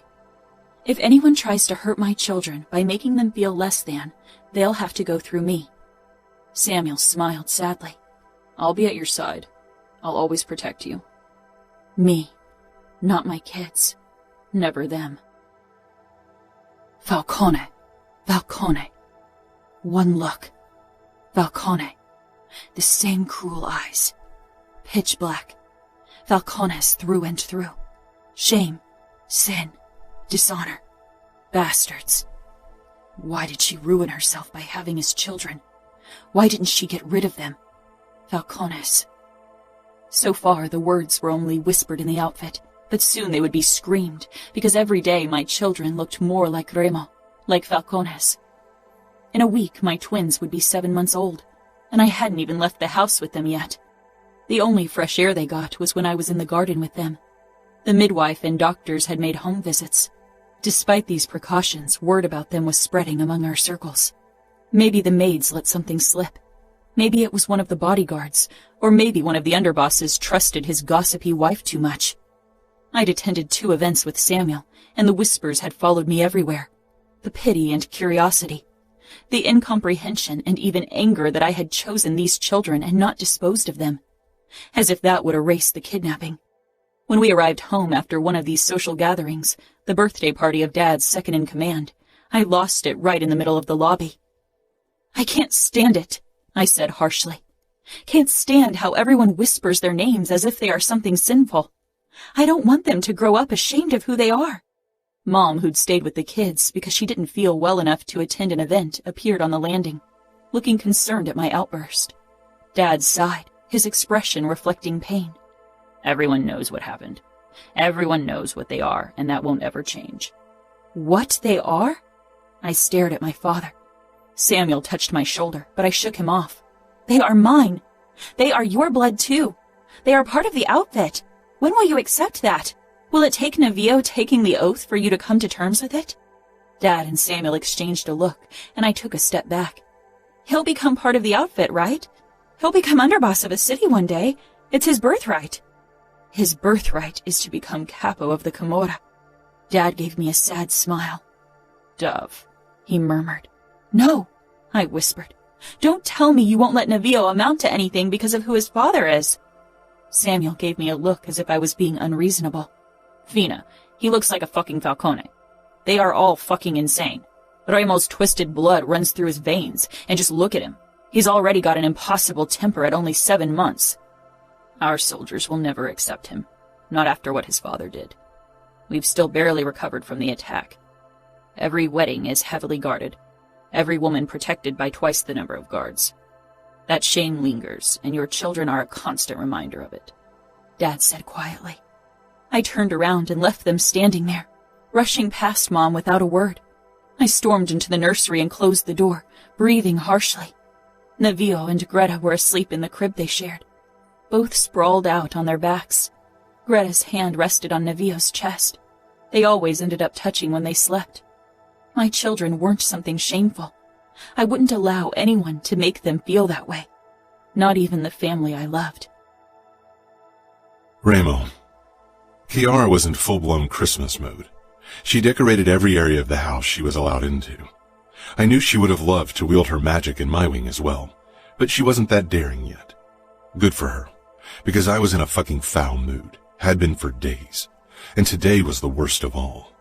The scent of freshly baked cookies wafted through the house as I read the email from Rick, the organizer of our races. Everything had been set up for the biggest race we'd ever held. Nina wasn't happy I decided to end it in Kansas City after the last incident, but I wanted to make a fucking point. The outfit had been surprisingly careful in their attacks. An ambush here and there, a few dismembered soldiers, but nothing major. Until 3 days ago when they killed my fucking underboss in Kansas City. A warning not to get so close to their territory. Maybe the beginning of more. Ending the race anywhere else would have sent the wrong message. Chiara came in carrying a plate with what looked like small half-moons dusted in sugar. She held it out to me. Kipfro? I'm not in the mood for something sweet. I was in the mood to blast something to smithereens. For blood and death. And more than that, Dante's fucking demise. She frowned. They're delicious. Her eyes moved to the screen. Kansas? I nodded, then grabbed one of the cookies and took a bite. Sweet and soft. I put half of it back down on the plate. Chiara took it and ate the rest. I didn't like the way she regarded me as if she knew. I've been thinking about your offer. I had no clue what she was talking about. About training with you. I made that offer more than a year ago, I said. She bit her lip. I wasn't ready then. I knew another reason why I hadn't been part of her defense training in the last few months. Nino was wary of my emotional state, but he was out visiting a few of our drug labs. He was interested in the chemical processes, but I only in the end result. The only times I'd visited our labs were when they needed reminding to work more efficiently. And you think today's a good time to fight me? I asked in a low voice. Not fight, train, she corrected. I pushed off the sofa, towering over her. She didn't flinch. Now? She put the plate down and indicated the boxing ring. I shook my head. In real life, you won't be in a boxing ring when you're being attacked. It'll be in a dark alley, when you're on your way home. Your attacker will have been following and watching you for a while. He'll be behind you. We both knew that it would never come to that. Chiara was never alone anymore, and the stupid bastard daring to look at her the wrong way would lose his eyes. Run. She blinked. What? I leaned down, invading her personal space, trying to get her pulse up. Run. Understanding filled her eyes. She took a step back and then she turned and began running. I took another cookie and bit half of it off before putting it back down on the plate. Then I chased her. Running after Chiara brought back memories I didn't fucking need today or ever. Anger surged through me. I took the steps 2 at a time and caught up with her in the connecting hallway to their wing. I gripped her hand and jerked her back. Chiara gasped but acted immediately, whirling on me before I could press her to the ground. She knew she couldn't allow me to press her onto her stomach. Once my weight rested on her back, she wouldn't have a chance to defend herself anymore. She was good, but I was angry, and not in the mood to take it easy on her. The second I straddled her hips with her arms pressed above her head, the flickers of panic filled her eyes. "Snap out of it," I ordered. I saw the struggle in her eyes, the memories threatening to burst forth even after all this time. "Snap the fuck out of it," I snarled. I wouldn't release her if she didn't. Indignation flashed in her eyes, and she bucked her hips, but I was too heavy. She was small and lithe, and managed to jerk her leg up in a way that her knees smashed right into my balls. Every fiber in my body, every muscle, every fucking blood cell acted on instinct, wanting to lash out. I shoved off her and sank back against the wall, chest heaving, trying to calm the rage in my veins. "Sorry," Kiara said, sitting up and watching me worriedly. I smiled darkly. "No need. You did what Nino taught you. But you didn't pull back because I hurt you, only to stop yourself from hurting me in response." I raised my eyebrows. She was perceptive. I wasn't sure if I liked it. "It doesn't matter. The average man isn't as familiar with pain as I am. A kick to the balls would distract them." She nodded, then she surprised me by sitting beside me against the wall. "Today's Serafina's birthday, right?" "Kiara," I said in warning. She tilted her head. "She didn't marry, did she?" "I don't have spies on the outfit, so I wouldn't know." "It would have been in the news." I had stopped searching for news on Serafina a few days after I'd released her. She was a thing of the past. "I thought she was falling for you." I stood, glaring down at her. "You women always need to turn everything into a fairy tale, even a kidnapping. Serafina was my captive. The only falling she did was her fall from grace." She pushed off the ground as well. "You can pretend all you want, but I saw the way you looked at her." I backed her into the wall. "You didn't see anything, because there wasn't anything. I fucked Serafina and enjoyed every moment of it. I wanted to possess her, wanted to rip her innocence from her, and I did. That's it." "If that were all, you would have bathed in your triumph afterward. But you hardly even mentioned her since you let her go, as if you can't bear saying her name." "Kiara," I growled, "don't push me too far. Not right now." She pushed against my shoulder, and I stepped back.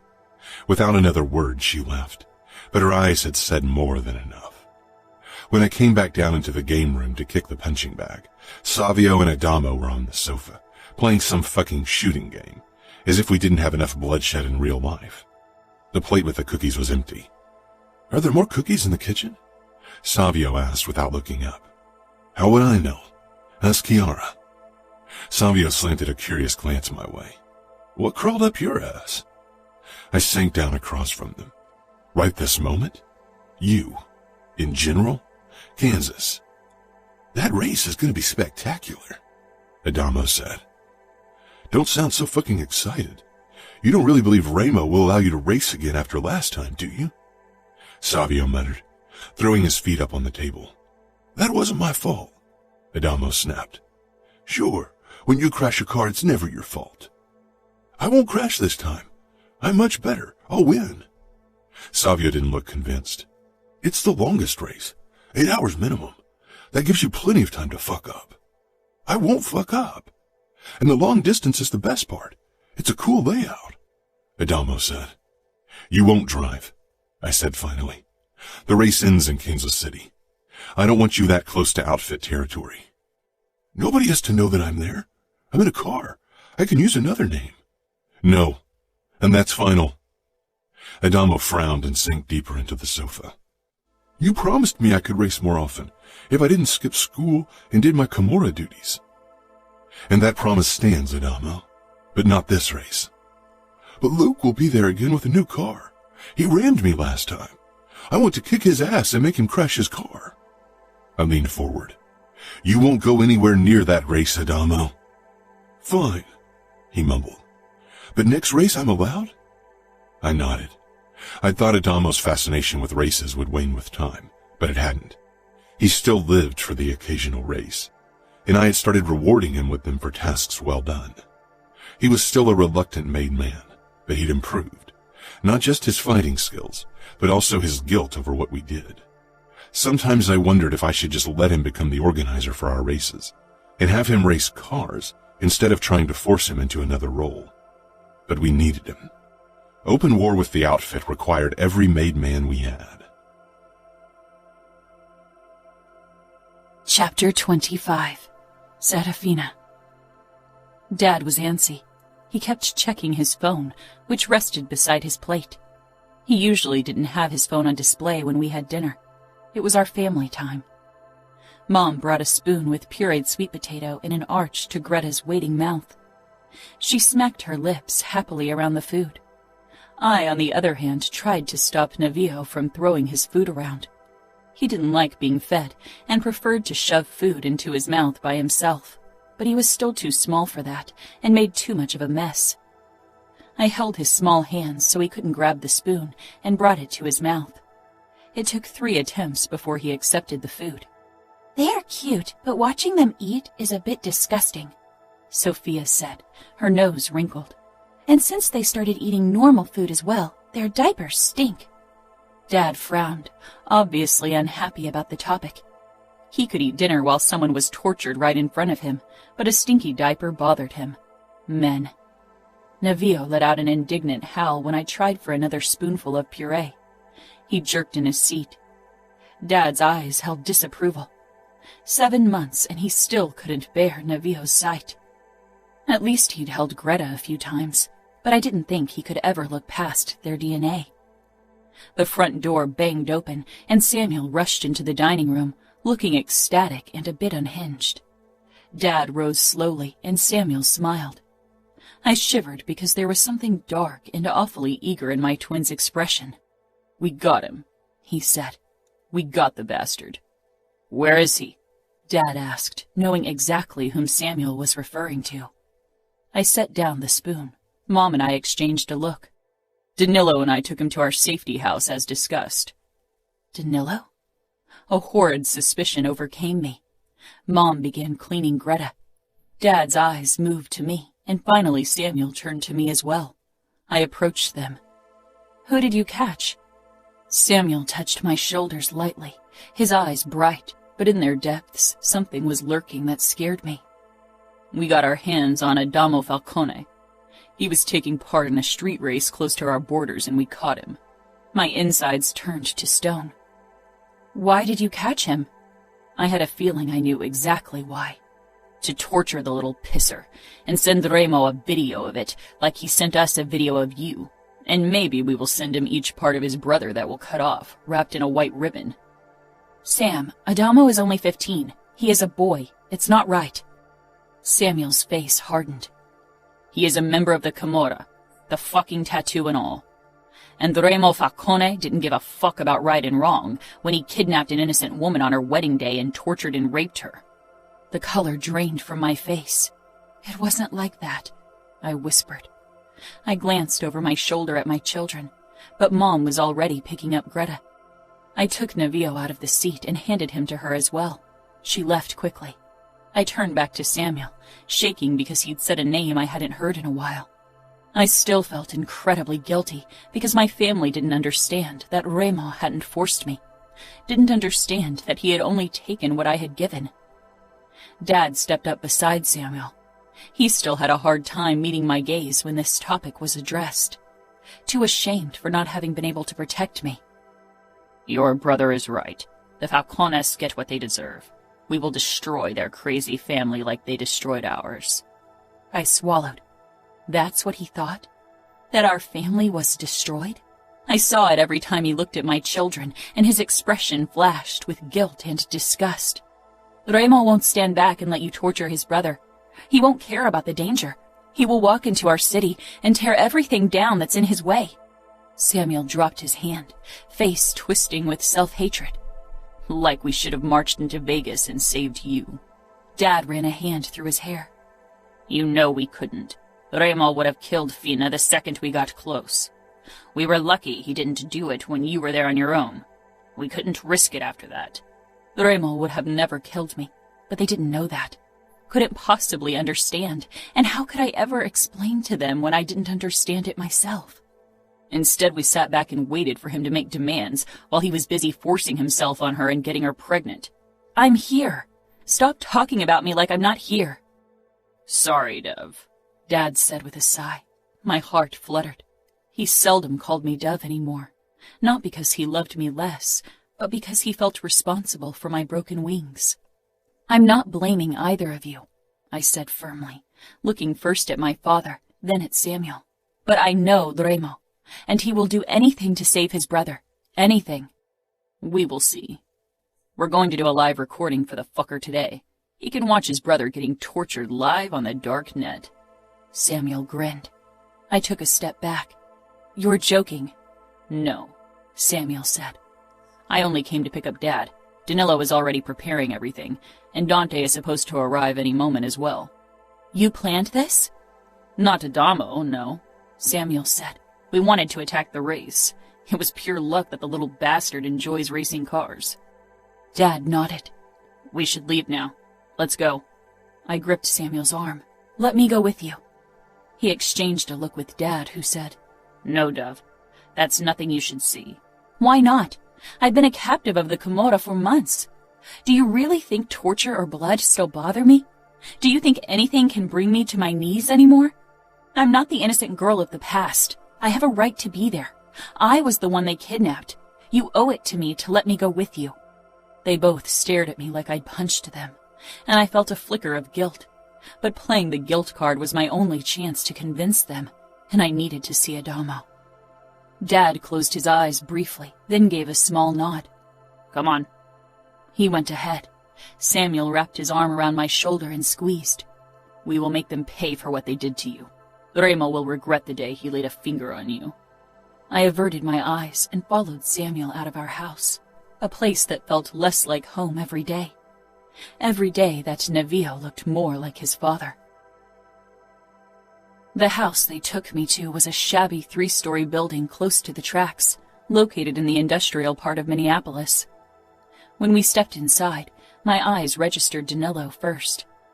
He had his arms crossed and was staring at a screen on a table against one wall.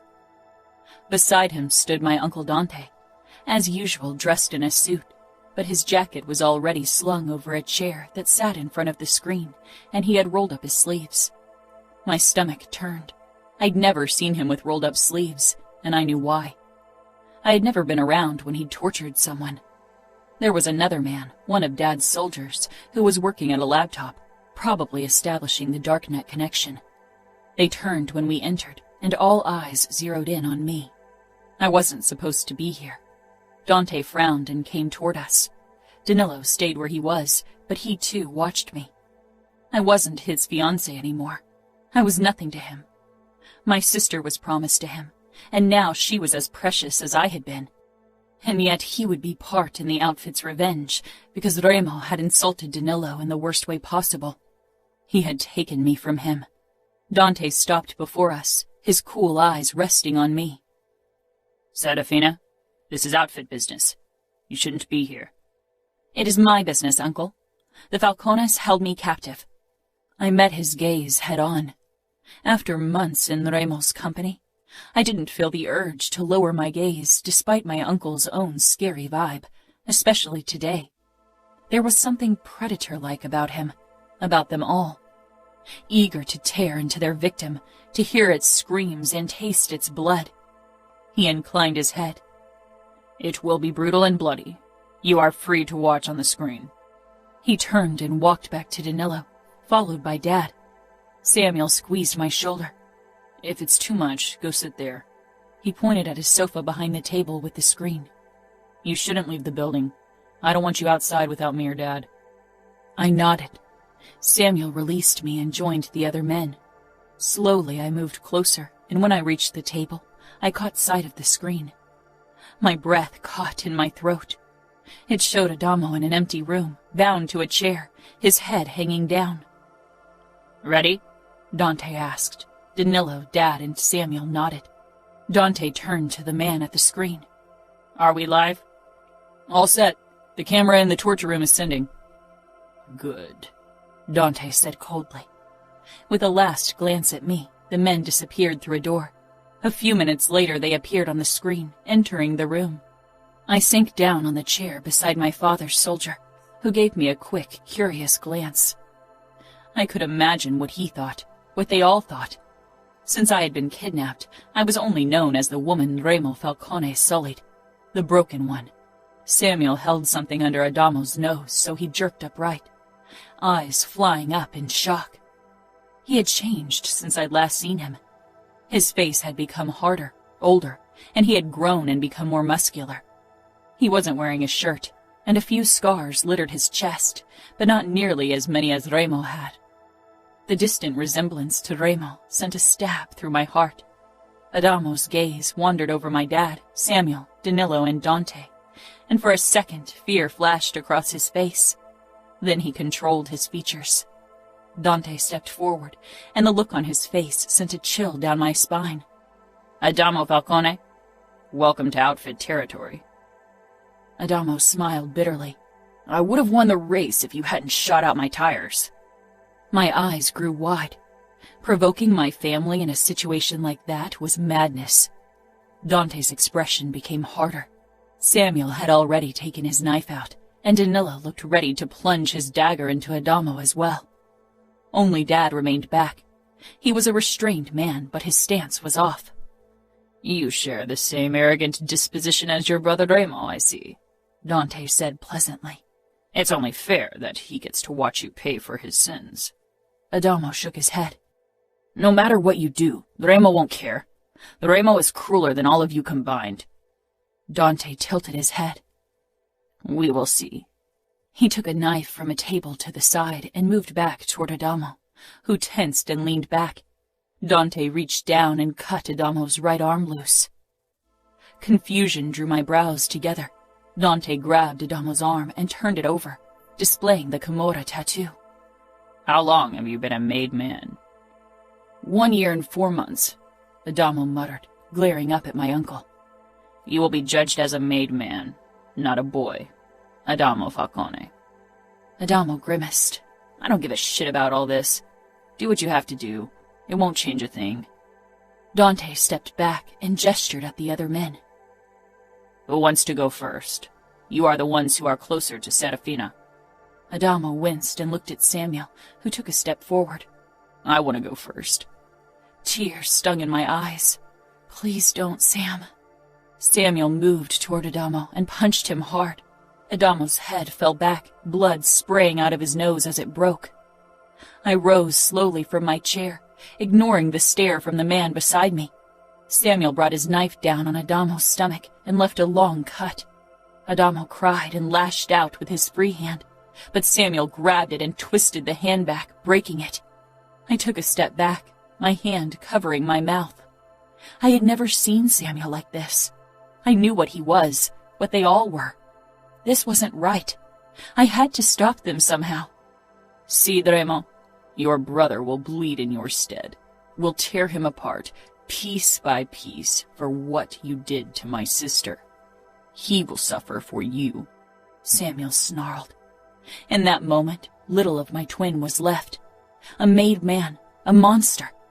Just because I never saw his monstrous side didn't mean Samuel was less of a monster than any other of the men in our world. Dad pushed away from the wall, gripped Adamo's free arm, and jerked it back with a sickening crunch.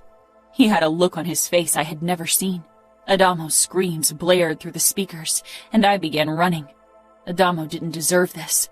And with their actions, they would make everything worse, because Remo would seek retribution. He would attack viciously, would maim and kill, would leave nothing in his wake, and whatever the outcome, I would lose someone I cared about, either my family members or the father of my children. I followed the screams to the last door and burst through it, then froze as the smell of burning flesh filled my nose. Adamo was screaming as Danilo was holding a lighter to his forearm, burning away the Camorra tattoo. "Enough!" I cried. I stormed forward and pushed him aside before either of them could grab me. Danilo's eyes flashed with fury, and all the men stared at me. "Enough!" I screamed. "Enough!" Adamo groaned, and I turned to him, kneeling before him. Only a small part of his tattoo had been burned away, and the skin was blistered and red. I touched his shoulder, and he flinched. "Adamo," I whispered. He raised his head a few inches, teary eyes meeting mine. A weak smile pulled at his lips. "Serafina." How he could still sound friendly after what had been done to him was a mystery to me. A shadow fell over me and I looked up. Samuel. Fina, you should leave. He gets what he deserves. He is a boy, I said, and he always treated me with kindness. He is a Falcone, Danilo said, stepping forward with the lighter still in his hand. His eyes were hard and merciless. You were punished for something outfit soldiers did. Adamo will pay for something his brother did. I suffered for your sins, I spat at them. And he suffers for Remo's. I'm sick of it. This ends here. Adamo won't suffer any more pain under your hands. That isn't your call to make, Dante said firmly. I looked back at Adamo, who looked resigned and had begun shaking. A phone rang and Dante picked it up. Remo. I jerked, my eyes widening. Remo. Chiara was asleep with her head in Nino's lap. It was early afternoon, so I didn't understand how she could be tired. Maybe Nino kept her awake all night. I frowned, then drew my gaze back to the screen where the race was playing out. The number of participants was staggering. They had to start from different spots, all the same distance from Kansas City, to divert the attention of the police. A few of them would be arrested like usual, but that was part of the game. Eventually, the different routes would merge to one for the last 100 miles before the end. Car racing brought in good money, but I didn't really care for it. I preferred cage fighting. Savio ate another bite of the cake Chiara had baked. "Do you think Adamo has a crush on that whore?" "CJ," Nino said. "Whatever. He's been in the sugar trap an awful lot. They're definitely fucking. And come on, he spent the night with her again. What is he doing with her? Cuddling? He can't fuck her for hours. I'm surprised he gets one up at all. If he had to pay for her, he'd be broke by now." I shrugged. I didn't care if Adamo fucked a whore or not. I'd never seen him talk to any of the other whores, though. It worried me. Not to mention that it wasn't the first night he'd spent with the whore at the sugar trap. Fucking her was okay, but spending so much time with her could definitely prove to be a problem. Trust Adamo to fall in love with a whore and be monogamous when she's got about a dozen dicks up her pussy every day, Savio said. Nino made an impatient sound, obviously keen on watching the race in peace. One of the participants was currently being chased by 3 police cars. Bets if the fucker managed to escape or not were probably burying us already. "You don't know what's going on. Maybe he only enjoys her skills," Savio scoffed. "She's not bad, but there are better whores out there." "It's not like he has many to compare her to," I said, growing tired of the discussion. "One of these days he's going to bring her over here and keep her," Savio said. The perspective switched to another drone camera, and my brows drew together. It briefly showed a few burning cars, some of them black limousines. The others were race cars. Then it changed back to the police chase. What the fuck was that? The front door swung open with a bang. Steps thundered toward us. Nino put an arm over Chiara and pulled his gun. I rose with my own gun raised. Fabiano stormed into the living room, panting. "The outfit attacked our territory." I froze. Savio jerked to his feet. "What?" I growled. If Dante had set a single foot on Vegas ground, I'd walk into Chicago tomorrow. Then another thought struck me. The race. Fabiano nodded. "The organizer from the Kansas race called a few minutes ago. There was an attack on the race.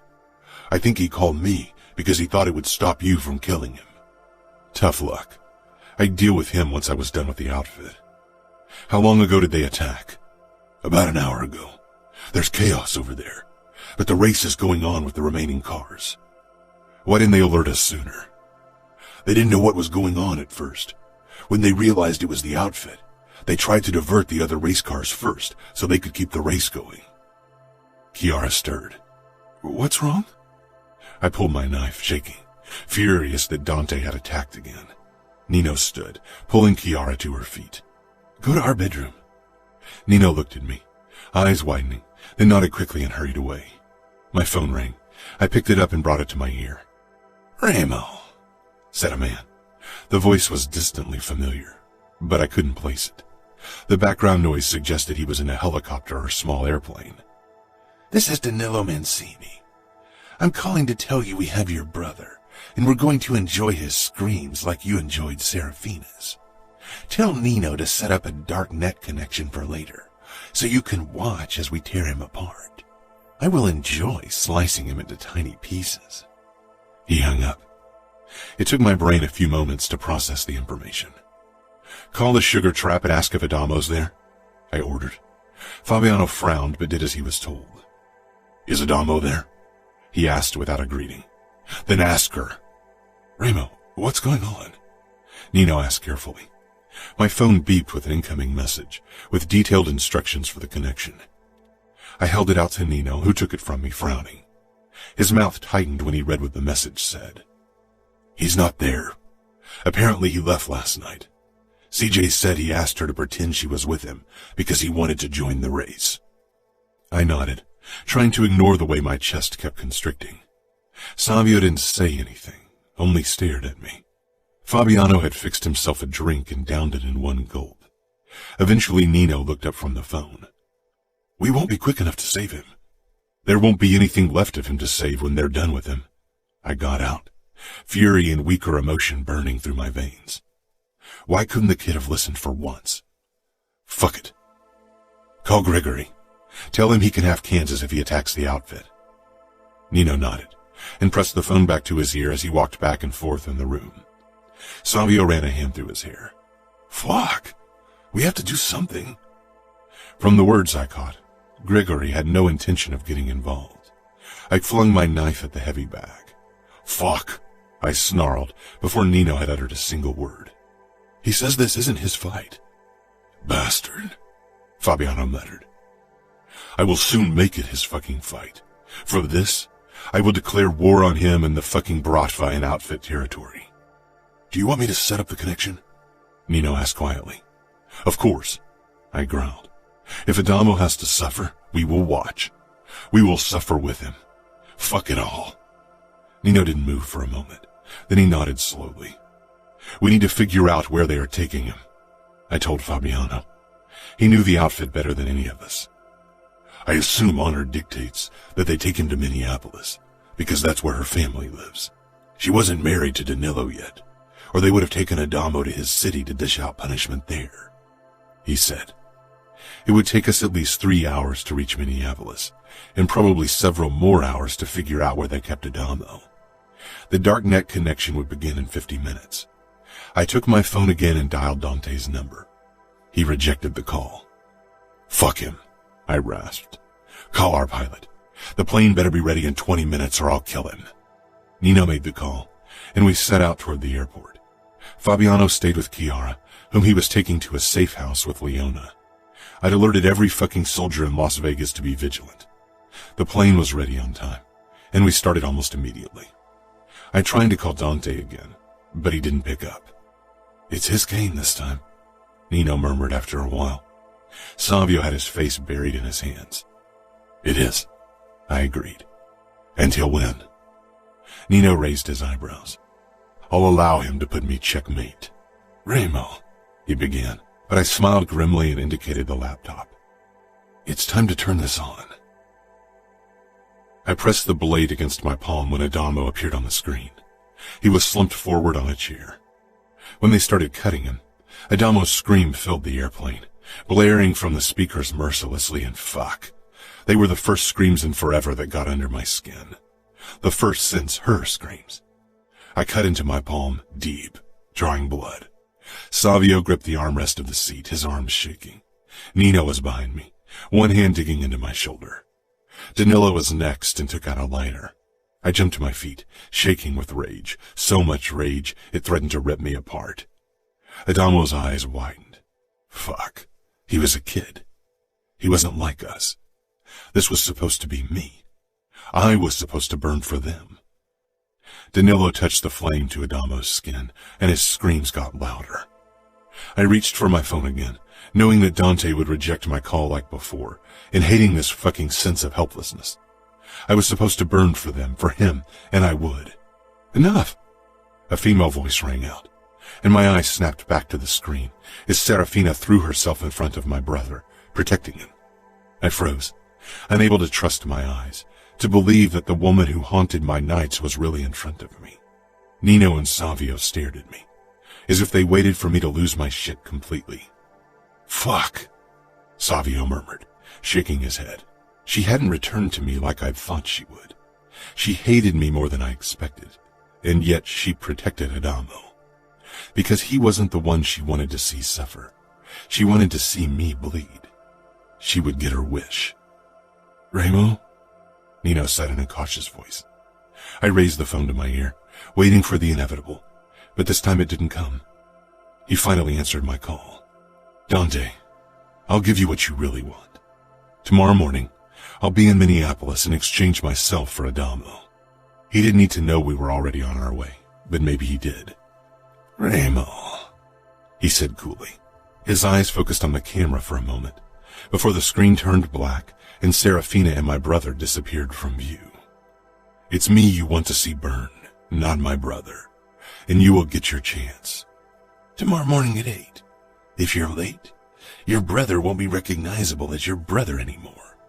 Understood?" "Understood. I'll have someone send you the details, Remo. I'm looking forward to meeting you again," he said coldly. I hung up. "They will kill you, Remo," Savio said.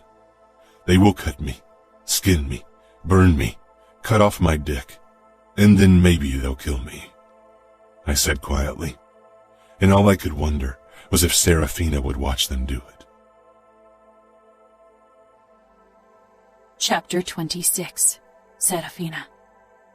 They allowed me to stay with Adamo, and I crouched at his feet, feeling sick to my stomach from what I'd witnessed, and even worse, thinking about what was to come. "Remo will exchange himself for you," I whispered. "Tomorrow you will be back in Vegas, and Nino will treat your wounds." Adamo tilted his head, dark eyes bleak. "Remo is Capo. He won't die because I've been stupid enough to get myself captured. I've been a disappointment to him since I was born. He will use this chance and kill Dante instead of handing himself over." I lifted soaked fabric from his burn, and he groaned deeply. His wrist and nose were broken and his shoulder dislocated. He must have been in horrible pain, and there was nothing I could do to help him. Playing the guilt card forced my family give me this small freedom. It didn't convince them to call a doctor, though. They would have probably kept torturing Adamo if I hadn't refused to move away from his side. "You're wrong, Adamo. Remo will protect you. He doesn't fear death or pain. He will take your place because you are his brother and he cares for you. He'd do anything for you." Adamo let out a choked laugh. "Why do you speak about him as if you don't hate him? He kidnapped you. He ruined your life." I looked away. I wouldn't tell him about Navio and Greta, and certainly not about my twisted feelings for his brother either. Adamo leaned forward, wincing, and brought our faces closer together. A risk because we were undoubtedly being watched, and my family was still eager to spill Falcone blood. His oremos. It didn't matter, as long as it was a Falcone. I met Adamo's gaze, and realization settled on his face. "Fuck," he whispered hoarsely. He leaned even closer, despite the rope binding his unharmed arm to the chair. "You're giving me the same look Remo has whenever someone mentions you." My chest constricted. "I need to go now." I stood and took a step back. Adamo Falcone. Falcone, the name my children were supposed to carry. "Goodbye," I whispered, but deep down I wondered if this was really the last time I would see him. I turned quickly and left the room. Samuel waited right in front of the door. He regarded me, incomprehension in his features. "Why do you take care of a fucking Falcone bastard?" "He never hurt me. He's a boy." Samuel shook his head. "He is a made man, Fina. You should let us handle him and Remo. We are capable of doing what needs to be done." We walked into the main hall where Dad, Danilo, and Dante were talking in hushed tones. They turned to us the moment we entered. I faced Samuel. "And what is that?" "Bring Remo to his knees. Make him beg for mercy, beg for death. I will cut his dick off myself. Danilo will take care of his balls. And then we will keep them in a nice bag with ice so he can see them while we tear him apart. Then we'll shove them down his throat." Danilo smiled grimly, and even Dad looked like he could imagine nothing better than committing the most brutal murder he could think of. I swallowed. "He is the father of my children. Samuel grabbed my shoulders hard, desperately. "He broke you, Fina," he said softly. None of them had ever asked if I considered myself broken. They had declared me as such, and all 4 of them made me feel like I was. "He is a monster," Samuel added. "He is not the only one," I whispered, my eyes wandering over the gathered men. Samuel dropped his hands, face twisting as if I'd stabbed him. "I'm doing this for you, to avenge you." "Did any of you ever ask what I wanted? If I wanted more blood spilled? If I wanted to be avenged?" I shouted. Dante came forward, expression tight. "Don't you want to see Remo Falcone on his knees? Don't you want to see him broken?" I did, but not in the same way they wanted.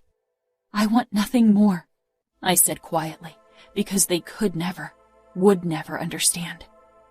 Samuel wrapped an arm around me and kissed my temple. "Fina, let's go home." "Yes, let's go home," I said quietly. I peered up at Samuel, realizing that for the first time in my life, we didn't mean the same place. Remo. Nino, Savio, and I linked arms, pressing over the tattoo of the other. "You will be a better capo than me, Nino. You won't kill people who might be useful to us. Your logic will make the Camorra even stronger." Nino didn't say anything, only stared at me. Savio shook his head. "Remo, let's attack them. I'd rather die fighting than have you in their fucking hands." I smiled darkly. "You will have to die another day. I will pay for my sins." Nino made a low sound. "She didn't return, Remo. She stayed in Minneapolis. They won't let you anywhere near her. You will die for nothing." "No, I will die so she gets what she wants." Nino pulled away. "Damn it! Be reasonable for once." "I made my decision, and you will accept it." Cars pulled up, and I moved away from my brothers who took shelter inside the car. Nino and Savio raised their guns through the open windows. I wasn't armed as I walked toward the parked cars, my arms raised over my head. I didn't think Dante would attack Nino or Savio. Once he dismembered me in the cruelest way possible, he'd send my brothers the recording, and probably to Luca as well. He'd try to break my family like I had broken his. Killing us all just wouldn't do. Not yet. Dante got out, followed by Samuel, Pietro, and Danilo, and more men I didn't know and didn't give a fuck about. Samuel walked around to the back of the car and pulled Adamo out. Adamo could hardly stand as Samuel dragged him behind himself toward me. Rage boiled under my skin. Samuel shoved Adamo to the ground in front of my feet, and Adamo looked up at me with his blood-covered face, cradling his broken and burned arm against his chest. "Don't," he whispered. "Don't do this. Don't let them kill you because of me. I'm a fucking failure." I moved toward him and touched his head briefly. "You are the one from all of us who deserves death the least, Adamo." I removed my hand from his head, but before I could move on, he grasped my forearm, his fingers curling over my Camorra tattoo. "It's us against the world," he croaked. "Us against the world," I said. Samuel gripped my arm, and I shoved down the instinct to smash his face. I saw his fist coming toward my face and smiled. The first punch only blurred my vision. His kick to my balls brought me to my knees, and his gun to the back of my head finally pulled me into blackness.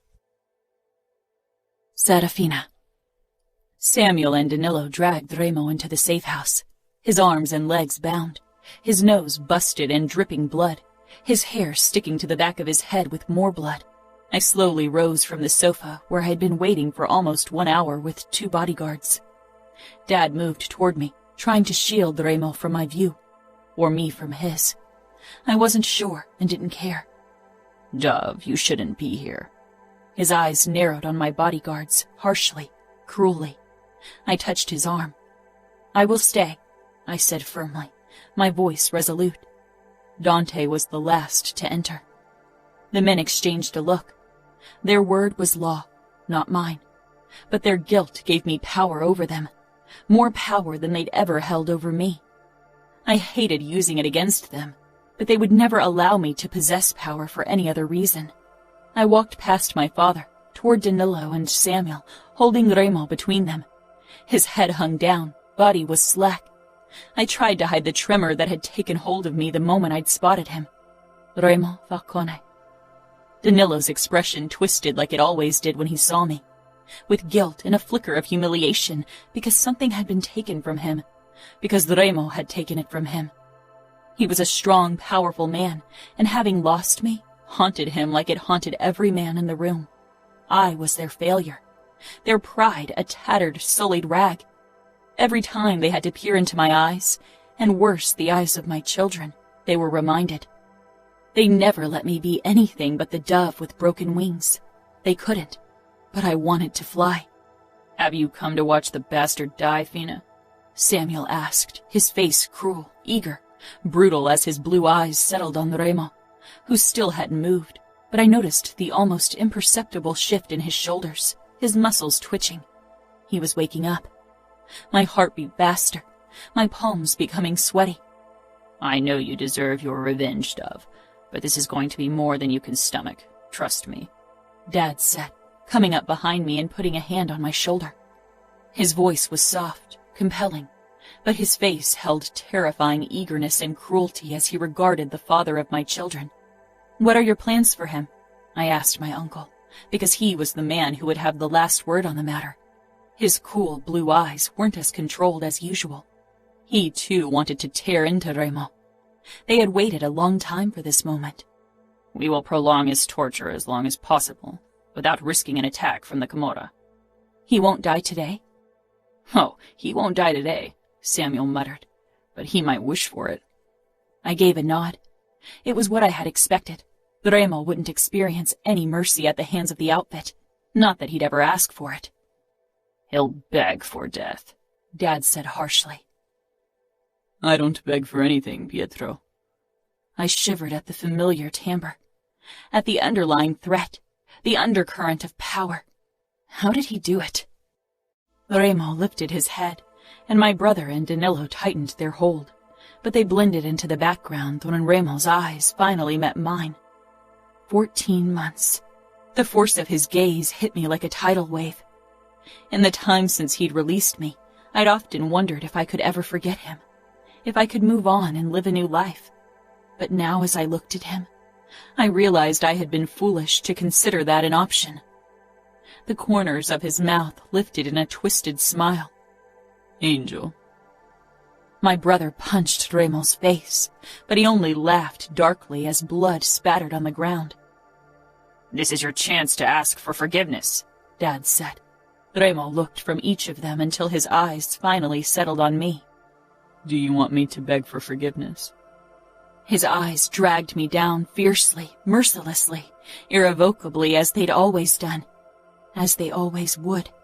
"I won't give you my forgiveness," I said quietly. Something flickered in Remo's eyes, but Samuel and Danilo wrenched him away from my view, down the corridor into their torture chamber. Dad kissed my temple. "We will avenge you. Make him pay for what he did." He walked away, leaving me with Dante, who regarded me with calm scrutiny. He touched my shoulder lightly, and I met his gaze. "You will ask for forgiveness in the end," he promised. I briefly touched his hand. I don't want him to, because it would be false. Remo did everything with unbridled passion, with ferocious rage, without an ounce of regret. He consumed, obliterated, ruined. He took everything and left nothing in his wake. He was an unrepentant sinner. He was a destroyer, a murderer, a torturer, a monster, the father of my children, the man who held my heart in his cruel, brutal hand. "You will castrate him?" It was an unnecessary question. I knew they would, and it was only one of the many atrocities they'd planned. All I needed to know was when. Dante gave a terse nod. "Tomorrow, not today. It would speed up his death too much. Danilo and Samuel will do it. I'm not sure you should watch any of this, but maybe you need to. Today will be easier to stomach than tomorrow, so stay if it's what you want." "Thanks," I whispered. Slowly I made my way toward the screen on the table and turned it on. My brother and Danilo were kicking Remo in the stomach, in the side, and Remo made no move to defend himself. When they finally let up, because Dante had entered, Remo rolled onto his back and looked directly into the camera, knowing I was watching. He didn't look away when my father took out his knife and cut his chest. Not when it was Samuel's turn. Not when it was Danilo's turn. Not when it was Dante's turn. I'd spent so many hours, day and night, wondering how it would feel to see Remo broken, to see him on his knees. This wasn't how I imagined things to be. My heart clenching in my chest so tightly I could hardly breathe. The tears pressing against my eyelids so fiercely I had to bite the inside of my cheek to hold them back. And even through the torture, Remo didn't look broken, because he couldn't be broken. Not with violence and pain. Maybe not at all. I turned away from the screen and walked away. My bodyguards followed close behind, their steps slow and measured. Shadows meant to protect and save me, but I was beyond saving. My family tried to mend me, but I didn't need it because I wasn't broken. Slipping behind the steering wheel of the Mercedes limousine, I revved the engine the second my bodyguards were inside. My foot pressed down on the gas. They slanted looks my way, but didn't comment. They were meant to protect, not judge. I was allowed this freedom because my family's guilt had paid for it. They couldn't bear keeping the dove with broken wings in a gilded cage. The second I had the car parked in front of my family's home, I killed the engine and got out, not waiting for them. I stepped inside and hurried upstairs, didn't stop until I entered the nursery. Both Nevio and Greta were asleep in their shared crib, looking peaceful and painstakingly beautiful. I stroked their heads, the thick black hair like their father's. When my fingers brushed Nevio's temple, his eyes peeled open with those dark brown, almost black eyes. I leaned down and pressed a kiss to his forehead, then to Greta's, breathed in their scent, then sank down in a chair and watched them sleep. I wasn't sure how long I stayed like that when the door opened. Familiar steps sounded behind me, steps that had accompanied me almost all my life. A warm hand came down on my shoulder, and I covered it with mine. Samuel pressed a kiss to the crown of my head, then rested his forehead against it for a couple of moments. So gentle and caring, so very different from the man I'd seen torturing Remo. He straightened, and I tilted my head back, peering up at him. His gaze rested on Greta and Nevio. But for him there was nothing beautiful about them. As always, his eyes shone with guilt and aversion when he regarded them, before he noticed my scrutiny and lowered his gaze to me. Warmth filled his expression. I wished he could spare some of it for the children I loved more than life itself. Samuel was my blood. He would always be. He was part of me as I was part of him, and I didn't resent him for his feelings toward my children. I knew he hated their father, not them. But more than that, he hated himself. I stood, grabbed his neck, and pulled him down until his forehead rested against mine. Please, Sam, stop blaming yourself. Please. I beg you. I'm not broken. You have no reason to feel guilty. He returned my gaze, but I realized his guilt ran too deep. Maybe tomorrow he'd finally be free. Maybe he could let go of his guilt when he had to let go of me. I love you, I said, knowing it was the last time. Samuel wrapped his arms around me. And I love you, Fina. Chapter 27. Serafina. Dad and Dante didn't come home that evening. They would spend the night in the safe house. Safe house. What a name for a house to torture enemies. After Samuel had made sure I was okay, he drove back there as well. Maybe they were worried Remo might manage to escape, or maybe they wanted to keep torturing him throughout the night. Probably the latter. I grabbed a bag and packed a few things for Greta and Nevio. Then I walked down into the basement where we kept our weapons, as well as other necessities in case of an attack. I perused the display of guns and knives. I strapped a gun holster to my chest over my t-shirt. It allowed me to strap a gun and a knife to my sides, as well as another gun to my back. Just to be on the safe side, I added a knife holster to my calf. I had chosen loose linen pants for the occasion, just for that purpose. After that, I rummaged through the medical supplies. Samuel had explained everything to me, so I was prepared if something happened, not so I could use it against them. I grabbed a syringe with adrenaline and one with a sedative. After I'd put on my thick cardigan, I stuffed the syringes into its pockets and returned upstairs. It was quiet in the house. Sophia was probably reading in her room before bed, and Mom was most likely doing the same. The bodyguards were in their quarters in the back of the house, and 2 were guarding the fence surrounding the garden. I put on comfortable sneakers, then headed for the nursery. I considered going to my mother, saying goodbye, apologizing for what I was about to do. But words would never be enough to explain my betrayal. Words were too insignificant. They would never understand. I'd try to call her later, once we were safe. Lifting the bag over one shoulder, I grabbed Navio and Greta before I made my way out of the nursery, moving quietly. I froze when I spotted Sophia standing in her doorway in her pink nightgown, brown hair disheveled. Her eyes took in everything, and a small frown drew her brows together. "Where are you going?" I considered what to tell her, how to explain to a 12-year-old what I had done and was about to do. "I'm leaving. I have to." Sophia's eyes widened, and she padded toward me with bare feet. "Because of Greta and Navio?" I nodded. She was young, but she wasn't as oblivious as we all wanted to believe. She stopped right in front of me. "You're leaving us." I swallowed hard. "I have to, Ladybug, for my babies. I want them to be safe and happy. I need to protect them from the whispers." Sophia regarded my twins.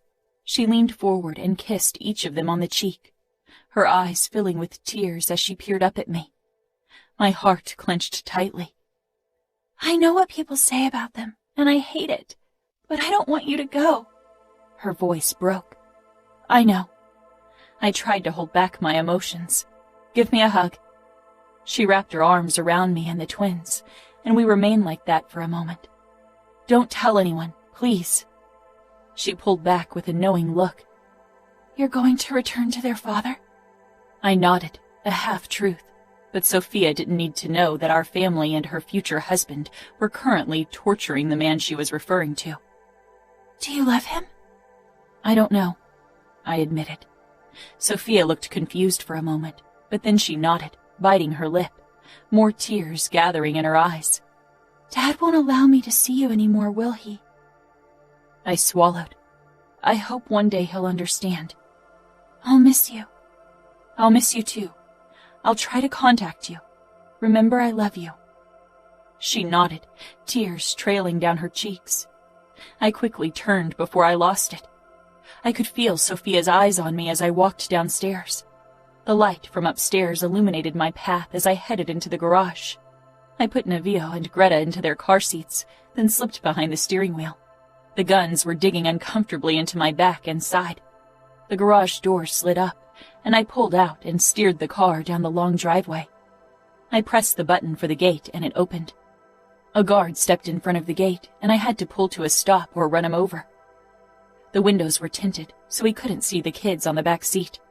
I let down the window a gap. "Miss Bione, nobody informed us you'd be leaving." "I'm informing you now," I said firmly. He frowned. "I'll have to ask the boss." I scowled. "Get out of my way. I'm driving over to the safe house to kill the man who raped and tortured me." His eyes grew wide, and he lowered his gaze, the shame of all outfit soldiers reflecting clearly on his face. "I'll have to make a quick call." He lifted his phone to his ear, and I considered hitting the gas. He lowered the phone, touched the screen again, then lifted it once more. "Samuel, I can't reach your father. Your sister is at the gate, trying to leave." He held the phone out to me. I took it with a glare. "Fina, what's going on?" "Tell him to let me leave." "Fina." "I'm coming over. I need to see what you're doing. You owe it to me, Sam." Guilt sliced through me, but I shoved it back. "You should take a bodyguard with you." "Sam," I whispered harshly, "let me leave. Do you want me to beg? I've done enough of that. Trust me." A lie, one I'd never wanted to use on Samuel. He sighed. "Okay, but right now we're not doing anything. Dad, Danilo, and Dante are catching some shut-eye. It's been a long day." "I'll be there in 15 minutes. Let them sleep for now. They don't need to know I'm coming over yet. You know how Dad can be." I handed the phone back to the guard, and after an order from my brother, he finally let me through. Samuel was waiting for me outside the safe house when I pulled up. I programmed the heating so it would keep the car warm for my babies before I exited. Samuel regarded me with a deep frown. He was wearing a different shirt than last time I saw him, and as I got closer, I noticed the red under his fingernails. He wrapped an arm around my shoulders, and for a moment I tensed because I worried he could feel the holster. But his arm was too high up and my cardigan too thick. He led me inside. My eyes searched the main area. They're in the sleep area upstairs. Do you want me to wake them? No, I said quickly. My eyes were drawn to the screen. It showed Remo lying on the floor, not moving. I tried to gauge the angle. Samuel followed my gaze. We'll continue in about an hour. I raised my eyes to his. Dark shadows spread under his eyes. You look like you should get some sleep. Someone's got to keep watch. He doesn't look like he can do anything. Samuel's lips curled. He's a tough fucker. His expression softened. But we'll get him to beg. At some point, even he will break. I doubted it, but we'd never find out. Do you have something to drink for me? Samuel nodded and walked over to the table in the corner. I took out the syringe before I followed him. Water okay? He asked as I stopped close beside him. I touched his chest. I'm sorry, Sam. His brows snapped together in confusion, and I shoved the needle into his thigh. Sam jerked. Fina, what? But he was already staggering, his eyelids drooping. I clung to him, trying to stop him from falling and injuring himself, but he was too heavy. He sank to the ground. His eyes began to lose focus. I bent over him and kissed his forehead. I hope you'll forgive me one day. I stepped into the torture room, my eyes landing on Remo. He was sprawled out on the floor, lying in his own blood, naked except for black briefs, his arms and legs tied to hooks in the ground with rope. Bruises and cuts littered almost every inch of him. On the table to the right, I could see torture tools. The knives covered in blood, but some of the others were still pristine and untouched, waiting for their purpose. Remo's eyes peeled open in his blood-covered face, and they knocked the breath out of me again. A dark smile twisted his mouth, but there was an emotion in his eyes that tightened my stomach. Angel, have you come to watch your family cut off my dick? I hear that's scheduled for today. I crept closer to him, my sneakers trudging through his blood covering the rough floor. My steps didn't falter. Blood did nothing to me, not anymore. Remo regarded me quietly. His eyes slid down my arm to the tip of the knife, peeking out from my long cardigan sleeve. Or have you come to do it yourself? I stopped right above Remo. Even though he was on his back, cut and bruised, covered in his own blood, he appeared powerful. Remo couldn't be broken, because he didn't fear pain or death.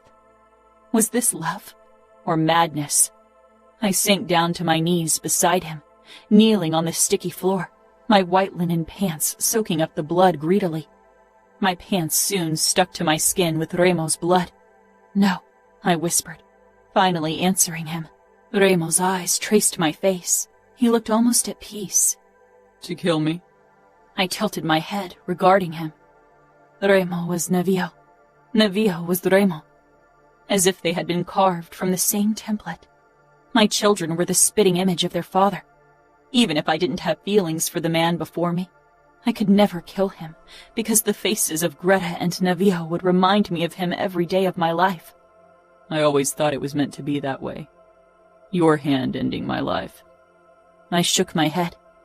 I won't kill you. I leaned over Remo, my fingers spreading through his blood on the ground, my hair dipping in it. So much blood. You didn't marry Danilo, Remo murmured. How could I whispered, bending low until Remo and I were almost touching. How could I marry him when I was pregnant with your children? Remo stiffened. I'd wondered how he would react if I ever told him about Greta and Navio, but nothing came close to the look on his face. Complete and utter shock, and more than that, wonder. When you gave me up, I carried your babies in me, Remo. You gave us up. I thought he'd return to me, he rasped. You pushed me away. I set you free. I wasn't free, I hissed.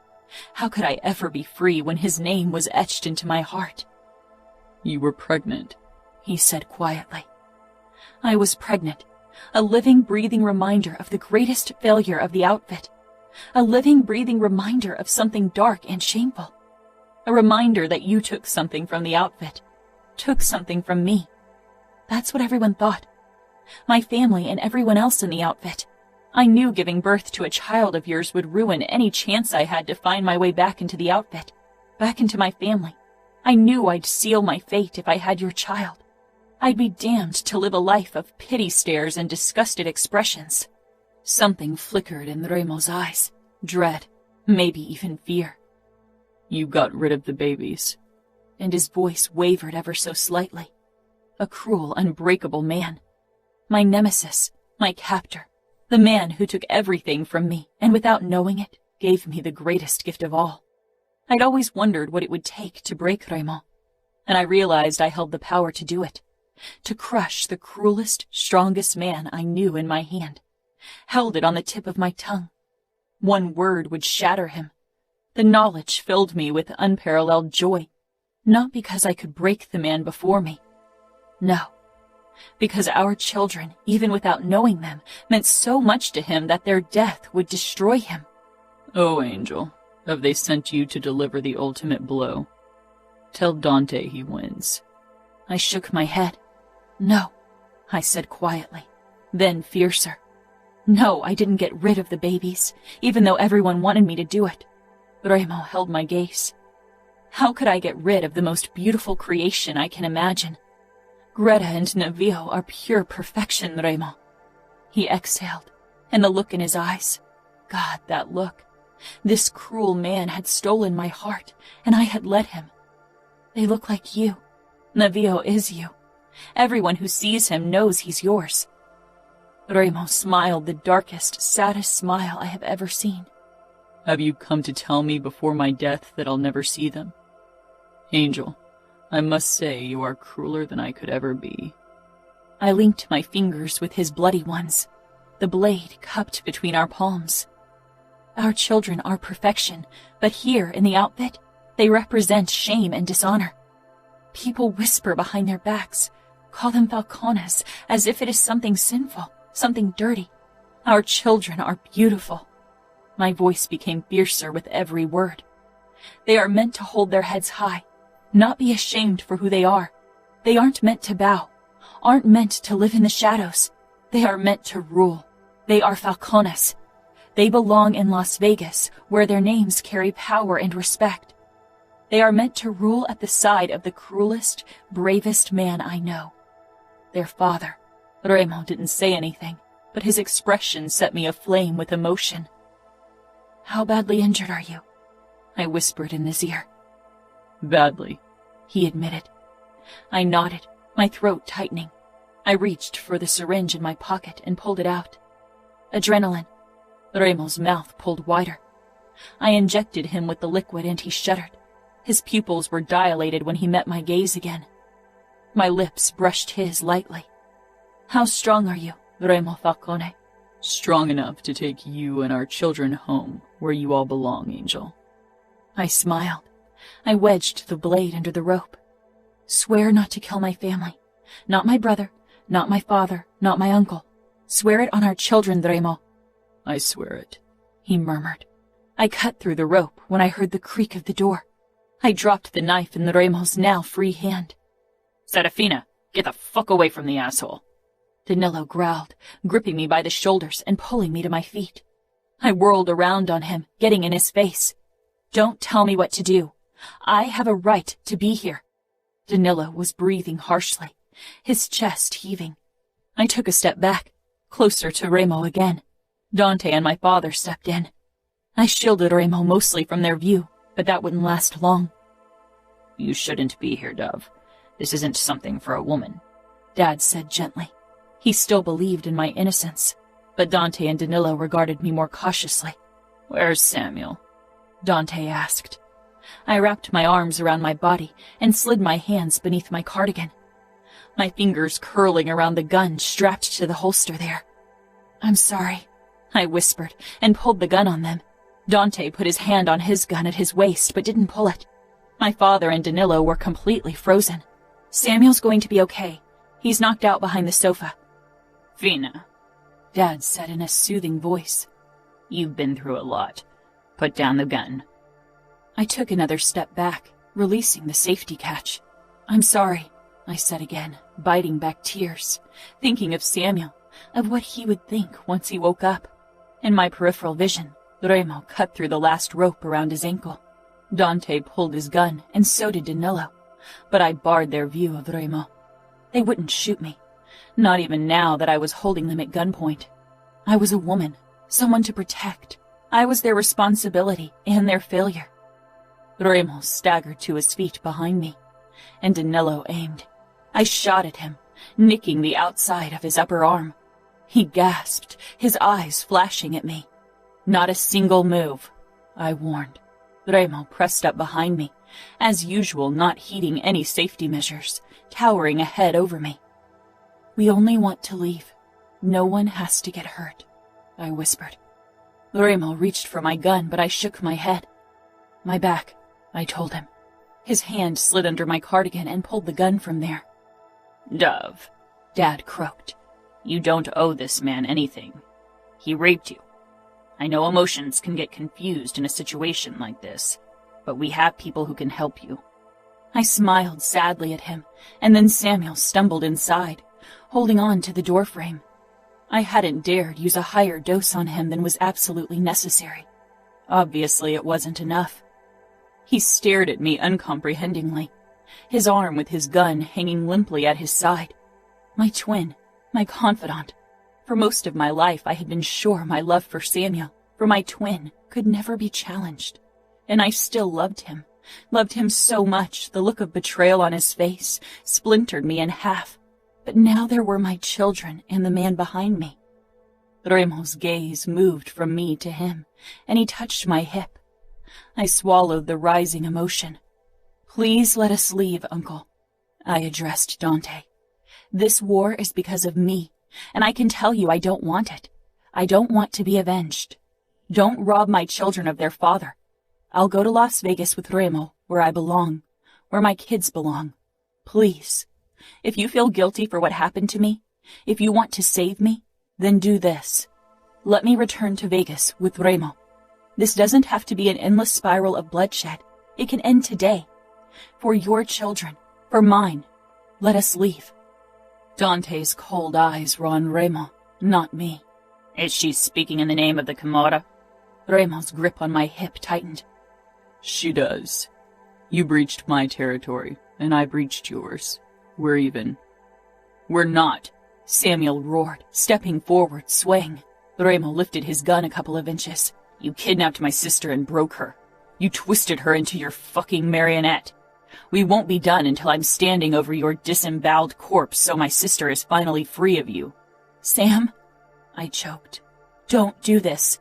I know you don't understand, but I need to return to Vegas with Remo, for myself, but more importantly, for my children. I knew you should have gotten rid of them, Samuel rasped, his eyes glassy. Remo's hand on my hip jerked, and I knew without the promise he'd given me, he would have killed my brother for his words. Dad came up behind Samuel and put his hand on his shoulder. Send them with him to Las Vegas. They are Falcones, but you aren't, Fina. Be free of them and him. You can start a new life. Where my children go, I will go, I said. Don't you think I've suffered enough for all of your sins? Don't turn me into another pawn in your chess game. Set me free. Realization settled in Sam's eyes, and it broke my heart. I ached for my family who would never understand. I could only hope they'd come to hate me one day, so they didn't miss me anymore. Remo's grip on my hip loosened. Even the adrenaline wouldn't keep him on his feet for an endless amount of time. He was too injured for that. Let us leave. You failed me once, and now I'm lost to you. But please allow me to bring my children to a family that will love them. Allow me to bring my children home. You owe it to me. Danilo made a disbelieving sound, his hand around his gun tightening. I hated myself for playing the guilt card, but I knew it was our only chance. For Remo to get out of here alive, I had to hurt the family I loved. Dante's cold eyes met mine. If I allow you to leave today, you are a traitor. You won't be part of the outfit. You will be the enemy. You won't see your family again. There won't be peace with the Camorra. This war has only begun. Samuel heaved a deep breath, his eyes begging me to reconsider. Could I live without him? When will this war end, Uncle? I asked quietly. He looked at Remo, and I knew what he would say. Never. I whispered the answer. Dante inclined his head. Dad looked at me as if this was the final goodbye. A daughter lost for good. Leave, Dante said coldly. Danilo shook his head incredulously. You can't be serious, Dante. You can't let them go. Dante glanced at my ex-fiancé, looking tired. Set me free, I said softly. Leave. Relief and wistfulness slammed into me hearing that word. Thank you. Dante shook his head. Don't thank me. Not for that. Remo nudged me lightly, and I walked closer to the door, keeping my body between him and the others. I walked backward to keep an eye on my family. They didn't attack. They didn't stop us. Dad and Samuel looked broken. I had landed the ultimate hit, had broken them. I wondered how Mom would react when she found out. She'd be crushed. My heart was heavy as I led Remo to the parked car. He sank down on the passenger seat, passing out immediately. I closed the door and got behind the steering wheel. Greta and Navio were still fast asleep in their seats. I hit the gas and sent the car flying down the long gravel road. I quickly connected to Bluetooth and called the Sugar Trap. It was the only number I'd found on the internet. It took a while before the guy I talked to agreed to call Nino and to give him my number. I was starting to go crazy. Remo wouldn't survive if I had to drive all the way to Vegas with him, and I couldn't take him to a hospital in outfit territory. What if my family got over their initial shock and decided to get rid of us after all? I needed to reach Camorra territory. My pulse spiked when my phone finally rang. I picked up after the second ring. Is he dead? Nino asked at once. I glanced at Remo, who was slumped against the passenger door, breathing shallowly. Not yet, I got out. Nino was quiet for a moment. Did you call to gloat? To let me hear my brother's last screams? That's what he thought. I'm in a car with him. We got out. We're on our way. You got him out? Nino asked sharply. Where are you? We're taking a helicopter and meeting you halfway. We're in Kansas City. I'll calculate the best spot now. I told him where I was heading, and we agreed on a meeting place 80 miles from where I was. He's badly injured, I said quietly. Remo is too strong to die, Nino said. Tears stung in my eyes. I'm driving as quickly as I can. Serafina, Nino began. He thought you'd come back. He wanted you to come back on your own free will. I swallowed. This wasn't about Remo and me. This was about my children. And yet my chest ached with emotions as I regarded the man beside me, his dark hair sticking to his bloody forehead. I need to drive, I said, and hung up. About 1 hour later, I steered the car toward a deserted parking lot where a helicopter was already waiting. Nino and Savio stood beside it. I'd hoped Fabiano would be there. I trusted him more than these two. I came to a stop. They had their guns out, not trusting me. And I didn't trust them either. But Remo was barely breathing. I gripped my gun and pushed out of the car. Nino approached. As usual, a blank expression on his face. I had my gun pointed at him like he had his pointed at me. Of course, with his skills, I'd be dead before my finger as much as twitched on the trigger. I lowered my gun and walked toward the passenger door, opening it. Nino still regarded me cautiously. Savio came up behind him, his gun at his side, not pointed at me. Will you help me? Or do you want Remo to die? Nino moved forward, and the second he saw his brother, he shoved the gun into his holster and rushed to my side. He quickly checked Remo, then gripped him under the arms. Remo groaned. Savio took his legs, and they were about to lift him out when Greta woke and let out an ear-splitting cry upon seeing two men she didn't know. Nino and Savio both jerked their heads back, then froze. Navio had also awoken, and his dark eyes stared back at them. My small Remo. Holy fuck, Savio gasped. His brown eyes flew up to me. They are Remo's. It wasn't a question, because one look at Nevio, and they knew he was their brothers. They are, and he passed out before he could see them. My throat constricted. Nino held my gaze for a moment, and I knew then that I wouldn't regret my decision, because already now I could see that my kids would be Falcones. Quick, Nino muttered, and he and Savio carried Remo over to the helicopter. My heart thundering in my chest, I walked to the back door and opened it to unbuckle Nevio and Greta. Shh, I soothed my daughter. Nevio looked merely curious and a little sleepy. Do you need help? Savio asked close behind me, surprising me. I looked over my shoulder, hesitating, my protectiveness rearing its head. Don't give me that look. Your kids are safe. They will always be safe. And not just because Remo would kill me if something happened to them. I nodded. Can you take Nevio? Greta doesn't like to be held by anyone but me. Savio moved to the other door, opened it, and bent over Nevio, who regarded him with big dark eyes. I've never held a baby, Savio said reluctantly. Speak to him soothingly and lift him against your chest. He can support his head by himself. Hey, Nevio, Savio said, as he slid his hands under Nevio's armpits and carefully lifted him. It looked as if he was holding a bomb about to detonate, but I was glad he was being careful. I hadn't thought Savio could be like that. I turned to Greta and quickly lifted her as well, then straightened to keep an eye on Savio. He held Nevio against his chest, and my son seemed content to be held by the unknown man. Savio's eyes were curious and fascinated as he looked down at my boy. No resentment, no associated shame. Together we walked toward the helicopter. Greta pressed herself against me from the noise of the rotor blades. Nino was bent over Remo inside the helicopter. Remo was already getting a blood transfusion and another IV with a clear liquid while Nino felt his body. A man I didn't know was in the cockpit. Nino turned to us when Savio held Nevio out to him. He grabbed my boy immediately, a strange look on his face as he regarded him. Savio climbed in and held out his hand for me.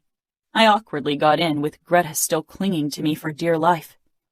I sank down on the bench, and Savio helped me buckle up. Nino handed Nevio back to him, and Savio sat beside me. Nino's eyes kept darting between Nevio and Greta, as if he couldn't comprehend what he was seeing. The moment the helicopter lifted off, Nino returned to Remo's side. Nevio stared down at his father, then at me, and I swallowed the emotion. What if Remo died before he could see his kids? What if my children never met their father? I never expected Remo to want his children. But now that I knew he did, guilt washed over me. I thought I protected them by keeping them from him, by staying in the outfit. But I had been wrong. Las Vegas was their home, because it was Remo's home. Chapter 28. Serafina. After we landed in Las Vegas, Nino immediately rushed Remo off to a hospital the Camorra worked with, and Savio stayed with me. I was exhausted and emotionally drained. What happens with us now? I asked tiredly. Savio gave me a surprised look. I will take you to the mansion. Remo will want to have you and his kids around when he returns. You think he will survive? Savio nodded. Remo won't die. I followed Savio to a car and sank down on the back seat with my children. When I jerked awake, we had arrived and Fabiano was staring through the window as if he was seeing a ghost. He opened the door. What the fuck? Remo's got kids, Savio explained. I see that, Fabiano said. Savio took Nevio again, and I got out with Greta, who had her face buried in my neck. Fabiano couldn't stop staring at Nevio.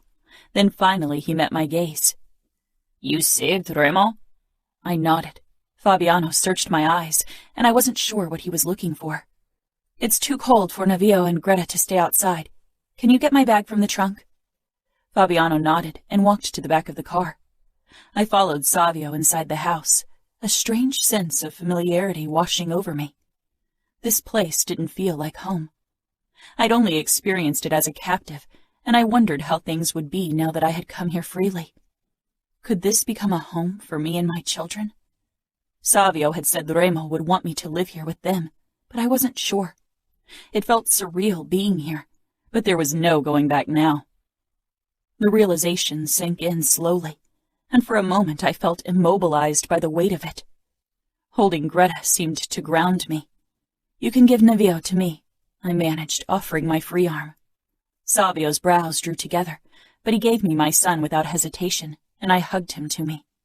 Savio and Fabiano watched me for a moment, as if they weren't sure what to do with me. "How is he?" Chiara asked, hurrying into the entrance hall. She jerked to a stop when she spotted me with the kids. Her eyes widened. "Nino took him to hospital," Savio said. Chiara only stared at me.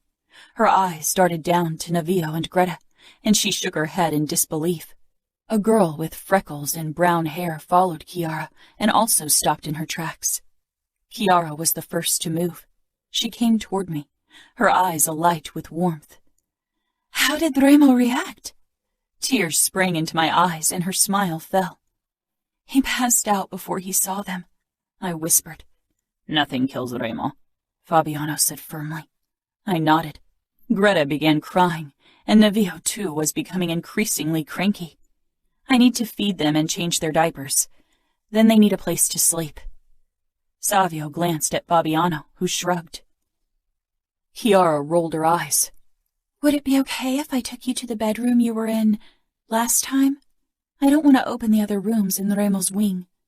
Or would you prefer to stay in my and Nino's wing?" I choked out a laugh. "I'll stay in Remo's wing." The other girl smiled hesitantly. "I'm Serafina, and this is Nevio and Greta." "Leona," she said. "Nice to meet you." Fabiano stepped up to her and put his hand on her waist in a possessive gesture. So she was his girl. Chiara took my bag from Fabiano and led me upstairs into Remo's wing. I knew the way by heart, but her company felt good. When we stepped into my old room, my breath caught in my throat at the rush of memories that overwhelmed me. But another loud wail from Greta snapped me out of it. I moved over to the bed and carefully lowered them down on it. Chiara kept throwing glances at my twins, longing in her gaze. "How can I help you?" I opened the bag and held out the baby formula. In the evening, they always needed the bottle to calm down. "Could you prepare 2 bottles?" Chiara returned 15 minutes later with the bottles and settled beside me on the bed. "Why don't you feed Nevio while I take care of Greta?" I suggested. Her eyes lit up. "Thank you." I laughed. "You're helping me. I should thank you." She grinned as she took Nevio and settled him on her lap. "I should warn you, he is a bit of a wrestler." Chiara brought the bottle to Nevio's mouth, and as expected, his little hands reached for the bottle, trying to snatch it out of her hand. She laughed. I blinked back tears as I focused on Greta, who was happily drinking, her big dark eyes peering up at me sleepily. Emotions painfully tightened in my chest. Remo had to survive. I couldn't believe fate would be so cruel to rip him from me before he could see his children. Maybe Remo deserved death, but I didn't care. He needed to live for Greta and Nevio. "He'll love and protect them," Chiara murmured. Remo would protect them. Was he capable of love? I wasn't sure. After Chiara left, I lay down beside my babies, who were already asleep after their feeding. I didn't have beds for them or anything else except for the few things I'd stuffed into the backpack. I closed my eyes. The image of Remo and his blood flashed into my mind, and I shuddered. I must have fallen asleep because Greta's wail woke me shortly after. It was the first night without the help of Samuel or my mother, and a heavy weight settled in the pit of my stomach thinking about my family. I wasn't sure how my future nights would be. Would I handle everything on my own? I was up early the next morning and blinked against the soft light streaming in through the window. I had barely slept, and not just because of my twins' erratic schedule. Worry for Remo had haunted my sleep. I got myself and my babies ready before I headed downstairs, carrying them on my hips. Following the scent of coffee and bacon, I made my way into the kitchen, but stopped in the doorway. Adamo, Savio, and Nino were sitting around the kitchen table, while Chiara was stirring something in a big pot. All eyes turned to me, and I swayed on my feet. I'd always been the enemy, the captive. And now I was what? A guest? An intruder? "Good morning," I said, then turned to Nino, fear clogging my throat. "How is he?" "Stable. A few broken bones, bruises, rupture of the spleen. He's upstairs, knocked out with pain meds." "He won't like that one bit," Savio said, grinning. "You know he prefers pain to being helpless." I still hadn't moved from the doorway. "I'm preparing a pumpkin puree for the babies. I hope that's okay," Chiara chimed in. I nodded. Nino grabbed a chair and pulled it back for me. With a smile, I approached the table and sank down. Navio knocked Nino's glass over, spilling water over him. "Sorry," I said, leaning back so Navio's sneaky arms wouldn't get into more trouble. He still made grabby motions. Nino regarded him intently as he dried himself with a dish towel that Chiara had handed him. Adamo shook his head. His arm was bandaged and his face was swollen. "I can't believe Remo's got kids." "I bet the outfit hated seeing them. I mean, there's no way they couldn't be Falcones," Savio said with a grin. I stiffened, pain slicing through me. I looked away, swallowing. "Is that why you're here?" Nino asked mildly. "To give them a chance?" "I want them to be proud of who they are," I said. I didn't want to explain everything. "They will be. They are Falcones," Nino said. I looked into his emotionless gray eyes. "Just like that? My family tortured Adamo and nearly killed Remo, and I'm technically the enemy." "Just like that. You are Remo's, and they are his too. You are family." I frowned. "I'm not Remo's." Nino gave me a twisted smile. "You are." Chiara put a plate piled with eggs and bacon and toast in front of me. "Do you have a blanket?" She hurried off and returned with one a few minutes later, spreading it on the ground. I put Greta and Navio down on their backs so I could eat. I smiled when Navio rolled onto his stomach and raised his head curiously. "This is too weird," Adamo said. I gave him a smile. Savio shook his head. "I'm not going to change diapers. I don't give a fuck if Remo gives the order or not. I'm not going anywhere near someone else's shit, baby or not." I huffed. "I'm pretty sure you come into contact with more disgusting things on a daily basis." Adamo laughed. "He's full of shit anyway." Savio punched Adamo's unharmed arm. Some of the weight I'd felt since yesterday lifted from my shoulders. Remo. I felt like shit. Cotton mouth and a full body ache. Peeling my eyes open, I found Nino staring at me. "You asshole. You gave me pain meds and some kind of fucking sedative. Your body needed it." I tried to sit up, but my body was very averse to the idea. I struggled and shot Nino a death glare when he tried to help me. Eventually, I managed to sit against the headboard, every fucking inch of my body throbbing fiercely. Most of my upper body and arms were covered with bandages. Nino sat on the edge of my bed. "You look like shit when Serafina brought you to us." Serafina had saved my life. The woman I kidnapped. She'd saved my fucking life. For a second I thought I'd dreamed up the whole shit. But the way my body screams with agony tells me it's true. I got out. "They almost killed you. And they would have if Serafina hadn't gotten you out." "Where is she?" I asked, ignoring the way my chest hollowed at the thought that she wasn't in Las Vegas after all.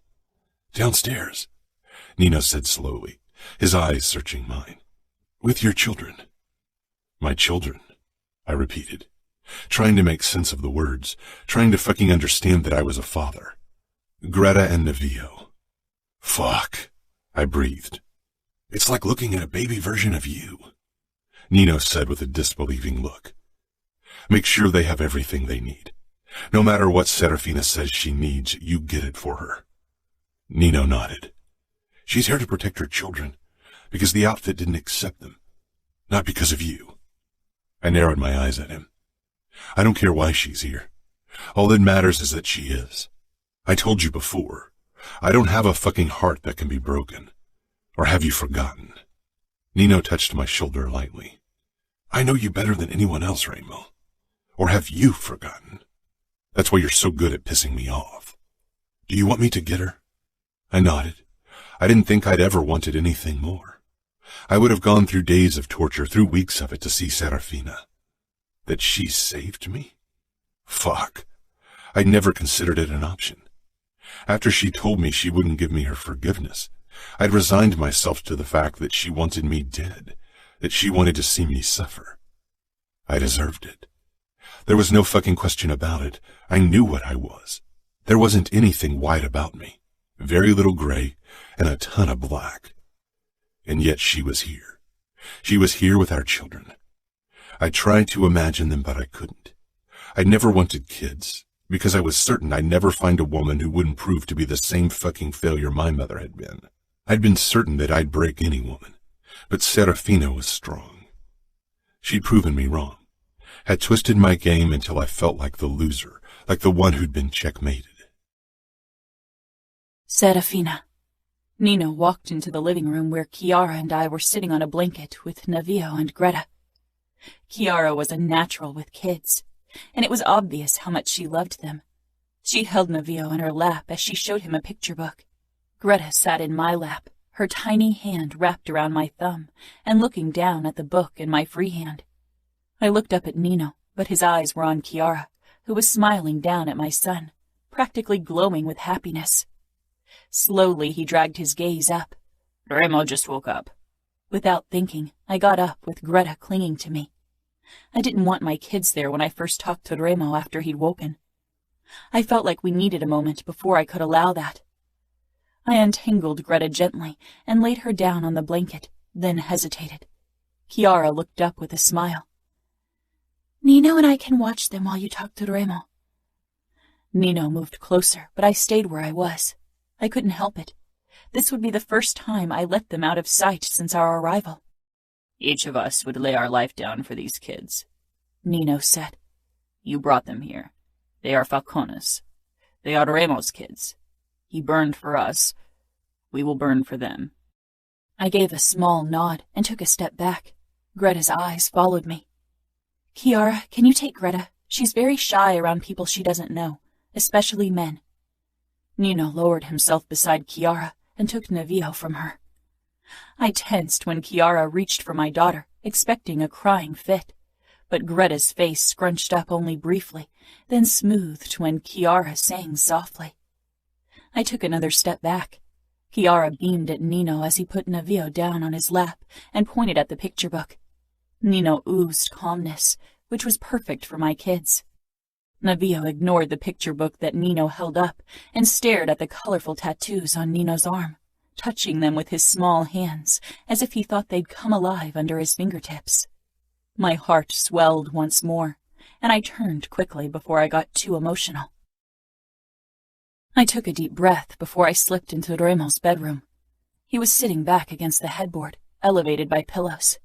His upper body was naked, except for the many bandages covering his skin, the cuts my family had inflicted to avenge me. He looked up from his iPad, and I took a hesitant step closer as I let the door shut. His face pulled into a strange smile. I'd never have thought that you would be the one to save me. I moved closer, half terrified, half excited, and stopped beside him. Remo's dark eyes burned with emotions that set my heart aflame, but I shoved the sensations back. I saved the father of my children so they would be safe. My brothers would have protected them, even if your family had killed me. I put a hand down beside him on the headboard, hovering over him. Nobody will protect them like you will. You'll go through fire for them. I didn't ask. I knew it. He raised his hand stiffly, most of his arm bandaged, and cupped the back of my head. I let him pull me down. For them. For you.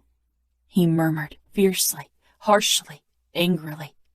His lips brushed mine, and my entire being melted. I fell as I had the first time we kissed. Shuddering, I drew back and straightened. This was too soon. I needed to figure things out between us. He watched me with a bitter smile. For some reason, the sight tore at me. I leaned down and briefly brushed his lips with mine to show him that my withdrawal didn't mean never, only later. I quickly stepped back and turned. Will you show them to me? he asked quietly. I looked over my shoulder. Of course. I held Greta and Navio tightly against my body as I nudged the door open. Then I stepped in. I was inexplicably nervous. My family had never looked at my children the way I regarded them, like they were something precious, a gift I wanted to cherish every single day. Remo's eyes zeroed in on our babies as I moved closer, and he didn't look away again, appearing almost stunned. I sat down beside him and carefully put Navio down on his back next to Remo. Greta still clung to me tightly.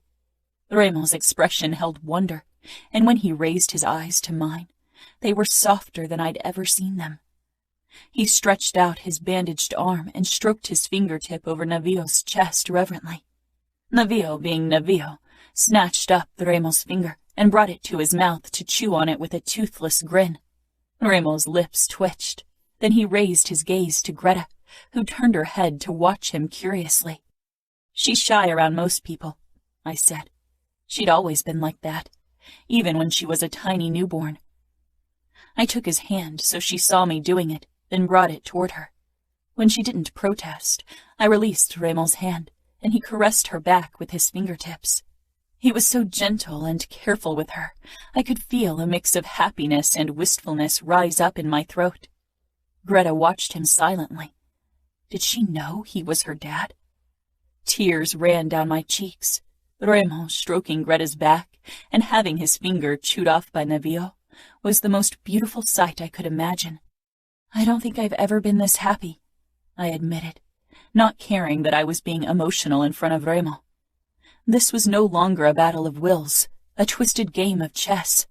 These stakes were too high. Remo locked his gaze with mine. I know I've never been happier. Chapter 29. Serafina. As far as patience went, Remo was a nightmare. He was a nightmare in many other regards as well, but giving his body time to heal wasn't on his agenda. Nino wasn't happy about it. You need to rest, Remo. It's been only 3 days and you're already running around. I've had worse. Now stop the fucking fussing. I'm not a child. Maybe not, but I'm obviously the only one of the two of us capable of sane decisions. Neither of you is sane. Now help me with this fucking crib, Savio muttered. I leaned in the doorway of the future nursery. Nino and Chiara had gone shopping this morning, and now the 4 Falcone brothers were trying to put together the furniture. Though Nino and Savio were doing all the work, because Adamo's arm was in a cast, and most of Remo's body was bandaged, not to mention the many broken bones in his body. Adamo sat on a plush baby blue armchair, which sat close to the window. Sometimes when he thought no one was looking, his eyes twisted with something dark, something haunted. Some wounds would take a long time to heal. Remo leaned against the windowsill, wearing only low-cut sweatpants, barking orders. A smile tugged at my lips. The instructions are quite clear, Remo, Nino drawled. I don't need your orders on top of that. Savio scoffed, as if that'll stop him. It was still difficult to grasp what had happened these last 3 days. I'd left my family, Samuel, to live in Las Vegas with the man who kidnapped me and his family who helped him do it. But with every passing hour, I realized it had been the right decision for my children, and maybe even for me. The moment Remo saw his babies, a knot in my chest loosened. A knot that had strangled me since he released me, only to be pulled tighter when Greta and Navio were born. They belonged here. I had tried to keep my distance from Remo so far, only visited him twice so our twins could get used to his presence, and I knew he wasn't happy with it. Remo spotted me in the doorway, his eyes becoming more eager and intent. My pulse picked up, and I turned around to return to Navio and Greta, who were waiting downstairs with Chiara. Remo cornered me in the hallway. For someone with his injuries, he was annoyingly fast. Are you running from me, Angel? He backed me into the wall, his palms on either side of me. I've learned that doesn't work. You always catch me, I said, leaning back because with him so close, I was having trouble focusing. I often imagined how it would be to see you again, he said in a low voice. But this wasn't one of the scenarios I came up with. I regarded him. When you sent me off like a thing easy to dispose of, it didn't seem like you wanted to see me again. He shook his head, anger flashing on his face. I gave you a choice, one you didn't have before, and you chose to stay with the outfit. I huffed. That's ridiculous. You traded me like a piece of cattle. Why would I return to you? I'm not in the habit of thrusting myself upon someone who obviously couldn't wait to get rid of me. Remo leaned even closer. Did you really believe that I didn't want you? Or did you tell yourself that because you didn't want to leave your family? I frowned. You could have... What? He growled. I could have what? Kidnapped you again? Asked Dante to send you back? He had a point, and it annoyed me. When were you planning on telling me about our babies? Would you have told me at all if Adamo hadn't gotten himself captured? You sent me away, back to my fiancé. I didn't think you'd care what happened with me, much less wanted kids, I muttered, but something in his eyes made me continue. I wanted to tell you. The moment I saw them, I knew I needed to tell you. But I didn't know how. I was a coward. His hand came up, cupping my cheek, his dark eyes impossibly possessive. I was sure you'd return to me. His lips brushed mine. You aren't a coward. You saved me. You went against your family to protect our children. You gave up everything for them. And for me. I deepened the kiss. Couldn't keep the distance I so desperately wanted to keep. Remo's lips, his tongue, the feel of his rough palm against my cheek awakened a deep longing, a desperate need I'd kept buried since he'd set me free. My core tightened as his familiar manly scent flooded my nose, and memories of how Remo's hands, his mouth, his cock had felt came to the surface. I drew back, coming to my senses, and slipped out from under Remo's arm. He gave me a knowing smile before I hurried away, but I had seen the proof of his body's reaction to me in the bulge of his sweatpants. Only 1 week until Christmas. The mansion was decorated beautifully with red baubles, golden tinsel, and sprigs of mistletoe. Luckily, Greta and Navio weren't mobile yet, or the greenery would have had to go. I'd sent Samuel a few messages, telling him I was safe and asking if he was okay. He hadn't replied yet, but I knew he'd read the messages. Maybe his hurt was still too fresh. 5 days weren't enough to come to terms with the fact that your sister betrayed you for a man you hated more than anything in the world. My messages to Mom and Sophia hadn't even been received. I suspected Dad had gotten new phones for them so I couldn't contact them. I approached Chiara as she stirred a new batch of baby food, a sweet potato puree. Do you get Christmas presents for each other? Nino had given me a credit card from one of the Falcone bank accounts yesterday, and while I'd wanted to decline at first, I took the card. Remo seemed determined to make sure I had everything I needed. Still, it felt a bit odd to use their own money to buy them presents, but it wasn't as if I could access my family's accounts anymore.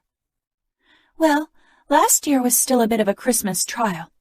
Nino and his brothers still need to get used to a female touch in their life. But I got them gifts, and a few days after Christmas, I got gifts from them as well.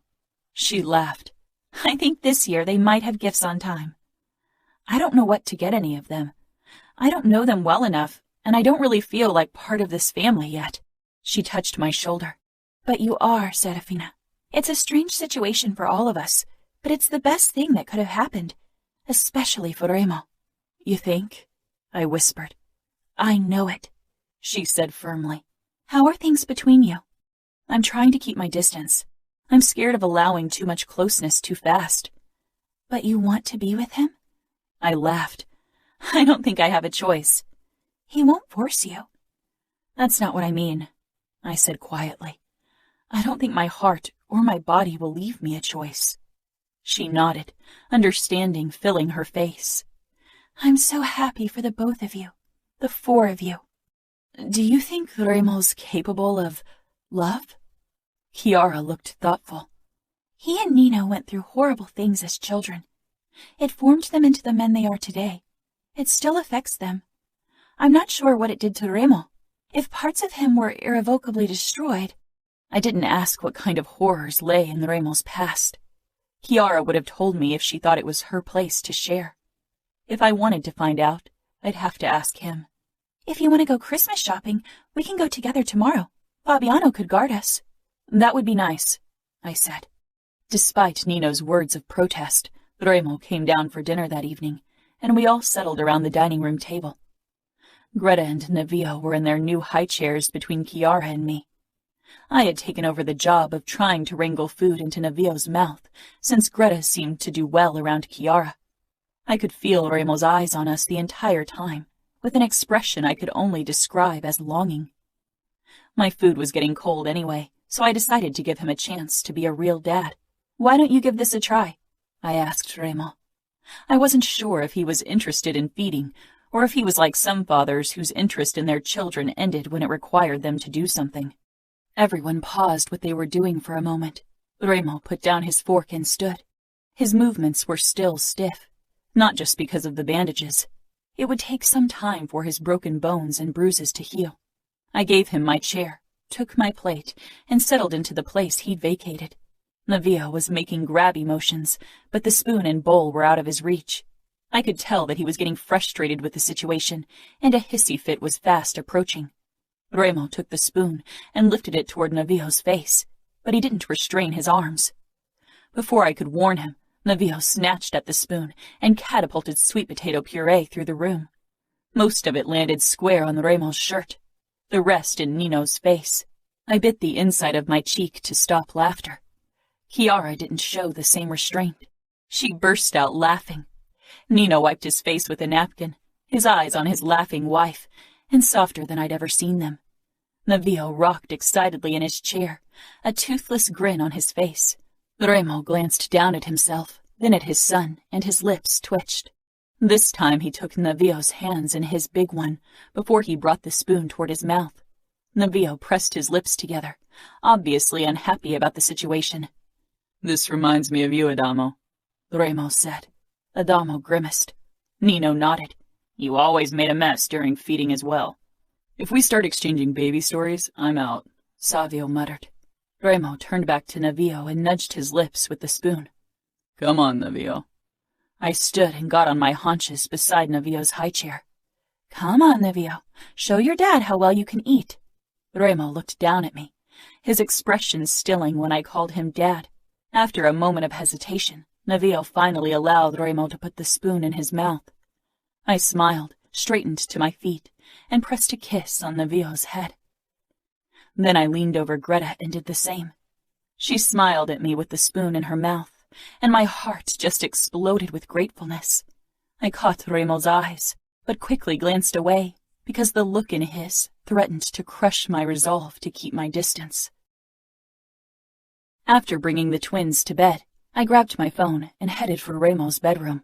Nino had practically dragged him there so he could lie down and rest. I knocked. "Come in, Angel." Frowning, I entered. "How did you know?" He regarded me with an expression that sent a little shiver down my spine. "Because my brothers don't knock, they barge in, and Chiara usually stays away from my bedroom." I nodded, my hand still on the door, debating if I should leave it open just to be safe. Remo smiled knowingly. "I'm practically bedridden. No reason to be worried. I won't attack you." Bedridden, as if. That man couldn't be broken easily. I closed the door. I wasn't worried about Remo making a move. I was worried I'd throw caution in the wind and do what I'd been dreaming of forever. As if that would stop you. Remo didn't say anything. I held up my phone. "I thought you'd like to see photos of Navio and Greta." "I'd like that," Remo said, moving to the side so there was room beside him on the bed. I eyed the spot, then Remo leaning against the headrest with his naked upper body. Even the bandages didn't make Remo any less attractive. Trying to hide my thoughts, I strolled over to him casually and sank down beside him, legs stretched out before me. Remo's eyes lingered on them. I was wearing a dress and no tights because it was surprisingly warm in the house. Goosebumps rippled across my skin. I cleared my throat and clicked on the first photo, which Mom had taken shortly after I'd given birth to the twins. I held them in my arms and looked down at them with an exhausted yet adoring expression. Remo leaned in and his arm brushed mine. Despite the material of my dress between us, a tingle shot through me at the brief contact. "You look pale in the photo," he said quietly. After 22 hours of labor, everyone does. Remo's dark eyes flickered with a hint of wistfulness. "I wish you could have been there. If I'd known what I know today, I would have come to Vegas sooner. I'm sorry I took that away from you." Remo cupped my chin, and I tensed because he looked like he was going to kiss me. "Regret over the past is wasted energy. We can't change the past, no matter how much we want to do it." "What would you want to change?" I asked, trying to ignore the feel of Remo's touch. He shook his head with a dark smile. "Not your kidnapping. I don't feel an ounce of regret about stealing you." "You don't?" I frowned, pulling back slightly, but Remo leaned in, fingers still on my chin. "Not one fucking bit. I'd kidnap you again to be the one you gift yourself to. You could have never been mine if I hadn't stolen you." I didn't argue, neither about me being his, nor about the fact that without the kidnapping, we would have never found each other. "What about you?" Remo murmured. "Do you regret becoming mine?" "No," I admitted, and finally drew back from his touch. "Not that. I just wish it wouldn't have cost my family so much." Remo nodded and settled back against the headrest. "Hardly anything worth having can be gained without loss and pain and sacrifice." My eyes trailed over his wounds and bruises. He'd sacrificed himself for his brother, but I had a feeling it wasn't the only reason why he'd allowed my family to capture and torture him. He'd accepted pain, maybe even losing his life, for a chance to see me again. I cleared my throat and clicked on the next photo, the first photo of Navio and Greta lying in a crib beside each other. I showed him photo after photo, neither of us saying anything. It was difficult to focus on anything but Remo's warmth, his scent, the strength and power he oozed. When I finally shut off my phone, my body was humming with need. I met his gaze, which rested unabashedly on me. Remo regarded me with an expression I knew too well, hunger and dominance. He touched my bare knee. I exhaled. His hand slipped slowly up between my legs. "Remo," I warned, but he held my gaze, his lips pulling wider. "Have you let anyone touch what's mine?" I glared, but my body screamed for more. For Remo's touch, for his lips. He knew the answer, could see it on my face. "No," he said quietly. "All of you is only mine." "You set me free, remember? I belong to myself." We both knew it was a lie. I'd never been free of his hold on me. But he, too, had lost his freedom. His hand slipped higher until finally he brushed over the fabric of my panties. They were drenched, just from being in his presence. Remo groaned, low and dark, and my resolve crumpled. His thumb drew small circles on my crotch, and I could feel myself growing even more aroused. Remo's dark eyes held mine, and as usual I couldn't look away. His thumb pushed under my panties and between my folds, spreading my wetness. I whimpered from the contact, skin on skin. So good, so desperately needed. He drew small circles on my clit, round and round and round. I parted my legs a bit more and gripped the sheets, needing something to hold on to as I stared at Remo. His gaze possessed me like it always did. "Are you going to come, Angel?" I gave a small nod. It had been too long. I was falling apart so quickly. He didn't speed up the pace as his other hand pushed up my dress so he could see his finger working me, round and round. "Part your legs more," he growled, and I did. He slipped between my folds again, spreading my wetness some more. "I want to fuck you so badly." "You're still healing," I rasped. His broken bones needed to mend. One of us needed to be the voice of reason, even if my body hated me for it. He sat up stiffly. "Straddle me with your ass facing me." "What?" "Do it," he ordered. I didn't question him, could barely think straight from the throbbing between my legs. I pushed up and climbed over Remo, careful not to ram my knees into his ribs. My palms rested beside his knees as I knelt over him, my ass pushing out. Remo lifted up my dress until I was exposed, and my core tightened in anticipation. "Fuck," Remo murmured, causing me to shiver again. I gasped when he pushed 2 fingers into me, my back arching at the delicious sensation of my walls gripping him. Remo let out a low groan, and I almost came hearing it. I could see the proof of his own need straining against his sweatpants. "The sight of your pussy taking my fingers is the fucking best." I whimpered in response and began to meet his thrusts, kneading his fingers deeper, faster, harder. "Yes, Angel, take them," he rasped. More wetness pooled between my legs. I threw a glance over my shoulder. Remo was focused on his fingers as they fucked me, his dark eyes burning with so much desire it stole my breath. I shuddered with pleasure. He glanced up, his lips curling in a pleased smile. "Come on, Angel, fuck my fingers." Remo added a 3rd finger, and my eyes rolled back in my head at the sensation. I ground myself against Remo's hand, driving his fingers deeper into me. He watched me intently, and his other hand began massaging my butt. I wanted to grasp his erection, but I could hardly support myself with 2 arms, already spinning out of control. He gathered my wetness with the fingers of his other hand, and then I felt 1 finger against my back entrance. I tensed but didn't stop riding Remo's fingers. "Relax," Remo ordered, his eyes compelling. "It'll be good." Anxious and excited, I gave a small nod. Slowly, he pushed a finger into me. "Oh, God," I gasped as I felt his fingers in both my openings. There was a slight discomfort, but it didn't stand a chance against the pleasure Remo's fingers in my center caused. Remo established a gentle rhythm with his finger, while I kept grinding myself against his other hand.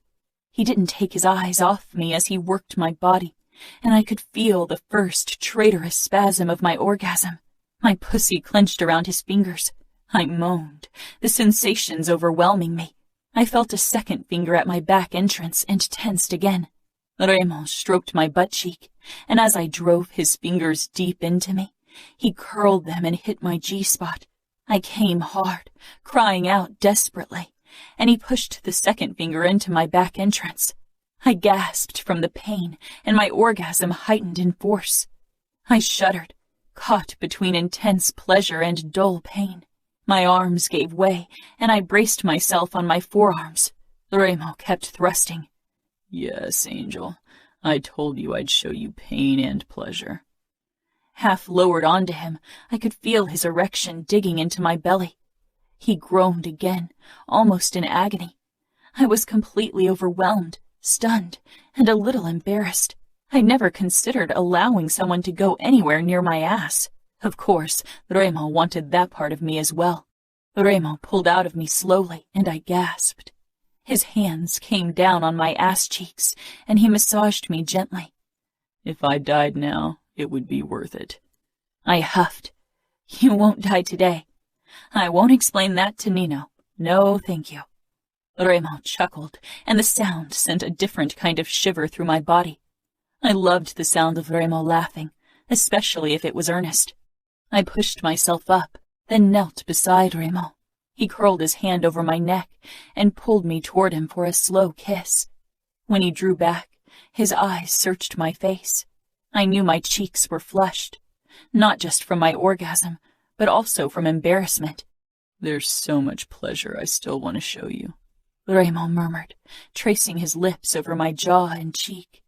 He dropped his head back against the headboard, sighing as he reached for a glass filled with dark liquid on his nightstand. I recognized the scent immediately. "Scotch, really?" "It'll help with the healing, trust me. I've done a lot of research in the past."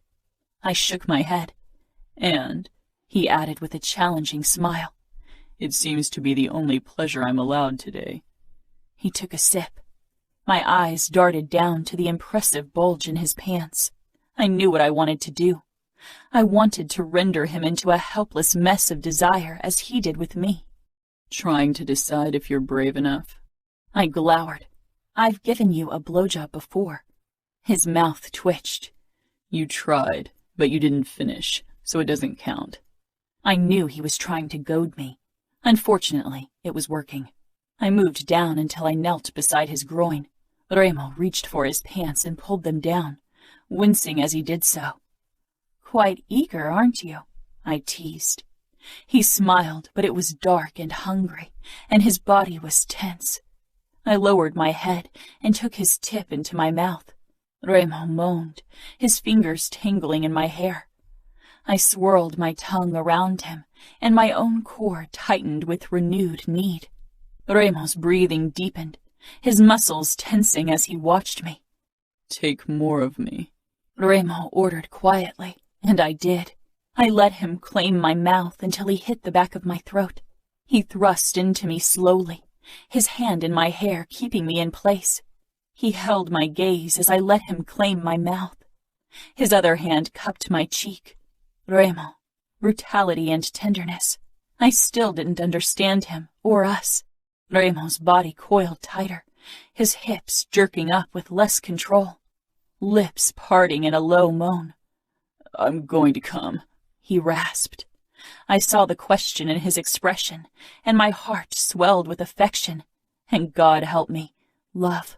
I gave a small nod around his head before he drove deeper into my mouth again, and his grip on my neck became firmer, his face twisted with passion, his eyes almost harsh with lust as he tensed and came with a sharp exhale. I had trouble swallowing around his length, and Remo loosened his hold on my neck so I could pull back slightly. He kept rocking his hips, his breathing harsh. Remo's gaze laid claim to another part of me, possessive and warm as he stroked my cheek. I slowly released his cock from my lips and swallowed, frowning at the taste. Remo drew me toward him, brushed my lips with his, and handed me his glass with scotch. I took a sip and coughed. That tasted even worse. You'll get used to the taste, he said with a small laugh. The scotch or your... He gripped my arms and wrenched me against him so I was cradled against his chest. I caught the wince, but then it was gone. My cum, he murmured as he licked my lips, then dove into my mouth. Our kiss was slow, almost teasing, until it wasn't. It became needy and eager. He positioned me so one of my legs was thrown over his groin, my head against his shoulder. His hand parted me, then his fingers slid over my drenched panties. He pushed the fabric aside and slowly pushed 2 fingers into me.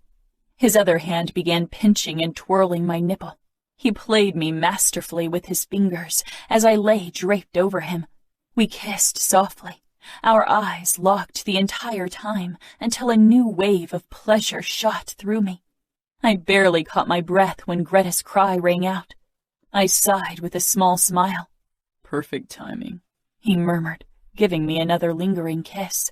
I quickly slid out of bed and rushed into the bathroom to wash my hands before I returned to the bedroom. Remo stood beside the door, waiting for me. You should stay in bed and rest, I said. I should help you with our children. His voice didn't allow any objections, and I had to stifle a pleased smile. By the time we arrived in the nursery, Navio had started crying as well. I took Greta because she didn't know Remo well enough. Remo lifted Navio out of the crib without hesitation and pressed him to his chest. It was obvious that he'd held a baby before, that he knew how to handle them. I took a whiff. New diapers. Remo carried Navio over to the changing table and began his work. I watched him for a moment longer, my body flooding with so many hormones. I could feel the waterworks beginning. I blinked and looked away. I'll go into the kitchen and prepare their bottles. Remo glanced up, his gaze lingering on my eyes, then nodded. When I returned 10 minutes later, Navio was already dressed and resting in Remo's arm. I handed him a bottle, and he sank down in the armchair, wincing again. He was moving more stiffly than before, probably from overexertion. I changed Greta's diaper before I settled on the armrest beside Remo and started feeding her. "This is strange," I whispered after a moment. Remo frowned. "It's not what I imagined when I kidnapped you." I searched his face, trying to figure out what this meant to him, what I really meant to him, but I didn't dare ask. I knew it was futile to stay away from Remo, not only because my body was already calling for his touch again, but also because my heart yearned for his closeness. After they had fallen back asleep, I was on my way toward my room when Remo gripped my wrist, stopping me. "Stay with me." I nodded and allowed Remo to pull me back to his bedroom, where I put one of his shirts on before slipping under the covers. Remo pulled me against him, wincing as I touched his bruises. "You're in pain," I protested, trying to put distance between us, but Remo tightened his hold on me. "Fuck the pain. I want you in my arms." I stilled and finally relaxed against him, my cheek pressed up to his strong chest. This felt too good to be true. Chapter 30. Serafina. Christmas rolled around. The first Christmas for Nevio and Greta. The first Christmas as a part of the Falcone clan. After wishing Samuel a Merry Christmas and not hearing anything in return, I went downstairs with Nevio and Greta. Remo was already in the living room with his brothers, discussing their plans for future races. After the outfit attack, safety measures would have to be doubled. I was supposed to help Chiara in the kitchen, but still needed to figure out what to do with the kids. Remo looked up when I entered. As usual, his expression stilled when he saw me with our twins, almost as if he still had a hard time trusting his eyes. "Can you watch them?" I asked as I headed toward them. Nino sat beside Remo. Adamo and Savio were on the couch across from them. "Will you take Nevio?" I asked Nino, who rose at once and took my son from me. Nevio didn't mind, too fascinated by the tattoos on Nino's arms. I moved closer to Remo. Greta was clinging to me, still shy around others. Remo gave me a questioning look. He hadn't held his daughter yet. The only person except for me who didn't make Greta wail was Chiara. He gently stroked her black tuft of hair, then ran his hand down her back. His voice was low and soft as he spoke to her. "Greta, mia cara." My heart seemed to skip a beat. It was the first time I heard Remo speak Italian. My family and I had only ever spoken Italian when we were surrounded by outsiders, and I knew many families handled it the same way. I carefully untangled her from my neck and gave her to Remo. Her big dark eyes blinked up at him, and her face began to twist. Remo rocked her gently in the crook of his arm, then lowered his face and kissed the top of her head. She let out a hesitant cry, as if she wasn't sure if she wanted to wail or not. I handed him her favorite rattle, and he showed it to her. She reached for it, eyes already brightening, and he helped her shake it. I took a step back, then another as Remo rocked her. Remo sank down, still rattling and whispering words of consolation.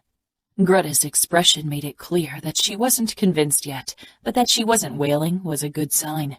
Savio and Adamo looked as if they were having a stroke. I got it. Remo was one of the most feared men of the country, and here he cradled his baby girl in his arms, patient and careful. Nino was rocking Nevio on his thigh, and my son let out delighted screeches.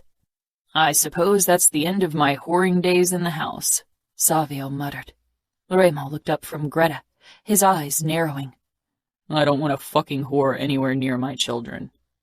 Greta cried at the harshness in his voice, and Remo's lips tightened.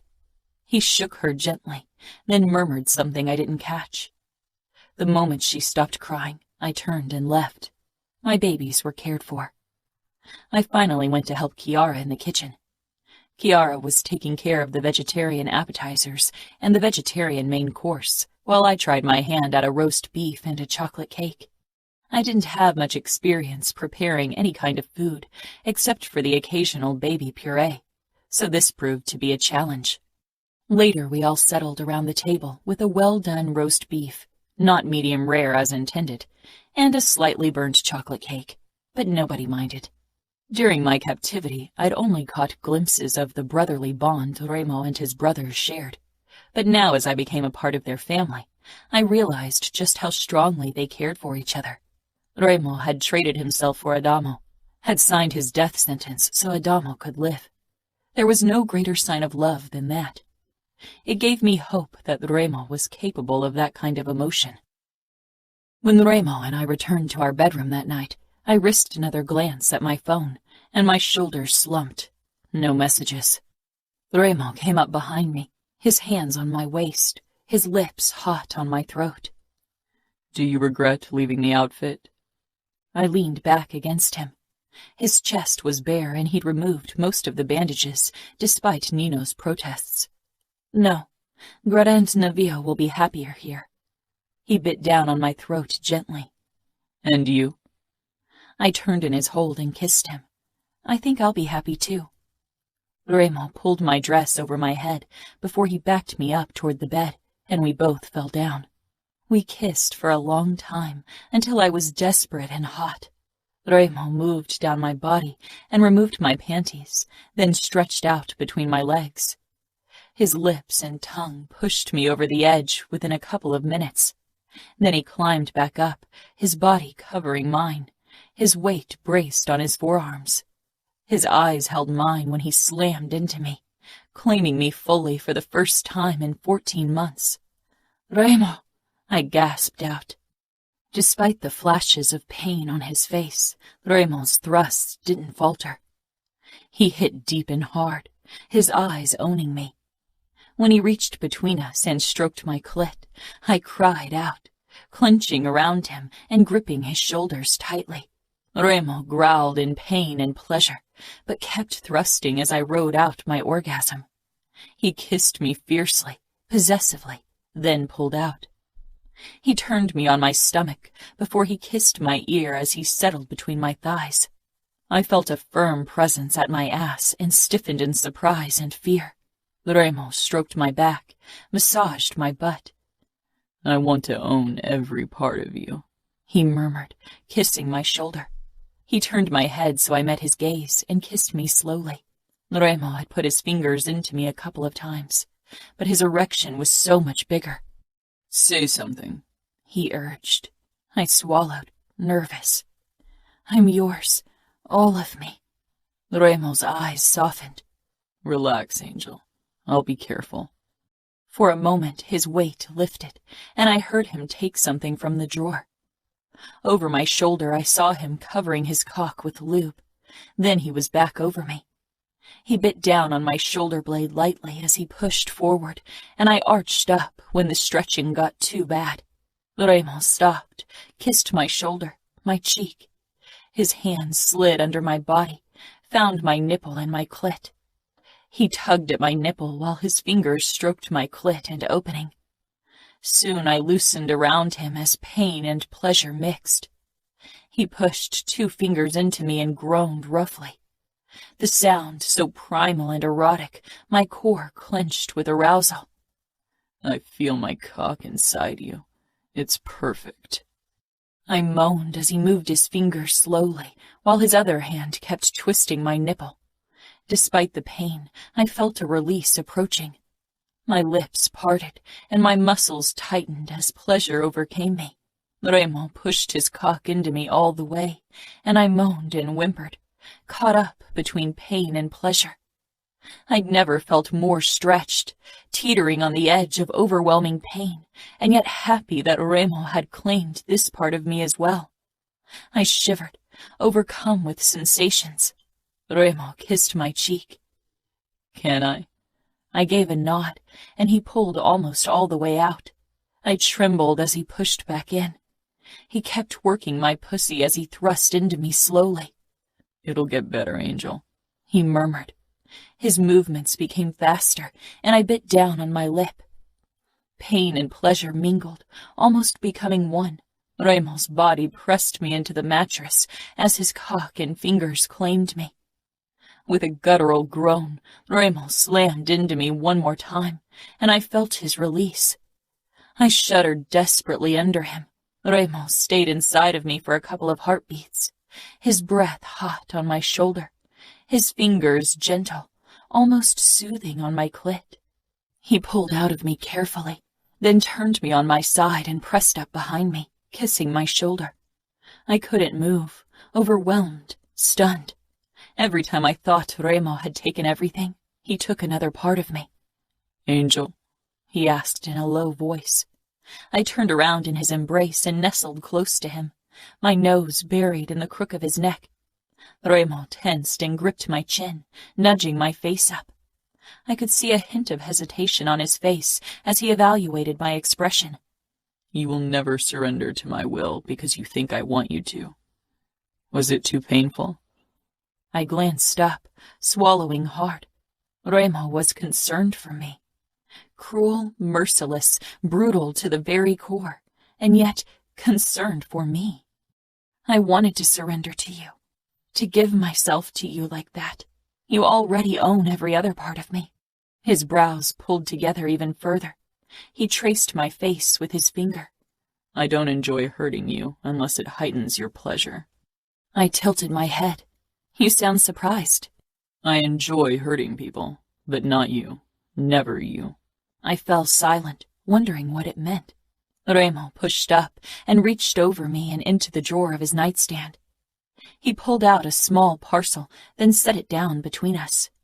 "For you," he said. My eyebrows rose. He hadn't given me a present earlier, but I had assumed the gifts for Greta and Navio had been meant for me as well. It had been difficult enough to get something for Remo. Eventually, I'd opted for a guide of running trails of the region, as well as a quickly assembled photo book from our twins' first 7 months. "What is it?"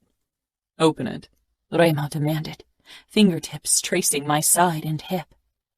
I lifted the lid and my breath stilled as my eyes registered the necklace with the pendant in the shape of wings. It was a beautiful piece of finely worked goldsmithing, intricately gorgeous.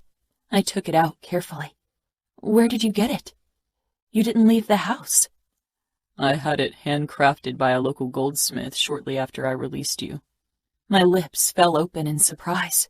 Remo helped me put the necklace on, and the cool gold settled in the valley between my breasts. "Ruinously gorgeous," Remo murmured as he traced my skin. I gave him a curious look.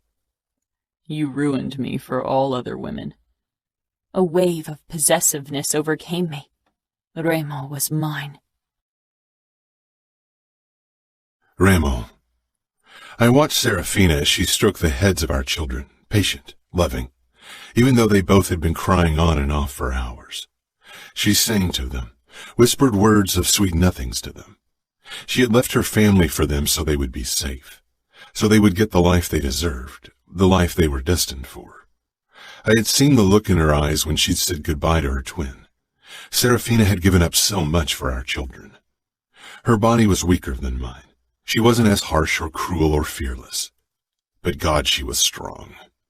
When Navio and Greta had finally fallen asleep, she'd straightened from where she'd bent over their crib, and when she noticed me, she tensed slightly but came toward me. She'd been oddly quiet today, and I knew something was bothering her. But I didn't talk emotions if I could help it. Serafina stopped in the hallway. "I've been here for 3 weeks, but I still don't know what we are." I braced myself beside her shoulders, peering down at her. "You're an angel, and I'm your ruin." My lips pulled into a wry smile. She shook her head, almost angrily. "What am I to you? Your lover? Your girlfriend? A nice change from your usual whores?" My own anger spiked. "What do you want me to say?" "Nothing," she said quietly. "I want the truth. I need to know what to expect from you." I love death. I love spilling blood and causing pain. I love to see terror in people's eyes, and that won't ever change. I whispered harshly, because it was true. She looked up at me. "You are the cruelest man I know. You took everything from me." I nodded, because that was true as well. Few women can bear the darkness. "I can't. I won't force you to be with me. You are free." "Free to do as I please," she murmured, warm and soft against me, tantalizing. Even take another man into my bed? A burst of rage filled me.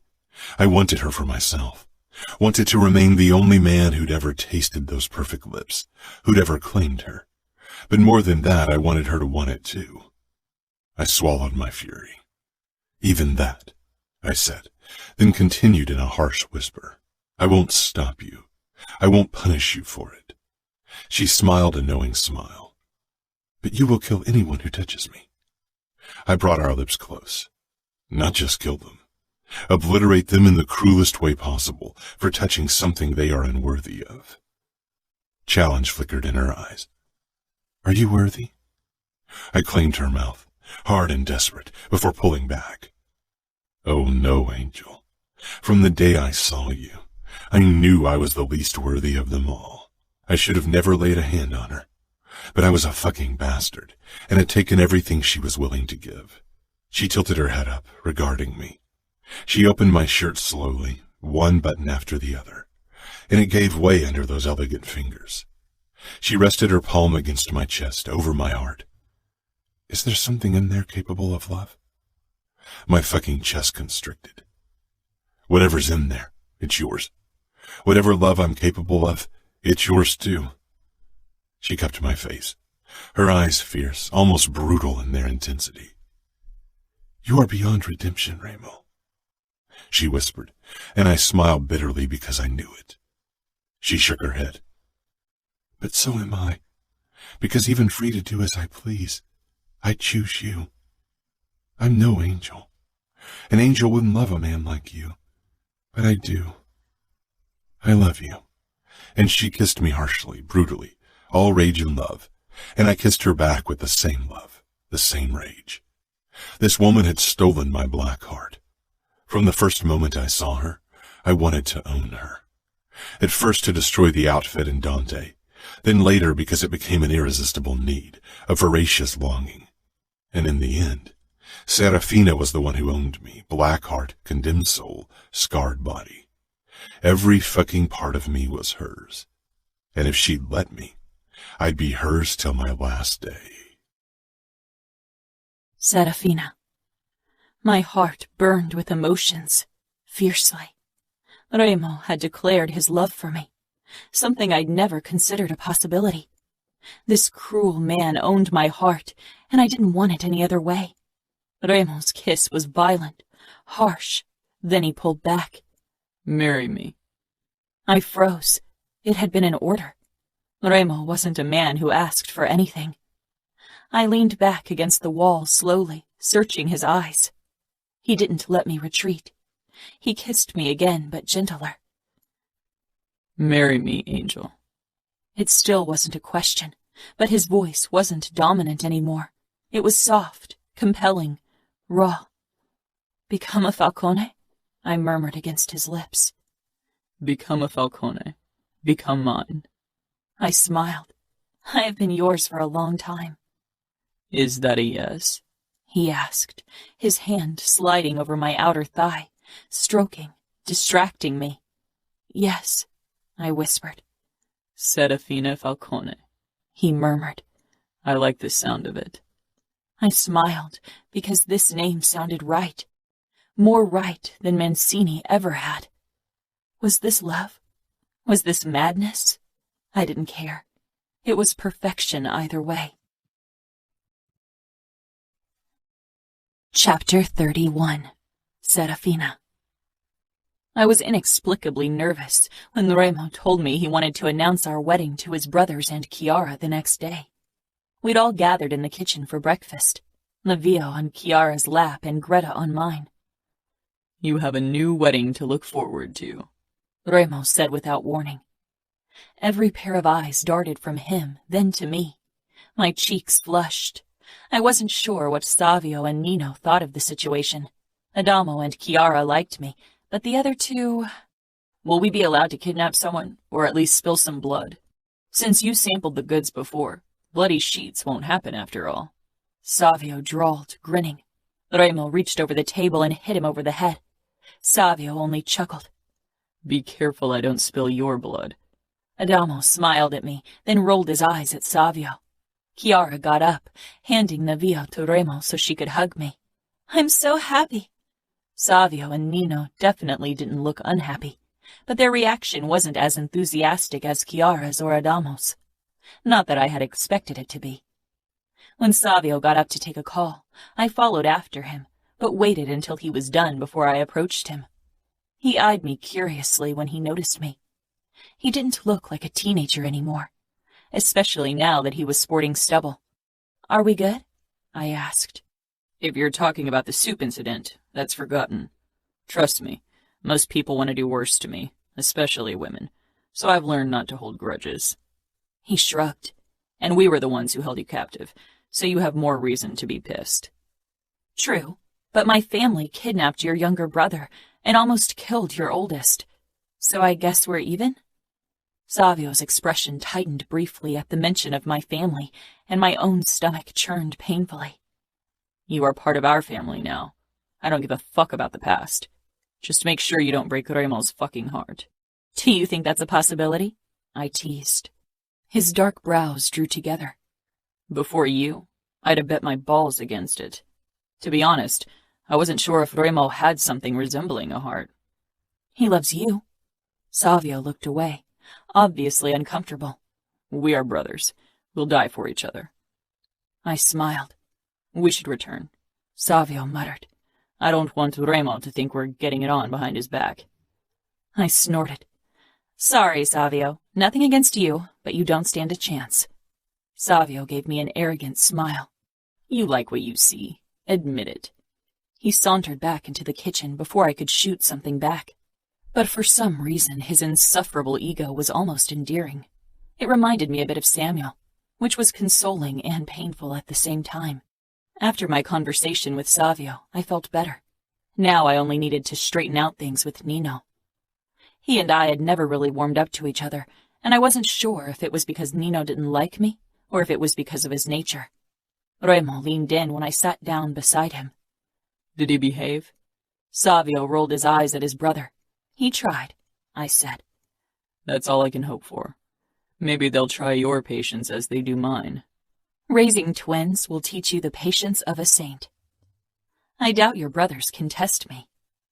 "We'll see," Savio said with a chuckle. "And don't hold your breath. Remo won't reach sainthood anytime soon."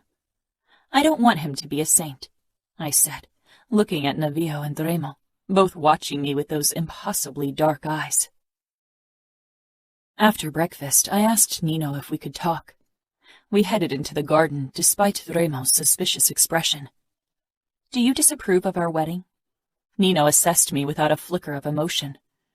"No, I never considered marriage an option for Remo, but that doesn't mean I don't think it's a good thing. It was for me, despite my own reluctance in regards to marriage." I nodded. "You never seemed to like me much." "It was never a matter of dislike, Serafina.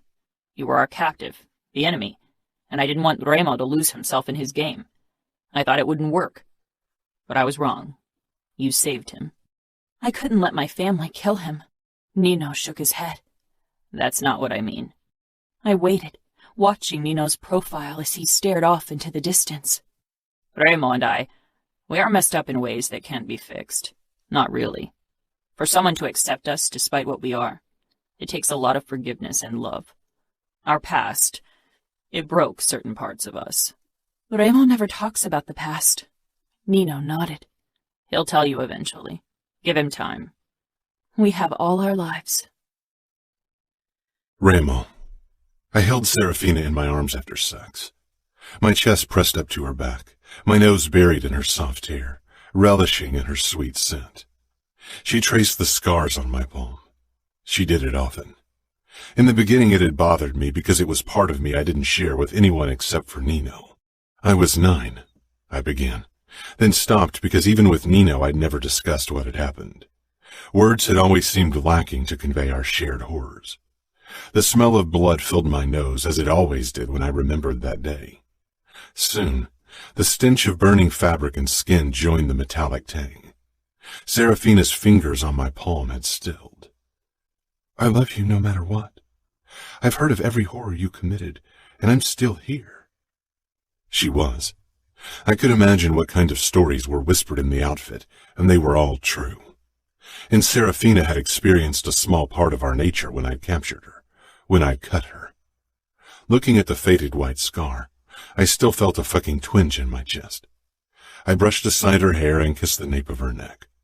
That she found it in her heart to love me despite it all, that she trusted me with our children, it seemed impossible. I know what I am, but my father, he was monstrous in a different way. He enjoyed torturing the people he was meant to protect, just as much as he did his enemies, maybe even more. My mother loved and feared him equally, and she allowed him to humiliate and torture her because of it, allowed him to do the same to us. Love made her weak. Serafina gave a small shake of her head. Real love doesn't make you weak. Love how it's meant to be makes you stronger. But there's no room for fear where there's love. I tightened my hold around her. Don't you fear me? I used to, but not anymore, and never again. I rested my forehead against her hair. Very few people didn't fear me. My brothers, and maybe Kiara. And that was what I wanted, what I worked for. Eventually she hated my father more than she loved him, and she decided to punish him in the only way she thought she could. I closed my eyes, remembering that day. Mother came into my bedroom in her long nightgown, which was straining over her belly. She never brought us to bed or said goodnight, so I tensed when I saw her in the doorway. I'd gotten me and my brothers ready for bed, while she lay on the sofa, staring at nothing. Remo, my boy, can you come with me? I narrowed my eyes. She sounded too caring, too loving. My boy? She sounded like a mother. She smiled and I took a hesitant step forward, more hopeful than suspicious. Nino and Savio are already in my room. That convinced me. I followed her toward her bedroom. For a second I considered slipping my hand in hers. But she had never held my hand like that, and I was too old now. The moment I stepped inside the bedroom, she threw the door shut and closed us in. My eyes registered Nino kneeling on the floor, cradling his arm. Everything was red. Rivulets of red trailed down his arms, his wrists gaping open, his eyes locked on mine. He wasn't making a sound, only crying as he bled. Blood everywhere. It clogged my nose. I frantically looked for Savio and found him motionless on the bed. A cry wedged itself into my throat until I noticed the rise and fall of his chest. Not gone. Mother stepped in front of me and grabbed my arm. Silver flashed before my eyes and I jerked. My hands and face burned as the blade cut me. I hit and clawed and roared, fighting her off. And then she stopped and the smell of smoke filled the room. The curtains were burning. We'd burn. We'd all burn. Nino began to hum, rocking back and forth, pale and sweaty. I rushed toward the window. Outside I heard the shouts of my father's men. I ripped at the curtains and flames licked at my palms and neck and arms, snatching hungrily at my skin. I screamed as I broke the window. I helped Nino out, then grabbed Savio, and jumped out of the window with him in my arms. Bones broke and I burned all over. Agony, pure and overwhelming. Staring up at the window, I saw our mother's crying, desperate face amidst the smoke and flame. Crying because I'd taken her revenge from her, because I hadn't died with my brothers as we were supposed to. I wanted her to burn, wanted her gone from our life. I wanted her dead. Serafina was quiet when I finished. She swallowed. How can a mother do that to their children? I die for Greta and Nevio. I never hurt them. And if you ever hurt them, Remo, I'll kill you. That's a promise. I hope you will, because if I hurt them, I deserve nothing less than a knife to the fucking heart. Serafina turned around in my arms, her blue eyes fierce and trusting. But you won't ever hurt them. I know you won't, and you protect the people you love. I nodded. I won't, and nobody else will either. I'd fucking destroy anyone who tried. She traced the scar over my eyebrow. I know it's wrong, but I wish I could have killed your mother for what she did to you. My chest tightened. I didn't tell her that my mother was still very much alive. I brought Serafina's hand up to my face and kissed her palm, then the scar I had created. I won't allow you to be dragged down into my darkness. I was going to kill my mother one day. One day, Nino and I would be strong enough to do it. That's not your choice alone. I rule over hundreds of men. I can be very convincing if I try. She smiled a slow, fierce smile. Believe me, I know. You convinced me to fall in love with my captor, but I can be very stubborn. I pulled her closer. That's true. You almost brought me to my knees. She raised one perfect blonde eyebrow. Almost. You had me lying in my own blood at your feet. Isn't that enough? I asked in a low voice. Don't do that ever again. I won't. The next blood I'll bathe in won't be my own. Realization flickered in her eyes. She sighed, then kissed me. You swore not to kill my family. Angel, I swore not to kill them that day. The men in your family are high-ranking outfit members. Your uncle is Dante fucking Cavallaro. If I want to win this war, I'll have to kill him. And I will win this fucking war. Because if I don't, Cavallaro will, and that means Nevio and Greta, you, my brothers, won't be safe. And I don't care how many I'll have to kill to guarantee your fucking safety. I will kill everyone who threatens the people under my protection. I touched her throat, stroking the soft skin there. You can't have it all. You have to make a choice. She shook her head. I made my choice, Remo. I chose you, and I'll choose you over and over again. Fuck. I didn't deserve this woman. Serafina. We'd been living in Las Vegas for 2 months now. I was starting to feel at home. More at home than I'd felt in Minneapolis since I'd given birth to my twins. I kept sending Samuel messages, but they became less frequent because of his lack of reaction. Every week I'd sent him a short note telling him I was well and a photo of the twins and me. He hadn't replied so far, but I knew he'd read them, and even that was a small victory. He hadn't blocked me. He still wanted to know how I was doing, even though I was practically the enemy now. The war between the Camorra and the outfit wouldn't end any time soon, even if things had calmed down for the moment. Dante was probably planning something, and I was fairly certain Nino and Remo wouldn't ease down on the outfit either. Remo's birthday was tomorrow, and even if he didn't celebrate it, I wanted to give him something special. It was difficult to come up with a present for someone who ruled over the West Coast and could buy anything he wanted because money wasn't an issue. It had taken me a long time to come up with something that held meaning and showed Remo what he meant to me. Early in the morning, after another sleepless night with the twins, I approached Nino, who was swimming his usual laps in the pool. Chiara was keeping watch over the babies, since they were both rather needy at the moment due to their teething. Nino noticed me standing beside the pool and swam toward the edge. Is something the matter? I have a favor to ask of you. Nino hoisted himself out of the water. My eyes scanned the myriad of tattoos on his upper body and thighs. Nino regarded me curiously, and I realized I'd been staring. Sorry, I didn't mean to gawk, but I was wondering where you've had your tattoos done. Nino walked over to the lounge chair and picked up his towel. Some of them I did myself. The ones in places I can't reach I had done in a tattoo studio not too far away. You do tattoos? I can do them, yes, he said. Why? I hesitated. Because I want to get a tattoo. Can you do it for me? That depends what exactly you want. I want angel wings on the back of my neck, I said, a flush spreading on my cheeks under Nino's scrutiny. I wasn't sure if he knew Remo's nickname for me, but it felt like something personal I was sharing. Wings I can do, if you have a design in mind. Can you show me where exactly you want the tattoo? He came up to me and I pushed my hair to the side, baring the nape of my neck and touching the spot. Here. It will be painful, Nino warned. I sent him a look. I gave birth to twins. I think I can handle a needle. Nino inclined his head. That is true. While I can't assess the force of labor pain since I've never experienced it, I assume it's excruciating. It is, I said. So you will do it? If it's your wish, then yes. When? As soon as possible. The tattoo is Remo's birthday present. Again, Nino gave me a mildly curious look. We can do it later in the afternoon. I can set up everything in one of the guest rooms. Thank you. I said. Thank me once it's done and you're happy with the outcome. He paused. I assume you don't want Remo to find out for now. I nodded. If possible. It's a secret I don't mind keeping from my brother.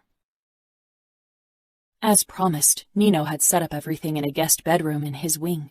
I was nervous, despite my best intentions not to be. Nino oozed calm as I stretched out on my stomach on the bed. He disinfected my neck before he touched the tattoo needle to the skin, and I winced at the first sting.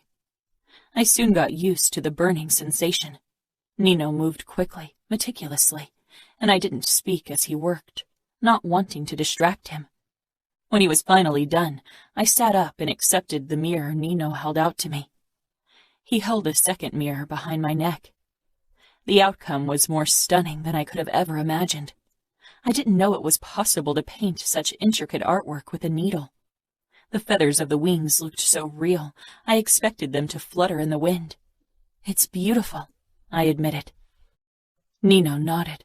Remo will appreciate the message. You know that he calls me Angel? I overheard him saying it, yes. And you are the counterpart to his fallen angel on his back. Did you tattoo it as well? I did, Nino murmured.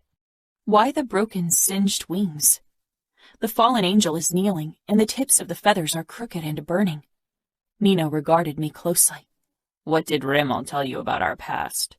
He told me your mother tried to kill you, and that you almost burned to death. Nino's face tightened, and he nodded. Remo burned to save us. I never asked Remo about the details, why he wanted to get the tattoo, but I think it has something to do with that day. Thank you, Nino. Nino gave a small shake of his head.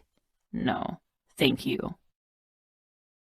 Hiding my tattoo from Remo proved difficult. I had it covered with my hair, but when I moved my head, I often had to stop myself from wincing.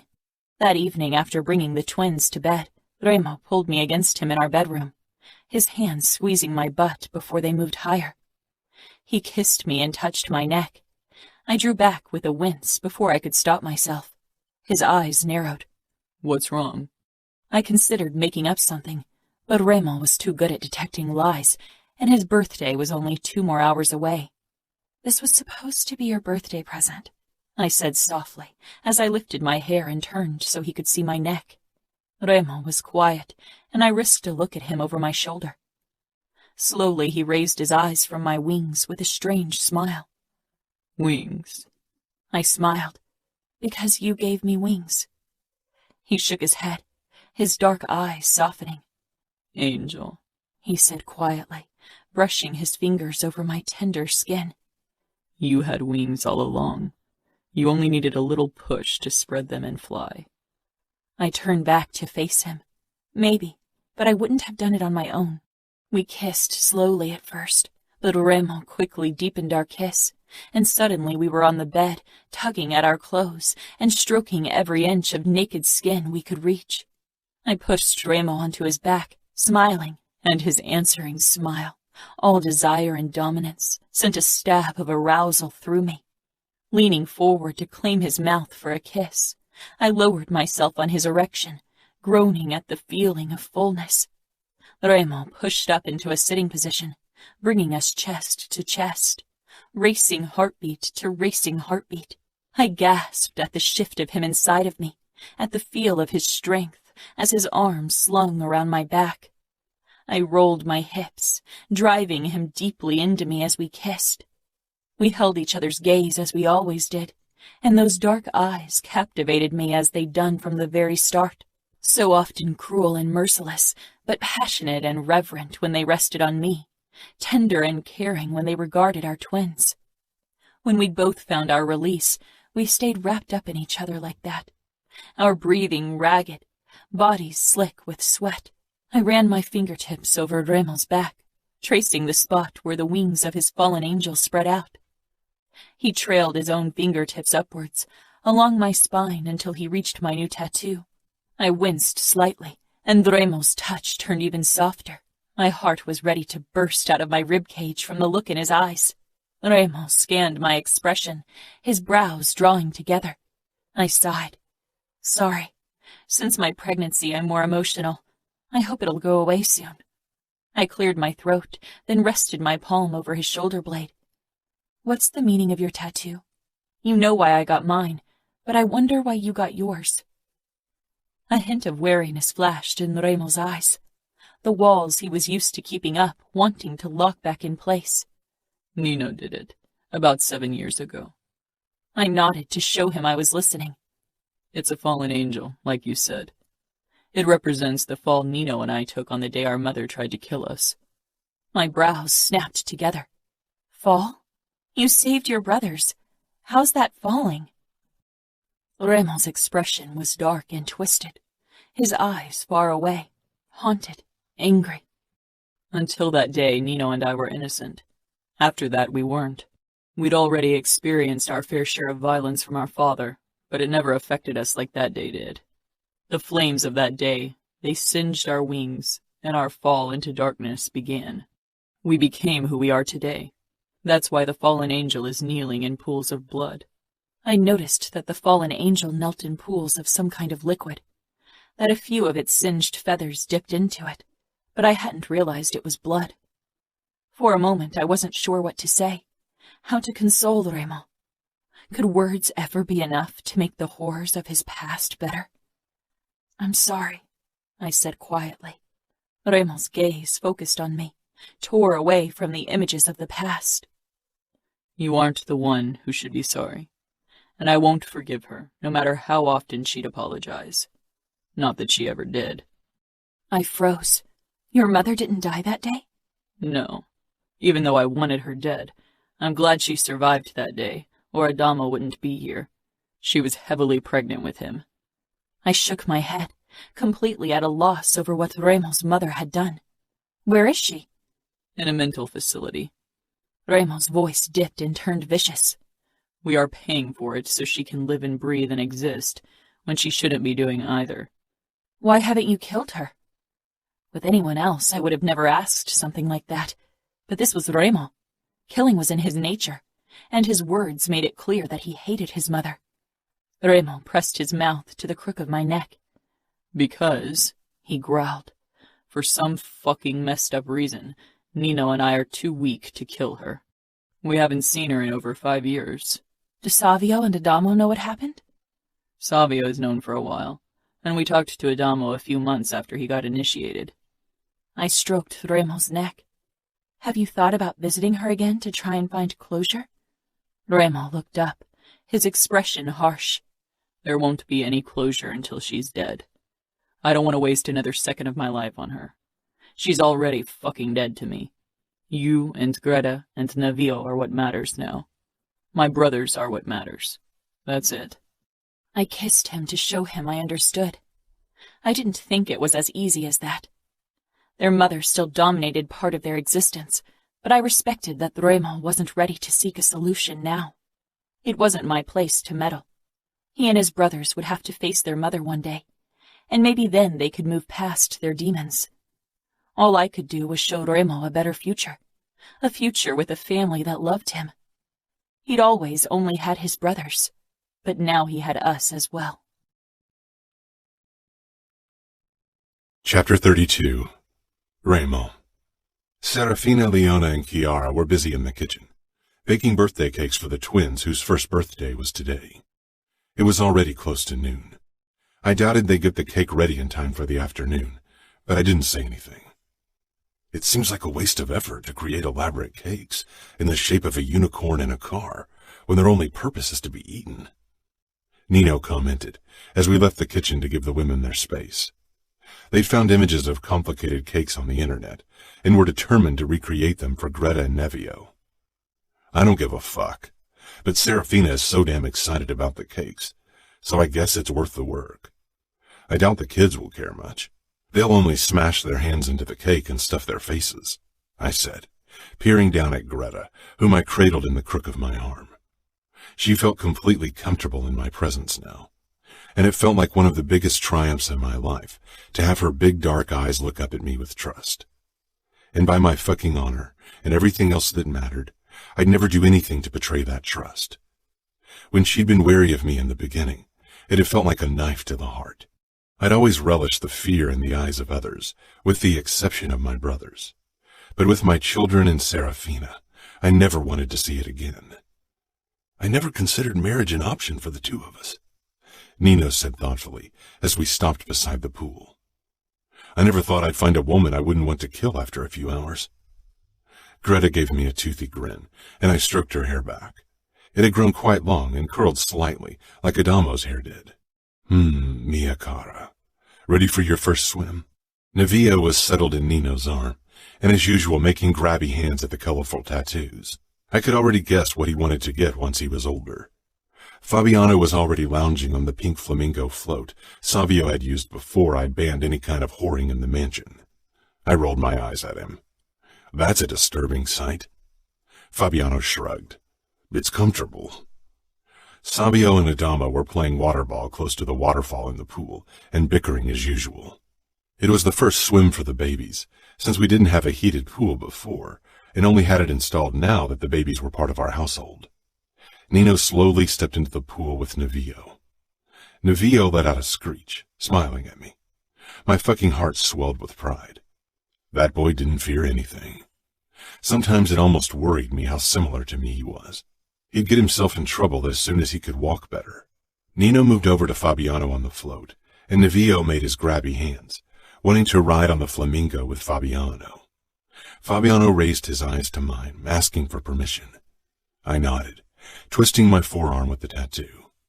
Between us, it meant more than just an oath to the Camorra, more than being a made man. The day Fabiano had sworn himself to me, to the Camorra, he'd become family, and I trusted him with my kids. I'd never told him, but I got why he'd acted the way he did when I tried to drive a wedge between Leona and him. He wanted to protect her, wanted to protect someone who could see past the fucking darkness, who loved him despite it all. Serafina had changed my view on things, and if it was in my nature, I might have apologized to Fabiano for how I'd acted. Fabiano held out his arms, and Nino handed him Nevio, who kicked happily with his legs until he sat in the front of the float, holding on to the neck of the flamingo. I hope you gave that thing a good scrub, I called over to Savio, who gave me the finger. I went down the steps into the pool.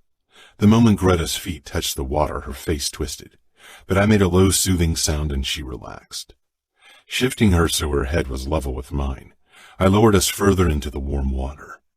Greta held on to me, eyeing the water critically. After a while, she smiled and hit the water with her palm. I went over to the flamingo float, but Greta tightened her hold on me when I tried to put her on it. Nevio babbled, his tiny legs wiggling as Fabiano held him by the waist. Both Greta and Nevio were big on the babbling, but they both hadn't said any word except for Mom.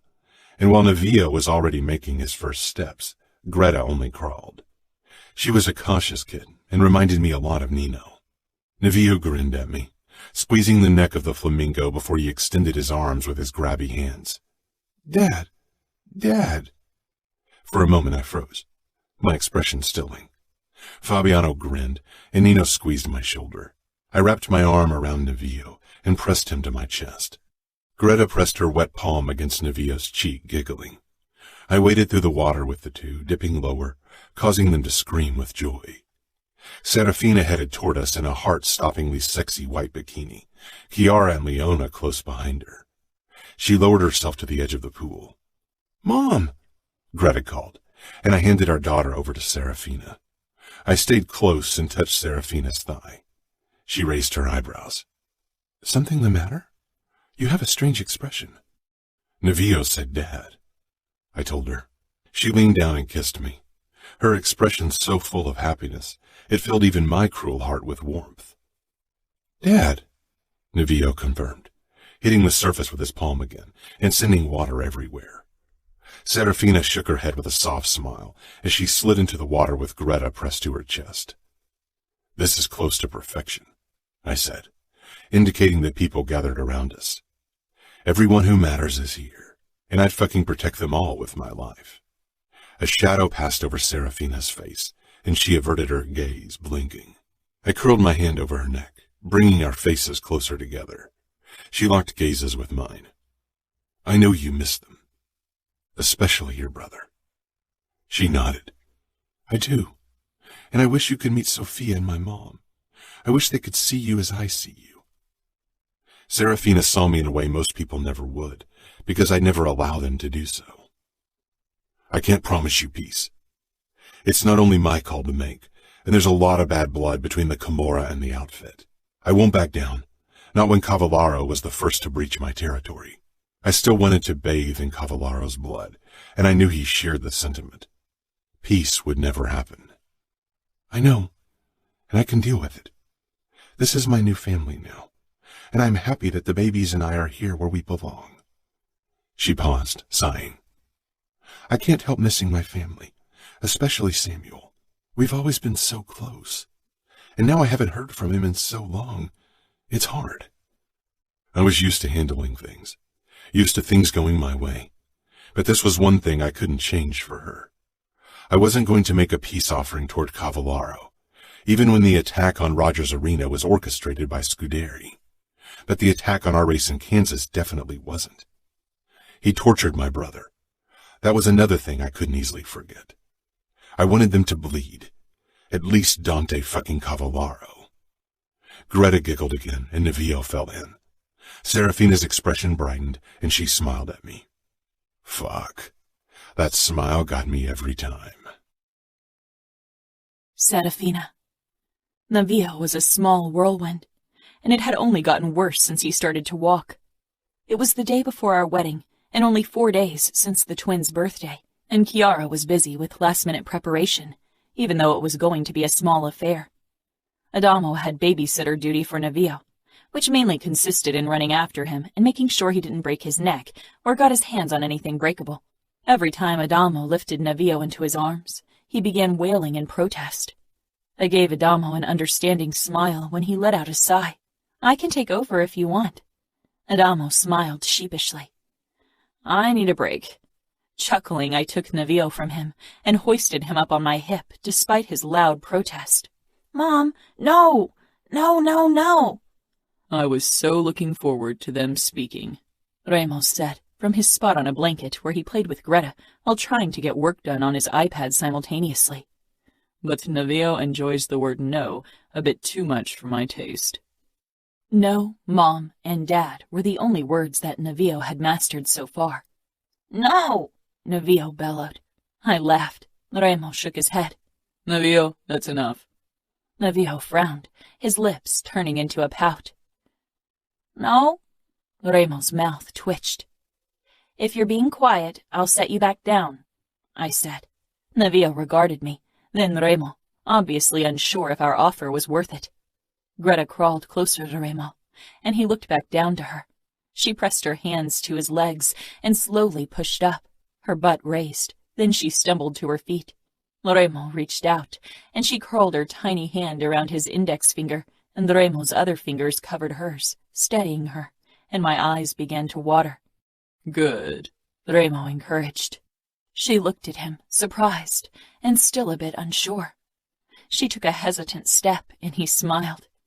Very good, mia cara. Her smile widened, and she took a few uncoordinated, shaky steps and stumbled into him. He became still as she clung to his shirt and finger, peering up at him with absolute trust. I set Nevio down because I could tell he wanted to join them. The second his tiny feet hit the ground, he wobbled toward Greta and his dad. Remo wrapped an arm around him as well. Greta released Remo's shirt and made the grabby motion when she wanted to be picked up. She still preferred to be carried. Remo put one hand under her backside, while the other studied her back and pressed her to his chest. He held out his hand to Nevio. Arm? Nevio nodded for once, and Remo bent down to lift him up as well. He straightened with a kid on each hip and pressed a kiss to the top of their heads. His eyes found mine, and I didn't care that he saw my tears. Today I gladly gave them to him. Remo was beyond redemption in the eyes of so many. He was the cruelest man I knew. But with every atom in my body, I knew that he would never hurt our children. He would protect them. They were Falcone's. They were his. Ours. We would both die for them, for each other. Tomorrow I'd officially become a Falcone, and so would my kids. I knew we'd all carry the name with pride. Chapter 33. Serafina. The wedding was scheduled for late afternoon. I chose a boho-style dress without pearls or a bodice. The top was knitted with a V-line, and the skirt flowed freely around my body, touching the ground in soft waves. My hair was down and fell in untamed curls around my shoulders. I allowed myself another moment to regard my reflection. This day felt so very different to my last wedding day. Back then I'd been scared of the unknown, but determined to do what was expected of me, content to marry a man I hardly knew and definitely wasn't in love with. Today I was absolutely certain of my love for my future husband. Remo held my heart in an iron grip, and I wouldn't have wanted it any other way. Love can bloom in the darkest place, and ours did wildly, freely, untamable. I hadn't thought it possible to feel that way for someone. Occasionally I dreamed of it, or foolishly hoped for it, but I knew it to be a rare gift in our circles. I left our bedroom and walked through the silent hallways of the mansion, a place that had become my home and a safe haven for Greta and Navio. Falcone. A name we all would carry with pride. A name that our kids would always be able to speak with their heads held high. Adamo waited for me in the game room and smiled when he spotted me. The French windows were open, and a gentle breeze carried in, warm and soothing. Adamo was dressed in slacks and a white shirt, and had gotten a haircut to tame his wild curls for the occasion. Tears sprang into my eyes, and my chest constricted painfully. This was supposed to be Samuel. I wanted him at my side in one of the most important moments of my life. He was meant to walk me down the aisle. It had always been meant to be him, but he wasn't here. Adamo extended his hand, and I put mine in it. He squeezed. "One day your family will understand. One day there will be peace." I peered up at him, at his kind smile and warm eyes, then lowered my gaze to the burn mark on his forearm, on the healed cuts. Occasionally I still saw the haunted look in his eyes, and I wondered if he hid the worst of his struggle from us. He was barely home anymore. So much pain and suffering in the name of revenge and honor. "You want peace after what my family did to you?" "You're going to marry the man who kidnapped you." I laughed. He had me there. If someone had told me on the day of my almost wedding to Danilo that I'd ever consider becoming a Falcone, I would have laughed in their face. So much had changed since then. I hardly knew the girl from back then anymore. She had been replaced by someone stronger. Adamo lightly tugged at my hand and indicated toward the gardens. "Come, they're all waiting, and you know how Remo is. Patience isn't his strength." No, it wasn't, but he'd waited for me more than once. Adamo led me out of the mansion and past the pool, toward the small congregation down the lawn. My bare feet touched the warm grass, and then I spotted Remo at the end of the aisle, below a white wood ark, and a sense of rightness filled me. Blood-red roses trailed around the ark, contrasting beautifully with the white. Chiara had arranged everything with Leona's help. It wasn't a big feast with hundreds of guests, most of whom neither of us would have cared about. It was just us, Remo's brothers, Fabiano, Chiara, Leona, and the twins, and it felt perfect that way. By not inviting every underboss of the Camorra, Remo had risked insulting a lot of people. But knowing him, he didn't give a damn, and his soldiers probably knew better than to voice their displeasure should they feel it. In his dark slacks, black dress shirt, and blood-red vest, Remo was a sight to behold. Tall and dark and brutally handsome, his eyes scorched me even from afar, and one corner of his mouth pulled up in that twisted smile, always on the verge of darkness, that I'd come to love. "Ready?" Adamo asked when we arrived at the starting point of the long aisle of white petals. I didn't even want to know how long Chiara and Leona had spent arranging them neatly in a pathway, but they had insisted on doing it. Yes, I could say it without doubt, without hesitation. Everyone had gathered to both sides of the ark. Chiara held Greta in her arms, and Nino held Navio. I couldn't wait for them to be parents as well. And then I caught sight of a blonde head off to the side, away from the rest, at the very fringes, and my throat tightened up. My gaze locked with Samuel's. He stood with his hands shoved inside his pockets, his expression unreadable. For a moment, I was completely immobilized by my emotions. Pure joy and a flicker of worry, because there definitely wasn't peace between the Camorra and the outfit. I pushed the last sentiment aside, focusing on the fact that my twin, my Samuel, was here on one of the most important days of my life. Adamo and I started walking down the aisle. I still wished Sam was the one walking beside me, but I understood why he couldn't, why his pride didn't allow him to hand me over to Remo. My gaze drew away from Samuel toward the man who had captured my heart with wild abandon. Remo's dark eyes held mine as I headed toward him. When we arrived in the front, Greta spotted me and gave me a huge grin. A single petal stuck to the corner of her mouth. That was why Chiara had only bought edible flowers. She was just perfect with kids. My heart overflowed with love for all of them. Navio stood beside Nino, or rather held onto his leg, but I could tell that he was growing tired of standing still. He'd soon roam the gardens on unsteady legs. I let go of Adamo and took Remo's outstretched hand. Smiling up at Remo, I whispered, How did you get Samuel to come?" My eyes darted to my twin for a moment, disbelieving, incredulous, and so impossibly happy. I looked back up to Remo, trying to hold back my emotions. Remo ran his thumb over the back of my hand, his dark eyes filled with warmth he didn't bestow on many. "I swore he'd be safe if he came. I used your phone to call him.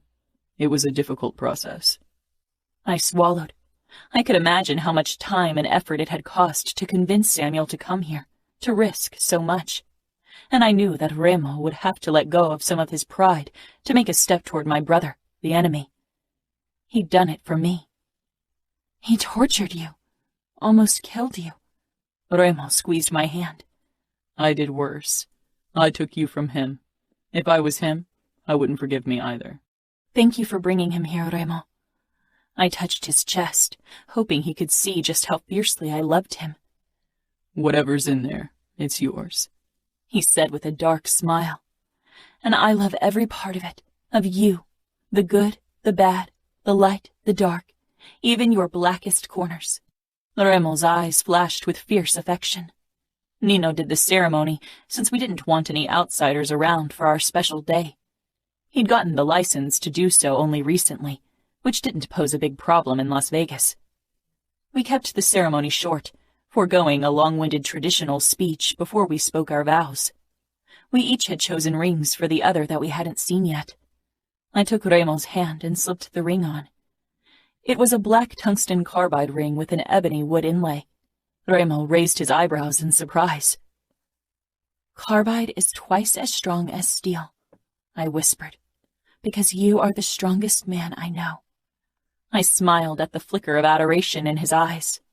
"And ebony, because wood is enduring, and because you gave not only me roots, but also our children and your brothers." The look on Remo's face made it clear that I had made the right choice, and relief filled me. He took my hand and slipped on a ring in the shape of 2 entwining wings, one dotted with white diamonds, the other with black gemstones. "The white wing represents you," Remo said in a low voice, leaning closer so only I could hear him. "because you are pure perfection, my angel. And the black wing with the black sapphires represents me, my darkness, that you managed to accept." Remo kissed me, his fingers touching the tattoo on my neck. "You set me free," I said, my voice thick with emotion. He shook his head and our lips brushed, his eyes dark and intent.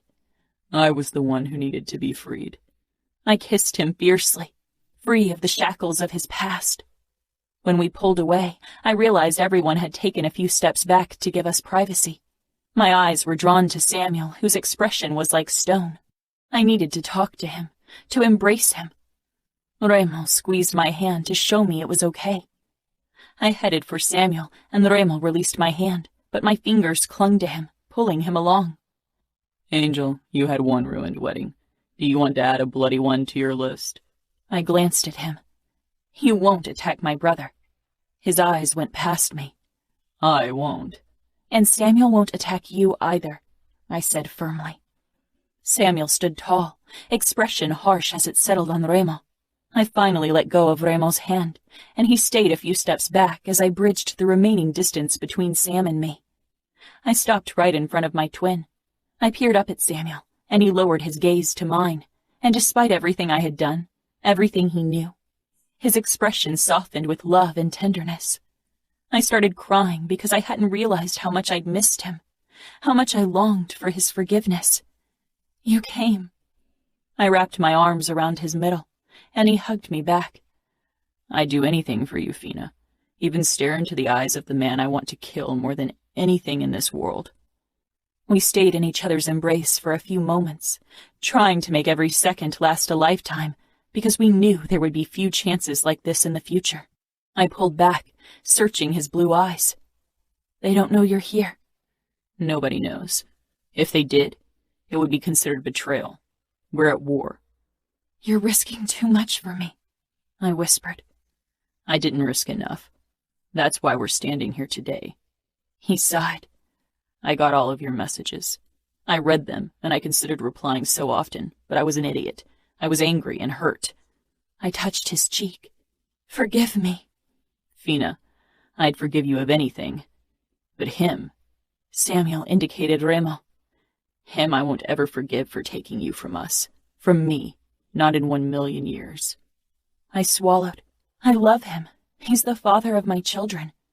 Samuel kissed my forehead. That's why I won't put a bullet in his head today, even if I considered doing it on the way here. Samuel's love for me stopped him from killing Remo, and Remo's love for me stopped him from killing my twin. I wished their love could also make them see past the feud, past the old hatred. Will you be safe? Don't worry about me, Fina. He raised his gaze to the man behind me. I don't have to ask if you'll be safe, because his eyes tell me all I need to know. He's a fucking murderous bastard, but a bastard who will kill anyone daring to look at you the wrong way.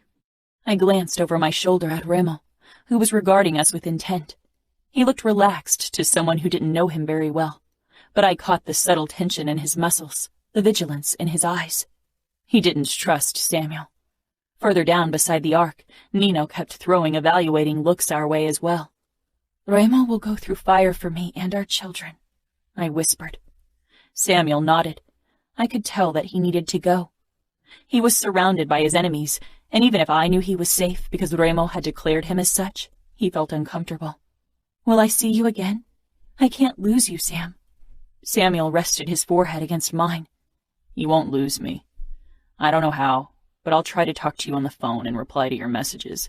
But I can't come here again, and you can't come to Outfit territory. Thank you for being here. He kissed my forehead again. Then, with another hard look toward Remo, he walked away, sideways, never fully turning his back because he didn't trust Remo's promise. When he finally disappeared from view, I released a sharp breath. A bittersweet happiness filled me. Remo came up behind me, his arms wrapping around my chest, pulling me against him. You'll see him again. He won't give you up. He's as stubborn as you. I gave him an indignant look. I'm not stubborn. Of course not.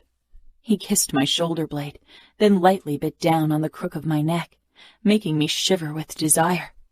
I couldn't wait to be alone with him. Remo.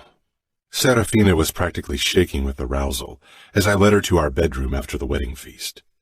She was a beautiful bride, free and untamed and glowing with happiness. She was everything she was meant to be. When we arrived in our bedroom, she pushed me against the door, shutting it in the process. Standing on her tiptoes, she pressed her body against mine, her fingers raking through my hair as her mouth tasted mine. Fuck. I met her tongue with hunger and need as my hands cupped her ass through her dress, squeezing hard. She moaned into my mouth, rubbing her breasts against my chest. One of her hands slid down my chest and closed over my cock, which was already painfully hard. I rocked my hips, driving myself against her palm. Snatching up Serafina's hand, I turned us around, trapping her between the door and my body, her arm raised above her head, pressed into the wood. So dominant, she teased, and I silenced her with a harsher kiss, thrusting against her to show her what awaited her. I gathered her long skirt. "Hold it up, Angel," I ordered. She bit her lip, stifling a smile. Her fingers curled over the fabric, and she held it up, revealing a flimsy lace thong. I got down on one knee, smiling darkly as I slid the thin piece of clothing down her legs, laying her pussy bare to me. "Remember the first time I tasted your pussy?" She widened her stance slightly, making a small, impatient rocking motion with her pelvis. How could I ever forget? It was the best thing I'd ever felt. Her voice was heavy with arousal. "I'm going to make today even better," I promised. "Please, Remo, just taste me already." I hooked my palm under her knee and opened her up as I pressed her leg up against the door.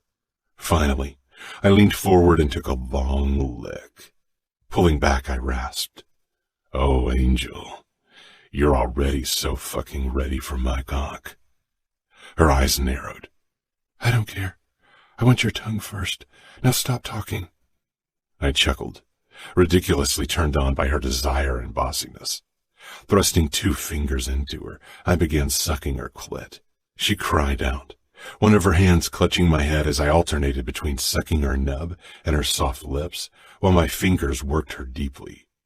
Her wetness and the heady scent of her arousal drove me insane with desire, my cock close to combusting.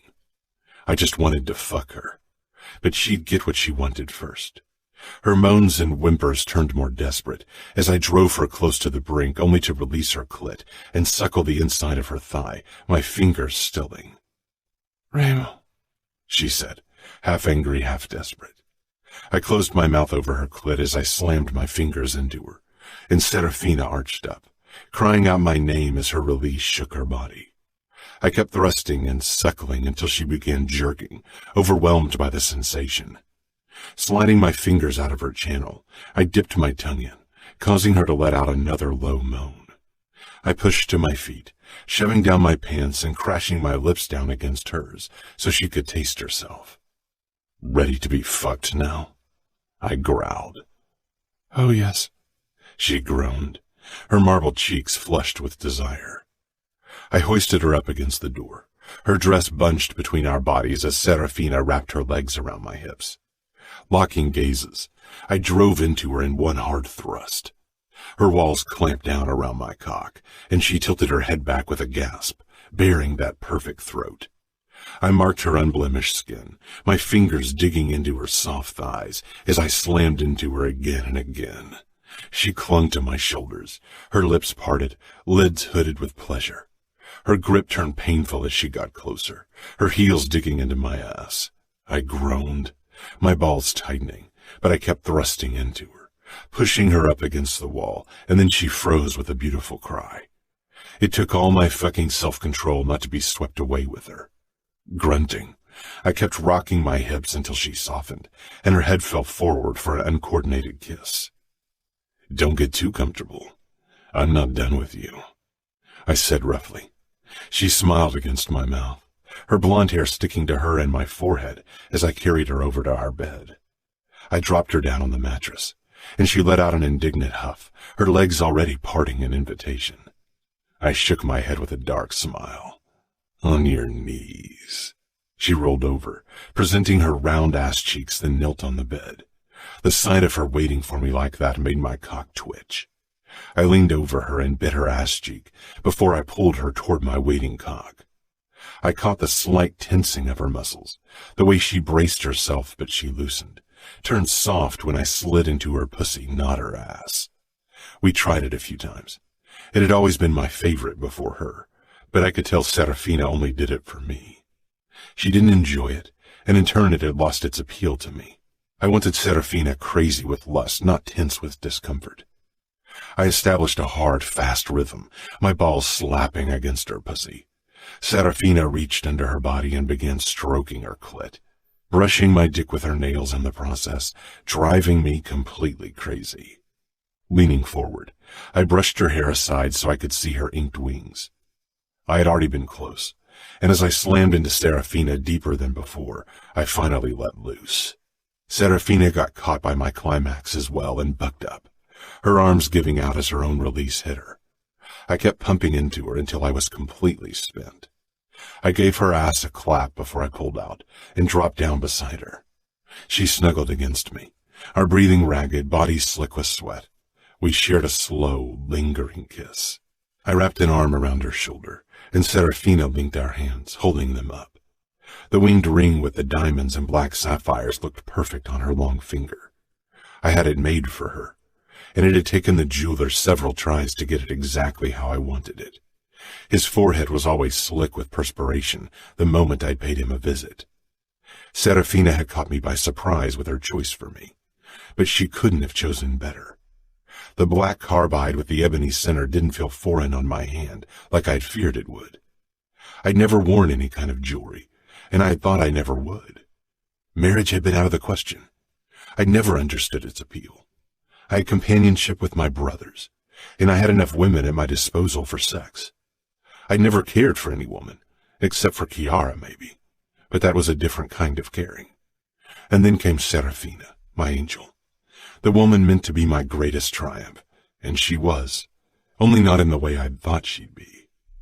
"What are you thinking?" Serafina murmured, her voice slow and relaxed. "That you are my greatest triumph." She peered up at me. "I'm the queen. You are the king, and you used me to put the outfit in checkmate." Her voice was soft and teasing, because she knew I didn't mean it like that. Not anymore. "If anyone's been checkmated, then it's me," I murmured. "You knocked me over, wiped away my resolve, captured my cruel black heart." She raised her head. "Neither of us has been checkmated. We both won the game. We got each other. We got Nevio and Greta. You had to lose something to win." She nodded, but her eyes weren't sad. "I did. But losing something makes you appreciate the things you have so much more. I don't regret a thing, because it brought me here. I love you with every fiber of my being." I pulled her in for a kiss, still stunned that she could ever love me after what I'd done.